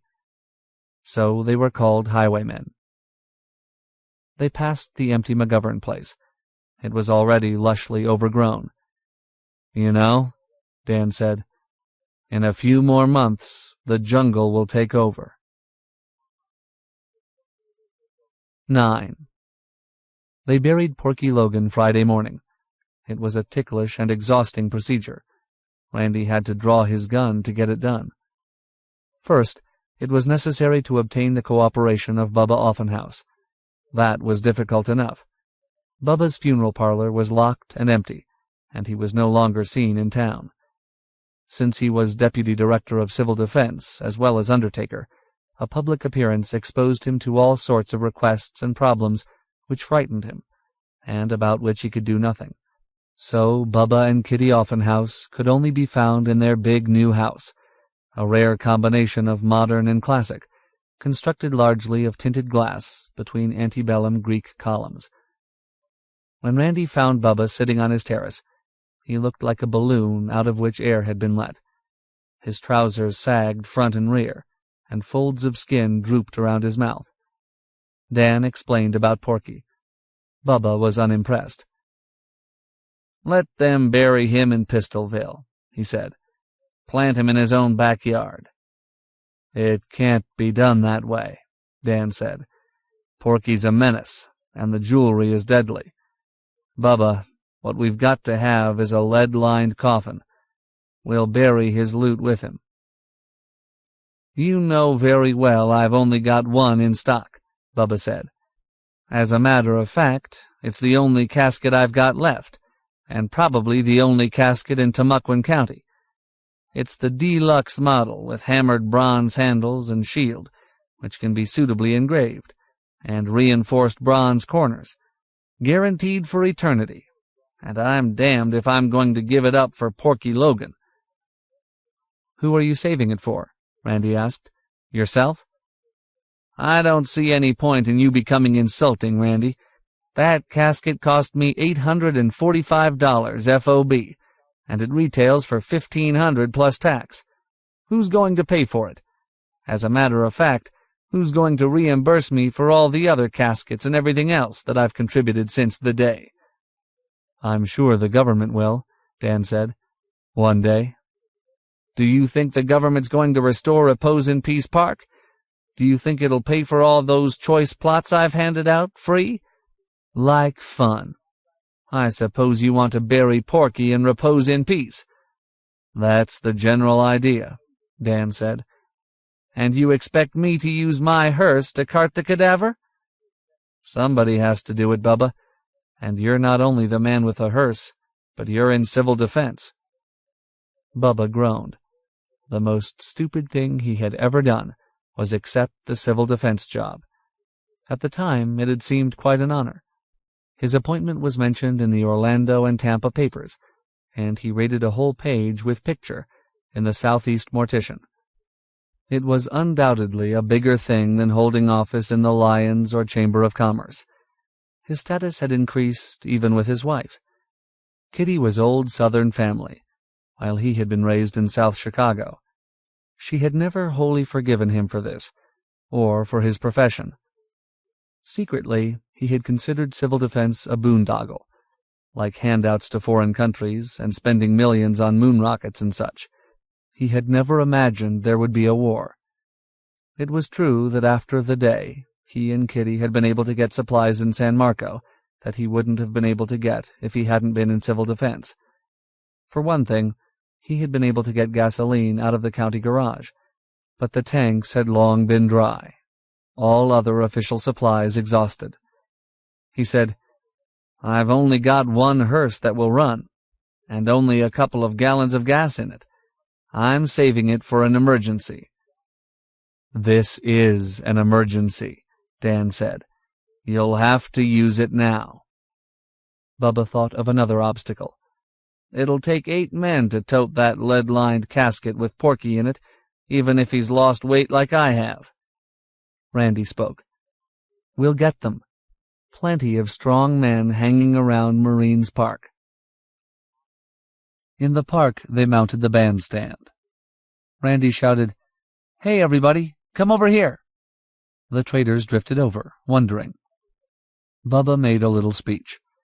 Bubba was accustomed to speaking at service club luncheons and civic meetings, but this audience, although many of the faces were familiar, was not the same. It was neither attentive nor courteous. He spoke of community spirit and cooperation and togetherness. He reminded them that they had sent Porky Logan to the state legislature, and he knew Porky must have been a friend to many there. Now he asked for volunteers to help bury Porky. No hands went up. A few of the traders snickered. Bubba shrugged and looked at Dan Gunn. Dan said, "This is in your own interest. If we leave the dead unburied, we're inviting an epidemic. In addition, In this case, we must get rid of radioactive material that can be dangerous to anyone who finds it. Somebody yelled, "Bubba's the undertaker, ain't he? Well, let him undertake it." Some of the men laughed. Randy saw that they were bored and would soon turn away. It was necessary that he act. He stepped in front of Dan, lifted the flap of his holster, and drew out the .45. Holding it casually, so that it was a menace to no one in particular, and yet to each of them separately, he pulled back the hammer. His left forefinger jabbed at the faces of 5 men. Big men. "You, Rusty, and you, Tom, and you there. You have just volunteered as pallbearers." They looked at him amazed. For a long time no one had ordered them to do anything. For a long time there had not even been a boss on a job. Nobody moved. Some of the traders carried handguns in hip pockets or holsters. Others had leaned shotguns or rifles against benches or the bandstand railing. Randy watched for a movement.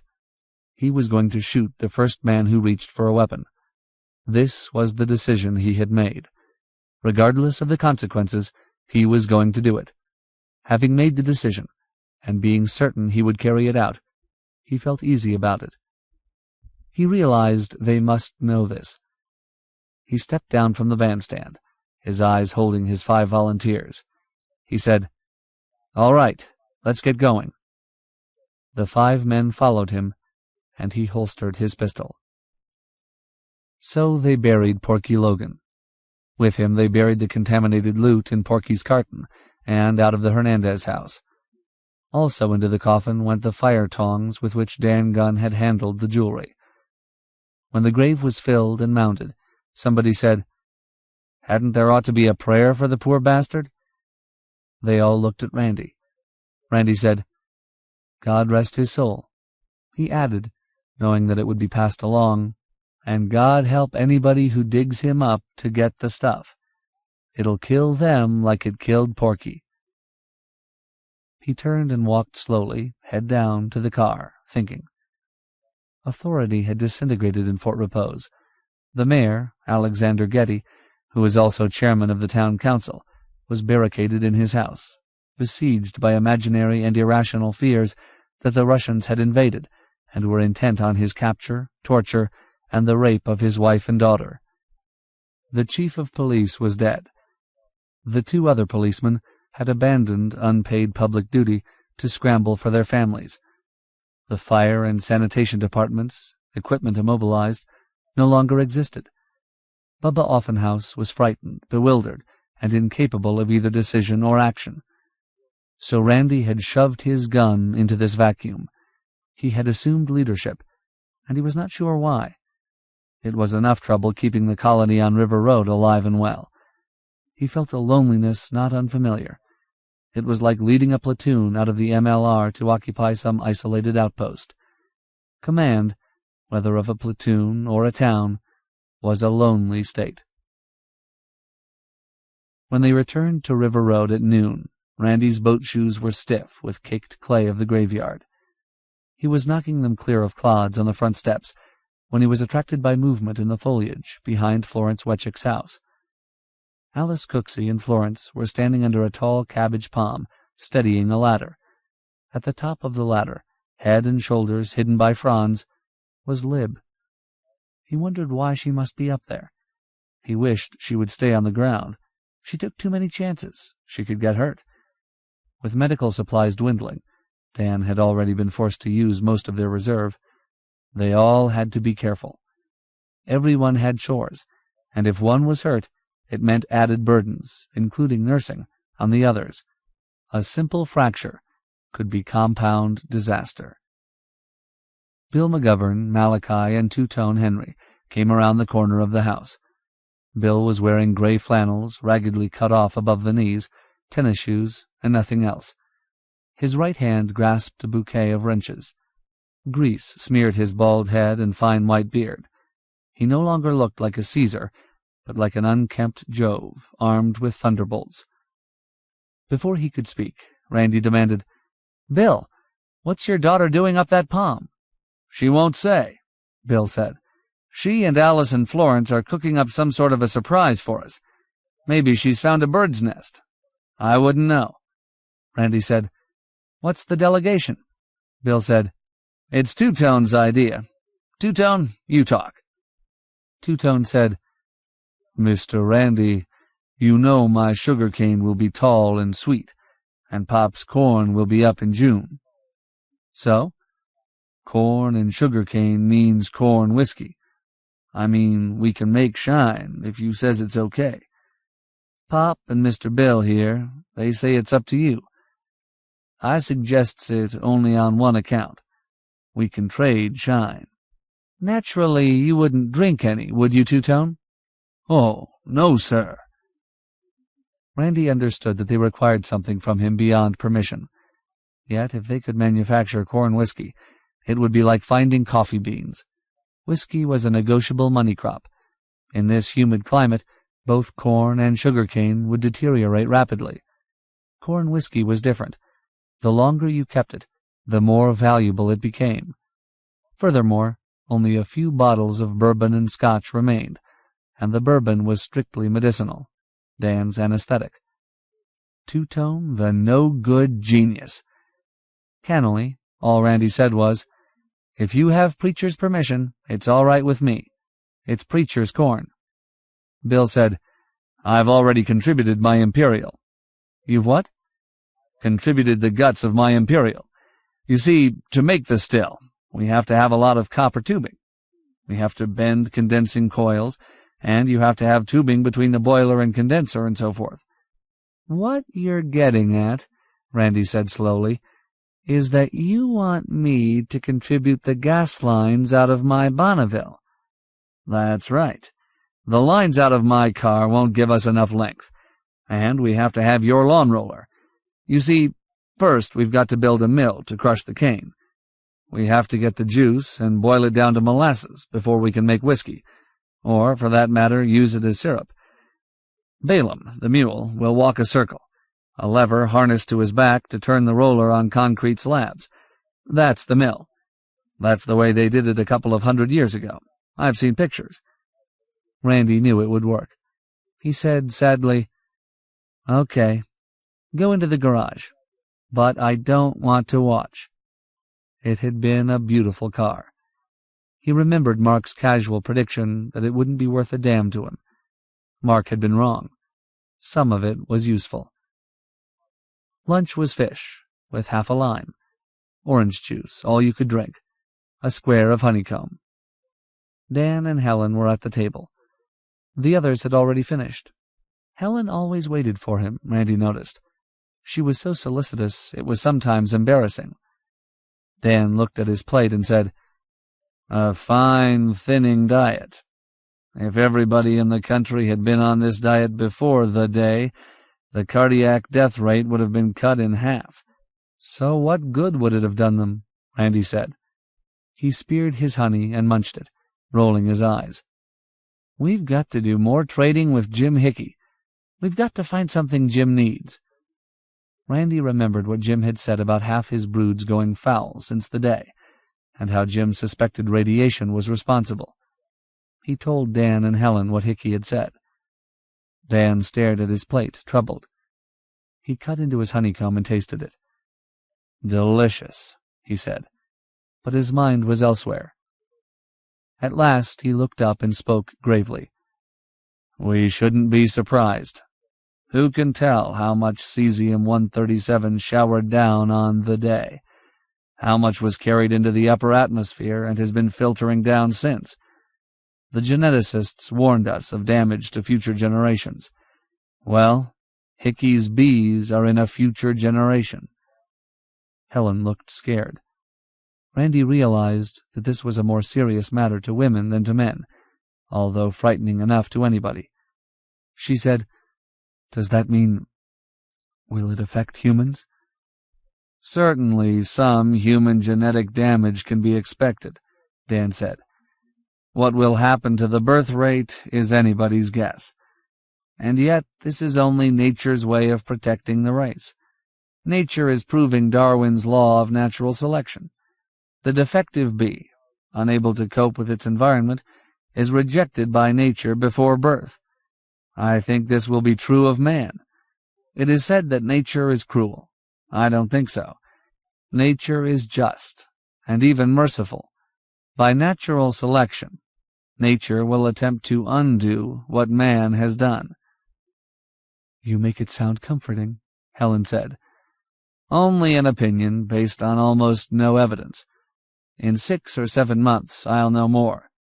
But to evaluate everything may take 1,000 years, so let's not worry about it. Right now I've got other worries, like tires.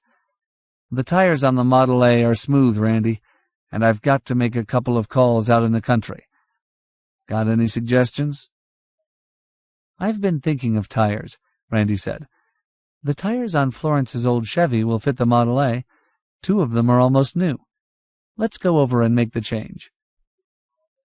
It was the custom of Randy and Dan to meet in the apartment at 6 each evening, listen for the Clear Channel station which would be heard at this hour, if at all, and, if they were tired and the rigors of the day warranted, share a drink. At 6 on that Friday evening, Dan had not returned from his calls, so Randy sat at his bar alone with the little transistor portable. Life was ebbing from its last set of batteries. He feared the day when it would no longer pick up even the strongest signal, or give any sound whatsoever, and the day could not be far distant. So, what strength was left in the batteries, he carefully rationed. Sam Hazard's all-wave receiver, operating on recharged automobile batteries, was really their only reliable source of information. He clicked on the radio, was relieved to hear static, and tried the Conelrad frequencies. Immediately he heard a familiar voice, thin and gravelly, although he turned the volume full. "Against smallpox." Randy knew he had missed the first item of news. Then he heard, "There have been isolated reports of disorders and outlawry from several of the contaminated zones. As a result, Mrs. Van Brooker Brown, acting president, in her capacity as Commander-in-Chief of the Armed Forces, has authorized all reserve officers and National Guard officers not in contact with their commanders or headquarters to take independent action to preserve public safety in those areas where civil defense has broken down or where organized military units do not exist. These officers will act in accordance with their best judgment under the proclamation of martial law. When possible, they will wear the uniform when exercising authority. I repeat, this new—" The signal hummed and faded. Randy clicked off the set. Even as he began to assimilate the significance of what he had heard, he was aware that Helen was standing on the other side of the counter. In her hands she held a pair of scissors, comb, and a silver hand mirror. She was smiling. "Did you hear that?" he asked. "Yes. Today's your haircut day, Randy. Today's Friday." Helen trimmed his hair and Bill McGovern's fringe each Friday, and barbered Dan and Ben Franklin Saturdays. "You know I'm in the reserve," Randy said. "I'm legal." "What do you mean?" "I had to pull my gun this morning to get Porky Logan buried. I had no authority. Now I do have authority, legally." His thoughts on the proclamation at the moment went no further. "That's fine. Now get into a chair." He walked into his office. Because of the swivel chair, it was also the barber shop. Helen tied a towel around his neck and began snipping, deftly and rapidly. She was some woman, he thought. Under any conditions, she could keep a household running smoothly. In 10 minutes it was done. Her hand ruffled and then smoothed his hair. He could feel her breasts, round and warm, pressing against his shoulder blades. "You're getting gray hairs, Randy," she said. The timbre of her voice was deeper than usual.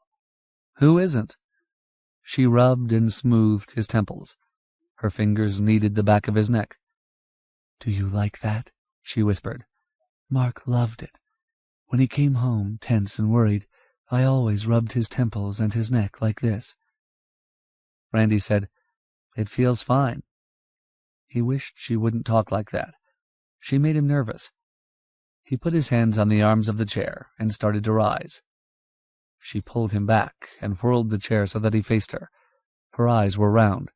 He could see beads of perspiration at the corners of her nose and on her forehead. "You are Mark," she said. "Don't you believe me? Here, look." She lifted the mirror from the desk and thrust it before his face. He looked, wondering how he could gracefully escape, wondering what was wrong with her. It was true that his face, leaner and harder, looked like Mark's face now. "I do look something like him," he admitted. "But why shouldn't I? I'm his brother." Her arms pinning him with unexpected strength, she kissed him wildly, as if her mouth could subdue and mold and change him. His hands found her wrists, and he forced her back. The mirror fell and smashed.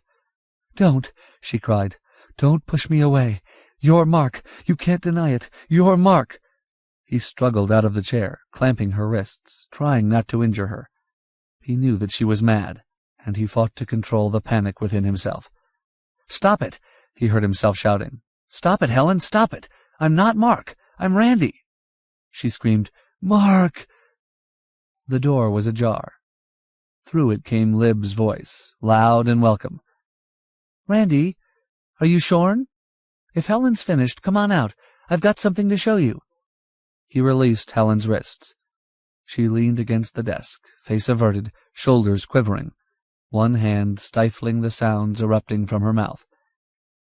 He said gently, "Please, Helen." He touched her arm. She drew away from him. He fled into the living room. Lib stood at the porch door, her face somber, beckoning. She said quietly, "Up to the roof, where we can talk." Randy followed her, knowing that she must have heard, and grateful for her interference. It was something he would have had to tell Lib anyway. He would have to tell Dan, too. This emotional earthquake could bring down their house. It was a problem for a physician.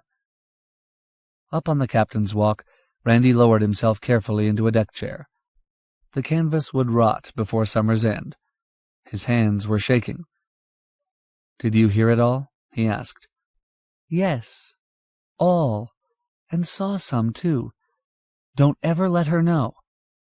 "What's wrong with her?" It was a protest rather than a question. Lib sat on the edge of his chair and put her hands on his hands and said, "Stop shaking, Randy. I know you're confused. It was inevitable. I knew it was coming. I'll diagnose it for you as best I can. It's a form of fantasy." Randy was silent, wondering at her detachment and coolness. "It is," she went on, "the sort of transference you find in dreams, the substitution in dreams of one person for another. Helen allowed herself to slip into a dream. I think she is a completely chaste person. She is, isn't she?" "I'm sure of it. Or I was." "Yet she is a person who requires love and is used to it. For many years a man has been the greater part of her life. So she has this conflict, intense loyalty to her husband, and yet need of a man to receive her abundance of love and affection. She tried to resolve the conflict irrationally. You became Mark. It was an hallucination." "You're talking like a professional, Lib." "I'm not a professional. I just wanted to be one. I majored in psychology, remember?" It was something she had told him, but he had forgotten because it seemed incongruous and not in the least important. Lib looked like a girl who had majored in ballet and water skiing at Miami, rather than psychology at Sarah Lawrence. He knew that she worked for a year in a Cleveland clinic, and had abandoned the job only because of her mother's illness. When she spoke of this year, which was seldom, it was with nostalgia, as some girls spoke of a year in Europe or on the stage. He suspected it must have been the most rewarding year of her life, and certainly there must have been a man or men in it. Randy said, "Lib, do you think she's crazy?" "Helen's not psychotic. She's under terrible strain. She let herself go, but only for a moment. She indulged a temporary fantasy. Now it is over. Now she will be ashamed of herself. The best thing you can do is pretend it didn't happen. One day she'll mention it to you, perhaps obliquely, and apologize. Eventually she'll understand why she did it, and the sense of guilt will leave her. One day, when we're better friends, I'll make her understand it. You know there is a man in the house for Helen, a perfectly fine man. I'm going to make that my special project." Randy felt relieved. He looked out over the river, contemplating his ignorance of women and the peace of evening. On the end of the dock, Ben Franklin and Peyton were fishing. It was understood that anyone, child or adult, could go fishing before breakfast or after assigned chores were done. Fishing was not only recreation, but the necessary daily harvest of a crop, providentially swimming at their feet. Presently, the brass ship's bell on the porch sang its sharp, clean C note. The bell was a relic of Lieutenant Randolph Rousey Peyton's longboats. It was the same bell that Randy's mother had used to summon Mark and him from the river to wash for dinner. There was peace and continuity in the sound of the bell. The bell announced that there was food on the table and a woman in the kitchen. So it was not only a message to the children, but to Randy. Helen had pulled herself together. He watched Ben and Peyton, trailed by Graff, thread their way up through the grove. Graff still shared Randy's couch, but all day he shadowed the boy. This was right. A boy needed a dog. A boy also needed a father. When the children were close to the house, Randy yelled down, "What'd you get?" Ben held up a string of bream and speckled perch. 16, he shouted, "on worms and crickets. I got 15. She only got 1. Peyton danced in indignation, a slim, shrill-voiced sprite. "Who cares about fish? If I grow up, I'm not going to be a fisherman." Helen called from the kitchen window. The children disappeared. Randy said, "Did you ever hear a little girl say, 'if I grow up,' before?" "No, I never did. It gives me the creeps." "Not their fault," Randy said. "Ours." "Would you want children, Randy?" Randy considered the question. He thought of Jim Hickey's bees, and Peyton's if, and of cow's milk you would not dare feed a baby in a contaminated zone, even if you had a cow, and of many other things. Lib waited a long time for an answer, and then she leaned across the chair and kissed him and said, "Don't try to answer now. I've got to go down and help with dinner. Don't come downstairs for a few minutes, Randy. We've whipped up a surprise." At 7, conscious that he had not heard Dan return, Randy went downstairs. The table was set as if for a feast, a white cloth, 2 new candles, a salad bowl as well as plate at each place. A laden salad boat of Haitian mahogany rode on the circular linen lagoon. Garnishing the inevitable platter of broiled fish was a necklace of mushrooms. He tasted the salad. It was delicate, varied, and wonderful. "Who invented this?" he asked. He had not tasted greens in months. Helen had not met his eyes since he entered the dining room. She said, "Alice Cooksey." Alice found a book listing edible palms, grasses, and herbs. Lib did most of the picking. "What all's in it?" "Fiddlehead ferns, hearts of palm, bamboo shoots, wild onions, some of the Admiral's ornamental peppers, and the first tomatoes out of Hannah Henry's garden." Lib said, "Wait till you try the mushrooms. That was Helen's idea. It's funny, for the last week they've been growing all over, right in front of our eyes, and only Helen recognized them as food." "No toadstools, I hope," Randy said. Helen smiled, and for the first time looked at him directly.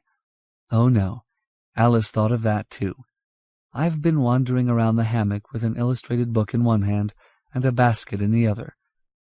Now that she could see he was treating the incident in his office as something that hadn't happened, she was regaining control of herself. He said, "Helen, you be careful in that hammock. And Lib, you stay out of palm trees. We don't want any snake bites or broken legs. Dan has troubles enough." He put down his fork. "Where is Dan?" Nobody knew. Dan was usually home before 6. Occasionally he was as late as this, or later, when he encountered an emergency. Still, it was impossible not to worry. It was at times like this that Randy truly missed the telephone. Without communications, the simplest mechanical failure could turn into a nightmare and disaster. He finished the fish, mushrooms, and salad, but without appetite. Randy fidgeted until 8, and then said, "I'm going to see the Admiral. Maybe Dan stopped there for dinner." He knew this was unlikely, but he tried in any case to visit Sam Hazard each evening and watch him comb the frequencies. There were other reasons. He stopped at the Wetchick and Henry houses like a company commander checking his outposts. He slept uneasily unless he knew all was well around his perimeter. More compelling, Lib usually went with him. It was their opportunity to have a little time alone. It was paradoxical that they lived in the same house, ate almost every meal elbow to elbow or across the bar in his apartment, slept within 20 feet of each other, and yet they could be alone hardly at all. Ben Franklin said, "Wait until I get the shotgun, Randy. I'll go with you. It's my night to stand guard." He raced upstairs. Helen said, "Do you really think you ought to let him do it, Randy?" "It'd break his heart if I didn't. I think he'll be okay. Caleb is going to stay up with him, and Malachi will be right there. Malachi will sleep with one eye open." "Why are you letting him have your shotgun?" "Because if something comes around the Henry's yard, I want him to hit it, not just pop away at it in the dark with a .22. I've taught him how to handle the shotty. It'll be loaded with No. 2 buck. He'll do all right." Ben came out on the porch, carrying the gun. Lib said, "Am I invited?" Randy said, "Certainly." He turned to Bill McGovern. "If Dan shows up, give me 3 bells, will you?" 3 strokes of the ship's bell meant come home, but it was not an emergency signal. 5 bells was the panic button. The bell could be heard for a mile along the shore and across water. Pale yellow lamplight showed in the Henry's windows. Randy knocked, and Missouri, looking almost svelte in a newly acquired waistline, opened the door. "Mr. Randy, I guessed 'twas you. I want to thank you for the honey. Tasted mighty good. Will you come in and have some tea?" "Tea?" Randy saw a kettle steaming on a brick oven in the fireplace. "We calls it tea. I grow mints under the house and dry 'em until they powders, so we has mint tea. We'll skip it tonight, Mizzou. I just came to put Ben Franklin on his stand. Caleb ready?" Missouri's son stepped out of the shadows, teeth and eyes gleaming. Incredibly, he carried a 6-foot spear. "Let me see that," Randy said. He hefted it. It had been fashioned, he saw, from a broken garden edger, the blade ground to a narrow triangle. It was heavy, well-balanced, and lethal. "Uncle Malachi made it for me," Caleb said proudly. "It's a wicked weapon, all right," Randy said, and returned it to the boy. Malachi, carrying a lantern, joined them. Malachi said, "I figured that if Ben Franklin missed with the shotgun, Caleb best have it for close-in defense, if it's truly a wolf, like Preacher says." Randy was certain that whatever had stolen the Henry's hens and the pig, it wasn't a wolf, but he wanted to impress Ben Franklin with the seriousness of his watch. "Probably not a wolf," he said, "but it could be a cougar, a panther. My father used to hunt 'em when he was young. Plenty of panther in Tamaulipan County until the first boom brought so many people down. Now there aren't so many people, so there will be more panther." They walked toward Balaam's tired barn. The mule snorted and rattled the boards in his stall. "It's only me, Balaam," Malachi said. "Balaam, quiet down." Balaam quieted. Randy pointed to the bench alongside the barn. "That's your stand, Ben." Bill McGovern had sat on the bench the previous night and seen nothing. "Stand?" Ben Franklin said. "That's what you call it in a deer hunt. When I was your age, my father used to take me hunting and put me on a stand. There are a couple of things I want you to remember, Ben. Everything depends on you, and you, Caleb, keeping absolutely still. Whatever it is out there is better equipped than you are. It can see better and hear better and smell better. All you've got on it is brains. Your only chance of getting it is to hear it before it hears or sees you." Randy looked at the sky. There were only stars. Later, there would be a quarter moon. "Chances are you'll hear it before you see it. But if you talk or make any sound, you'll never see it at all, because it'll hear you first and leave. Do you understand?" "Yes, sir," Ben said. "You'll get cramped and you'll get tired. So when you sit on the stand, you move around all you want at first, and find out just how far you can move without making any noise. You got shells in the chambers?" "Yes, sir, and 4 extra in my pocket." "You'll only need what's in the gun. If you don't get him with 2, you'll never get him at all. And Ben—" "Yes, sir?" "Hold steady on it and don't miss. We want to get rid of this thing, or somebody will have to sit up all night every night." Ben said, "Randy, suppose it's a man?" This possibility had been restless in Randy's mind from the first, and he had not wanted to mention it. But since it was mentioned, he gave the unavoidable answer. "Whatever it is, Ben, shoot it. And Caleb, if he misses, I depend on you to stick it."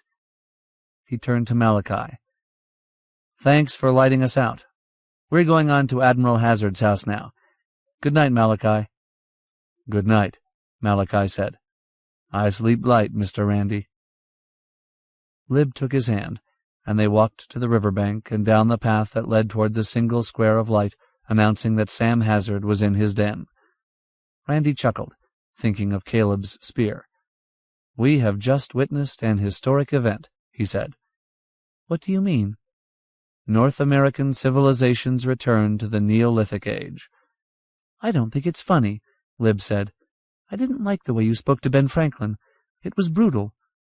"In the Neolithic," Randy said, "a boy either grows up fast or he doesn't grow up at all." Sam Hazard's den was compact and crowded, like a shipmaster's cabin stocked for a long and lonely voyage. It was filled with mementos of his service, ceremonial and samurai swords, nautical instruments, charts, maps, books on shelves and stacked in corners, bound files of the Proceedings, the Foreign Affairs Quarterly, and the Annals of the American Academy of Political and Social Science. The Admiral's L-shaped desk spread along 2 walls. One side was preempted by the professional-looking shortwave receiver and his radio log. The radio was turned on, but when Randy and Lib entered the room, all they heard was a low hum. Sam Hazard was not as tall as Lib, and his weathered skin was drawn tautly over fine bones.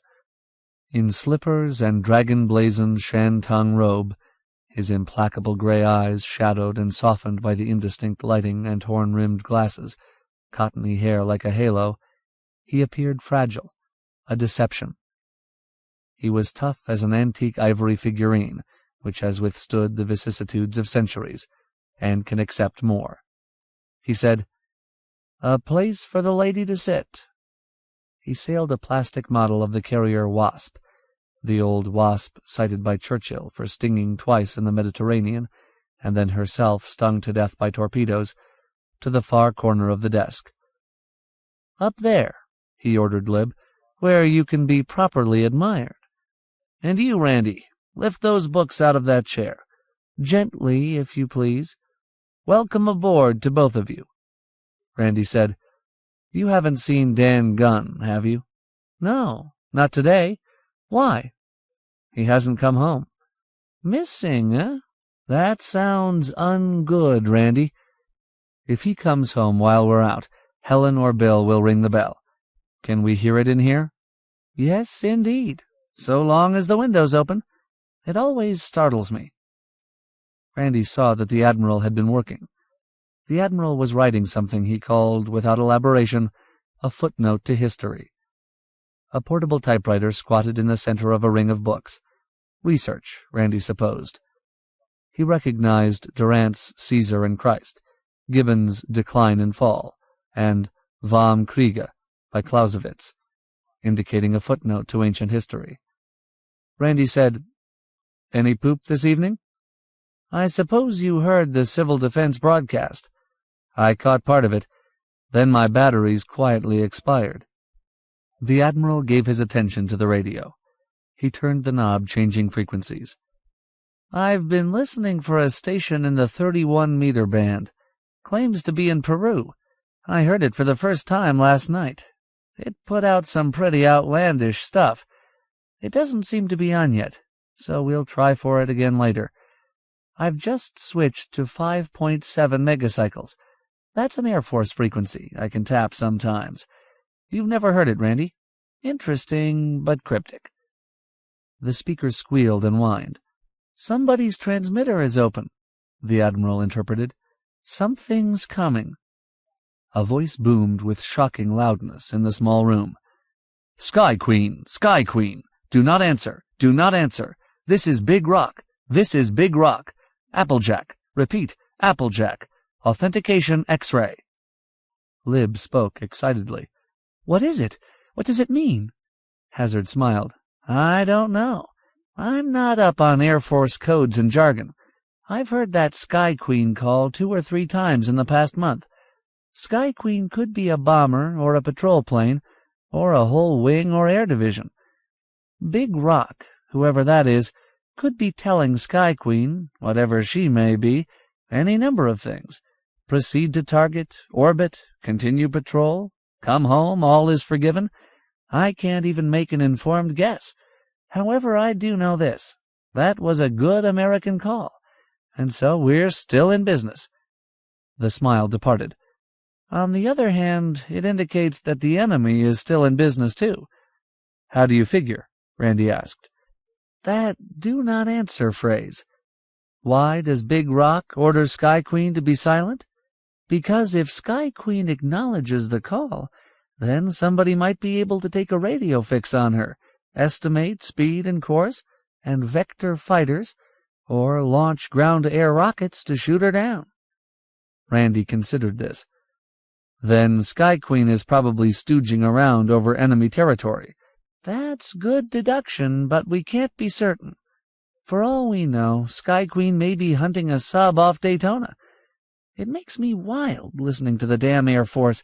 You will please pardon me, Lib, but if the enemy is listening on this frequency, it must make them wild, too.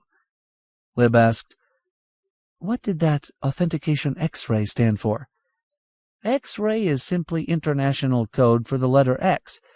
My guess is that before every mission, they change the authentication letter so that the enemy can't take over the frequency and give Sky Queen a false heading, or phony instructions. You know, I enjoyed hearing that, Lib said. It gave me a nice feeling. Big Rock has a solid Midwest accent. Sam Hazard moved a candle so that better light fell on his dials. Big Rock won't be back again tonight, he said. I've never heard him more than once a night. He makes his call, and that's it.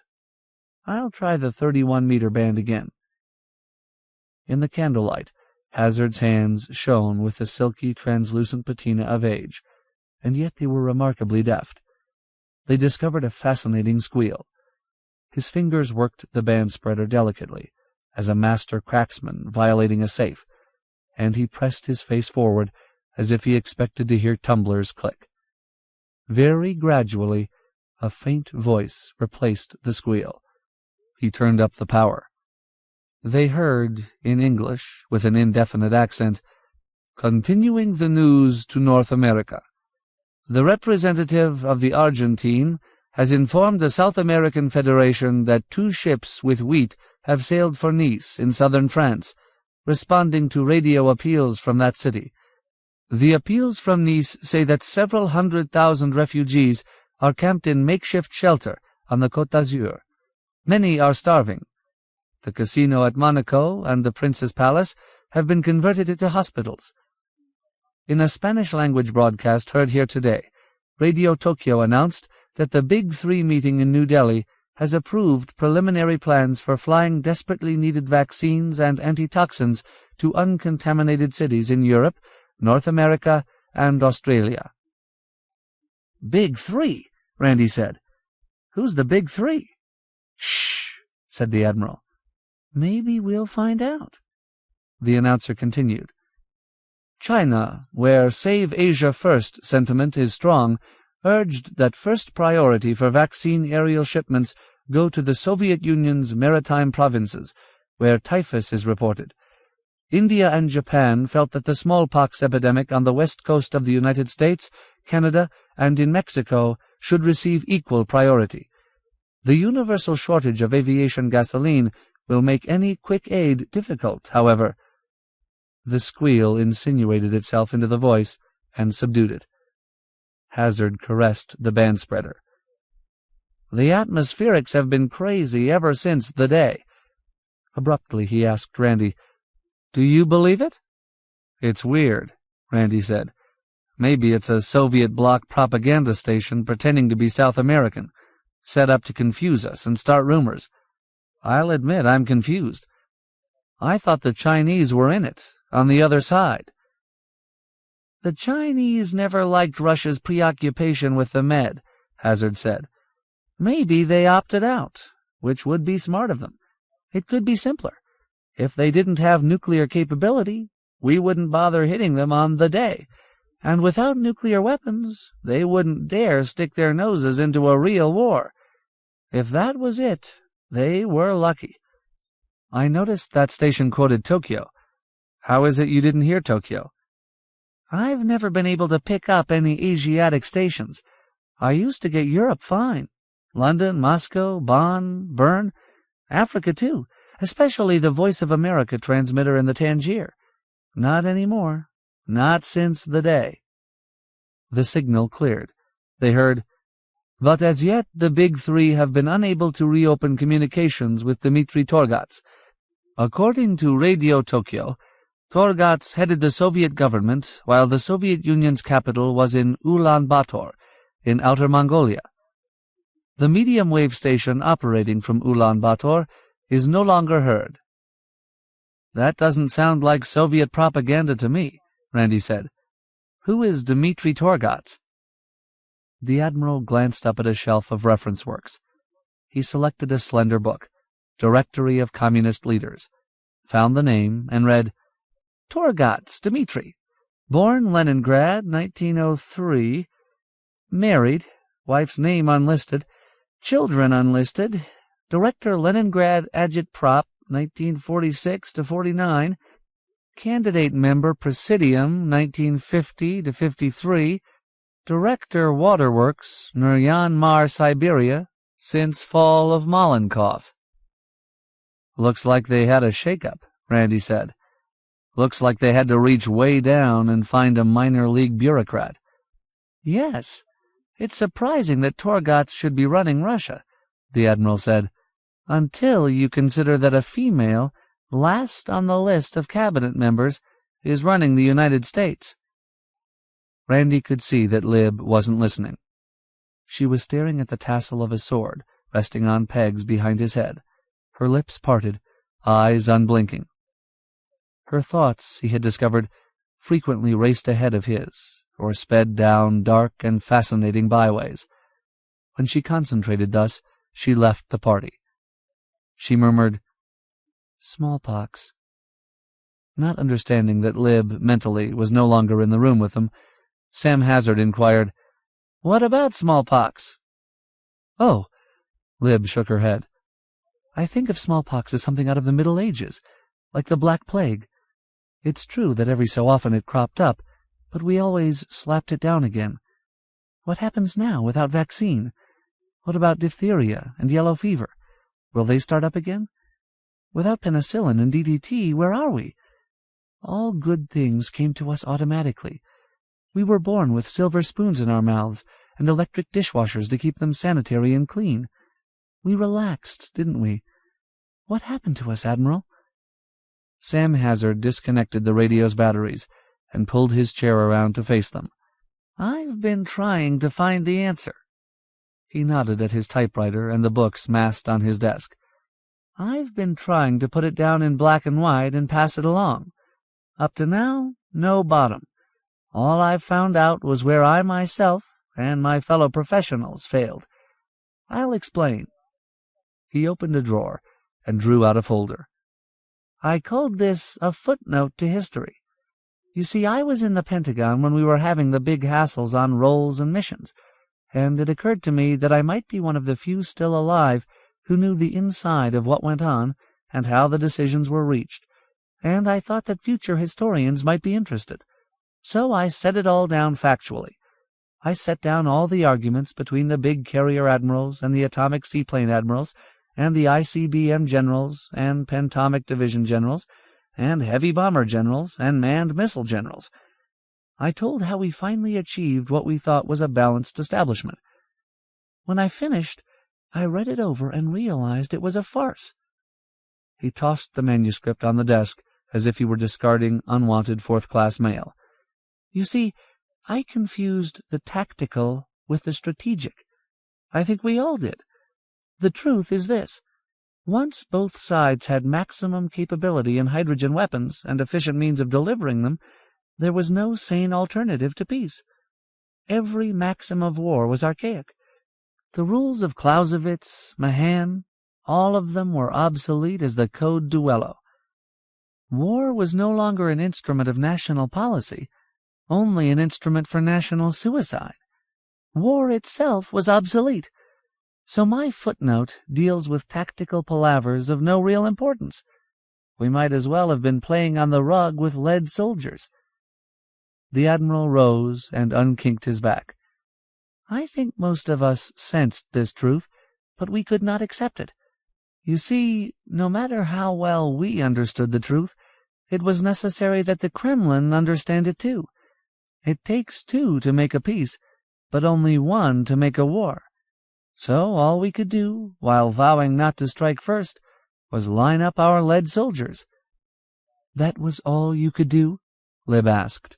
All. The answer was not in the Pentagon, or even in the White House. I'm looking elsewhere. One place, here.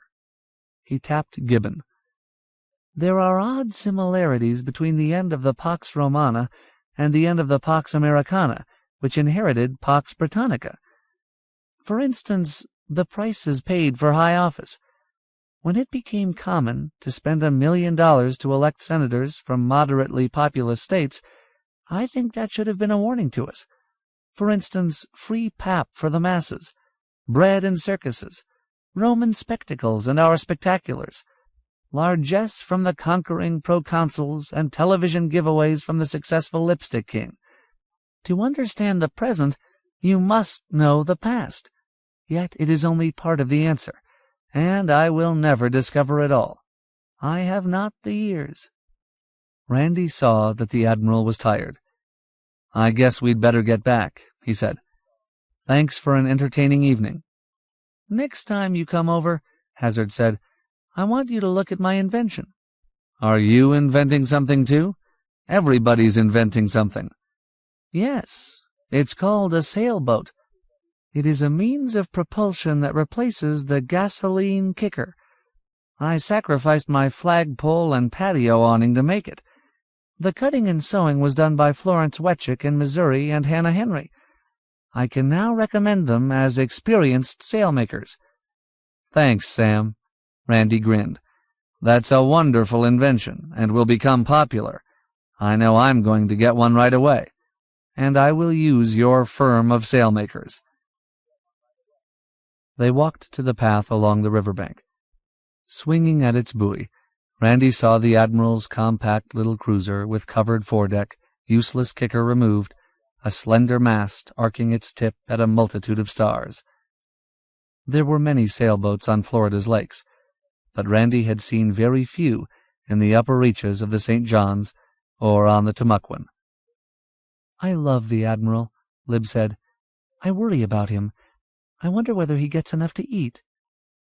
The Henrys see that he eats, and Missouri keeps his place neat. The Henrys love him, too. As long as we have men like that, I can't believe we're so decadent. We won't go like Rome, will we? He didn't answer. He swung her around to face him and circled her waist with his hands. His fingers almost met, she was so slim. He said, I love you. I worry about you. I wonder whether I tell you enough how I love you and want you and need you. and how I am diminished and afraid when you are not with me, and how I am multiplied when you are here." His arms went around her, and he felt her body arch to him, molding itself against him. "There never seems to be enough time," he said, "but tonight there is time. When we get home." She said, "Yes, Randy." They walked on, his arm around her waist. "This is a bad time for love," she said. "Oh, I don't mean tonight is a bad time. I mean the times. When you love someone, that should be what you think of most. The first thing when you wake in the morning, and the last thing before you sleep at night. Before the day, that's how I thought of you. Did you know that? First in the morning, last at night." Randy knew, without her saying it, that it must be the same for her as it was for him. At day's end a man was exhausted, physically, mentally, emotionally. Each sun heralded a new crisis, and each night he bedded with old, relentless fears. He awoke thinking of food, and fell onto his couch at night still hungry, his head whirling with problems unsolved and dangers unparried. The Germans, in their years of methodical madness, had discovered in their concentration camps that when a man's diet fell below 1,500 calories, his desire and capacity for all emotions dwindled. Randy guessed that he managed to consume almost 1,500 calories each day in fish and fruit alone. His vigor was being expended in survival, he decided. That and worry for the lives dependent upon him. Even now, he could not exclude worry for Dan Gunn from his mind. The hodgepodge outlines of the Henry place loomed out of the darkness above them. They were within 50 yards of the barn, and Ben Franklin was somewhere in that shadow, shotgun over his knees, enjoined to silence, alert to shoot anything that moved. And they were moving, silhouetted against the star-silvered river. He stopped and held Lib fast. "Ben!" he called. "Ben Franklin! Do not answer! Do not answer! This is Randy. We are on our way home." They walked on. "You know, you sounded just like that radio call on the Air Force frequency," Lib said. "I did sound like that, didn't I?" He smiled in the darkness, snapped his fingers, and said, "I think I know now what was going on. It wasn't the way Sam thought. It was just the other way around. Big Rock was the plane, and Sky Queen the base. Big Rock had been somewhere and was coming home, and was telling Sky Queen not to shoot, just like I told Ben Franklin." "Perhaps you're right. Not that it matters to us. I've heard them up there on still nights, but they never come low enough to see. The Admiral hears them talk on the radio, but they never have a word for us. Maybe they've forgotten us. Maybe they've forgotten all the contaminated zones. We're unclean. It makes me feel lonely and, well, unwanted. Isn't that silly? Does it make you feel like that?" "They'll come back," he said. "They have to. We are still a part of the United States, aren't we?" They came to the path that led through their grove from house to dock. "Let's go out on the dock," Lib said. "I like it out there. No sound, not even the crickets. Just the river whispering around the pilings." "All right." They turned left instead of right. As their feet touched the planking, the ship's bell spoke. It clanged 3 times rapidly, then twice more. It kept on ringing. "Oh, damn it to hell!" Randy grabbed her hand, and they started to run for the house, an uphill 1/4 mile in sand and darkness. After 100 yards, she released his hand and fell behind. By the time he reached the back steps, Randy couldn't climb them. He was wobbling, and his knees had jellied, but before the day he could not have run the distance at all. He paused, sobbing, and waited for Lib. The Model A wasn't in the driveway or the garage. He concluded that Dan hadn't returned, and something frightful had happened to Helen, Peyton, or Bill McGovern. He was wrong. It had happened to Dan. Dan was in the dining room, a ruined hulk of man overflowing the captain's chair, arms hanging loose, legs outstretched, shirt blood-soaked, beard blood-matted. Where his right eye should have been, bulged a blue-black lump, large as half an apple. His nose was twisted and enlarged, his left eye only a slit in swollen, discolored flesh. He's wrecked the car, Randy thought. He went through the windshield, and his face took along the steering wheel. Helen laid a wet dish towel over Dan's eyes. Peyton, face white and pinched, stood behind her mother with another towel. It dripped. Except for Dan's choked breathing, the dripping was for a moment the only sound in the room. Dan spoke. The words came out slowly and thickly, each an effort of will. "Was that you, Randy, who came in?" "It's me, Dan. Don't try to talk yet." Shock, Randy thought, and probably concussion. He turned to Helen. "We should get him into bed. We have to get him upstairs." "I don't know if he can make it," Helen said. "We could hardly get him this far."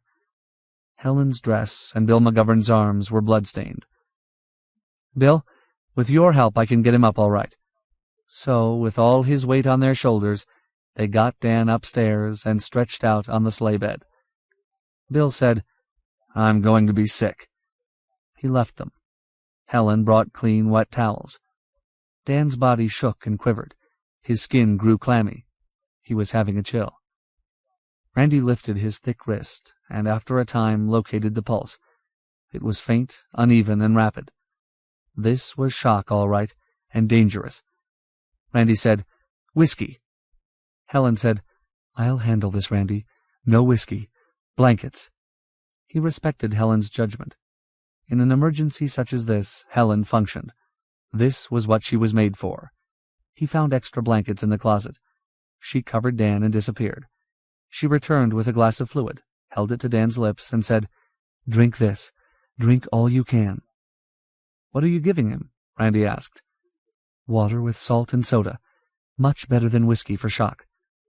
Dan drank, gagged, and drank more. "Keep pouring this into him," Helen ordered. "I'm going to see what's in the medicine cabinet." "Almost nothing," Randy said. "Where's his bag? Everything's in there." "They took it. And the car." "Who took it?" "The highwaymen." He should have guessed that it hadn't been an accident. Dan was a careful driver, and rarely were two cars on the same road. Traffic was no longer a problem. In his concern for Dan, he did not immediately think of what this loss meant to all of them.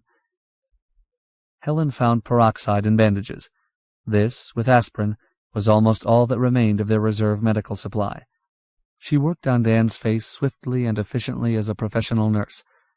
Randy felt nauseated, not at the sight of Dan's injuries, he had seen worse, but in disgust at the beasts who in callous cruelty had dragged down and maimed and destroyed the human dignity of this selfless man. Yet it was nothing new. It had been like this at some point in every civilization and on every continent. There were human jackals for every human disaster. He flexed his fingers, wanting a throat in them. He walked into the other room. Lib's head lay across her arms on the bar. She was crying. When she raised her face, it was oddly twisted, as when a child's face loses form in panic or unexpected pain. She said, "What are you going to do about it, Randy?" His rage was a hard, cold ball in his stomach now. When he spoke, it was in a monotone, the voice of someone else. "I'm going to execute them." "Let's get with it." "Yes, as soon as I find out who." At 11, Dan Gunn came out of shock, relaxed, and then slept for a few minutes. He awoke announcing he was hungry. He looked no better. He was in pain, but obviously he was out of danger.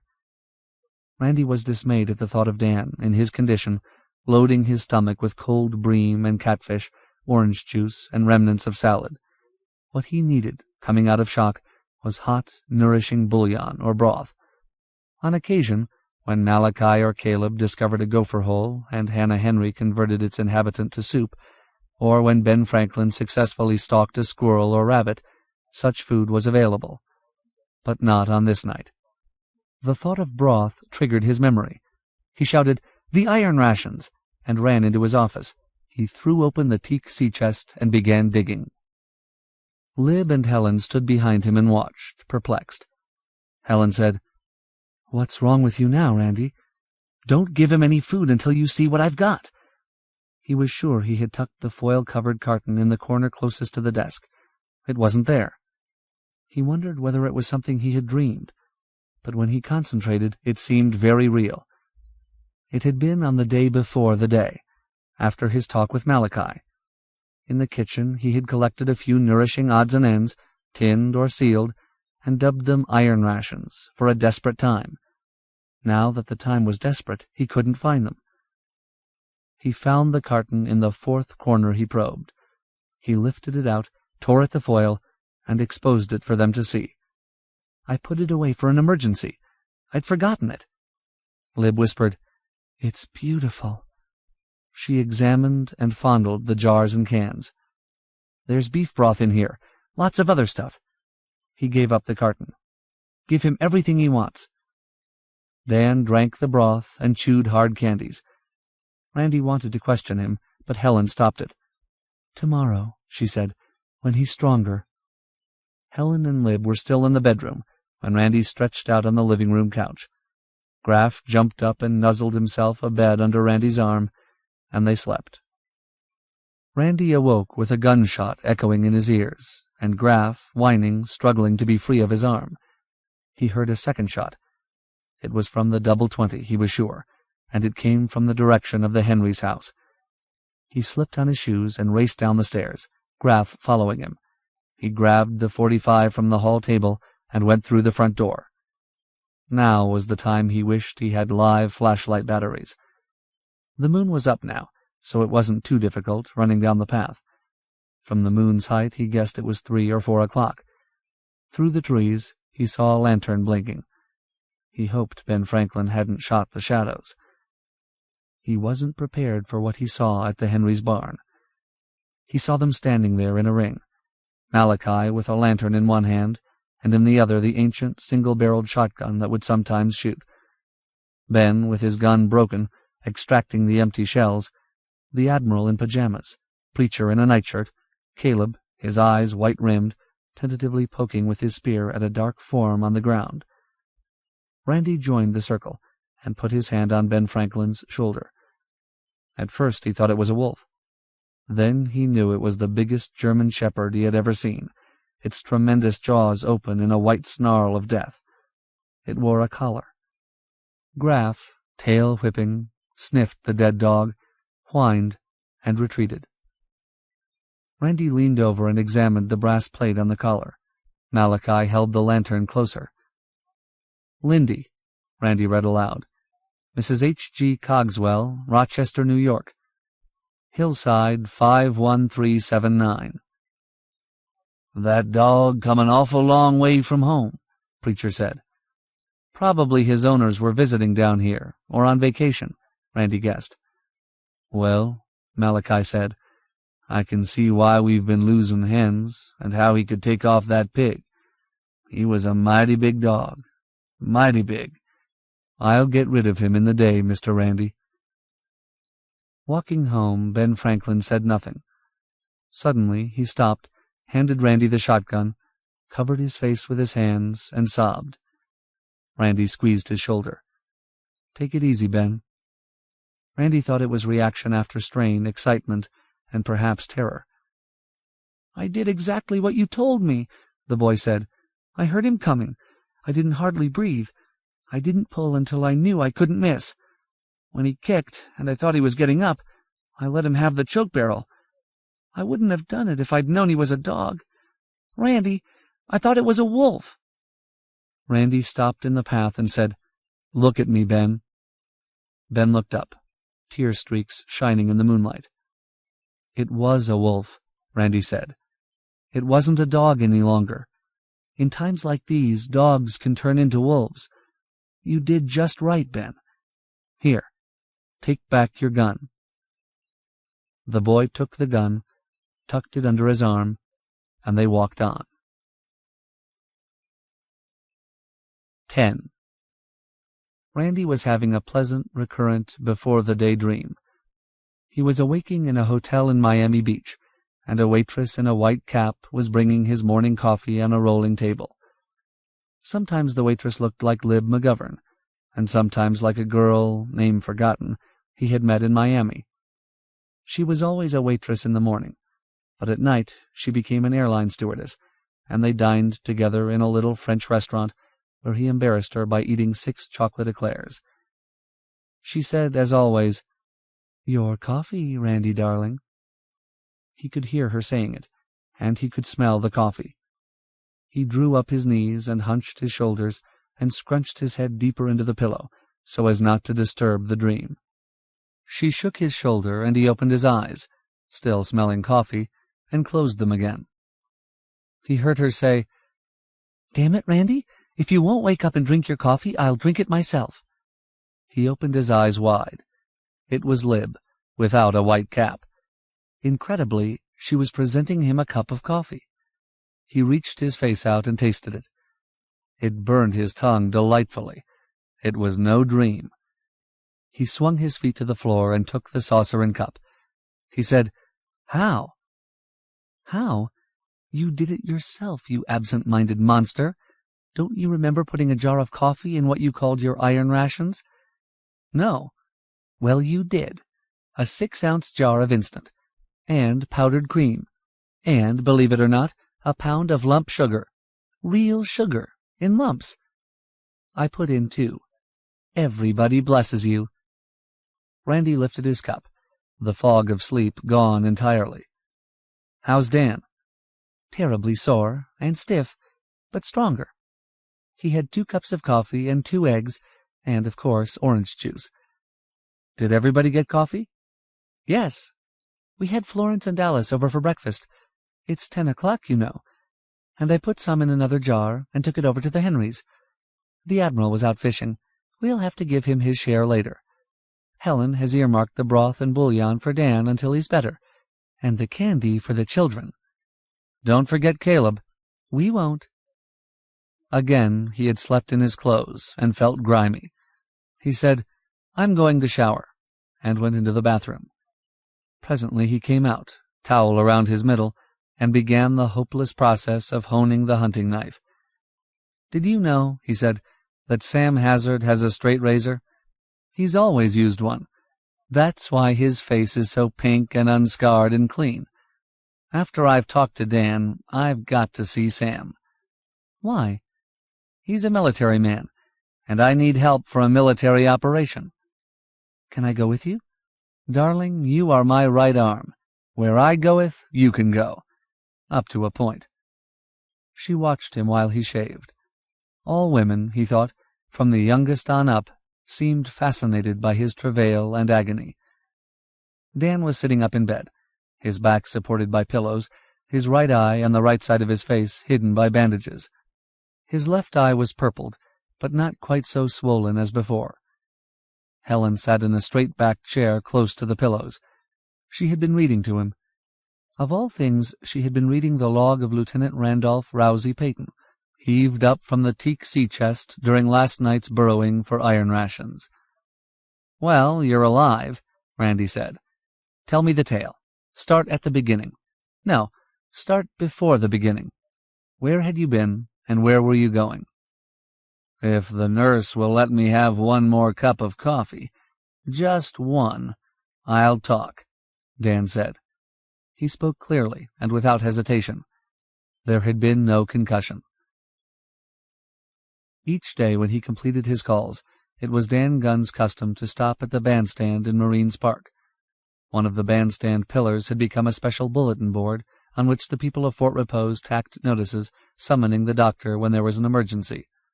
Yesterday there had been such a notice. It read, "Dr. Gunn, this morning, Friday, 2 of my children became violently ill. Kathy has a temperature of 105 and is out of her head. Please come. I am sending this note by Joe Sanchez, who has a horse. Herbert Sunbury."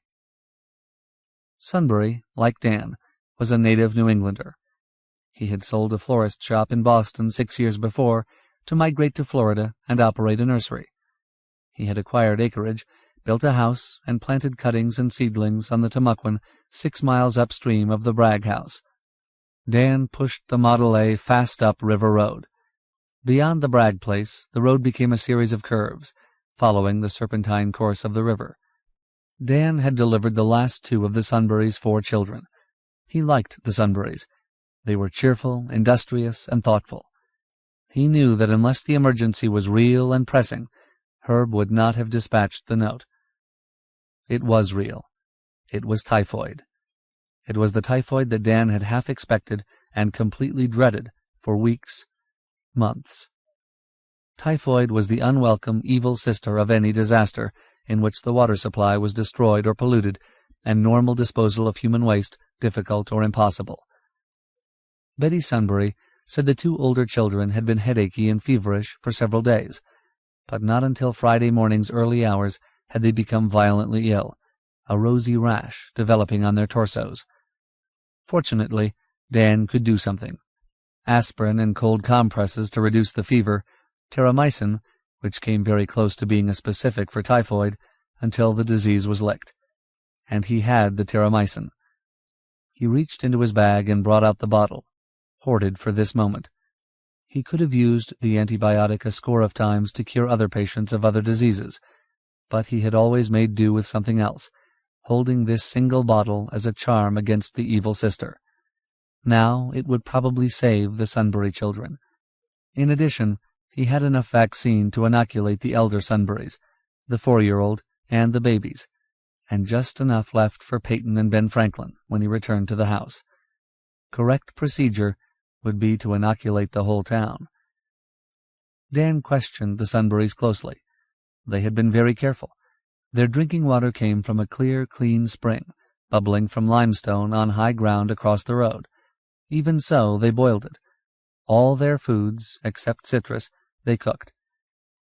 Dan looked out at the river gliding smoothly by. He was sure the river was the villain. "You haven't eaten any raw fish or shrimp or shellfish, have you?" "Oh, no," Herb said. "Of course not." "What about swimming? Do you swim in the river?" Herb looked at Betty. "We don't," Betty said, "but Kathy and Herbert Jr., they've been swimming in the river since March." "That's it, I guess," Dan said. "If the germs are in the river, it only takes one gulp." Somewhere near the headwaters of the Timucuan, or in the great mysterious swamps from which slender streams sluggishly moved toward the St. John's, a typhoid carrier had lived, undetected. A hermit, perhaps, or a respectable churchwoman in a small truck farm community. When this person's sanitary facilities failed, germ-laden feces had reached the rivers. Thus Dan reconstructed it, driving back toward town on the winding road. Dan was so absorbed in his deductions and forebodings that he failed to see the woman sitting on the edge of the road until he was almost abreast of her. He stepped on the brakes hard, and the car jarred to a stop. The woman wore jeans and a man's shirt. Her right knee was drawn almost up to her chin, and she held her ankle in both hands, her body rocking as if in pain. A swatch of metallic blonde hair curtained her features. Dan's first thought was that she had turned her ankle. His second, that she could be a decoy for an ambush. Yet highwaymen rarely operated on unfrequented and therefore unprofitable roads, and had never been reported this close to Fort Repose. The woman looked up, appealingly. He could easily have switched gears and gone on, but he was a physician, and he was Dan Gunn. He turned off the engine and got out of the car. As soon as his feet touched the macadam, he sensed from her expression that he had stepped into a trap. Whatever her face showed, it was not pain. When her eyes shifted and she smiled, he knew her performance had been completed. Behind him a man spoke. "All right, Mac. You don't have to go any further." Dan swung around. The man who had spoken was one of 3, all oddly dressed and all armed. They had materialized from behind scrub palmettos at the side of the road. The leader was squat, and wore a checked gold cap and Bermuda shorts. His arms were abnormally long, and hands huge. He carried a submachine gun, and handled it like a toy. His belly bulged over his waistband. He ate well. Dan said, "Look, I'm a doctor. I'm the doctor of Fort Repose. I don't have anything you want." The second man advanced on Dan. He was hatless, dressed in a striped sport shirt, and he gripped a baseball bat with both hands. "Get that, Mick," he said. "He don't have nothing we want. Ain't that rich?" The third man was not a man at all, but a boy with fuzz on his chin. The boy wore Levi's, a wide-brimmed hat, high-heeled boots, and twin holster belts slung low. He stood apart from the others, legs spread, hefting a long-barreled revolver in each hand. He looked like an immature imitation of a Western bad man holding up the Wells Fargo stage, but he seemed overly excited, and Dan guessed him the most volatile and dangerous of the three. The woman, grinning, got in the car, wrestled the back seat to the floor, and found the 2 bottles of bourbon Dan kept hidden there. "Just like you heard, Buster," she said. "The doc keeps a traveling bar." "That's my anesthetic," Dan said. Without looking at the woman, the leader said, "Just leave the liquor in the car, rum-dum. We'll take everything as is. Start walking, Doc." Dan said, "At least let me have my bag. All the instruments and medicines I've got are in there." The boy giggled. "How about letting me put him out of his misery, Mick? He's too ignorant to live." The man with the machine gun took 2 steps to the side. Dan knew why. The car's gas tank was in his line of fire. The machine gun moved. "Get going, Doc." Dan thought of everything that was in his bag, including the typhoid shots for Peyton and Ben Franklin. He took a step toward the car. He saw the baseball bat swinging and tried to close with the man, knowing he was foolish, knowing that he was awkward and clumsy. The bat grazed his face, and he tripped and fell. As he tried to rise, he saw the boy's high-heeled boot coming at his eyes, and the man with the bat danced to the side, ready to swing again. His head seemed to explode. In a final split second of consciousness, he thought, "I am dead." He awoke dazed, almost totally blind, and unable to determine whether he had been shot as well as slugged and beaten. He waited to die, and wanted to die. When he didn't die, he sat for a long time trying to decide which way was home. It required great effort to concentrate on the simplest matter. He would have preferred to stay where he was and complete his dying. But the sight of ants wheeling excitedly around the drying blood on the road made him uneasy. If he died there, the ants would be all over him, and in him by the time he was found. It would be better to die at home, cleanly. The sun was setting. The Sunbury house was east of Fort Repose. Therefore he must go west. With the orange sun as his beacon, he began to crawl. When darkness came, he rested, bathed his face in ditch water, and drank it too, and tried walking. He could walk perhaps 100 yards before the road spun up to meet him. Then he would crawl. Thus, walking and crawling, he had finally reached the Bragg steps. When Dan finished, Randy said, "It had to come, of course. The highwaymen killed off travel on the main highways, and so now they've started on the little towns and the secondary roads. But in this case, Dan, it sounds like they were laying for you personally. I think they knew you were a doctor, and you'd be going way out River Road to the Sunburys, and certainly the woman knew you kept a couple of bottles of bourbon in the car." "All they had to do," Dan said, "was hang around Marines Park, look at the notices on the bandstand, and ask questions. I didn't know any of them, but I think I've seen one before, the youngest. I used to see him hanging around Hochstetler's drugstore before the day." "They didn't have a car?" "No. I guess what they wanted most was transportation." "They won't get much. We only had 2 or 3 gallons of gas left." He added, apologetically, "I'm sorry, Randy. I was careless. I shouldn't have stopped. I've lost our transport, our medicines, and my tools." Leaning over the bed, Randy's fingers interlocked. He unconsciously squeezed until the tendons on his forearms stood out like taut wires. He said, "Don't worry about it." "Worst of all," Dan said, "I've lost my glasses. I guess they smashed when that goon slugged me with a bat. I won't be much good without glasses." Randy knew that Dan's vision was poor. Dan was forced to wear bifocals. He was very nearsighted. "Don't you have another pair?" he asked. "Yes, in the bag. I always kept my spare glasses in the bag because I was afraid I might lose or break the pair I was wearing on a call." He sat up straight in bed, his face twisted. "Randy, I may never be able to get another pair of glasses." Randy stood up.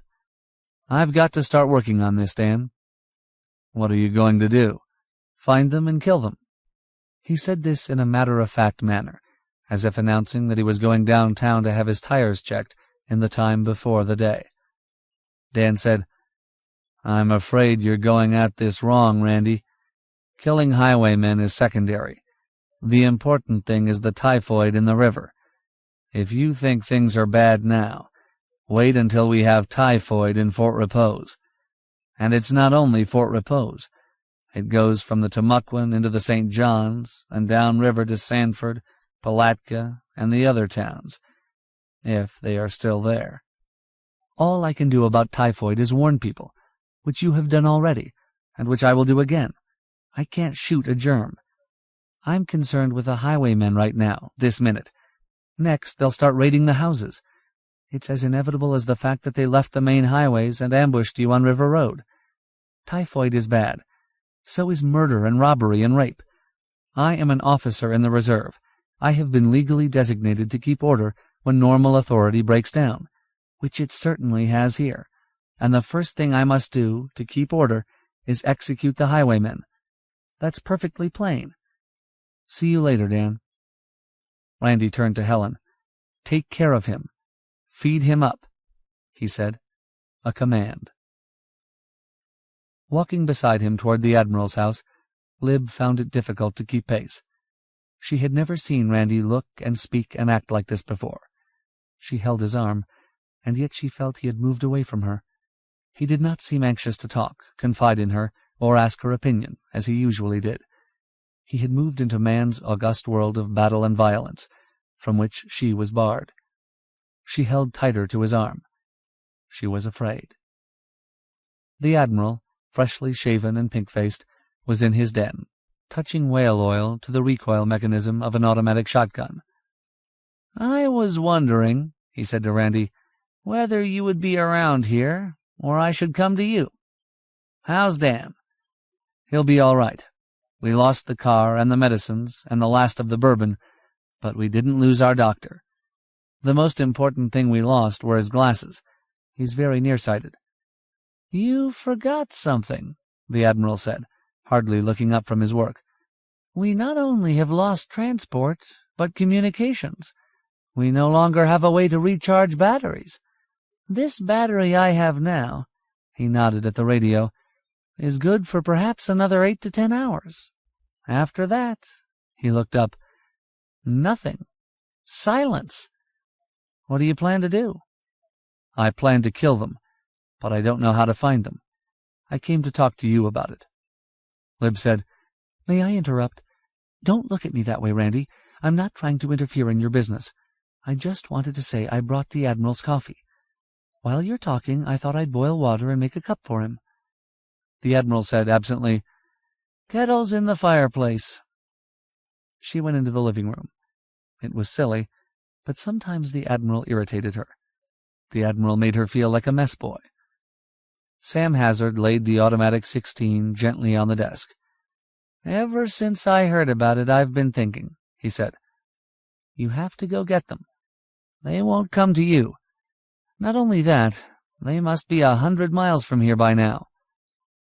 "I think they're right around here," Randy said.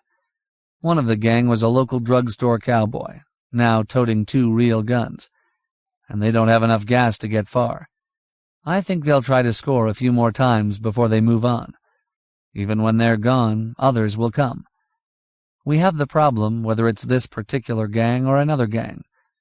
I'm going to try to form a provisional company. Vigilantes? No, a company under martial law. So far as I know, I'm the only active Army Reserve officer in town, so I guess it's up to me. Then what do you do?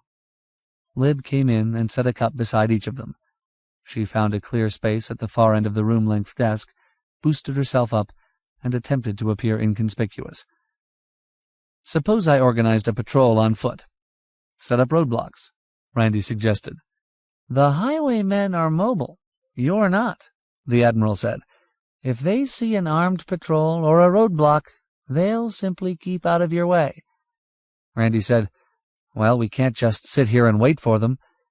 All this I've been thinking, the Admiral said. Also, I was thinking of the Q-ships we used in the First World War. Lib started to speak, but decided it would be unwise. It was Randy who said, I remember vaguely reading about Q-ships, but I don't remember much about it. Enlighten me, Sam. Q-ships were usually auxiliary schooners or worn-out tramps, targets on which a German submarine captain wouldn't be likely to waste a torpedo, but would prefer to sink with gunfire.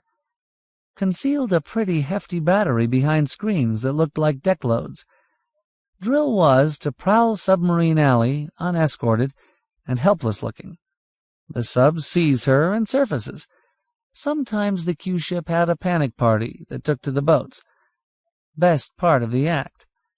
Soon as the sub opened fire with its deck gun, the Q-ship ran up the flag and unmasked the battery. Blammy! It was quite effective. Very ingenious. But what has it got to do with highwaymen? Nothing at all, unless you can put a four-wheeled Q-ship on the roads around Fort Repose. Randy shrugged. We're not mobile. Plenty of cars we could use. For instance, yours, Sam. But gasoline is practically non-existent. We might have to cruise around for days before they tackled us. I might be able to requisition a gallon or two here and there, but then the word would get around and they'd be watching for us. Lib had to speak. Could I make a suggestion? I think Rita Hernandez and her brother must have gasoline. They're the big traders in town, aren't they? Randy had tried to wipe Rita out of his mind. They were even. They were quits. He wanted nothing from Rita any more. He said, It's true that if anybody's holding gas, it's Rita. Not only that, Lib said, but they have that grocery truck. Can you imagine anything more enticing to highwaymen than a grocery truck? They won't really think it's filled with groceries, of course, but psychologically it would be irresistible. Sam Hazard smiled with his eyes, as if light from within penetrated the opaque gray. There you have it, Randy. Nice staff work, my girl. Also, she said, I think it would be a good idea if I drove. They'd be sure to think it was easy pickings with a woman driving. You will like the devil drive, Randy said. You will stay at home and guard the house, you and Ben Franklin. And the two men went on talking and planning, as if they already possessed the truck with full tank, and she was left out of it again. At least, she thought, if it really worked, she had contributed something. The Admiral emphasized that whatever was done must be done quietly. Randy decided he could not go to the Hernandez house until after dark. It was not impossible that the highwaymen were holed up in Pistolville, or had contacts there. If Pistolville saw him drive off in Rita's truck, the news would be all over town within a few hours. Finally, the Admiral asked the crucial question. Would Rita cooperate? Was she discreet? Rita wants to hold what she has, Randy said. Rita wants to live. She is realistic. There was one more thing he must do before he left the Admiral. He sat at the typewriter and pecked out the orders. Order number 1, Town of Fort Repose. 1. In accordance with the proclamation of Mrs. Josephine Van Brooker Brown, Acting President of the United States, and the declaration of martial law, I am assuming command of the town of Fort Repose and its environs. 2. All Army, Navy, and Air Force reservists, and all members of the National Guard, together with any others with military experience who will volunteer, will meet at the bandstand at 1200 hours, Wednesday, 20 April. I propose to form a composite company to protect this town. Order number 2. 1. 2 cases of typhoid have been diagnosed in the Sunbury family, Upper River Road. It must be assumed that both the Timucuan and St. John's are polluted. 2. All water will be boiled before drinking. Do not eat fruits or greens that have been washed in unboiled water. Order number 3. 1. Dr. Daniel Gunn, our only physician, has been beaten and robbed by highwaymen. 2. The penalty for robbery or pillage, or for harboring highwaymen, or for failure to make known information concerning their whereabouts or movements, is death by hanging. All these orders he signed Randolph Rousey Bragg, 1st Lieutenant, AUS, Reserve. 026 58 988. Lib, reading over his shoulder, said, "Why wait until Wednesday to form your company?" "I want the highwaymen to think that they have plenty of time," Randy said. "I want them to laugh at us." There were a number of ways by which Randy could have traveled the 3 miles to Marines Park, and then the 2 additional miles to the Hernandez house on the outer fringe of Pistolville. The Admiral had offered to take him as far as the town dock in his outboard cruiser, now converted to sail, but Sam Hazard had not as yet added additional keel to the boat, so it would side-slip badly on attack. Sam could get him to Marines Park all right, but on the return trip might be unable to make headway against current and wind, and be left stranded. Randy could have borrowed Alice Cooksey's bicycle, but decided that this might make him conspicuous in Pistolville. He could have ridden Balaam, the mule, but if he succeeded in persuading Rita to let him have the truck and gasoline, how would Balaam get home? Balaam didn't fit in a panel truck. Besides, he was not sure that Balaam should ever be risked away from the Henrys' fields and barn. The only mule in Timucuan County was beyond price. In the end, he decided to walk. He set out after dark. Lib escorted him as far as the bend in the road. She had tacked his notices firmly to a square of plywood, which he was to nail to the bandstand pillar. Thus, she had explained, they would not be lost or overlooked among the offers to trade fishhooks or lighter flints, and the pleas for kerosene or kettles. Across the top of the board she had printed, "Official Bulletins." Randy wore stained dungarees, old brown fishing sneakers, and a floppy black hat borrowed from Two-Tone. His pistol was concealed in a deep pocket. When walking Pistolville at night, he wanted to look as if he belonged there. When he told Lib it was time to turn back, she kissed him. "How long will it take you, darling?" she asked. "Depends on whether I get the truck. Counting the stop at the park to nail up the orders, I should get there in less than 2 hours. After that, I don't know. Depends on Rita." "If you're not home by midnight," she said, "I'll come after you, with a shotgun." She sounded half serious. In the past few weeks she had been more tender to him, embarrassingly solicitous of his safety, more jealous of his time. She was possessive, which was natural. They were lovers, when there was time and place and privacy, and respite from fatigue and hunger and the dangers and responsibilities of the day. He walked on alone, under the oak arch excluding starlight, secure in night's black velvet cloak, yet walking silently, eyes, ears, and even nose alert. So he had learned, in the dark hammocks as a boy hunting game, in the dark mountains as a man hunting man. Before the day, except in hunting or in war, a 5 or 10 mile walk would have been unthinkable. Now it was routine for all of them except Dan, and after Dan got out of bed, it would become routine for him too. But all their shoes were wearing out. In another month or 2, Ben Franklin and Peyton would be without shoes entirely.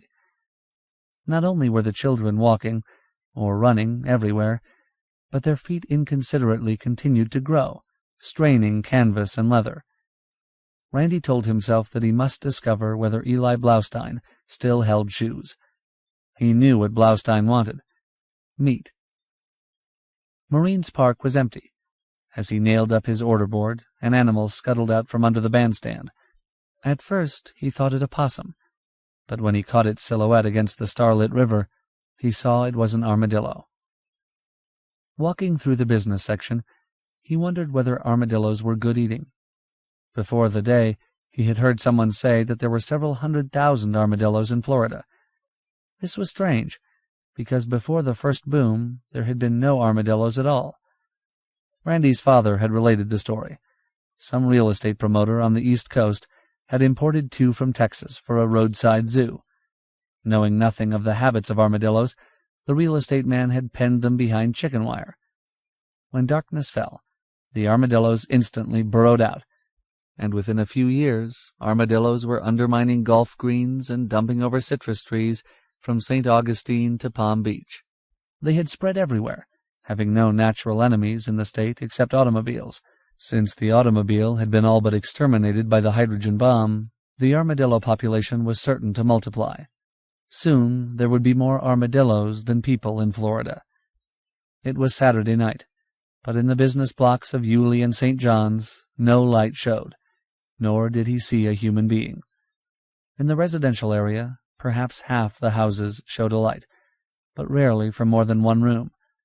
He had not seen a moving vehicle since leaving home, and not until he reached the pine shanties and patchwork bungalows of Pistolville did he see a person. These people were shadows, swiftly fading behind a half-open door, or bobbing from house to house.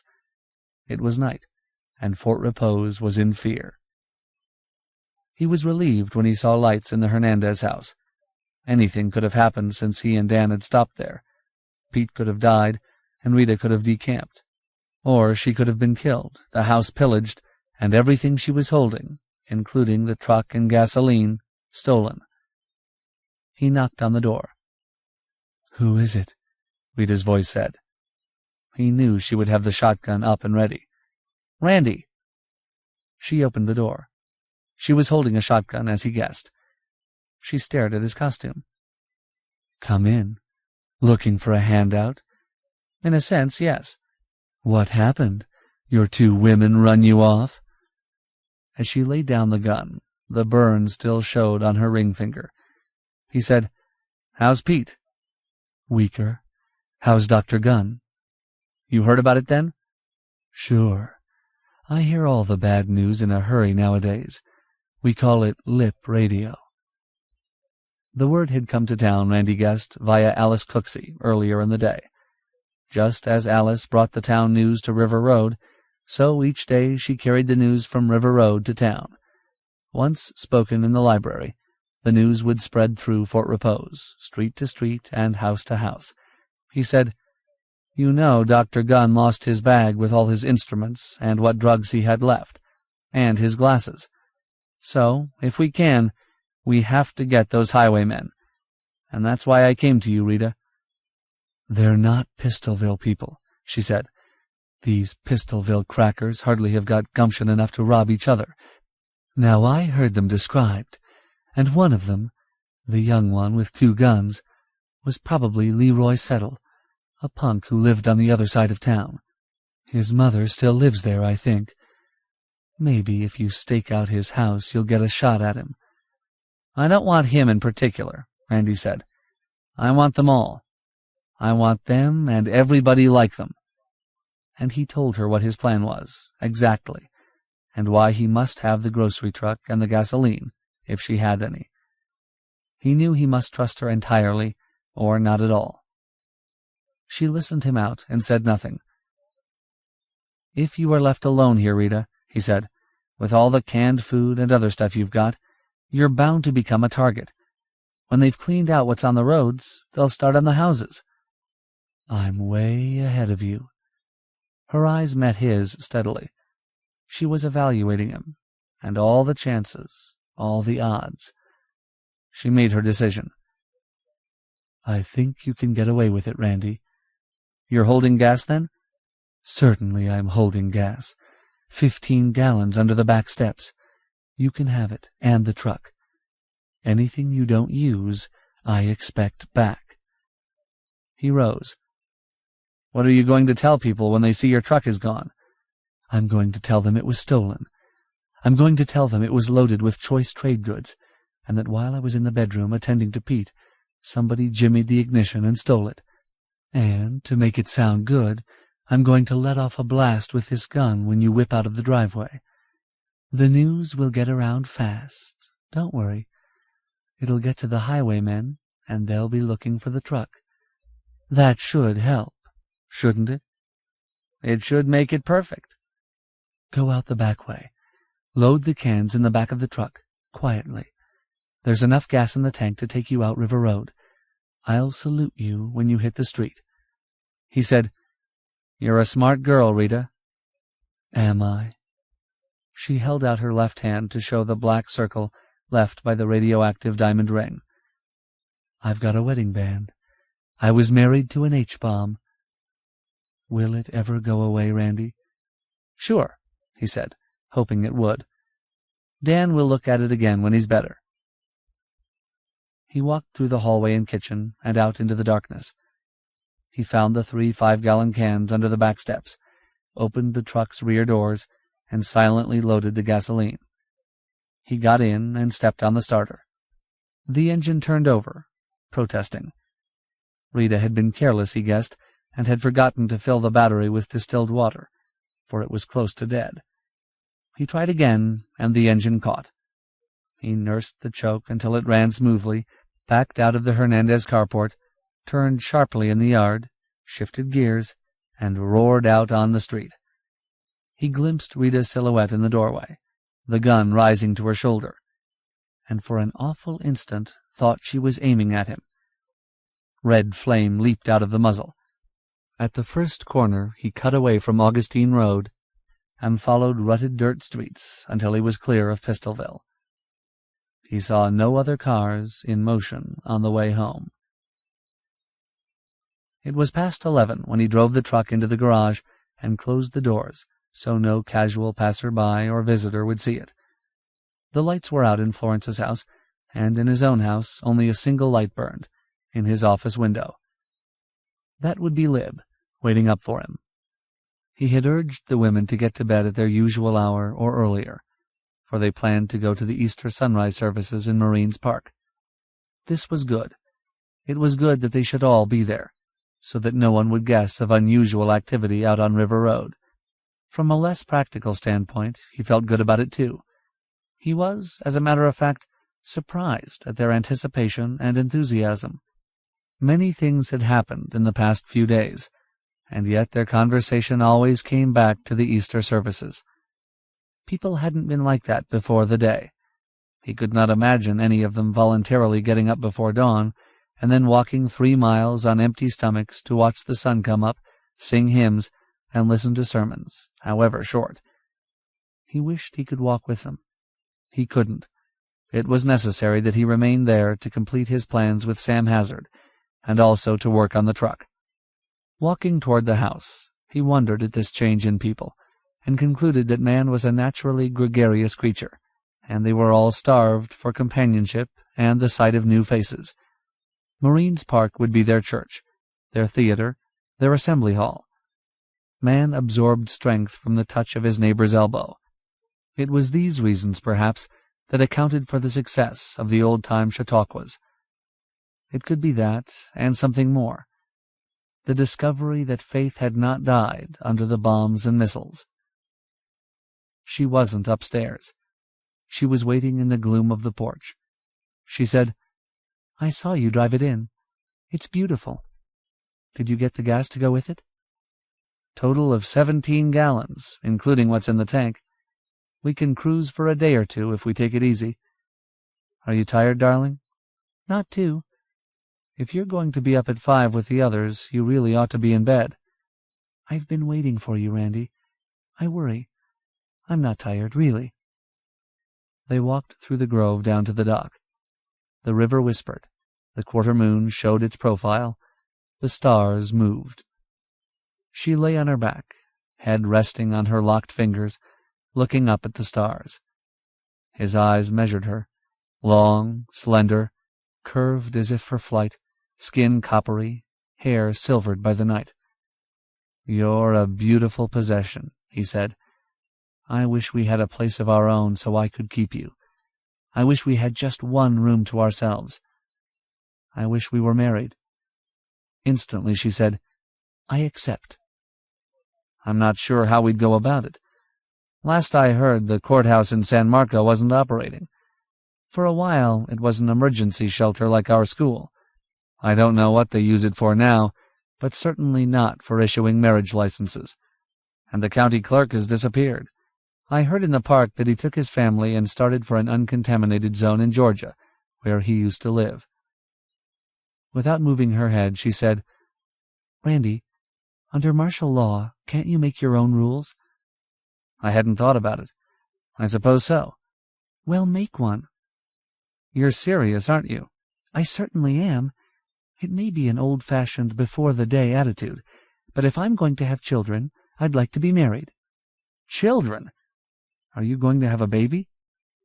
Thought of the difficulties, dangers, and complexities of having a baby under their present circumstances appalled him. "I don't know. I can't say that I am, but then again, I can't say that I'm not, can I? I would like to marry you tomorrow, before you go off chasing highwaymen." She turned on her side to face him. "It isn't really convention. It is only that I love you very much, and that if anything happened, I don't have any bad premonitions, dear, but you and I know that a bad thing could happen. Well, if anything happened, I would want the child to have your name. You'd want that too, wouldn't you?" "Yes," Randy said. "I would want that very much. I'm not going to put the truck on the road until late in the afternoon.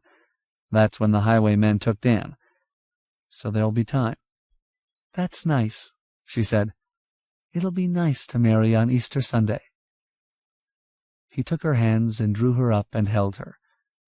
Over her shoulder he saw a pair of green eyes and a dark snout sliding downstream past the edge of the dock. It was spring, and the gators were out of their holes. He had heard somewhere that the Seminoles ate gator meat, cut their tails into steaks. It was a source of meat that should be investigated. He knew he shouldn't be thinking about food at this time, but he was hungry again. 11. Elizabeth McGovern and Randolph Bragg were married at noon that Easter Sunday. The bride wore the same white silk dress she had worn to the sunrise service in Marines Park. She was unsteady on high heels, for she had not worn heels since the day. The groom wore his Class A uniform, with the bold patch of the 1st Cavalry Division on his arm and the ribbons of the Korean War and bronze star on his chest, along with the blue badge of the combat infantryman. He wore the uniform not because of the wedding, but because it was required in the radioed orders to reservists assuming active duty, such as ambushing and killing highwaymen, which he presently intended to do. The bride was given away by her father, W. Foxworth McGovern, the retired Cleveland manufacturer. Bill McGovern, who had been helping Malachi cut gun ports in the thin steel sides and rear doors of the grocery truck, wore greasy dungarees. A chisel had slipped, and one of his hands was bleeding. The best man was Dr. Daniel Gunn. He was clad in a tent-sized striped bathrobe. Grinning through his red beard, his head bandaged, a square gauze patch covering his right eye, he looked like a turbaned Mediterranean pirate. Among the guests was Rear Admiral Samuel P. Hazard, U.S.N. retired, who wore khaki shorts, a khaki hunting vest bulging with buckshot shells, and during the ceremony held his gold-braided cap across his stomach. The matron of honor was Mrs. Helen Bragg, the presumed widow of Colonel Mark Bragg. She furnished the wedding ring, stripping it from her own finger. The ceremony was held in the high-ceilinged parlor of the Bragg house. The marriage was performed by the Reverend Clarence Henry, pastor emeritus of the Afro-Repose Baptist Church. Randy was certain it was perfectly legal. It was performed under his Order No. 4, written that morning in Sam Hazard's house. Malachi and Bill McGovern had been working on the truck, and Randy was breakfasting with Dan Gunn when the women and children returned from Marines Park. The services had been wonderful, they said, but the news they brought was terrible. During the night, highwaymen had raided the isolated home of Jim Hickey, the beekeeper, on the Pasco Creek Road. They had killed Jim and his wife. The 2 children had walked to Fort Repose and found their aunt's home. Whether it was the same band that had beaten Dan Gunn was uncertain. The Hickey children were inarticulate and hysterical with fear and shock. Randy, raging for immediate retaliation, had raced to the Admiral's house with the news. The Admiral's experience in meeting the unpredictable and brutish pranks of war had saved them from premature or imprudent action. "Wasn't this sort of thing exactly what we expected?" Sam Hazard asked. "I suppose so, but damn it, I don't think we should change our plans by so much as a minute. If we put out with the truck now, we'll just burn fuel for nothing. These people operate like beasts, Randy. Having gorged themselves in the night, they sleep through the mornings, perhaps through the whole day." Randy, recognizing the sense of this, had calmed himself. They had talked of the wedding and the legal problems attending martial law, and the Admiral had helped him in framing Order No. 4. It read, "Until county offices resume operations and normal communications are re-established between this town and the Timucuan County seat, the following regulations will govern marriages and births in Fort Repose. 1. Marriages can be performed by any ordained minister. Marriage licenses and health certificates are waived. 2. Marriage certificates will be issued by the presiding minister and will be valid when signed by the contracting parties, the minister, and 2 witnesses. 3. So that a permanent record may be preserved, a copy of the certificate will be left at the Fort Repose Library. I designate Librarian Alice Cooksey, custodian of these records. I designate Miss Florence Wetchick, her deputy. 4. Birth records, signed by the attending physician or midwife, or by the mother and any witnesses if medical attention is unavailable, will be deposited in the same manner. 1 copy of this order is to be kept with the records in the library. This order is retroactive to the day, so that any births or marriages that have occurred since the day may be properly recorded." Randy signed Order No. 4 and said, "Well, when the rules are off, you make your own." "This is a good one," Sam Hazard said.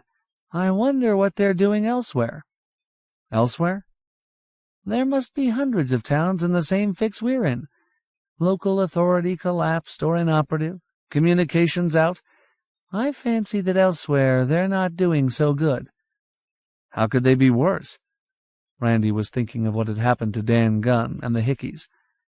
"They could be," the Admiral said positively. Randy had gone to see the preacher next. "Preacher," he said, "you're an ordained minister, aren't you?" "I sure am," preacher said. "I am not only ordained, but in my church I can ordain people." "Would you mind marrying Miss McGovern and me? We don't have a regular courthouse license, naturally, but I have fixed it up to make it legal under martial law." "Miss McGovern told me you was going to wed, Mr. Randy. I will be happy to marry you. I don't need papers.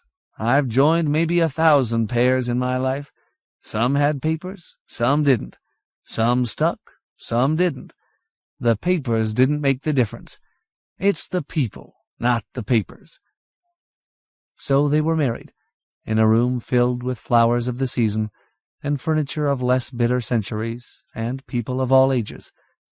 Randy produced the certificate, and when preacher signed it, he signed, "Reverend Clarence Henry," and Randy realized that this was the first time he had ever known preacher's full name, although preacher had always been there. Randy had found a large-scale county map in his desk, and they had planned their movement as carefully as a Q-ship captain plotting his course through Submarine Alley. There were 4 roads that led out from Fort Repose.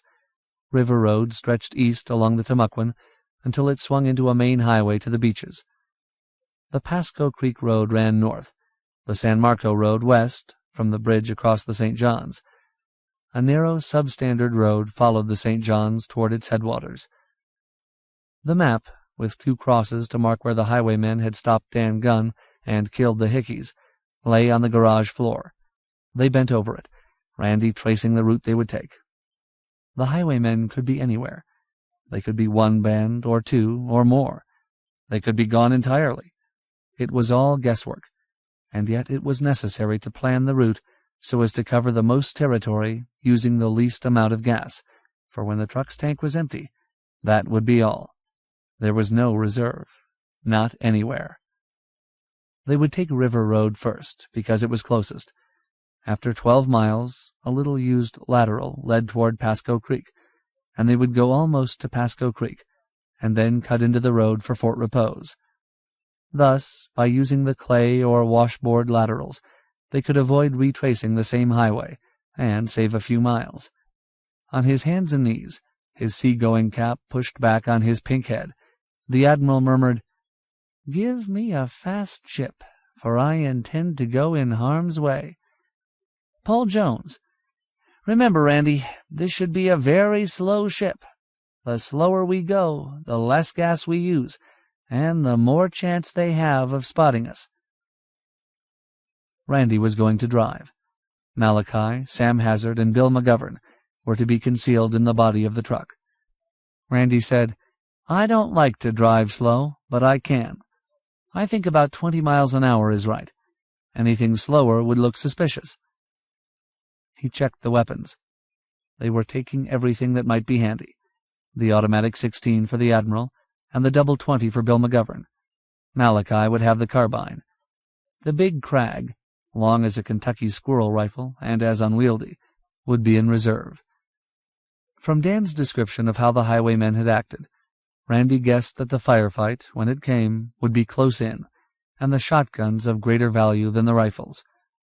He himself, alone behind the wheel, would have only the .45 automatic on the seat beside him. That and the hunting knife, which was almost, but not quite, razor-sharp, in a sheath at his belt. Randy walked around the truck for a final look. He thought he was doing something that was familiar, and then he remembered that he had seen aircraft commanders do this before takeoff. He examined the tires. They were good. The battery water had been replenished, and the battery run up. Malachi and Bill had done a good job on the gun ports, fairing them into the big painted letters, Ajax Supermarket. On each side, one port in the J and one in the M. Camouflage. The holes cut into the rear doors, under the tiny glass windows, were more conspicuous. Randy went outside and returned with a handful of mud. He spread it on the edges of the ports, erasing the glint of freshly cut metal. It was 4 o'clock, the time to sortie. "You know your positions," he said. "Sam, you have the starboard side. Bill takes the port. Malachi the stern. If I see your fire can't be effective from inside, I'll yell, 'Out!' and everybody gets out fast while I cover you." Then, at the last second, there was a change. Malachi suggested it. "Mr. Randy, I want to say something. I don't think you ought to drive. I think I ought to drive." Randy was furious, but he held his voice down. "Let's not get everything screwed up now. Get in, Malachi." Malachi made no move. "Sir, that uniform, it don't go with the truck." "They won't see it until they stop us," Randy said. "Then it'll be too late. Anyway, all sorts of people are wearing all sorts of clothes. I'll bet you'd see highwaymen in uniforms if they got their hands on them." "That ain't all, sir," Malachi said. "It's your face. It's white. They're more likely to tackle a black face than a white face. They see my face, they say, 'Huh, here's something soft and probably with no gun.' So they relax.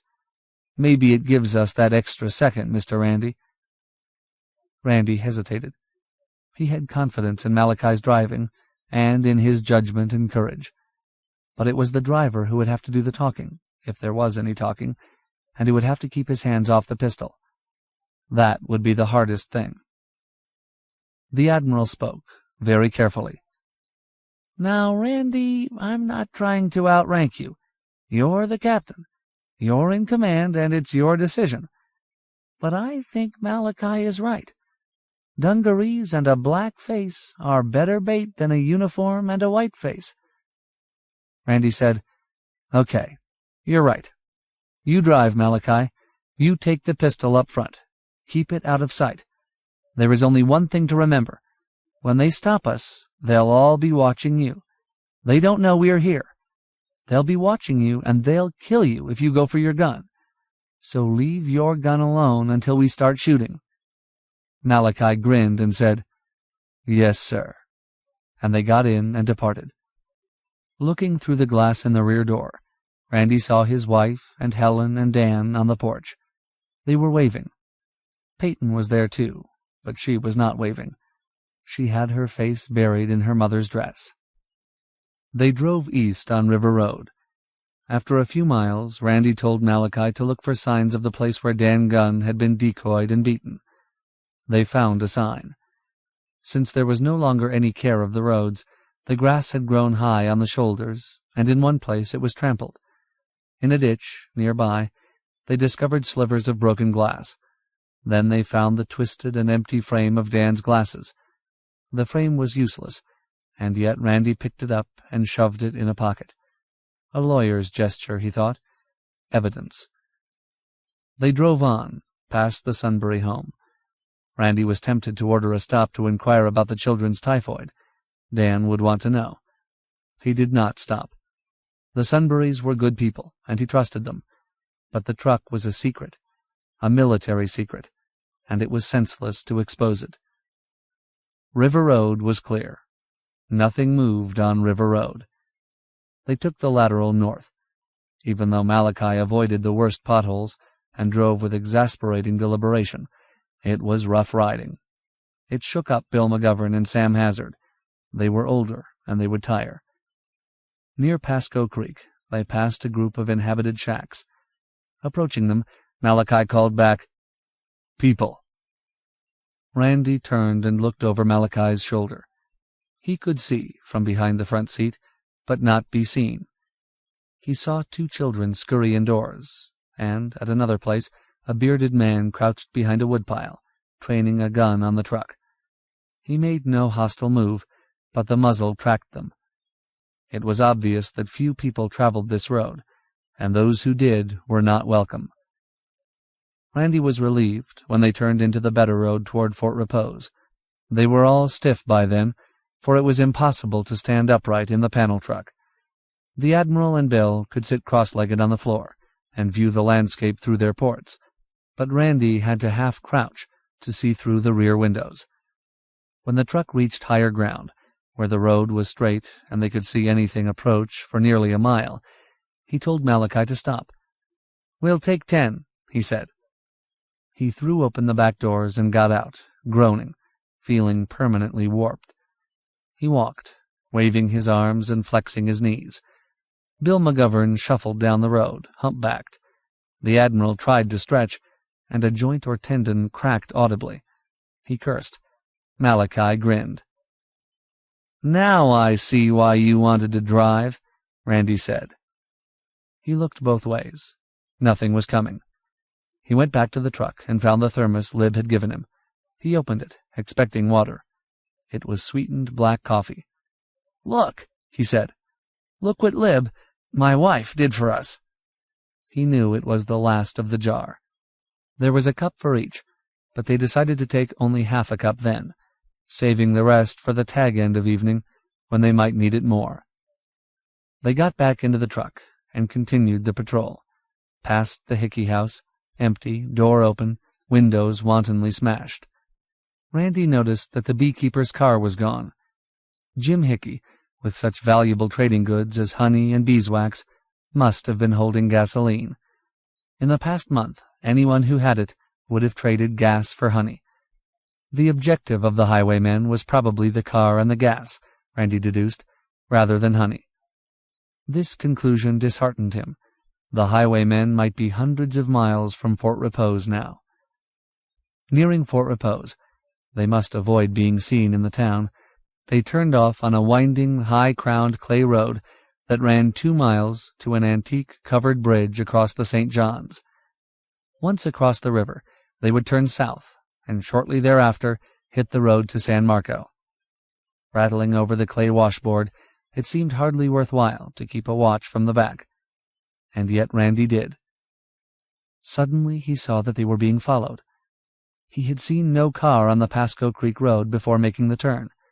They had passed no car on the clay lateral, nor any houses either. The car was simply there, following them at a respectable distance, making no effort to catch them, and yet not dropping back. He recalled an abandoned citrus-packing shed at the turn. It must have been concealed there. Randy called so that Malachi could clearly hear, "We've got company, about 300 yards back." He strained his eyes through the dirty little rear windows. It was difficult to make them focus, like trying to train a gun from a bouncing jeep, and it was almost dusk. It was a late-model, light-gray hardtop or sedan, and Jim Hickey had owned such a car, but all makes looked pretty much alike, and it seemed half of them were either light gray or off-white. He called to Malachi, "Speed up a little. See what happens." Malachi increased their speed to 40 or 45. The car behind maintained its distance, exactly, as if it were tied to them. This proved nothing. This would be standard operating procedure for an honest citizen following a strange truck on a lonely, unfrequented road. He wouldn't want to get too close, but he was probably in a hurry to get home before dark. So if the truck sped up, he would too. "Drop back to 20, Randy ordered. The truck slowed. So did the car. Again, this proved nothing except caution. Randy turned to Sam Hazard and Bill McGovern. "This fellow behind us is either an innocent bystander, or he's hurting us." "Hurting us?" Bill said. "Hurting us into the gun of some pal up front." They hit a smoother strip of road, and Randy could see 2 men in the car. He thought the back was empty, but he couldn't be sure. 2 of them, both men. They rode on silently. This was entirely different from a patrol in war when you went out in fear, and despite your fear, hoping you would find no trouble. His only fear was that they might miss them, exhaust their gas in futile cruising, and lose their one best chance to wipe them out. This was a personal matter, and a matter of survival. It was like having a nest of coral snakes under the house. You had to go in after them and kill them, or certainly one day they would kill a child or your dog. In a matter such as this, the importance of your own life diminished, so he prayed that the men behind were highwaymen. In a minute or two he knew that they were, because the opposite end of the narrow covered bridge was blocked. They were being herded into a cul-de-sac, and the tactical situation was changed, and their plan useless. There would be no field of fire from the side ports of the truck. The fight would have to be made entirely from front and rear. He said, "Keep going." They had to drive right into it. If they stopped short of the bridge and jumped out to make their fight at a distance, then the highwaymen could shoot and run. They had to get in close. Malachi kept going. "Sam, you and Bill take the ones in back," Randy said. "I'll help Malachi in front. Forget the sides." The Admiral and Bill crawled to the rear. Randy crouched behind Malachi's back. He checked the carbine. It was ready. He shifted an extra clip to his shirt pocket, where it would be handiest. The block at the opposite end of the bridge was their Model A, its boxy profile unmistakable. A man waited at each bumper. You could ram the car, but you could not ram the men, so this tactic would do no good. Randy recognized them from Dan's description. The one with gorilla arms and the submachine gun stood at the front. The gun was a Thompson. The man with the bat was on the other side. He carried a holstered pistol, too, but from the way he hefted the bat, like a hitter eager to step to the plate, the bat was his weapon. 4 men, then, instead of 3, and no woman. Understandable. The personnel of these bands probably changed from day to day. "Right up to them," he told Malachi. "Close." The wheels hit the first planks of the bridge, and Malachi slowed. Randy saw the muzzle of the Thompson rise. This was the one he had to get. He pushed the butt of the carbine into Bill McGovern's ribs. He said, "Let them come right up to you. Let them come right in with us if they want. We've got troubles up front." Bill nodded. The rhythmic timpani beat of tires on planks stopped. They were 20 feet from the Model A. The man with the bat advanced toward the left side of the truck. The Tommy gunner stayed where he was. In his light, Randy doubted that they could see anything in the truck body, but he did not stir. He was immobile as a sack. He whispered, "Make this son of a bitch with the gun come to us. Make him move. Make him come." The man with the bat was 3 feet from Malachi and 5 feet from the carbine's muzzle. If he looked into the truck cab, Randy would have to shoot him, and in that case the Tommy gunner might get them all. There was nothing more Randy could say or do. He could not even whisper. It was all up to Malachi now. The man whacked his bat viciously against the door. "What you got in there, boy?" "I ain't got nothing, boss," Malachi whined. From the set of his right shoulder, Randy knew Malachi had his right hand on the .45. But he was acting dumb and talking dumb, which was the way to do. The Tommy gunner moved a step closer, and 2 steps right so he could observe Malachi. He said, "Come on, Casey, get that dinge out of there." The man with the bat said, "Step down, you black bastard." Randy knew that the man couldn't use the bat while Malachi stayed in the truck, and he prayed Malachi would wait him out. He watched the gunner. "Please, God, make him take one more step so I won't have to try through the windshield." A shot through the windshield was almost certain to miss because of light refraction or bullet deflection. It would be foolhardy and desperate, and he would not do it. The gunner said, "Drag him out or blow him out. I don't care which." Malachi cringed and cried, "Please, boss." The fear in his voice was real. The man with the bat put his hand on the door handle.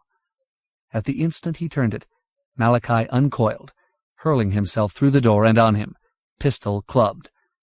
The gunner took 2 quick steps, and the Thompson jerked and spoke.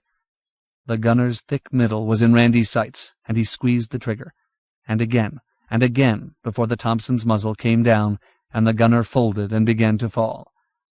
When he was on his face, he still twitched and held the gun and tried to swing it up, and Randy shot him again, carefully, through the head. He had not even heard the shotguns, but when Randy crawled over into the front seat and got out, looking for another target, the battle was over. Close behind the truck, 2 figures lay, their arms and legs twisted in death's awkward signature. The Admiral stood over the man who had held the bat, his shotgun a foot from his head. Malachi was curled up as if in sleep, his head against the left front tire. It had lasted not more than 7 seconds. Malachi choked and groaned, and Randy dropped to his knees beside him and straightened him and lifted his head. Malachi choked again, and Randy turned Malachi's head so the blood could run out of his mouth and not down his windpipe. He tore open Malachi's shirt. There was a hole large as a dime just under the solar plexus. In this round well, dark blood rose and ebbed rhythmically, a small, ominous tide. The Admiral said, "Shall I get rid of this scum?" Randy said, "Just a minute." He picked up the bat and forced himself to think ahead. First, Malachi. Get Malachi home in a hurry, so Dan could do something if there was anything to be done. Dan didn't have his tools or much eyesight. He might make do with one eye if he had the tools these men had stolen. Randy ran to the Model A. It was empty. The doctor's bag wasn't there.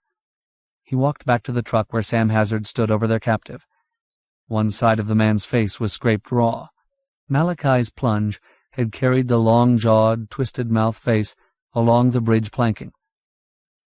"Where's the doctor's bag?" The man said nothing. Randy saw his right hand moving. He still had a holstered weapon. Randy tapped him on the nose with the bat. "Keep your hand still." The Admiral leaned over, unbuckled the holster, and took the weapon. A .38 police special. "Talk," Randy said. The man said, "I don't know nothin'." Randy tapped his face with the bat harder. The man screamed. Randy said, "Where's the black bag?" The man said, "She took it. Rum-Dum took it." "Where is she?" "I don't know. She goofed off with somebody last night.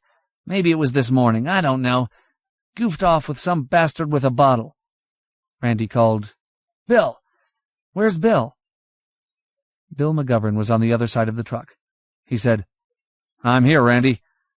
"Bill, go look in that car and see if you can find Dan's bag. And be sure those two back there are good and dead." Malachi choked again. Randy tried to ease him over on his side, but he began to bleed more from the stomach wound, so he had to let him be. Sam Hazard said, "I don't think this one's doing us any good.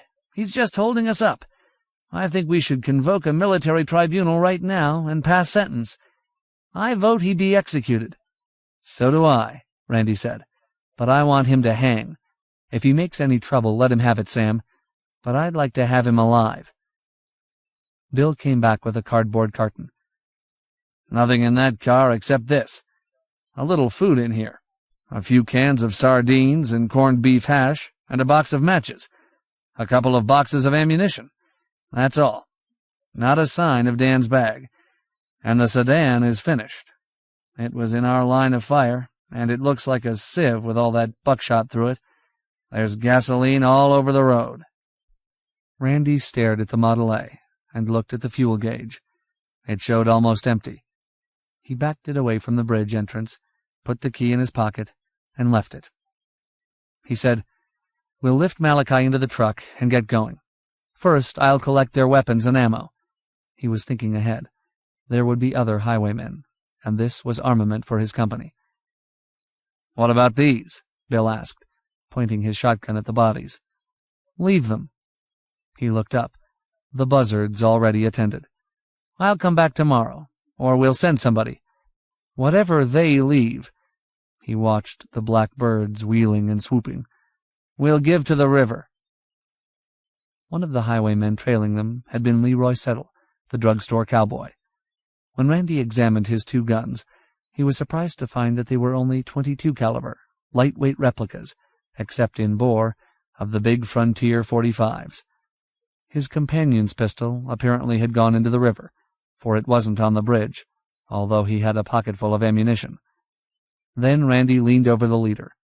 He saw that his shots had all been good, the three in the belly making a neat pattern, diagonal tic-tac-toe. When he picked up the Thompson, the dead man's arm astonishingly rose with it, clinging as if his fingers were glued to the stock. Randy jerked it free, and saw that it was glue, of a sort. The man's hands were smeared with honey. It was after dark when Randy wheeled up to the front steps of the house. As he cut the engine, he heard Graff barking. All the downstairs windows showed light. Lib burst out of the door and ran down the steps, saw him at the wheel, and was there with her arms and lips when he got out. Preacher Henry appeared, and Two-Tone, Florence Wetchick, and Alice Cooksey, Hannah and Missouri, the children. Dan Gunn came out, robe flapping, carrying a lantern. They had all been waiting. The Admiral and Bill were in back with the prisoner and Malachi.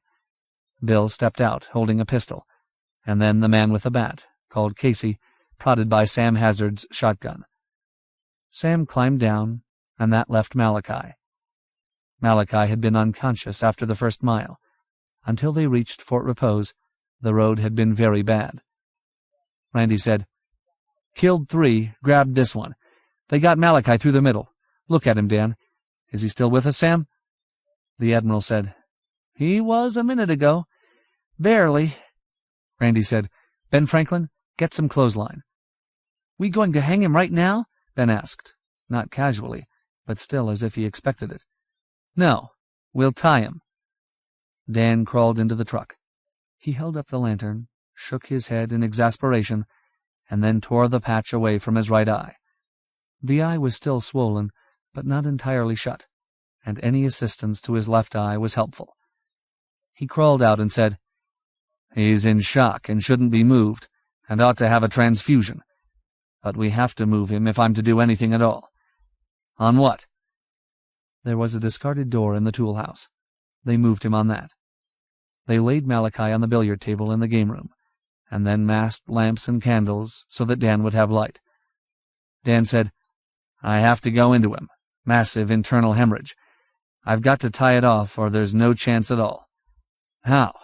With what? He leaped on the edge of the table, swaying not in fatigue or weakness, but in agony of frustration. He cried, "Oh, God!" Dan stopped swaying. "A knife, Randy?" "My hunting knife. The one I shave with? It's sharp as a razor, almost." "No.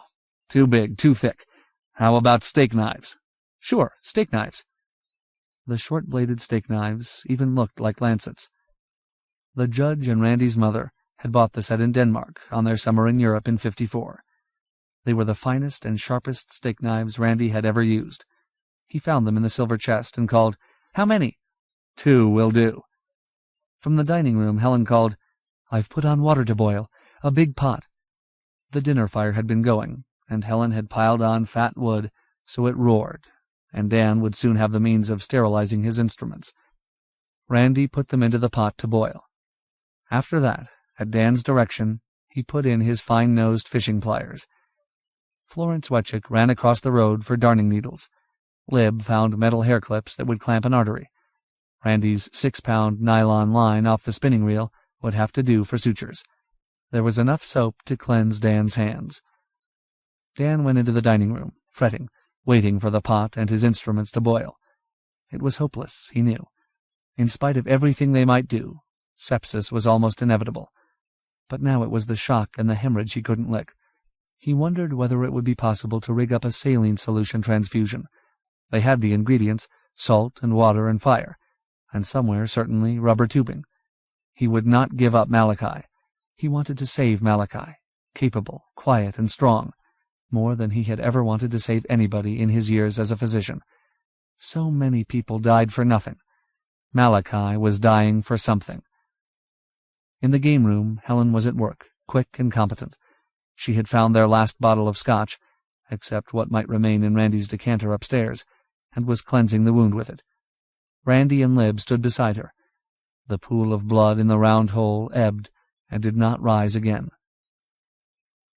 The water was boiling in the big iron pot when Randy walked into the dining room and touched Dan's shoulder. "I'm sorry," he said. "I'm afraid it's all over."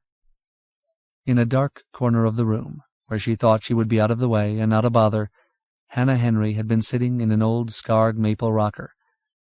The rocker began to move in slow cadence, and she moaned in this cadence for the dead, arms folded over her empty breasts as if holding a baby, except that where the baby had been, there was nothing. Dan Gunn went into the game room and saw that Randy was correct, that Malachi was gone. His shoulders felt heavy. He was aware that his head throbbed and eyes burned. There was nothing more to do except empty the makeshift sterilizer with its ridiculous makeshift tools. He did this in the kitchen sink. Yet when he saw the knives and the pliers and the hair clips steaming, he realized they were not really so ridiculous. If he was very careful and skillful, he could make do with such tools. They had not, and probably could not, have saved Malachi. They might save someone else. A century ago the tools had been no better, and the knowledge infinitely less. Out of death, life, an immutable truth. Helen was at his side. He said, "Thanks, Helen, for the try. You're the best unregistered nurse in the world." "I'm sorry it was for nothing." "Maybe it wasn't for nothing. I'll just keep these and try to add to them. I wonder if we could find a small bag somewhere. Any little traveling bag would do." "I have one, a train case." "We'll start here, then, and build another kit." His eyes hurt. Who in Fort Repose could build him another pair of glasses, or give him new eyes? At 9 o'clock that night, Randy's knees began to quiver, and his brain refused further work and begged to quit. A reaction, he knew, to the fight on the bridge, and what had gone before and after, and lack of sleep. It was his wedding night. He had been married at noon that same day, which seemed incredible. Noon was a life ago. But now that he was married, he thought it only right that he and Lib have a room to themselves, and the privacy accorded a married couple. All the bedroom space was taken, and he hated to evict anyone. After all, they were all his guests. Yet, since it was inevitable that beds and rooms be shifted around, the victim would have to be Ben Franklin, since Ben was the junior male. Ben would have to give up his room and take the couch in Randy's apartment, and Mr. and Mrs. Randolph Bragg would move into Ben's room. He was sitting on his couch, trying to still his quivering legs, face in his hands, thinking of this. Lib sat behind the bar drinking a warm limeade. She was thinking of the problem also, but was reluctant to mention it, feeling that it was the husband's duty, and she should allow him to bring it up. Her father came in, a thin and wan Caesar in his sandals and white robe. Bill McGovern had been standing guard over the trussed prisoner, wondering the while that he had killed a man that day, and felt no guilt at the time or after. It was like stepping on a roach. He had just been relieved by Two-Tone Henry, who had left his house of mourning to assume the duty. Bill asked for Dan. Randy lifted his head and told him that Dan, exhausted by being too long on his feet, slept. "Well, I'll tell you then, but I don't suppose it will do any good tonight." He spoke directly to his daughter. "I didn't know what to give you for a wedding present, Elizabeth. There's a good deal of real estate in Cleveland, but I don't suppose it'll ever be worth much now. There are bonds and stock certificates in our safe deposit vault right here in Fort Repose, and the cash, well, the Confederate money in Randy's chest is just as good. You can have the house and property down the road if you want it, but I don't think anybody can ever live there unless electricity comes back. So I thought, what can I give Lib and Randy? I talked it over this morning with Dan. He made a suggestion, and we decided to give you a present jointly, from the best man and the father of the bride." Bill looked from one to the other, and saw they were interested. "We are jointly making you a present of this whole apartment. Dan is going to move in with me." Lib said, "That's perfectly wonderful, Father." Bill said hesitantly, "Only if Dan's asleep, I don't think we ought to disturb him. Do you?" "No, not tonight," Lib said. She kissed her father, and she kissed her husband, and she went across the hall to her old room. Randy fell across the couch and slept. Presently Graff jumped up beside him and snuggled under his arm. At noon Monday, the man with the bat was hung from a girder supporting the bandstand roof in Marines Park. All the regular traders and a number of strangers were in the park. Randy ordered that the corpse not be cut down until sunset. He wanted the strangers to be impressed, and spread the word beyond Fort Repose. While he had not planned it, on this day he accepted the first enlistments in what came to be known as Bragg's troop, although in orders he called it the Fort Repose Provisional Company. 7 men volunteered that day, including Fletcher Kennedy, who had been an Air Force fighter pilot, and Link Haslip, a West Point cadet who had been home on Christmas leave on the day. He created them provisional lieutenants of infantry. The other 5 were even younger, boys who had finished 6 months of reserve training after high school, or had been in the National Guard. After the execution, Randy posted the notices he had typed earlier and brought to the park in his uniform pocket. The first read, "On 17 April, the following highwaymen were killed on the covered bridge. Mickey Kahane of Las Vegas and Boca Raton, a gambler and racketeer. Arch Fleggart, Miami, occupation unknown. Leroy Settle, Fort Repose. On 18 April, Thomas Casey Killinger, also of Las Vegas, and the 4th member of the band which murdered Mr. and Mrs. James Hickey and robbed and assaulted Dr. Daniel Gunn, was hung on this spot." The second notice was shorter. On 17 April, Technical Sergeant Malachi Henry, USAF Reserve, died of a wound received on the covered bridge while defending Fort Repose. 12. Early in May, a tube in the Admiral's radio flared and died, cutting off the voice of the world outside. While these communications had always been sketchy, and the information meager and confusing, the fact that they were gone entirely was a blow to everyone. The Admiral's shortwave receiver had been their only reliable source of news. It was also a fount of hope. Each night that reception was good, Some of them had gathered in the Admiral's den and listened while he conned the wavelengths, hoping for news of peace, victory, succor, reconstruction. While they never heard such news, they could always wait for the next night with hope. After consulting with the Admiral and the Henrys, Randy posted a notice on his official bulletin board in Marines Park. He asked a replacement for the tube and offered handsome payment, a pig and 2 chickens, or a 5-year file of old magazines.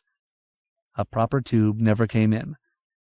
Before the day, the Admiral had been forced to order replacement tubes directly from the factory in New Jersey, so he had not been optimistic.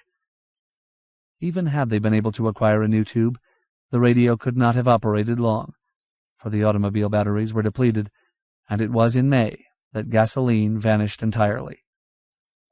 In June, Preacher Henry's corn crop ripened. The sweet yams swelled in the ground, and the first stalks of 2 tones sugar cane fell to the machete. June was the month of plenty, the month in which they ate corn pone and hoe cake with molasses. In June, they all fleshed out. It was in June also that they ran their first batch of mash through the still built by Bill McGovern and 2-tone. It was an event. After pine knots blazed for 3 hours under a 50-gallon drum, liquid began to drip from the spout terminating an intricate arrangement of copper tubing, coils, and condensers.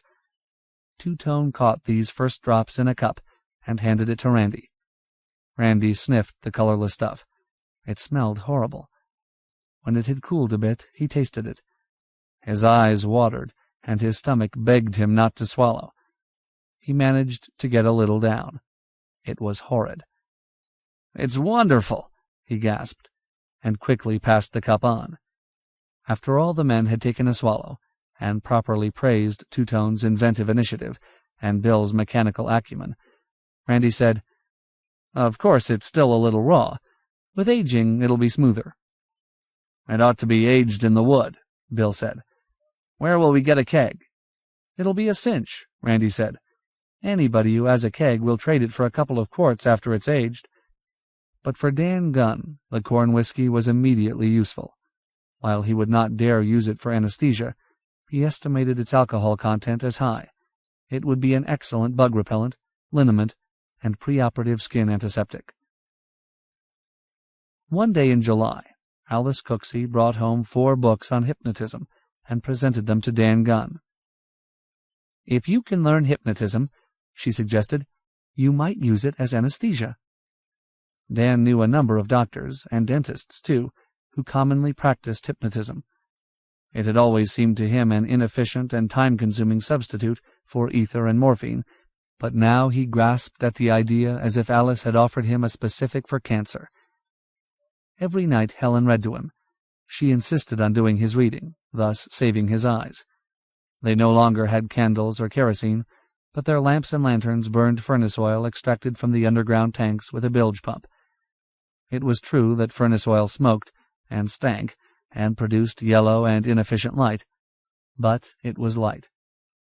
Soon Dan hypnotized Helen.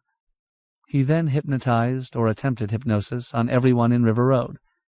He couldn't hypnotize the Admiral at all. He succeeded in partially hypnotizing Randy, with poor results, including grogginess and a headache. Randy attempted to cooperate, but he could not erase everything else from his mind. The children were excellent subjects. Dan hypnotized them again and again, until he had only to speak a few sentences in the jargon of the hypnotist, snap his fingers, and they would fall into malleable trance. Randy worried about this until Dan explained. "I've been training the children to be quick subjects, because in an emergency they have their own built-in supply of ether. And if you're not around? Helen is studying hypnotism too." He was thoughtful. "She's becoming quite expert. You know, Helen could have been a doctor. Helen isn't happy unless she's caring for someone. She takes care of me." A week later, Ben Franklin developed a stomachache, which forced him to draw up his right knee when he tried to lie down. The ache was always there, and at intervals it became sharp pain, enveloping him in waves. Dan decided Ben's pain was not from eating too many bananas. It was impossible to take a blood count, but the boy had a slight fever, and Dan knew he had to go into him. Dan operated on the billiard table in the game room, after putting Ben into deep trance. Dan used the steak knives, darning needles, hair curlers, and nylon line, all properly sterilized, and removed an appendix distended and near to bursting. In 5 days, Ben was up and active. After that, Randy, somewhat in awe, referred to Dan as our witch doctor. In August, they used the last of the corn, squeezed the last of the late oranges, the Valencias, and plucked the last overripe but deliciously sweet grapefruit from the trees. In August, they ran out of salt, armadillos destroyed the yam crop, and the fish stopped biting.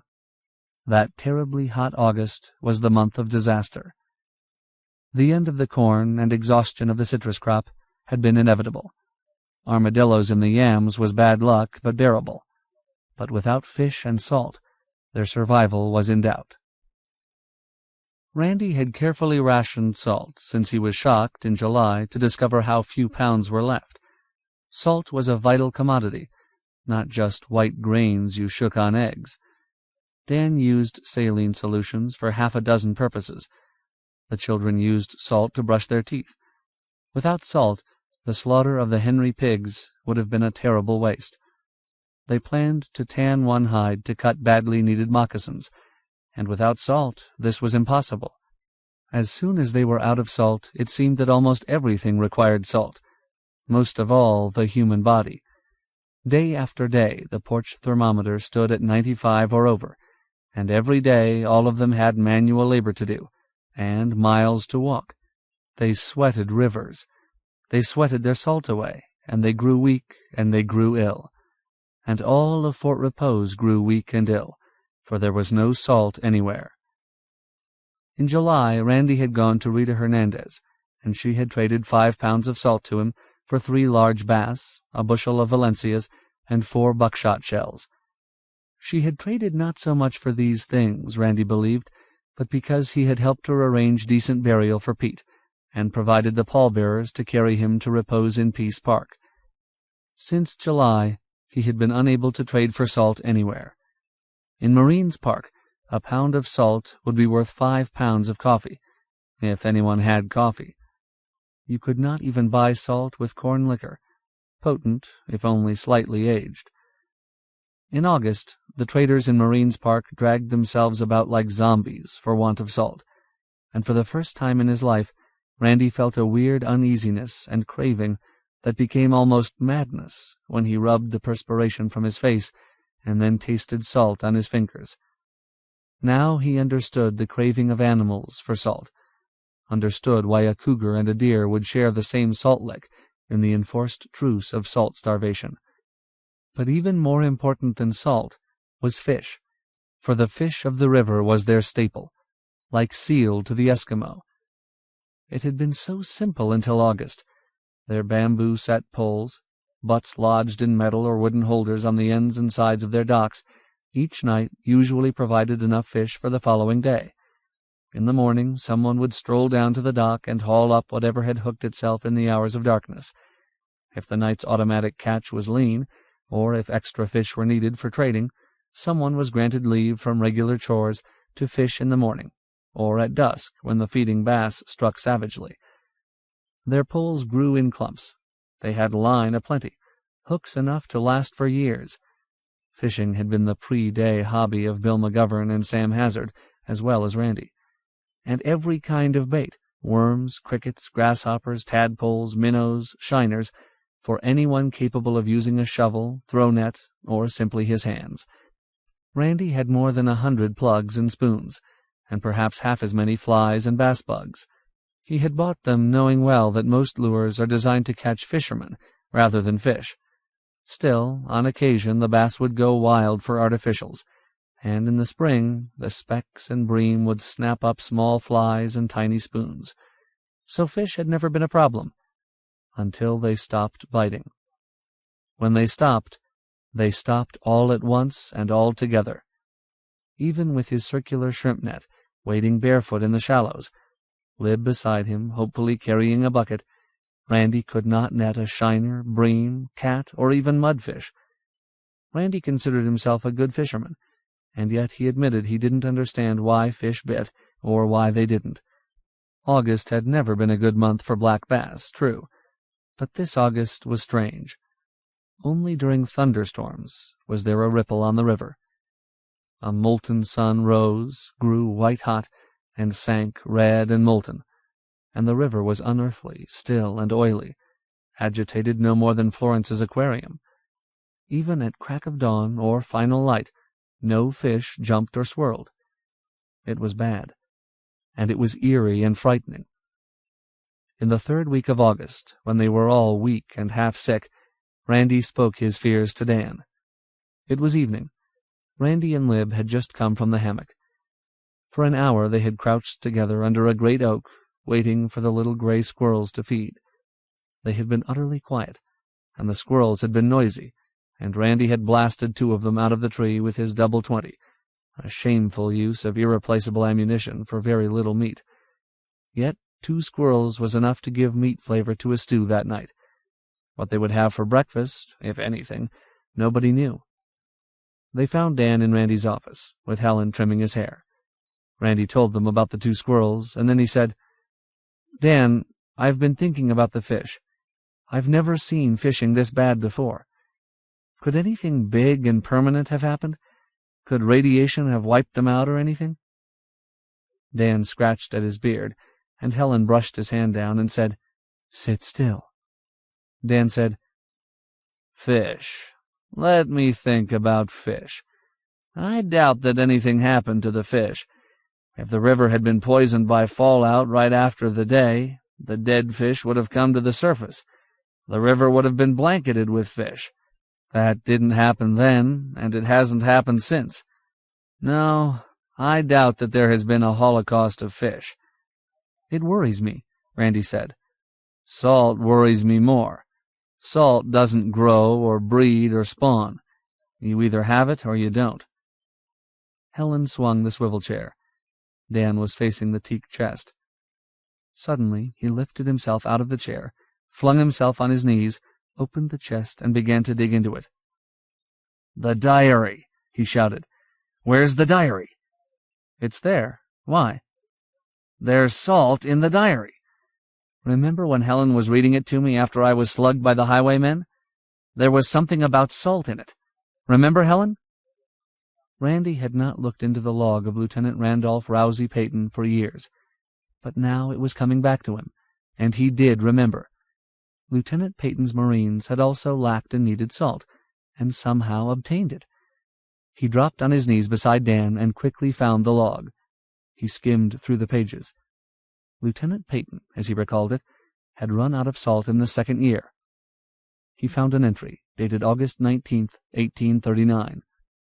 "The supply boat from Cow's Ford being much overdue, and my command lacking salt and suffering greatly from the heat, on 6 August I dispatched my loyal Creek guide, Billy Longnose, down the St. John's, sometimes called River May, to discover the cause of delay.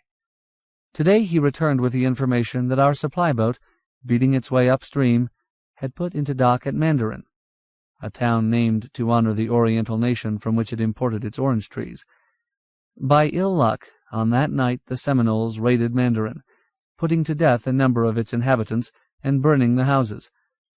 The master of the supply boat, a civilian, and his crew, consisting of a white man and 2 slaves, escaped to the woods and later reached St. Augustine.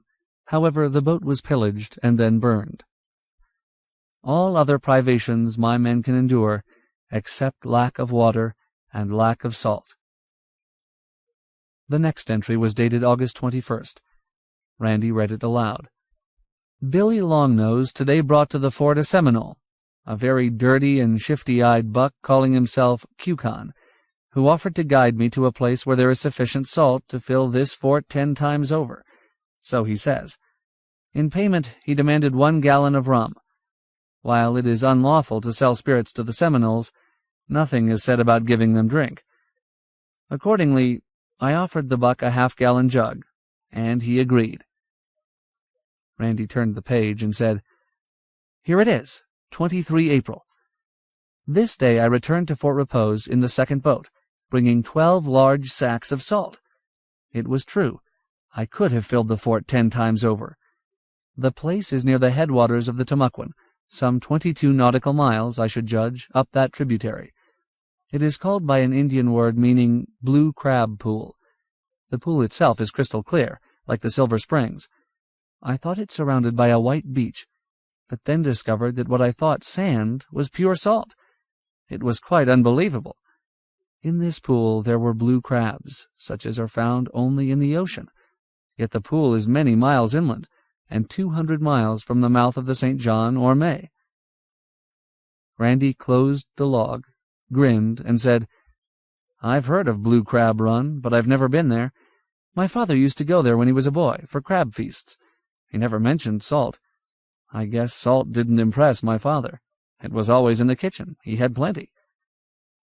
The next morning the Fort Repose fleet set sail. 5 boats, commanded by an admiral whose last sea command had also been 5 ships, a supercarrier, 2 cruisers, and 2 destroyers. By August, most of the boats in Fort Repose had been fitted with sails cut from awnings, draperies, or even nylon sheets for the lighter outboards, and with keels or sideboards, and hand-carved rudders. For the expedition up the Tamukwan, Sam Hazard chose boats of exceptional capacity and stability. Randy's light fiberglass boat wasn't suitable, so Randy went along as the Admiral's crew. With the south wind blowing hot and steady, they planned to reach Blue Crab Pool before night and be back in Fort Repose by noon the next day, for their speed would double on their return voyage downstream. Their 5 boats crewed 13 men, all well armed.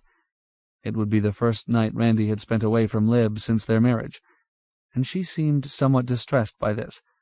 But Randy had no fear for her safety, or for the safety of Fort Repose. His company now numbered 30 men. It controlled the rivers and the roads. Knowing this, highwaymen shunned Fort Repose. The phrase deterrent force had been popular before the day, and effective so long as that force had been unmistakably superior. Randy's company was certainly the most efficient force in Central Florida, and he intended to keep it so. Sitting at the tiller, gold-encrusted cap pushed back on his head, the wind singing through the stays, the Admiral seemed to have sloughed off a decade. "You know," he said, "when I was at the academy, they still insisted that we learn sail before steam. They used to stick us in catboats and make us whip back and forth on the Severn and learn knots and rigs and spars. I thought it was silly. I still do, but it is fun." They reached a curve of the river, and Randy watched the captain's walk on his roof disappear behind the cypress and palms. It was fun, he thought, and it was quiet. In a sailboat a man could think. He thought about the fish and what had happened to them, for his stomach was empty. Peyton Bragg was bored, disgusted, and angry. She had helped Ben Franklin plan the hunt. She had even walked to town with Ben and helped him locate the books in the library that told about armadillos. The armadillo, they had learned, was a nocturnal beast that curled up deep underground in daylight hours. In the night he burrowed like a mole just under the surface, locating and eating tender roots and tubers, in this case the Henry's yams.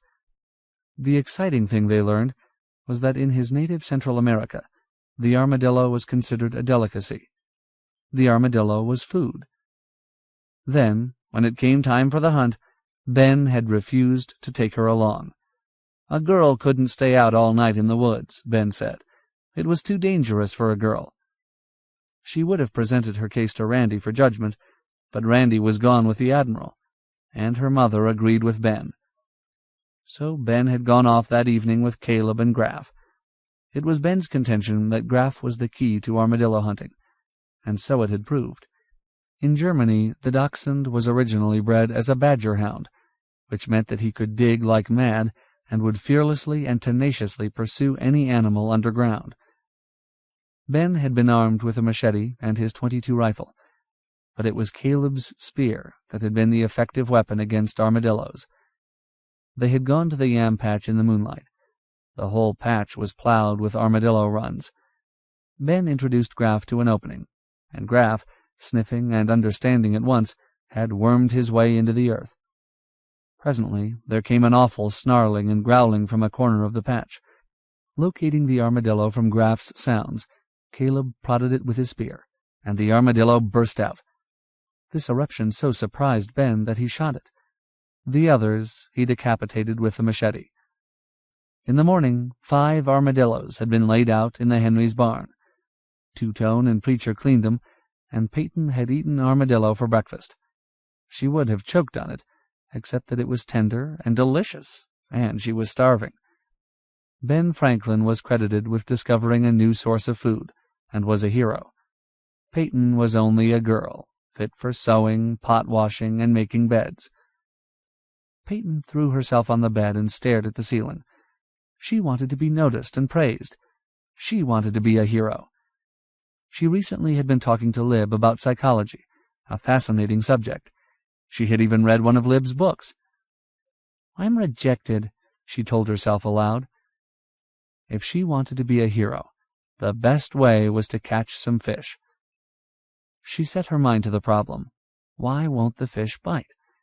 She had heard the Admiral say that the best fisherman on the river was Preacher Henry, and yet she knew that Randy hadn't talked to Preacher about the no fish.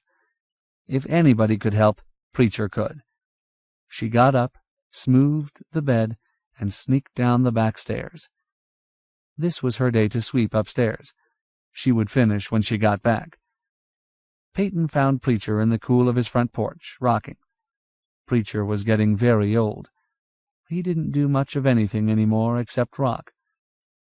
Preacher was the oldest person Peyton had ever seen. Now that he had grown a white beard, he looked like a dark prophet out of the Bible. Peyton said, "Preacher, can you tell me something?" Preacher was startled. He hadn't seen her slip up on him, and her voice had broken his dream. He started to rise, and then sank back into the chair. "Sure, Peyton," he said. "What do you want to know?" "Why don't the fish bite?" Preacher chuckled. "They do bite. They bite whenever they eat." "Come on, Preacher. Tell me how I can catch some fish." "To catch fish, you got to think like a fish. Can you think like a fish, little girl?" Peyton felt injured, being called a little girl. But she was a child of dignity, and it was with dignity that she answered. "No, I can't. But I know that you can. You must, because you're a great fisherman." Preacher nodded in agreement. "I was a great fisherman. Now I feel too poorly to fish. Nobody thinks of me any more as a great fisherman. They only think of me as an old man of no use to anyone. You are the first one to ask, why don't the fish bite? So I'll tell you." Peyton waited. "If it was very hot, like now, the hottest I ever remember, and you was a fish, what would you do?" "I don't know," Peyton said. "I know what I do. I take showers, 3 or 4 a day, outside with nothing on." Preacher nodded. "The fish, he wants to stay cool, too. He don't hang around the shore there." His arms swept to indicate the river banks. "He goes out into the middle. The water close to the shore, it's hot. You put your hand in it, it feels like soup. But out in the middle of the river, way down deep, it's nice and cool. Down there the fish feels lively and hungry, and he eats, and when he eats, he bites." "Bass?" "Yes, big bass, way down deep." "How would I get them? Nobody's been able to net any bass bait. No shiners." "That's the trouble," Preacher said. "The little fish, he gets hot, too, and so he's out there in the middle deep being chased by the big fish, like always." Peyton thought of something. "Would a bass bite a goldfish?" Preacher looked at her suspiciously. "He sure would. He'd take a goldfish in a second if one was offered. But it against the law to fish with goldfish. But if I did have goldfish, and if it weren't against the law, and if I did fish out in the deep channel, then I wouldn't use a bobber. I'd just put a little weight next my hook so that goldfish would sink right down where the big bass lie." Peyton said, "Thank you, Preacher," and skipped away, not wishing to incriminate him further. if it really was true that goldfish were illegal. She went home, found a bucket on the back porch, and then walked across River Road for a talk with Florence Wetchick. She and Florence were good friends, and often had long talks, but about simple subjects, such as mending. Florence wasn't home.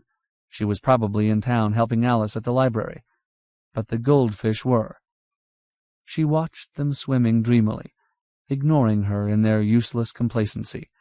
"In with you," she said, and dumped fish and water into the pail. She borrowed Ben Franklin's rod and reel and made for the dock. She was forbidden to go out in Randy's boat alone, but since she was already involved in one criminal act, she might as well risk another.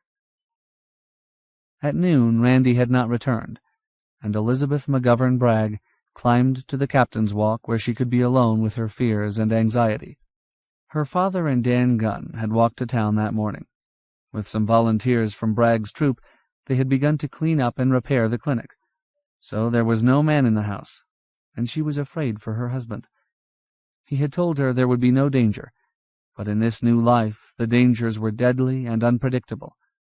She kept her face turned steadily to the east, where the Admiral's striped awning sail should appear at the first bend of the Tamukwan. She told herself that she was silly, that Randy and the others, if they found the place at all, might tarry there for hours. They would undoubtedly feast on crab, and she couldn't blame them. They might find it difficult to load the salt. Anything could delay them. From the grass behind the kitchen, Helen called up, "Lib." She leaned over the rail. "Yes?" "Is Peyton up there with you?" "No, I haven't seen her." "Is she out on the dock?" Lib looked out at the dock and saw that Randy's boat was missing. Before she told Helen this, she scanned the river. It was nowhere in sight. Randy had sailed in the Admiral's cruiser, and the boat should be there. At 5 that evening, the Fort Repose fleet sighted Randy's house. There was no doubt that it had been a triumphant voyage. The 5 boats were deep with salt. The 13 men were filled with boiled crabs, lavishly seasoned, so they were all stronger and felt better, and in every boat there were buckets and washtubs filled with live crabs. The Admiral ran his boat alongside Randy's dock and turned into the wind. "You unload what salt you want here," Sam Hazard said, "and that washtub full of crabs, and I'll sail back with the Henry's share and mine." Randy unloaded. He had expected that Lib would be down at the dock to greet him, or certainly watching from the captain's walk. Coming home with such rich cargo, he was chagrined. He lifted the washtub to the dock, and then 2 fat sacks of salt. 50 pounds at least, he thought. It would last for months, and when it was gone, there was an unlimited supply waiting on the shores of Blue Crab Pool. He said, "So long, Sam. See you tonight." The Admiral pushed away from the dock, and Randy picked up the washtub, deliberately spilled some of the water that had kept the crabs alive, and walked to the house. The kitchen was empty, except for 4 very large black bass in the sink. He lifted the largest, an 11-pounder, he judged. It was the biggest bass he had seen in a year. It was unbelievable. There was a plate on the kitchen table heaped with roasted meat. It looked like lamb. He tasted it. It didn't taste like lamb. It didn't taste like anything he had ever tasted before, but it tasted wonderful. He thought of the crabs, and their value dwindled to hors d'oeuvres. It was then he heard the first sobs, from upstairs, he thought, and then a different voice weeping hysterically somewhere else in the house. In fear, he ran through the dining room. 3 women were in the living room. They were all crying. Lib silently, Florence and Helen loudly. Lib saw him, and ran into his arms and wiped her tears on his shirt. "What's happened?" he demanded. "I thought you'd never come home," Lib said. "I was afraid, and there's so much trouble." "What? Who's hurt?" "Nobody but Peyton. She's upstairs crying. Helen spanked her and sent her to bed." "Why?" "She went fishing." "Did Peyton catch those big bass?" "Yes." "And Helen spanked her for it?" "Not that. Helen spanked her because she took out your boat and drifted downstream. We didn't know what had happened to her until she rowed home an hour ago. She said she couldn't make it sail right." Randy looked at Helen. "And what's wrong with you?" "I'm upset. Anybody'd be upset if they had to spank their child." Florence wailed, and her head fell on her arms. "What's wrong with her?" "Somebody or something came in and ate her goldfish." Florence raised her head. "I think it must have been Sir Percy. I'm sure of it. I did love that cat, and now look how he behaves." She wept again. Randy said, "Isn't anybody going to ask me whether I got salt?" "Did you get salt?" Lib asked. "Yes, 50 pounds of it, and if you women want it, you'll take the wheelbarrow down to the dock and lug it up." He went into the kitchen to clean the beautiful bass and put the crabs in the big pot. It was all ridiculous and stupid. The more he learned about women, the more there was to learn. Except that he had learned this: they needed a man around. Then he found a tattered goldfish in the gullet of the 11-pounder. He examined it carefully, smiled, and dropped it into the sink. He would not mention it. There was enough trouble and confusion among all these women already. So ended the hunger of August. In the 4th week the heat broke, and the fish began to bite again. In September school began. It was impractical to reopen the Fort Repose schoolhouse. It was unheated, and there was no water. Randy decided that the responsibility for teaching must rest temporarily with the parents. The regular teachers were scattered or gone, and there was no way of paying them. The textbooks were still in the schoolhouse for anyone who needed them. Judge Bragg's library became the schoolroom in the Bragg household, with Lib and Helen dividing the teaching. When Caleb Henry arrived to attend classes with Peyton and Ben Franklin, Randy was a little surprised. He saw that Peyton and Ben expected it, and then he recalled that in Omaha, and indeed in 2/3 of America's cities, white and Negro children had sat side by side for many years without fuss or trouble. In October, the new crop of early oranges began to ripen. The juice tasted tart and refreshing after months without it. In October, armadillos began to grow scarce in the Fort Repose area, but the Henrys' flock of chickens had increased, and the sow again farrowed. Also, ducks arrived in enormous numbers from the north, more than Randy ever before had seen. Wild turkeys, which before the day had been hunted almost to extermination in Tamaulipan County, suddenly were common. Randy fashioned himself a turkey call, and shot 1 or 2 every week. Quail roamed the groves, fields, and yards in great coveys. He did not use his shells on such trifling game, but Two-Tone knew how to fashion snares, and taught the boys, so there was usually quail for breakfast, along with eggs. One evening, near the end of the month, Dan Gunn returned from his clinic, smiling and whistling. "Randy," he said, "I have just delivered my first post-day baby, a boy, about 8 pounds, bright and healthy." "So what's so wonderful about delivering a baby?" Randy said. "Was the mother under hypnosis?" "Yes, but that's not what was wonderful." Dan's smile disappeared. "You see, this was the first live baby full term. I had 2 other pregnancies that ended prematurely.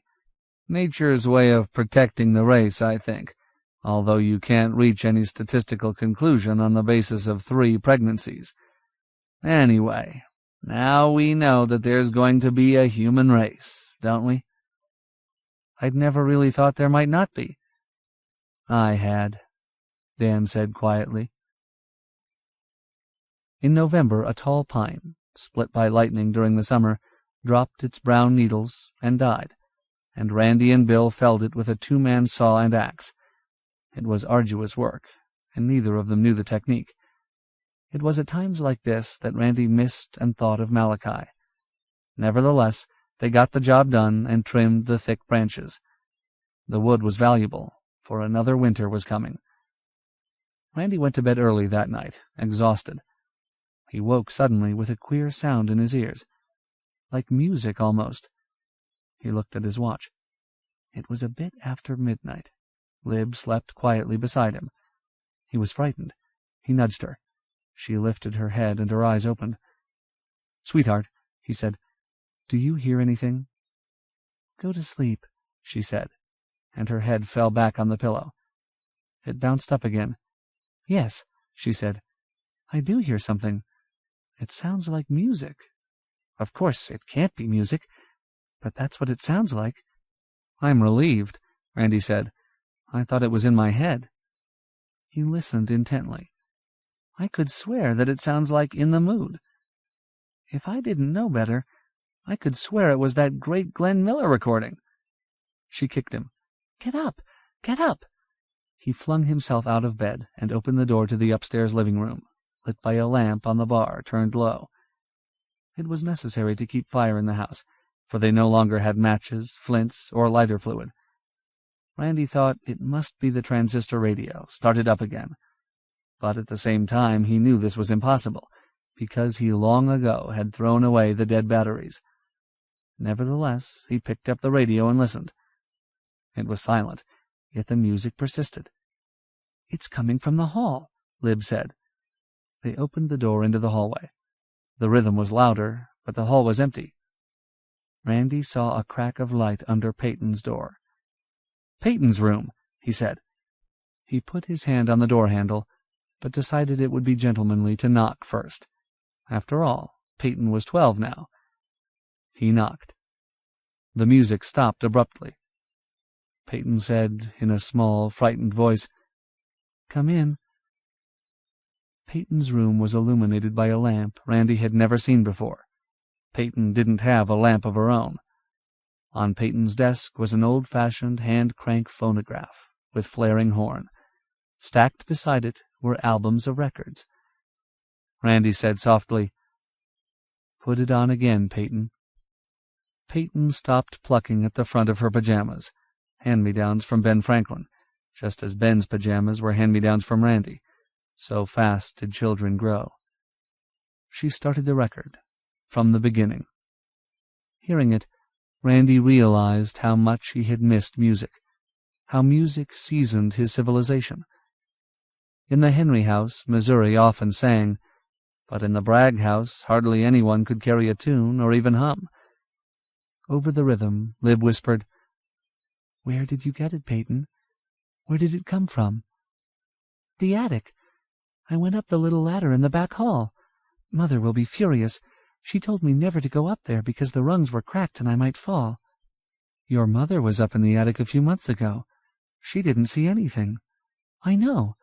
I was crawling around behind the big trunk, and there was a door, a board door that looked like part of the wall. I opened it, and there was another room, smaller." Randy said, "Why did you do it, Peyton?" "I don't know.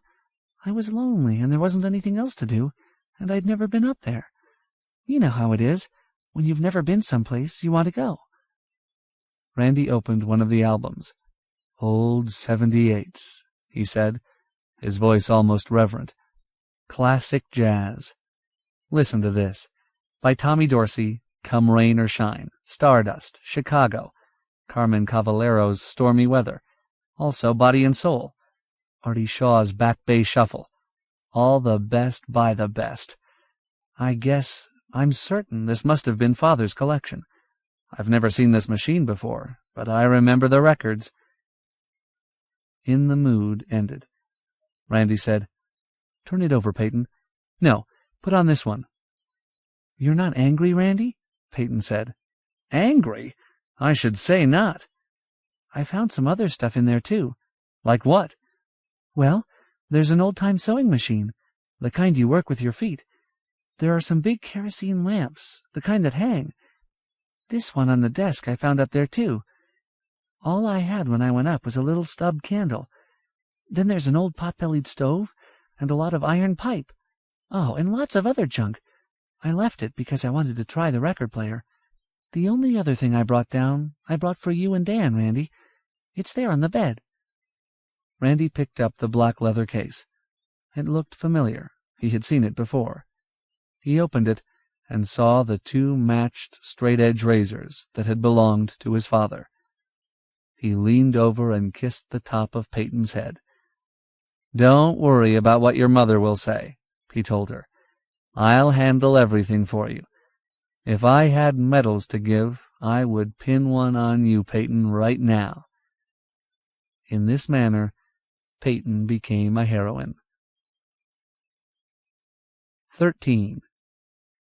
One morning in November, when Randy was breakfasting early and alone, Dan Gunn came downstairs smooth-shaven, his jaw looking oddly pallid in contrast to brown forehead, nose, cheekbones, and neck. "Good morning," Randy said. "You swore you'd never shave again.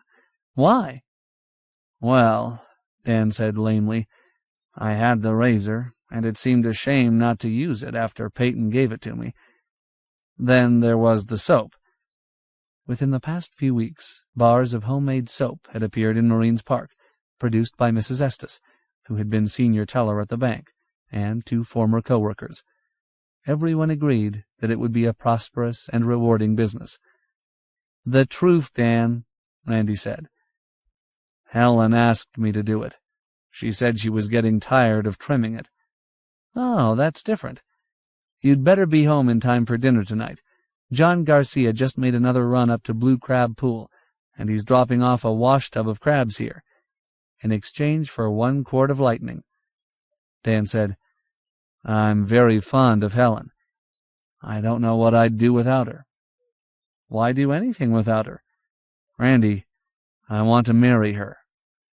Randy rose from the table, bowed, and said, "I give you my blessing." "It isn't funny." "Marriage is rarely funny." "She won't marry me."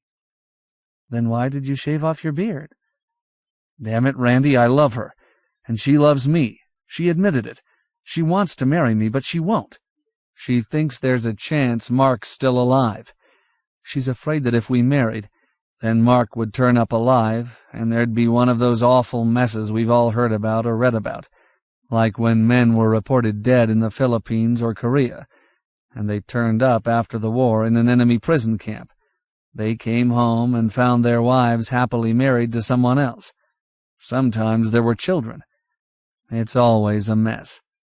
"It's happened," Randy said. "But in this case, I don't think there's a chance.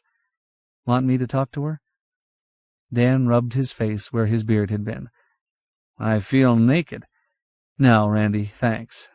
I don't think Helen would want it discussed. Not yet, anyway. She just has this feeling, and I'm afraid she'll have to empty it herself." It was in this month that the first low-flying plane frightened and exhilarated them. At irregular times planes had been reported before, but always jets, flying very high, usually no more than a silver splinter in the sky, or contrail in day, and only sound at night. But in the second week in November, a big 4-engined transport roared over Fort Repose at 1,000 feet. It bore Air Force markings. In Marines Park, everyone screamed and waved.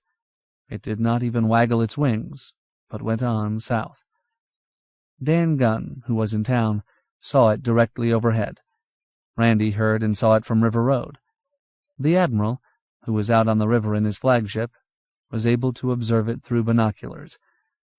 That night, Randy and Lib and Dan and Helen went to Sam Hazard's house to hear his opinion. "I noticed 2 cylinders slung under the wing," he said. "Not extra gas tanks. I think they might be air traps. I think they might be taking radiation samples." A week later, the same plane, or one like it, came over again. This time it circled Fort Repose, and a stream of what appeared to be confetti, at the distance, fell from its belly and drifted down on the riverbanks and in the town. Randy was in Marines Park at the time, discussing an alarm system with officers of his company. Church bells had been used in England during the Second World War, and there were bells in the Catholic and Episcopal churches. It was possible to evolve a code by which his troopers could understand the type and location of the emergency. The plane came over, and everyone yelled as before, as if they could hear up there. Then the leaflets fluttered down. They read, "Do not be alarmed." This leaflet comes from a United States Air Force plane, conducting atmospheric surveys of the contaminated zones. At a future date, a more precise survey will be undertaken by helicopters. Should a helicopter land in or near your community, Do not interfere with the activities of personnel aboard. Lend them your cooperation if requested. This activity is an essential preliminary to bringing relief to the contaminated zones." In a sense, it was disappointing, but it was something. It was something you could put your hands on, that you could feel, that had come from the outside. It was proof that the government of the United States still functioned. It was also useful as toilet paper. Next day, 10 leaflets would buy an egg, and 50 a chicken. It was paper, and it was money. In December, the helicopter came. It made a fearful racket, windmilling over Fort Repose. At various open spaces, including Marines Park, it hovered low and dropped a long wire from its belly, a small cylinder on the end of the wire actually touching the earth. It was like a gigantic bug dipping for honey. It came up the Tamaquen and circled the Bragg house. The children were down at the dock. Helen and Lib were in the house. Randy was visiting with Sam Hazard. It circled 4 times. The 2 women ran up to the captain's walk. They had the best view. They waved their arms, and then Helen took off her pink apron and waved that. Inside the helicopter they saw faces, and the pilot opened a window and waved back. Then it went away, up the Tamaquen. In 5 minutes, Randy, the Admiral, and the children, all out of breath, were at the house. Helen was weeping. "He waved," she said. "He waved at us. Nobody else. Us. I'm sure he came just to see us." "Now let's not get too excited," Randy said. "It may be that he was just looking for people, not anyone in particular, and saw the kids out on the dock, and then circled the house to encourage us and give us heart." Helen wiped her face with her apron. She said, "Oh, I wish he'd come back. Please, God, send him back." At that moment, they heard it coming back. The children ran up to the roof. Randy went outside and sat on the porch steps. He was still out of breath, and he wasn't going to run upstairs. If the damn helicopter wanted to see him, it would have to come here. He couldn't go to it. Sam Hazard sat down beside him. Randy watched for it. From the sound, he knew it was circling again. It came low over the trees and hovered over the lawn.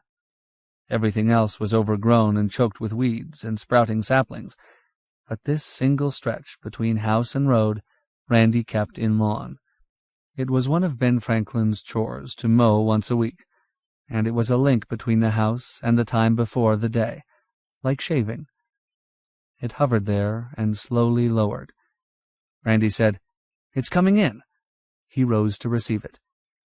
Its wheels touched the ground, its engines cut off, and its rotors drooped and slowed. Peyton ran down the steps, and Randy grabbed her. "Don't go out there until the rotors stop," he ordered. "Cut your head off." Now that it was down, the helicopter looked ungainly and enormous. There were 5 men in it.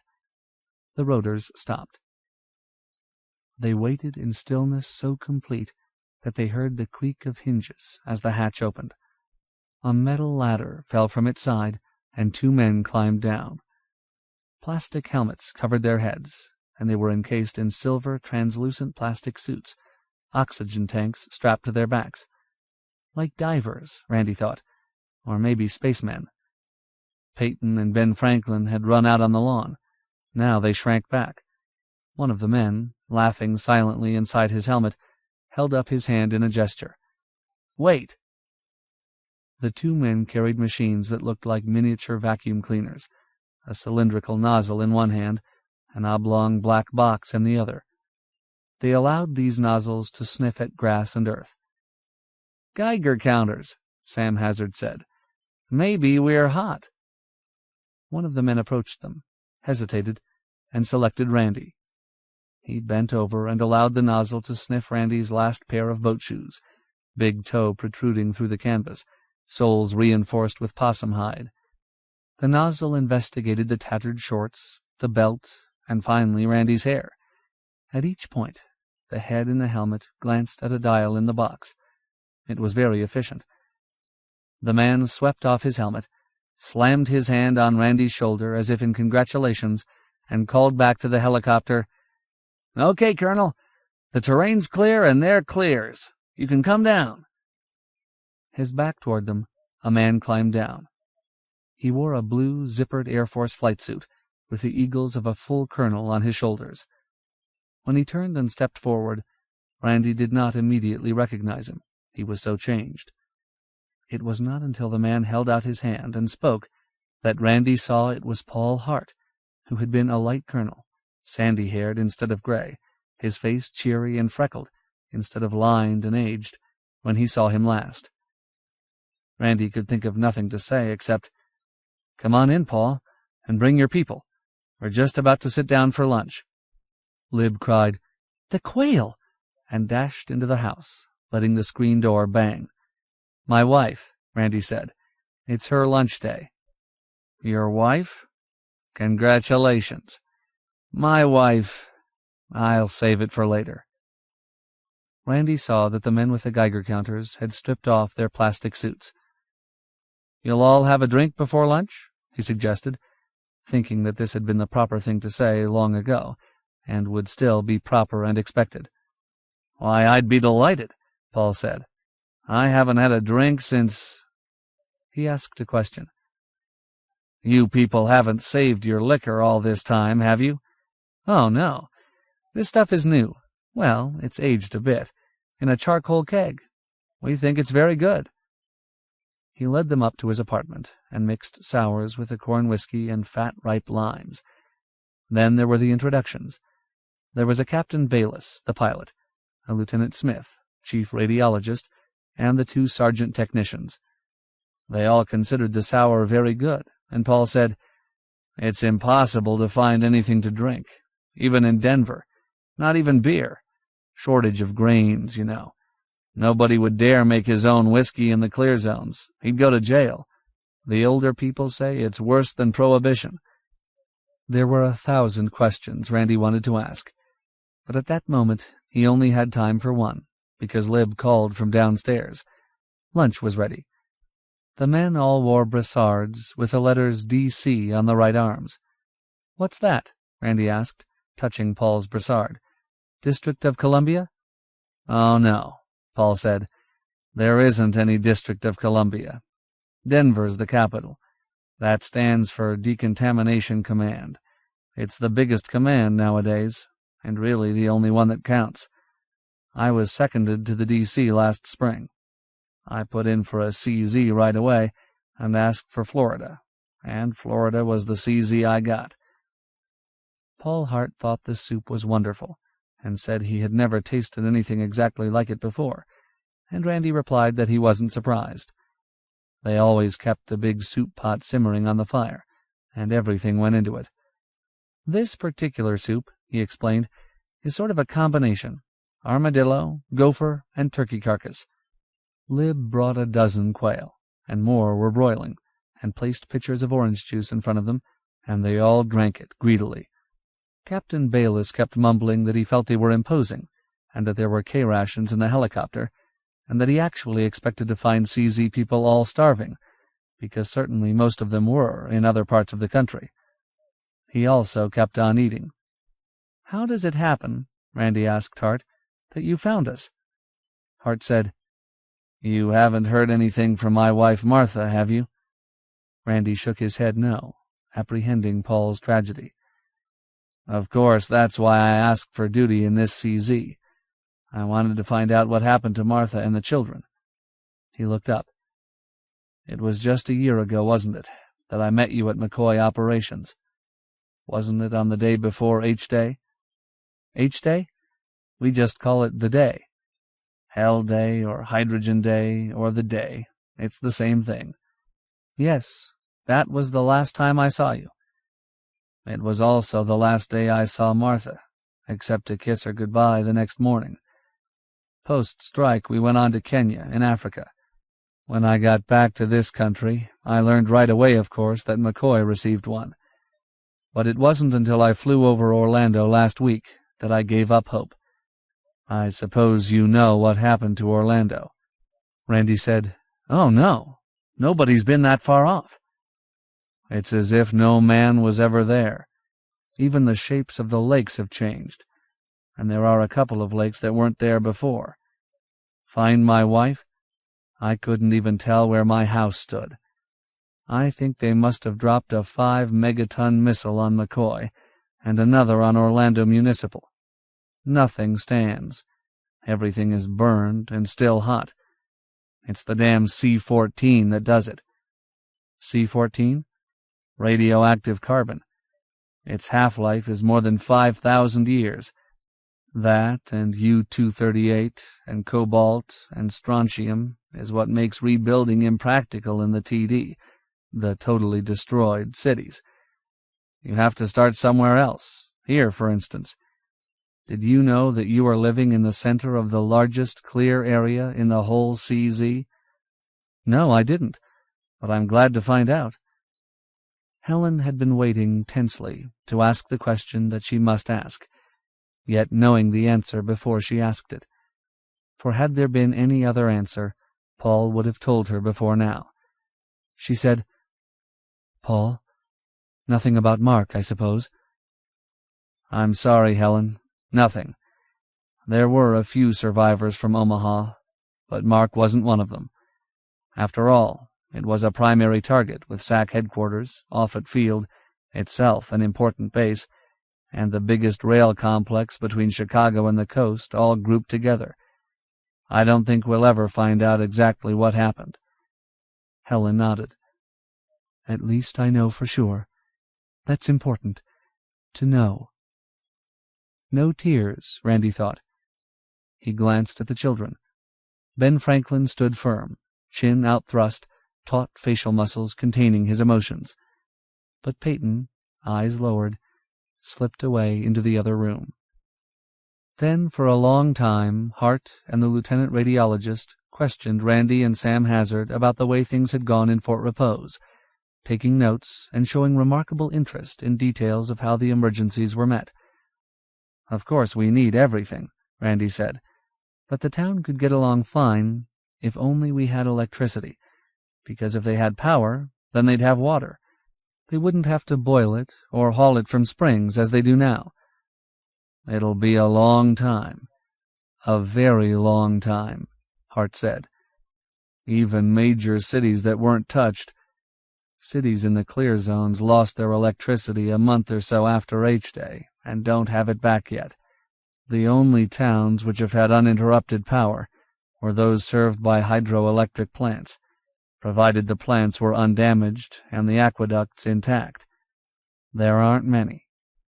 "What about the other towns in the clear zones?" Randy asked. He noted how quickly you picked up the jargon of the post-day age. It was like entering a totally new environment, like joining the army. "To have light," Paul said, "you either have to have water power or fuel. Most cities had supplies for a month or so. After that, darkness. Some of our big oil fields are still burning. The coal regions of Pennsylvania and West Virginia were saturated with fallout. But the transport problem is what really cripples us. Think what happened to the pipelines, the railroads, the ports. Our big hope is atomic power. Thank goodness we still have a big stockpile of nuclear fuel." The radiologist and the two technical sergeants excused themselves. They were going to the river to bottle water samples. Randy said that if the river was hot, they'd all be hot, because ever since the day they'd been living on the bounty of the river. Hart said that apparently the river was going to be all right, and this was hopeful. "If we're going to get this CZ on the road back, I think I'd like to start in this area. Of course, you understand, Randy, that before we can be of much help to the CZs, we have to get the clear country in decent shape." He shook his head. "Some of our scientists think it will take 1,000 years to restore a saturated CZ, like Florida or New Jersey, to anything close to normal, even scratching the TD cities." He talked of the cities that remained, and of the shortages and the epidemics, and how fortunate they had been to live in Fort Repose. In the following year, the government was going to take a census, including the contaminated zones, if possible. "There's no use kidding ourselves," he went on. "We're a second-class power now. Tertiary would be more accurate. I doubt if we have the population of France, or rather, a population as large as France used to have. He talked of farm areas out of production for an indefinite period, and how the South American nations had begun lend-lease shipments to the northern continent, and how Thailand and Indonesia were contributing rice.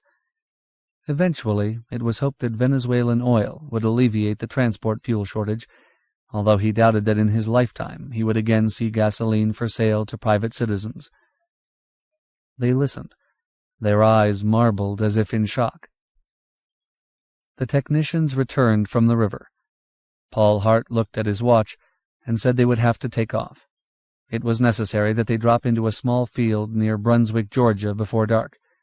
It was presently his headquarters, but in a few years he planned to rehabilitate Patrick Air Force Base on Cape Canaveral and transfer there.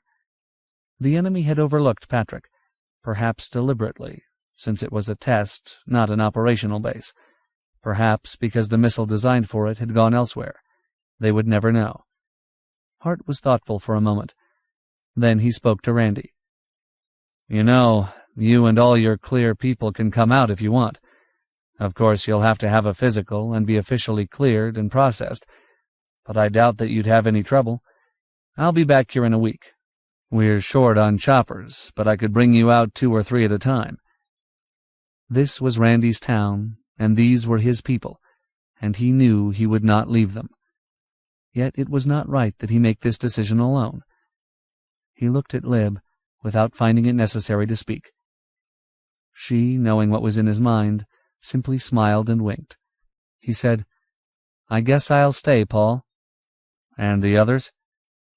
Randy wished Dan was with them, and yet he was confident he could speak for Dan. "We have our doctor here, Dan Gunn.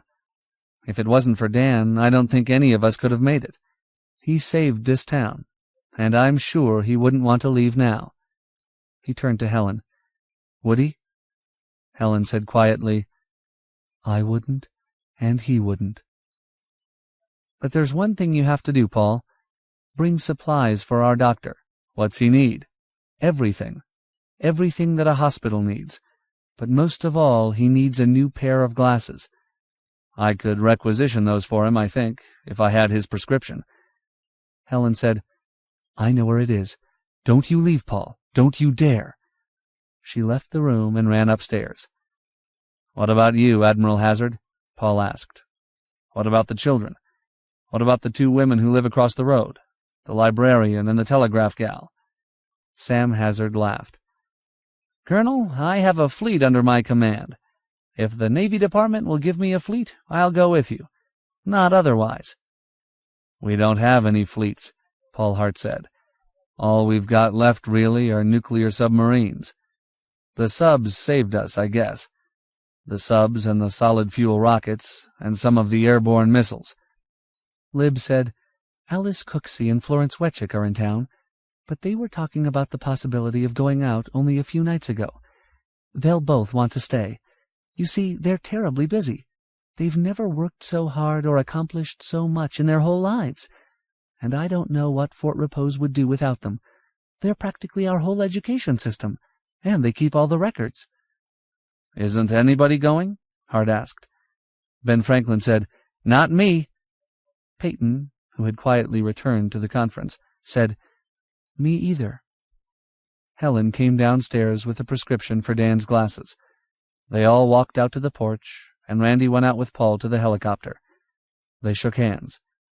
Randy said, "Paul, there's one thing more. Who won the war?" Paul put his fists on his hips, and his eyes narrowed. "You're kidding. You mean you really don't know?"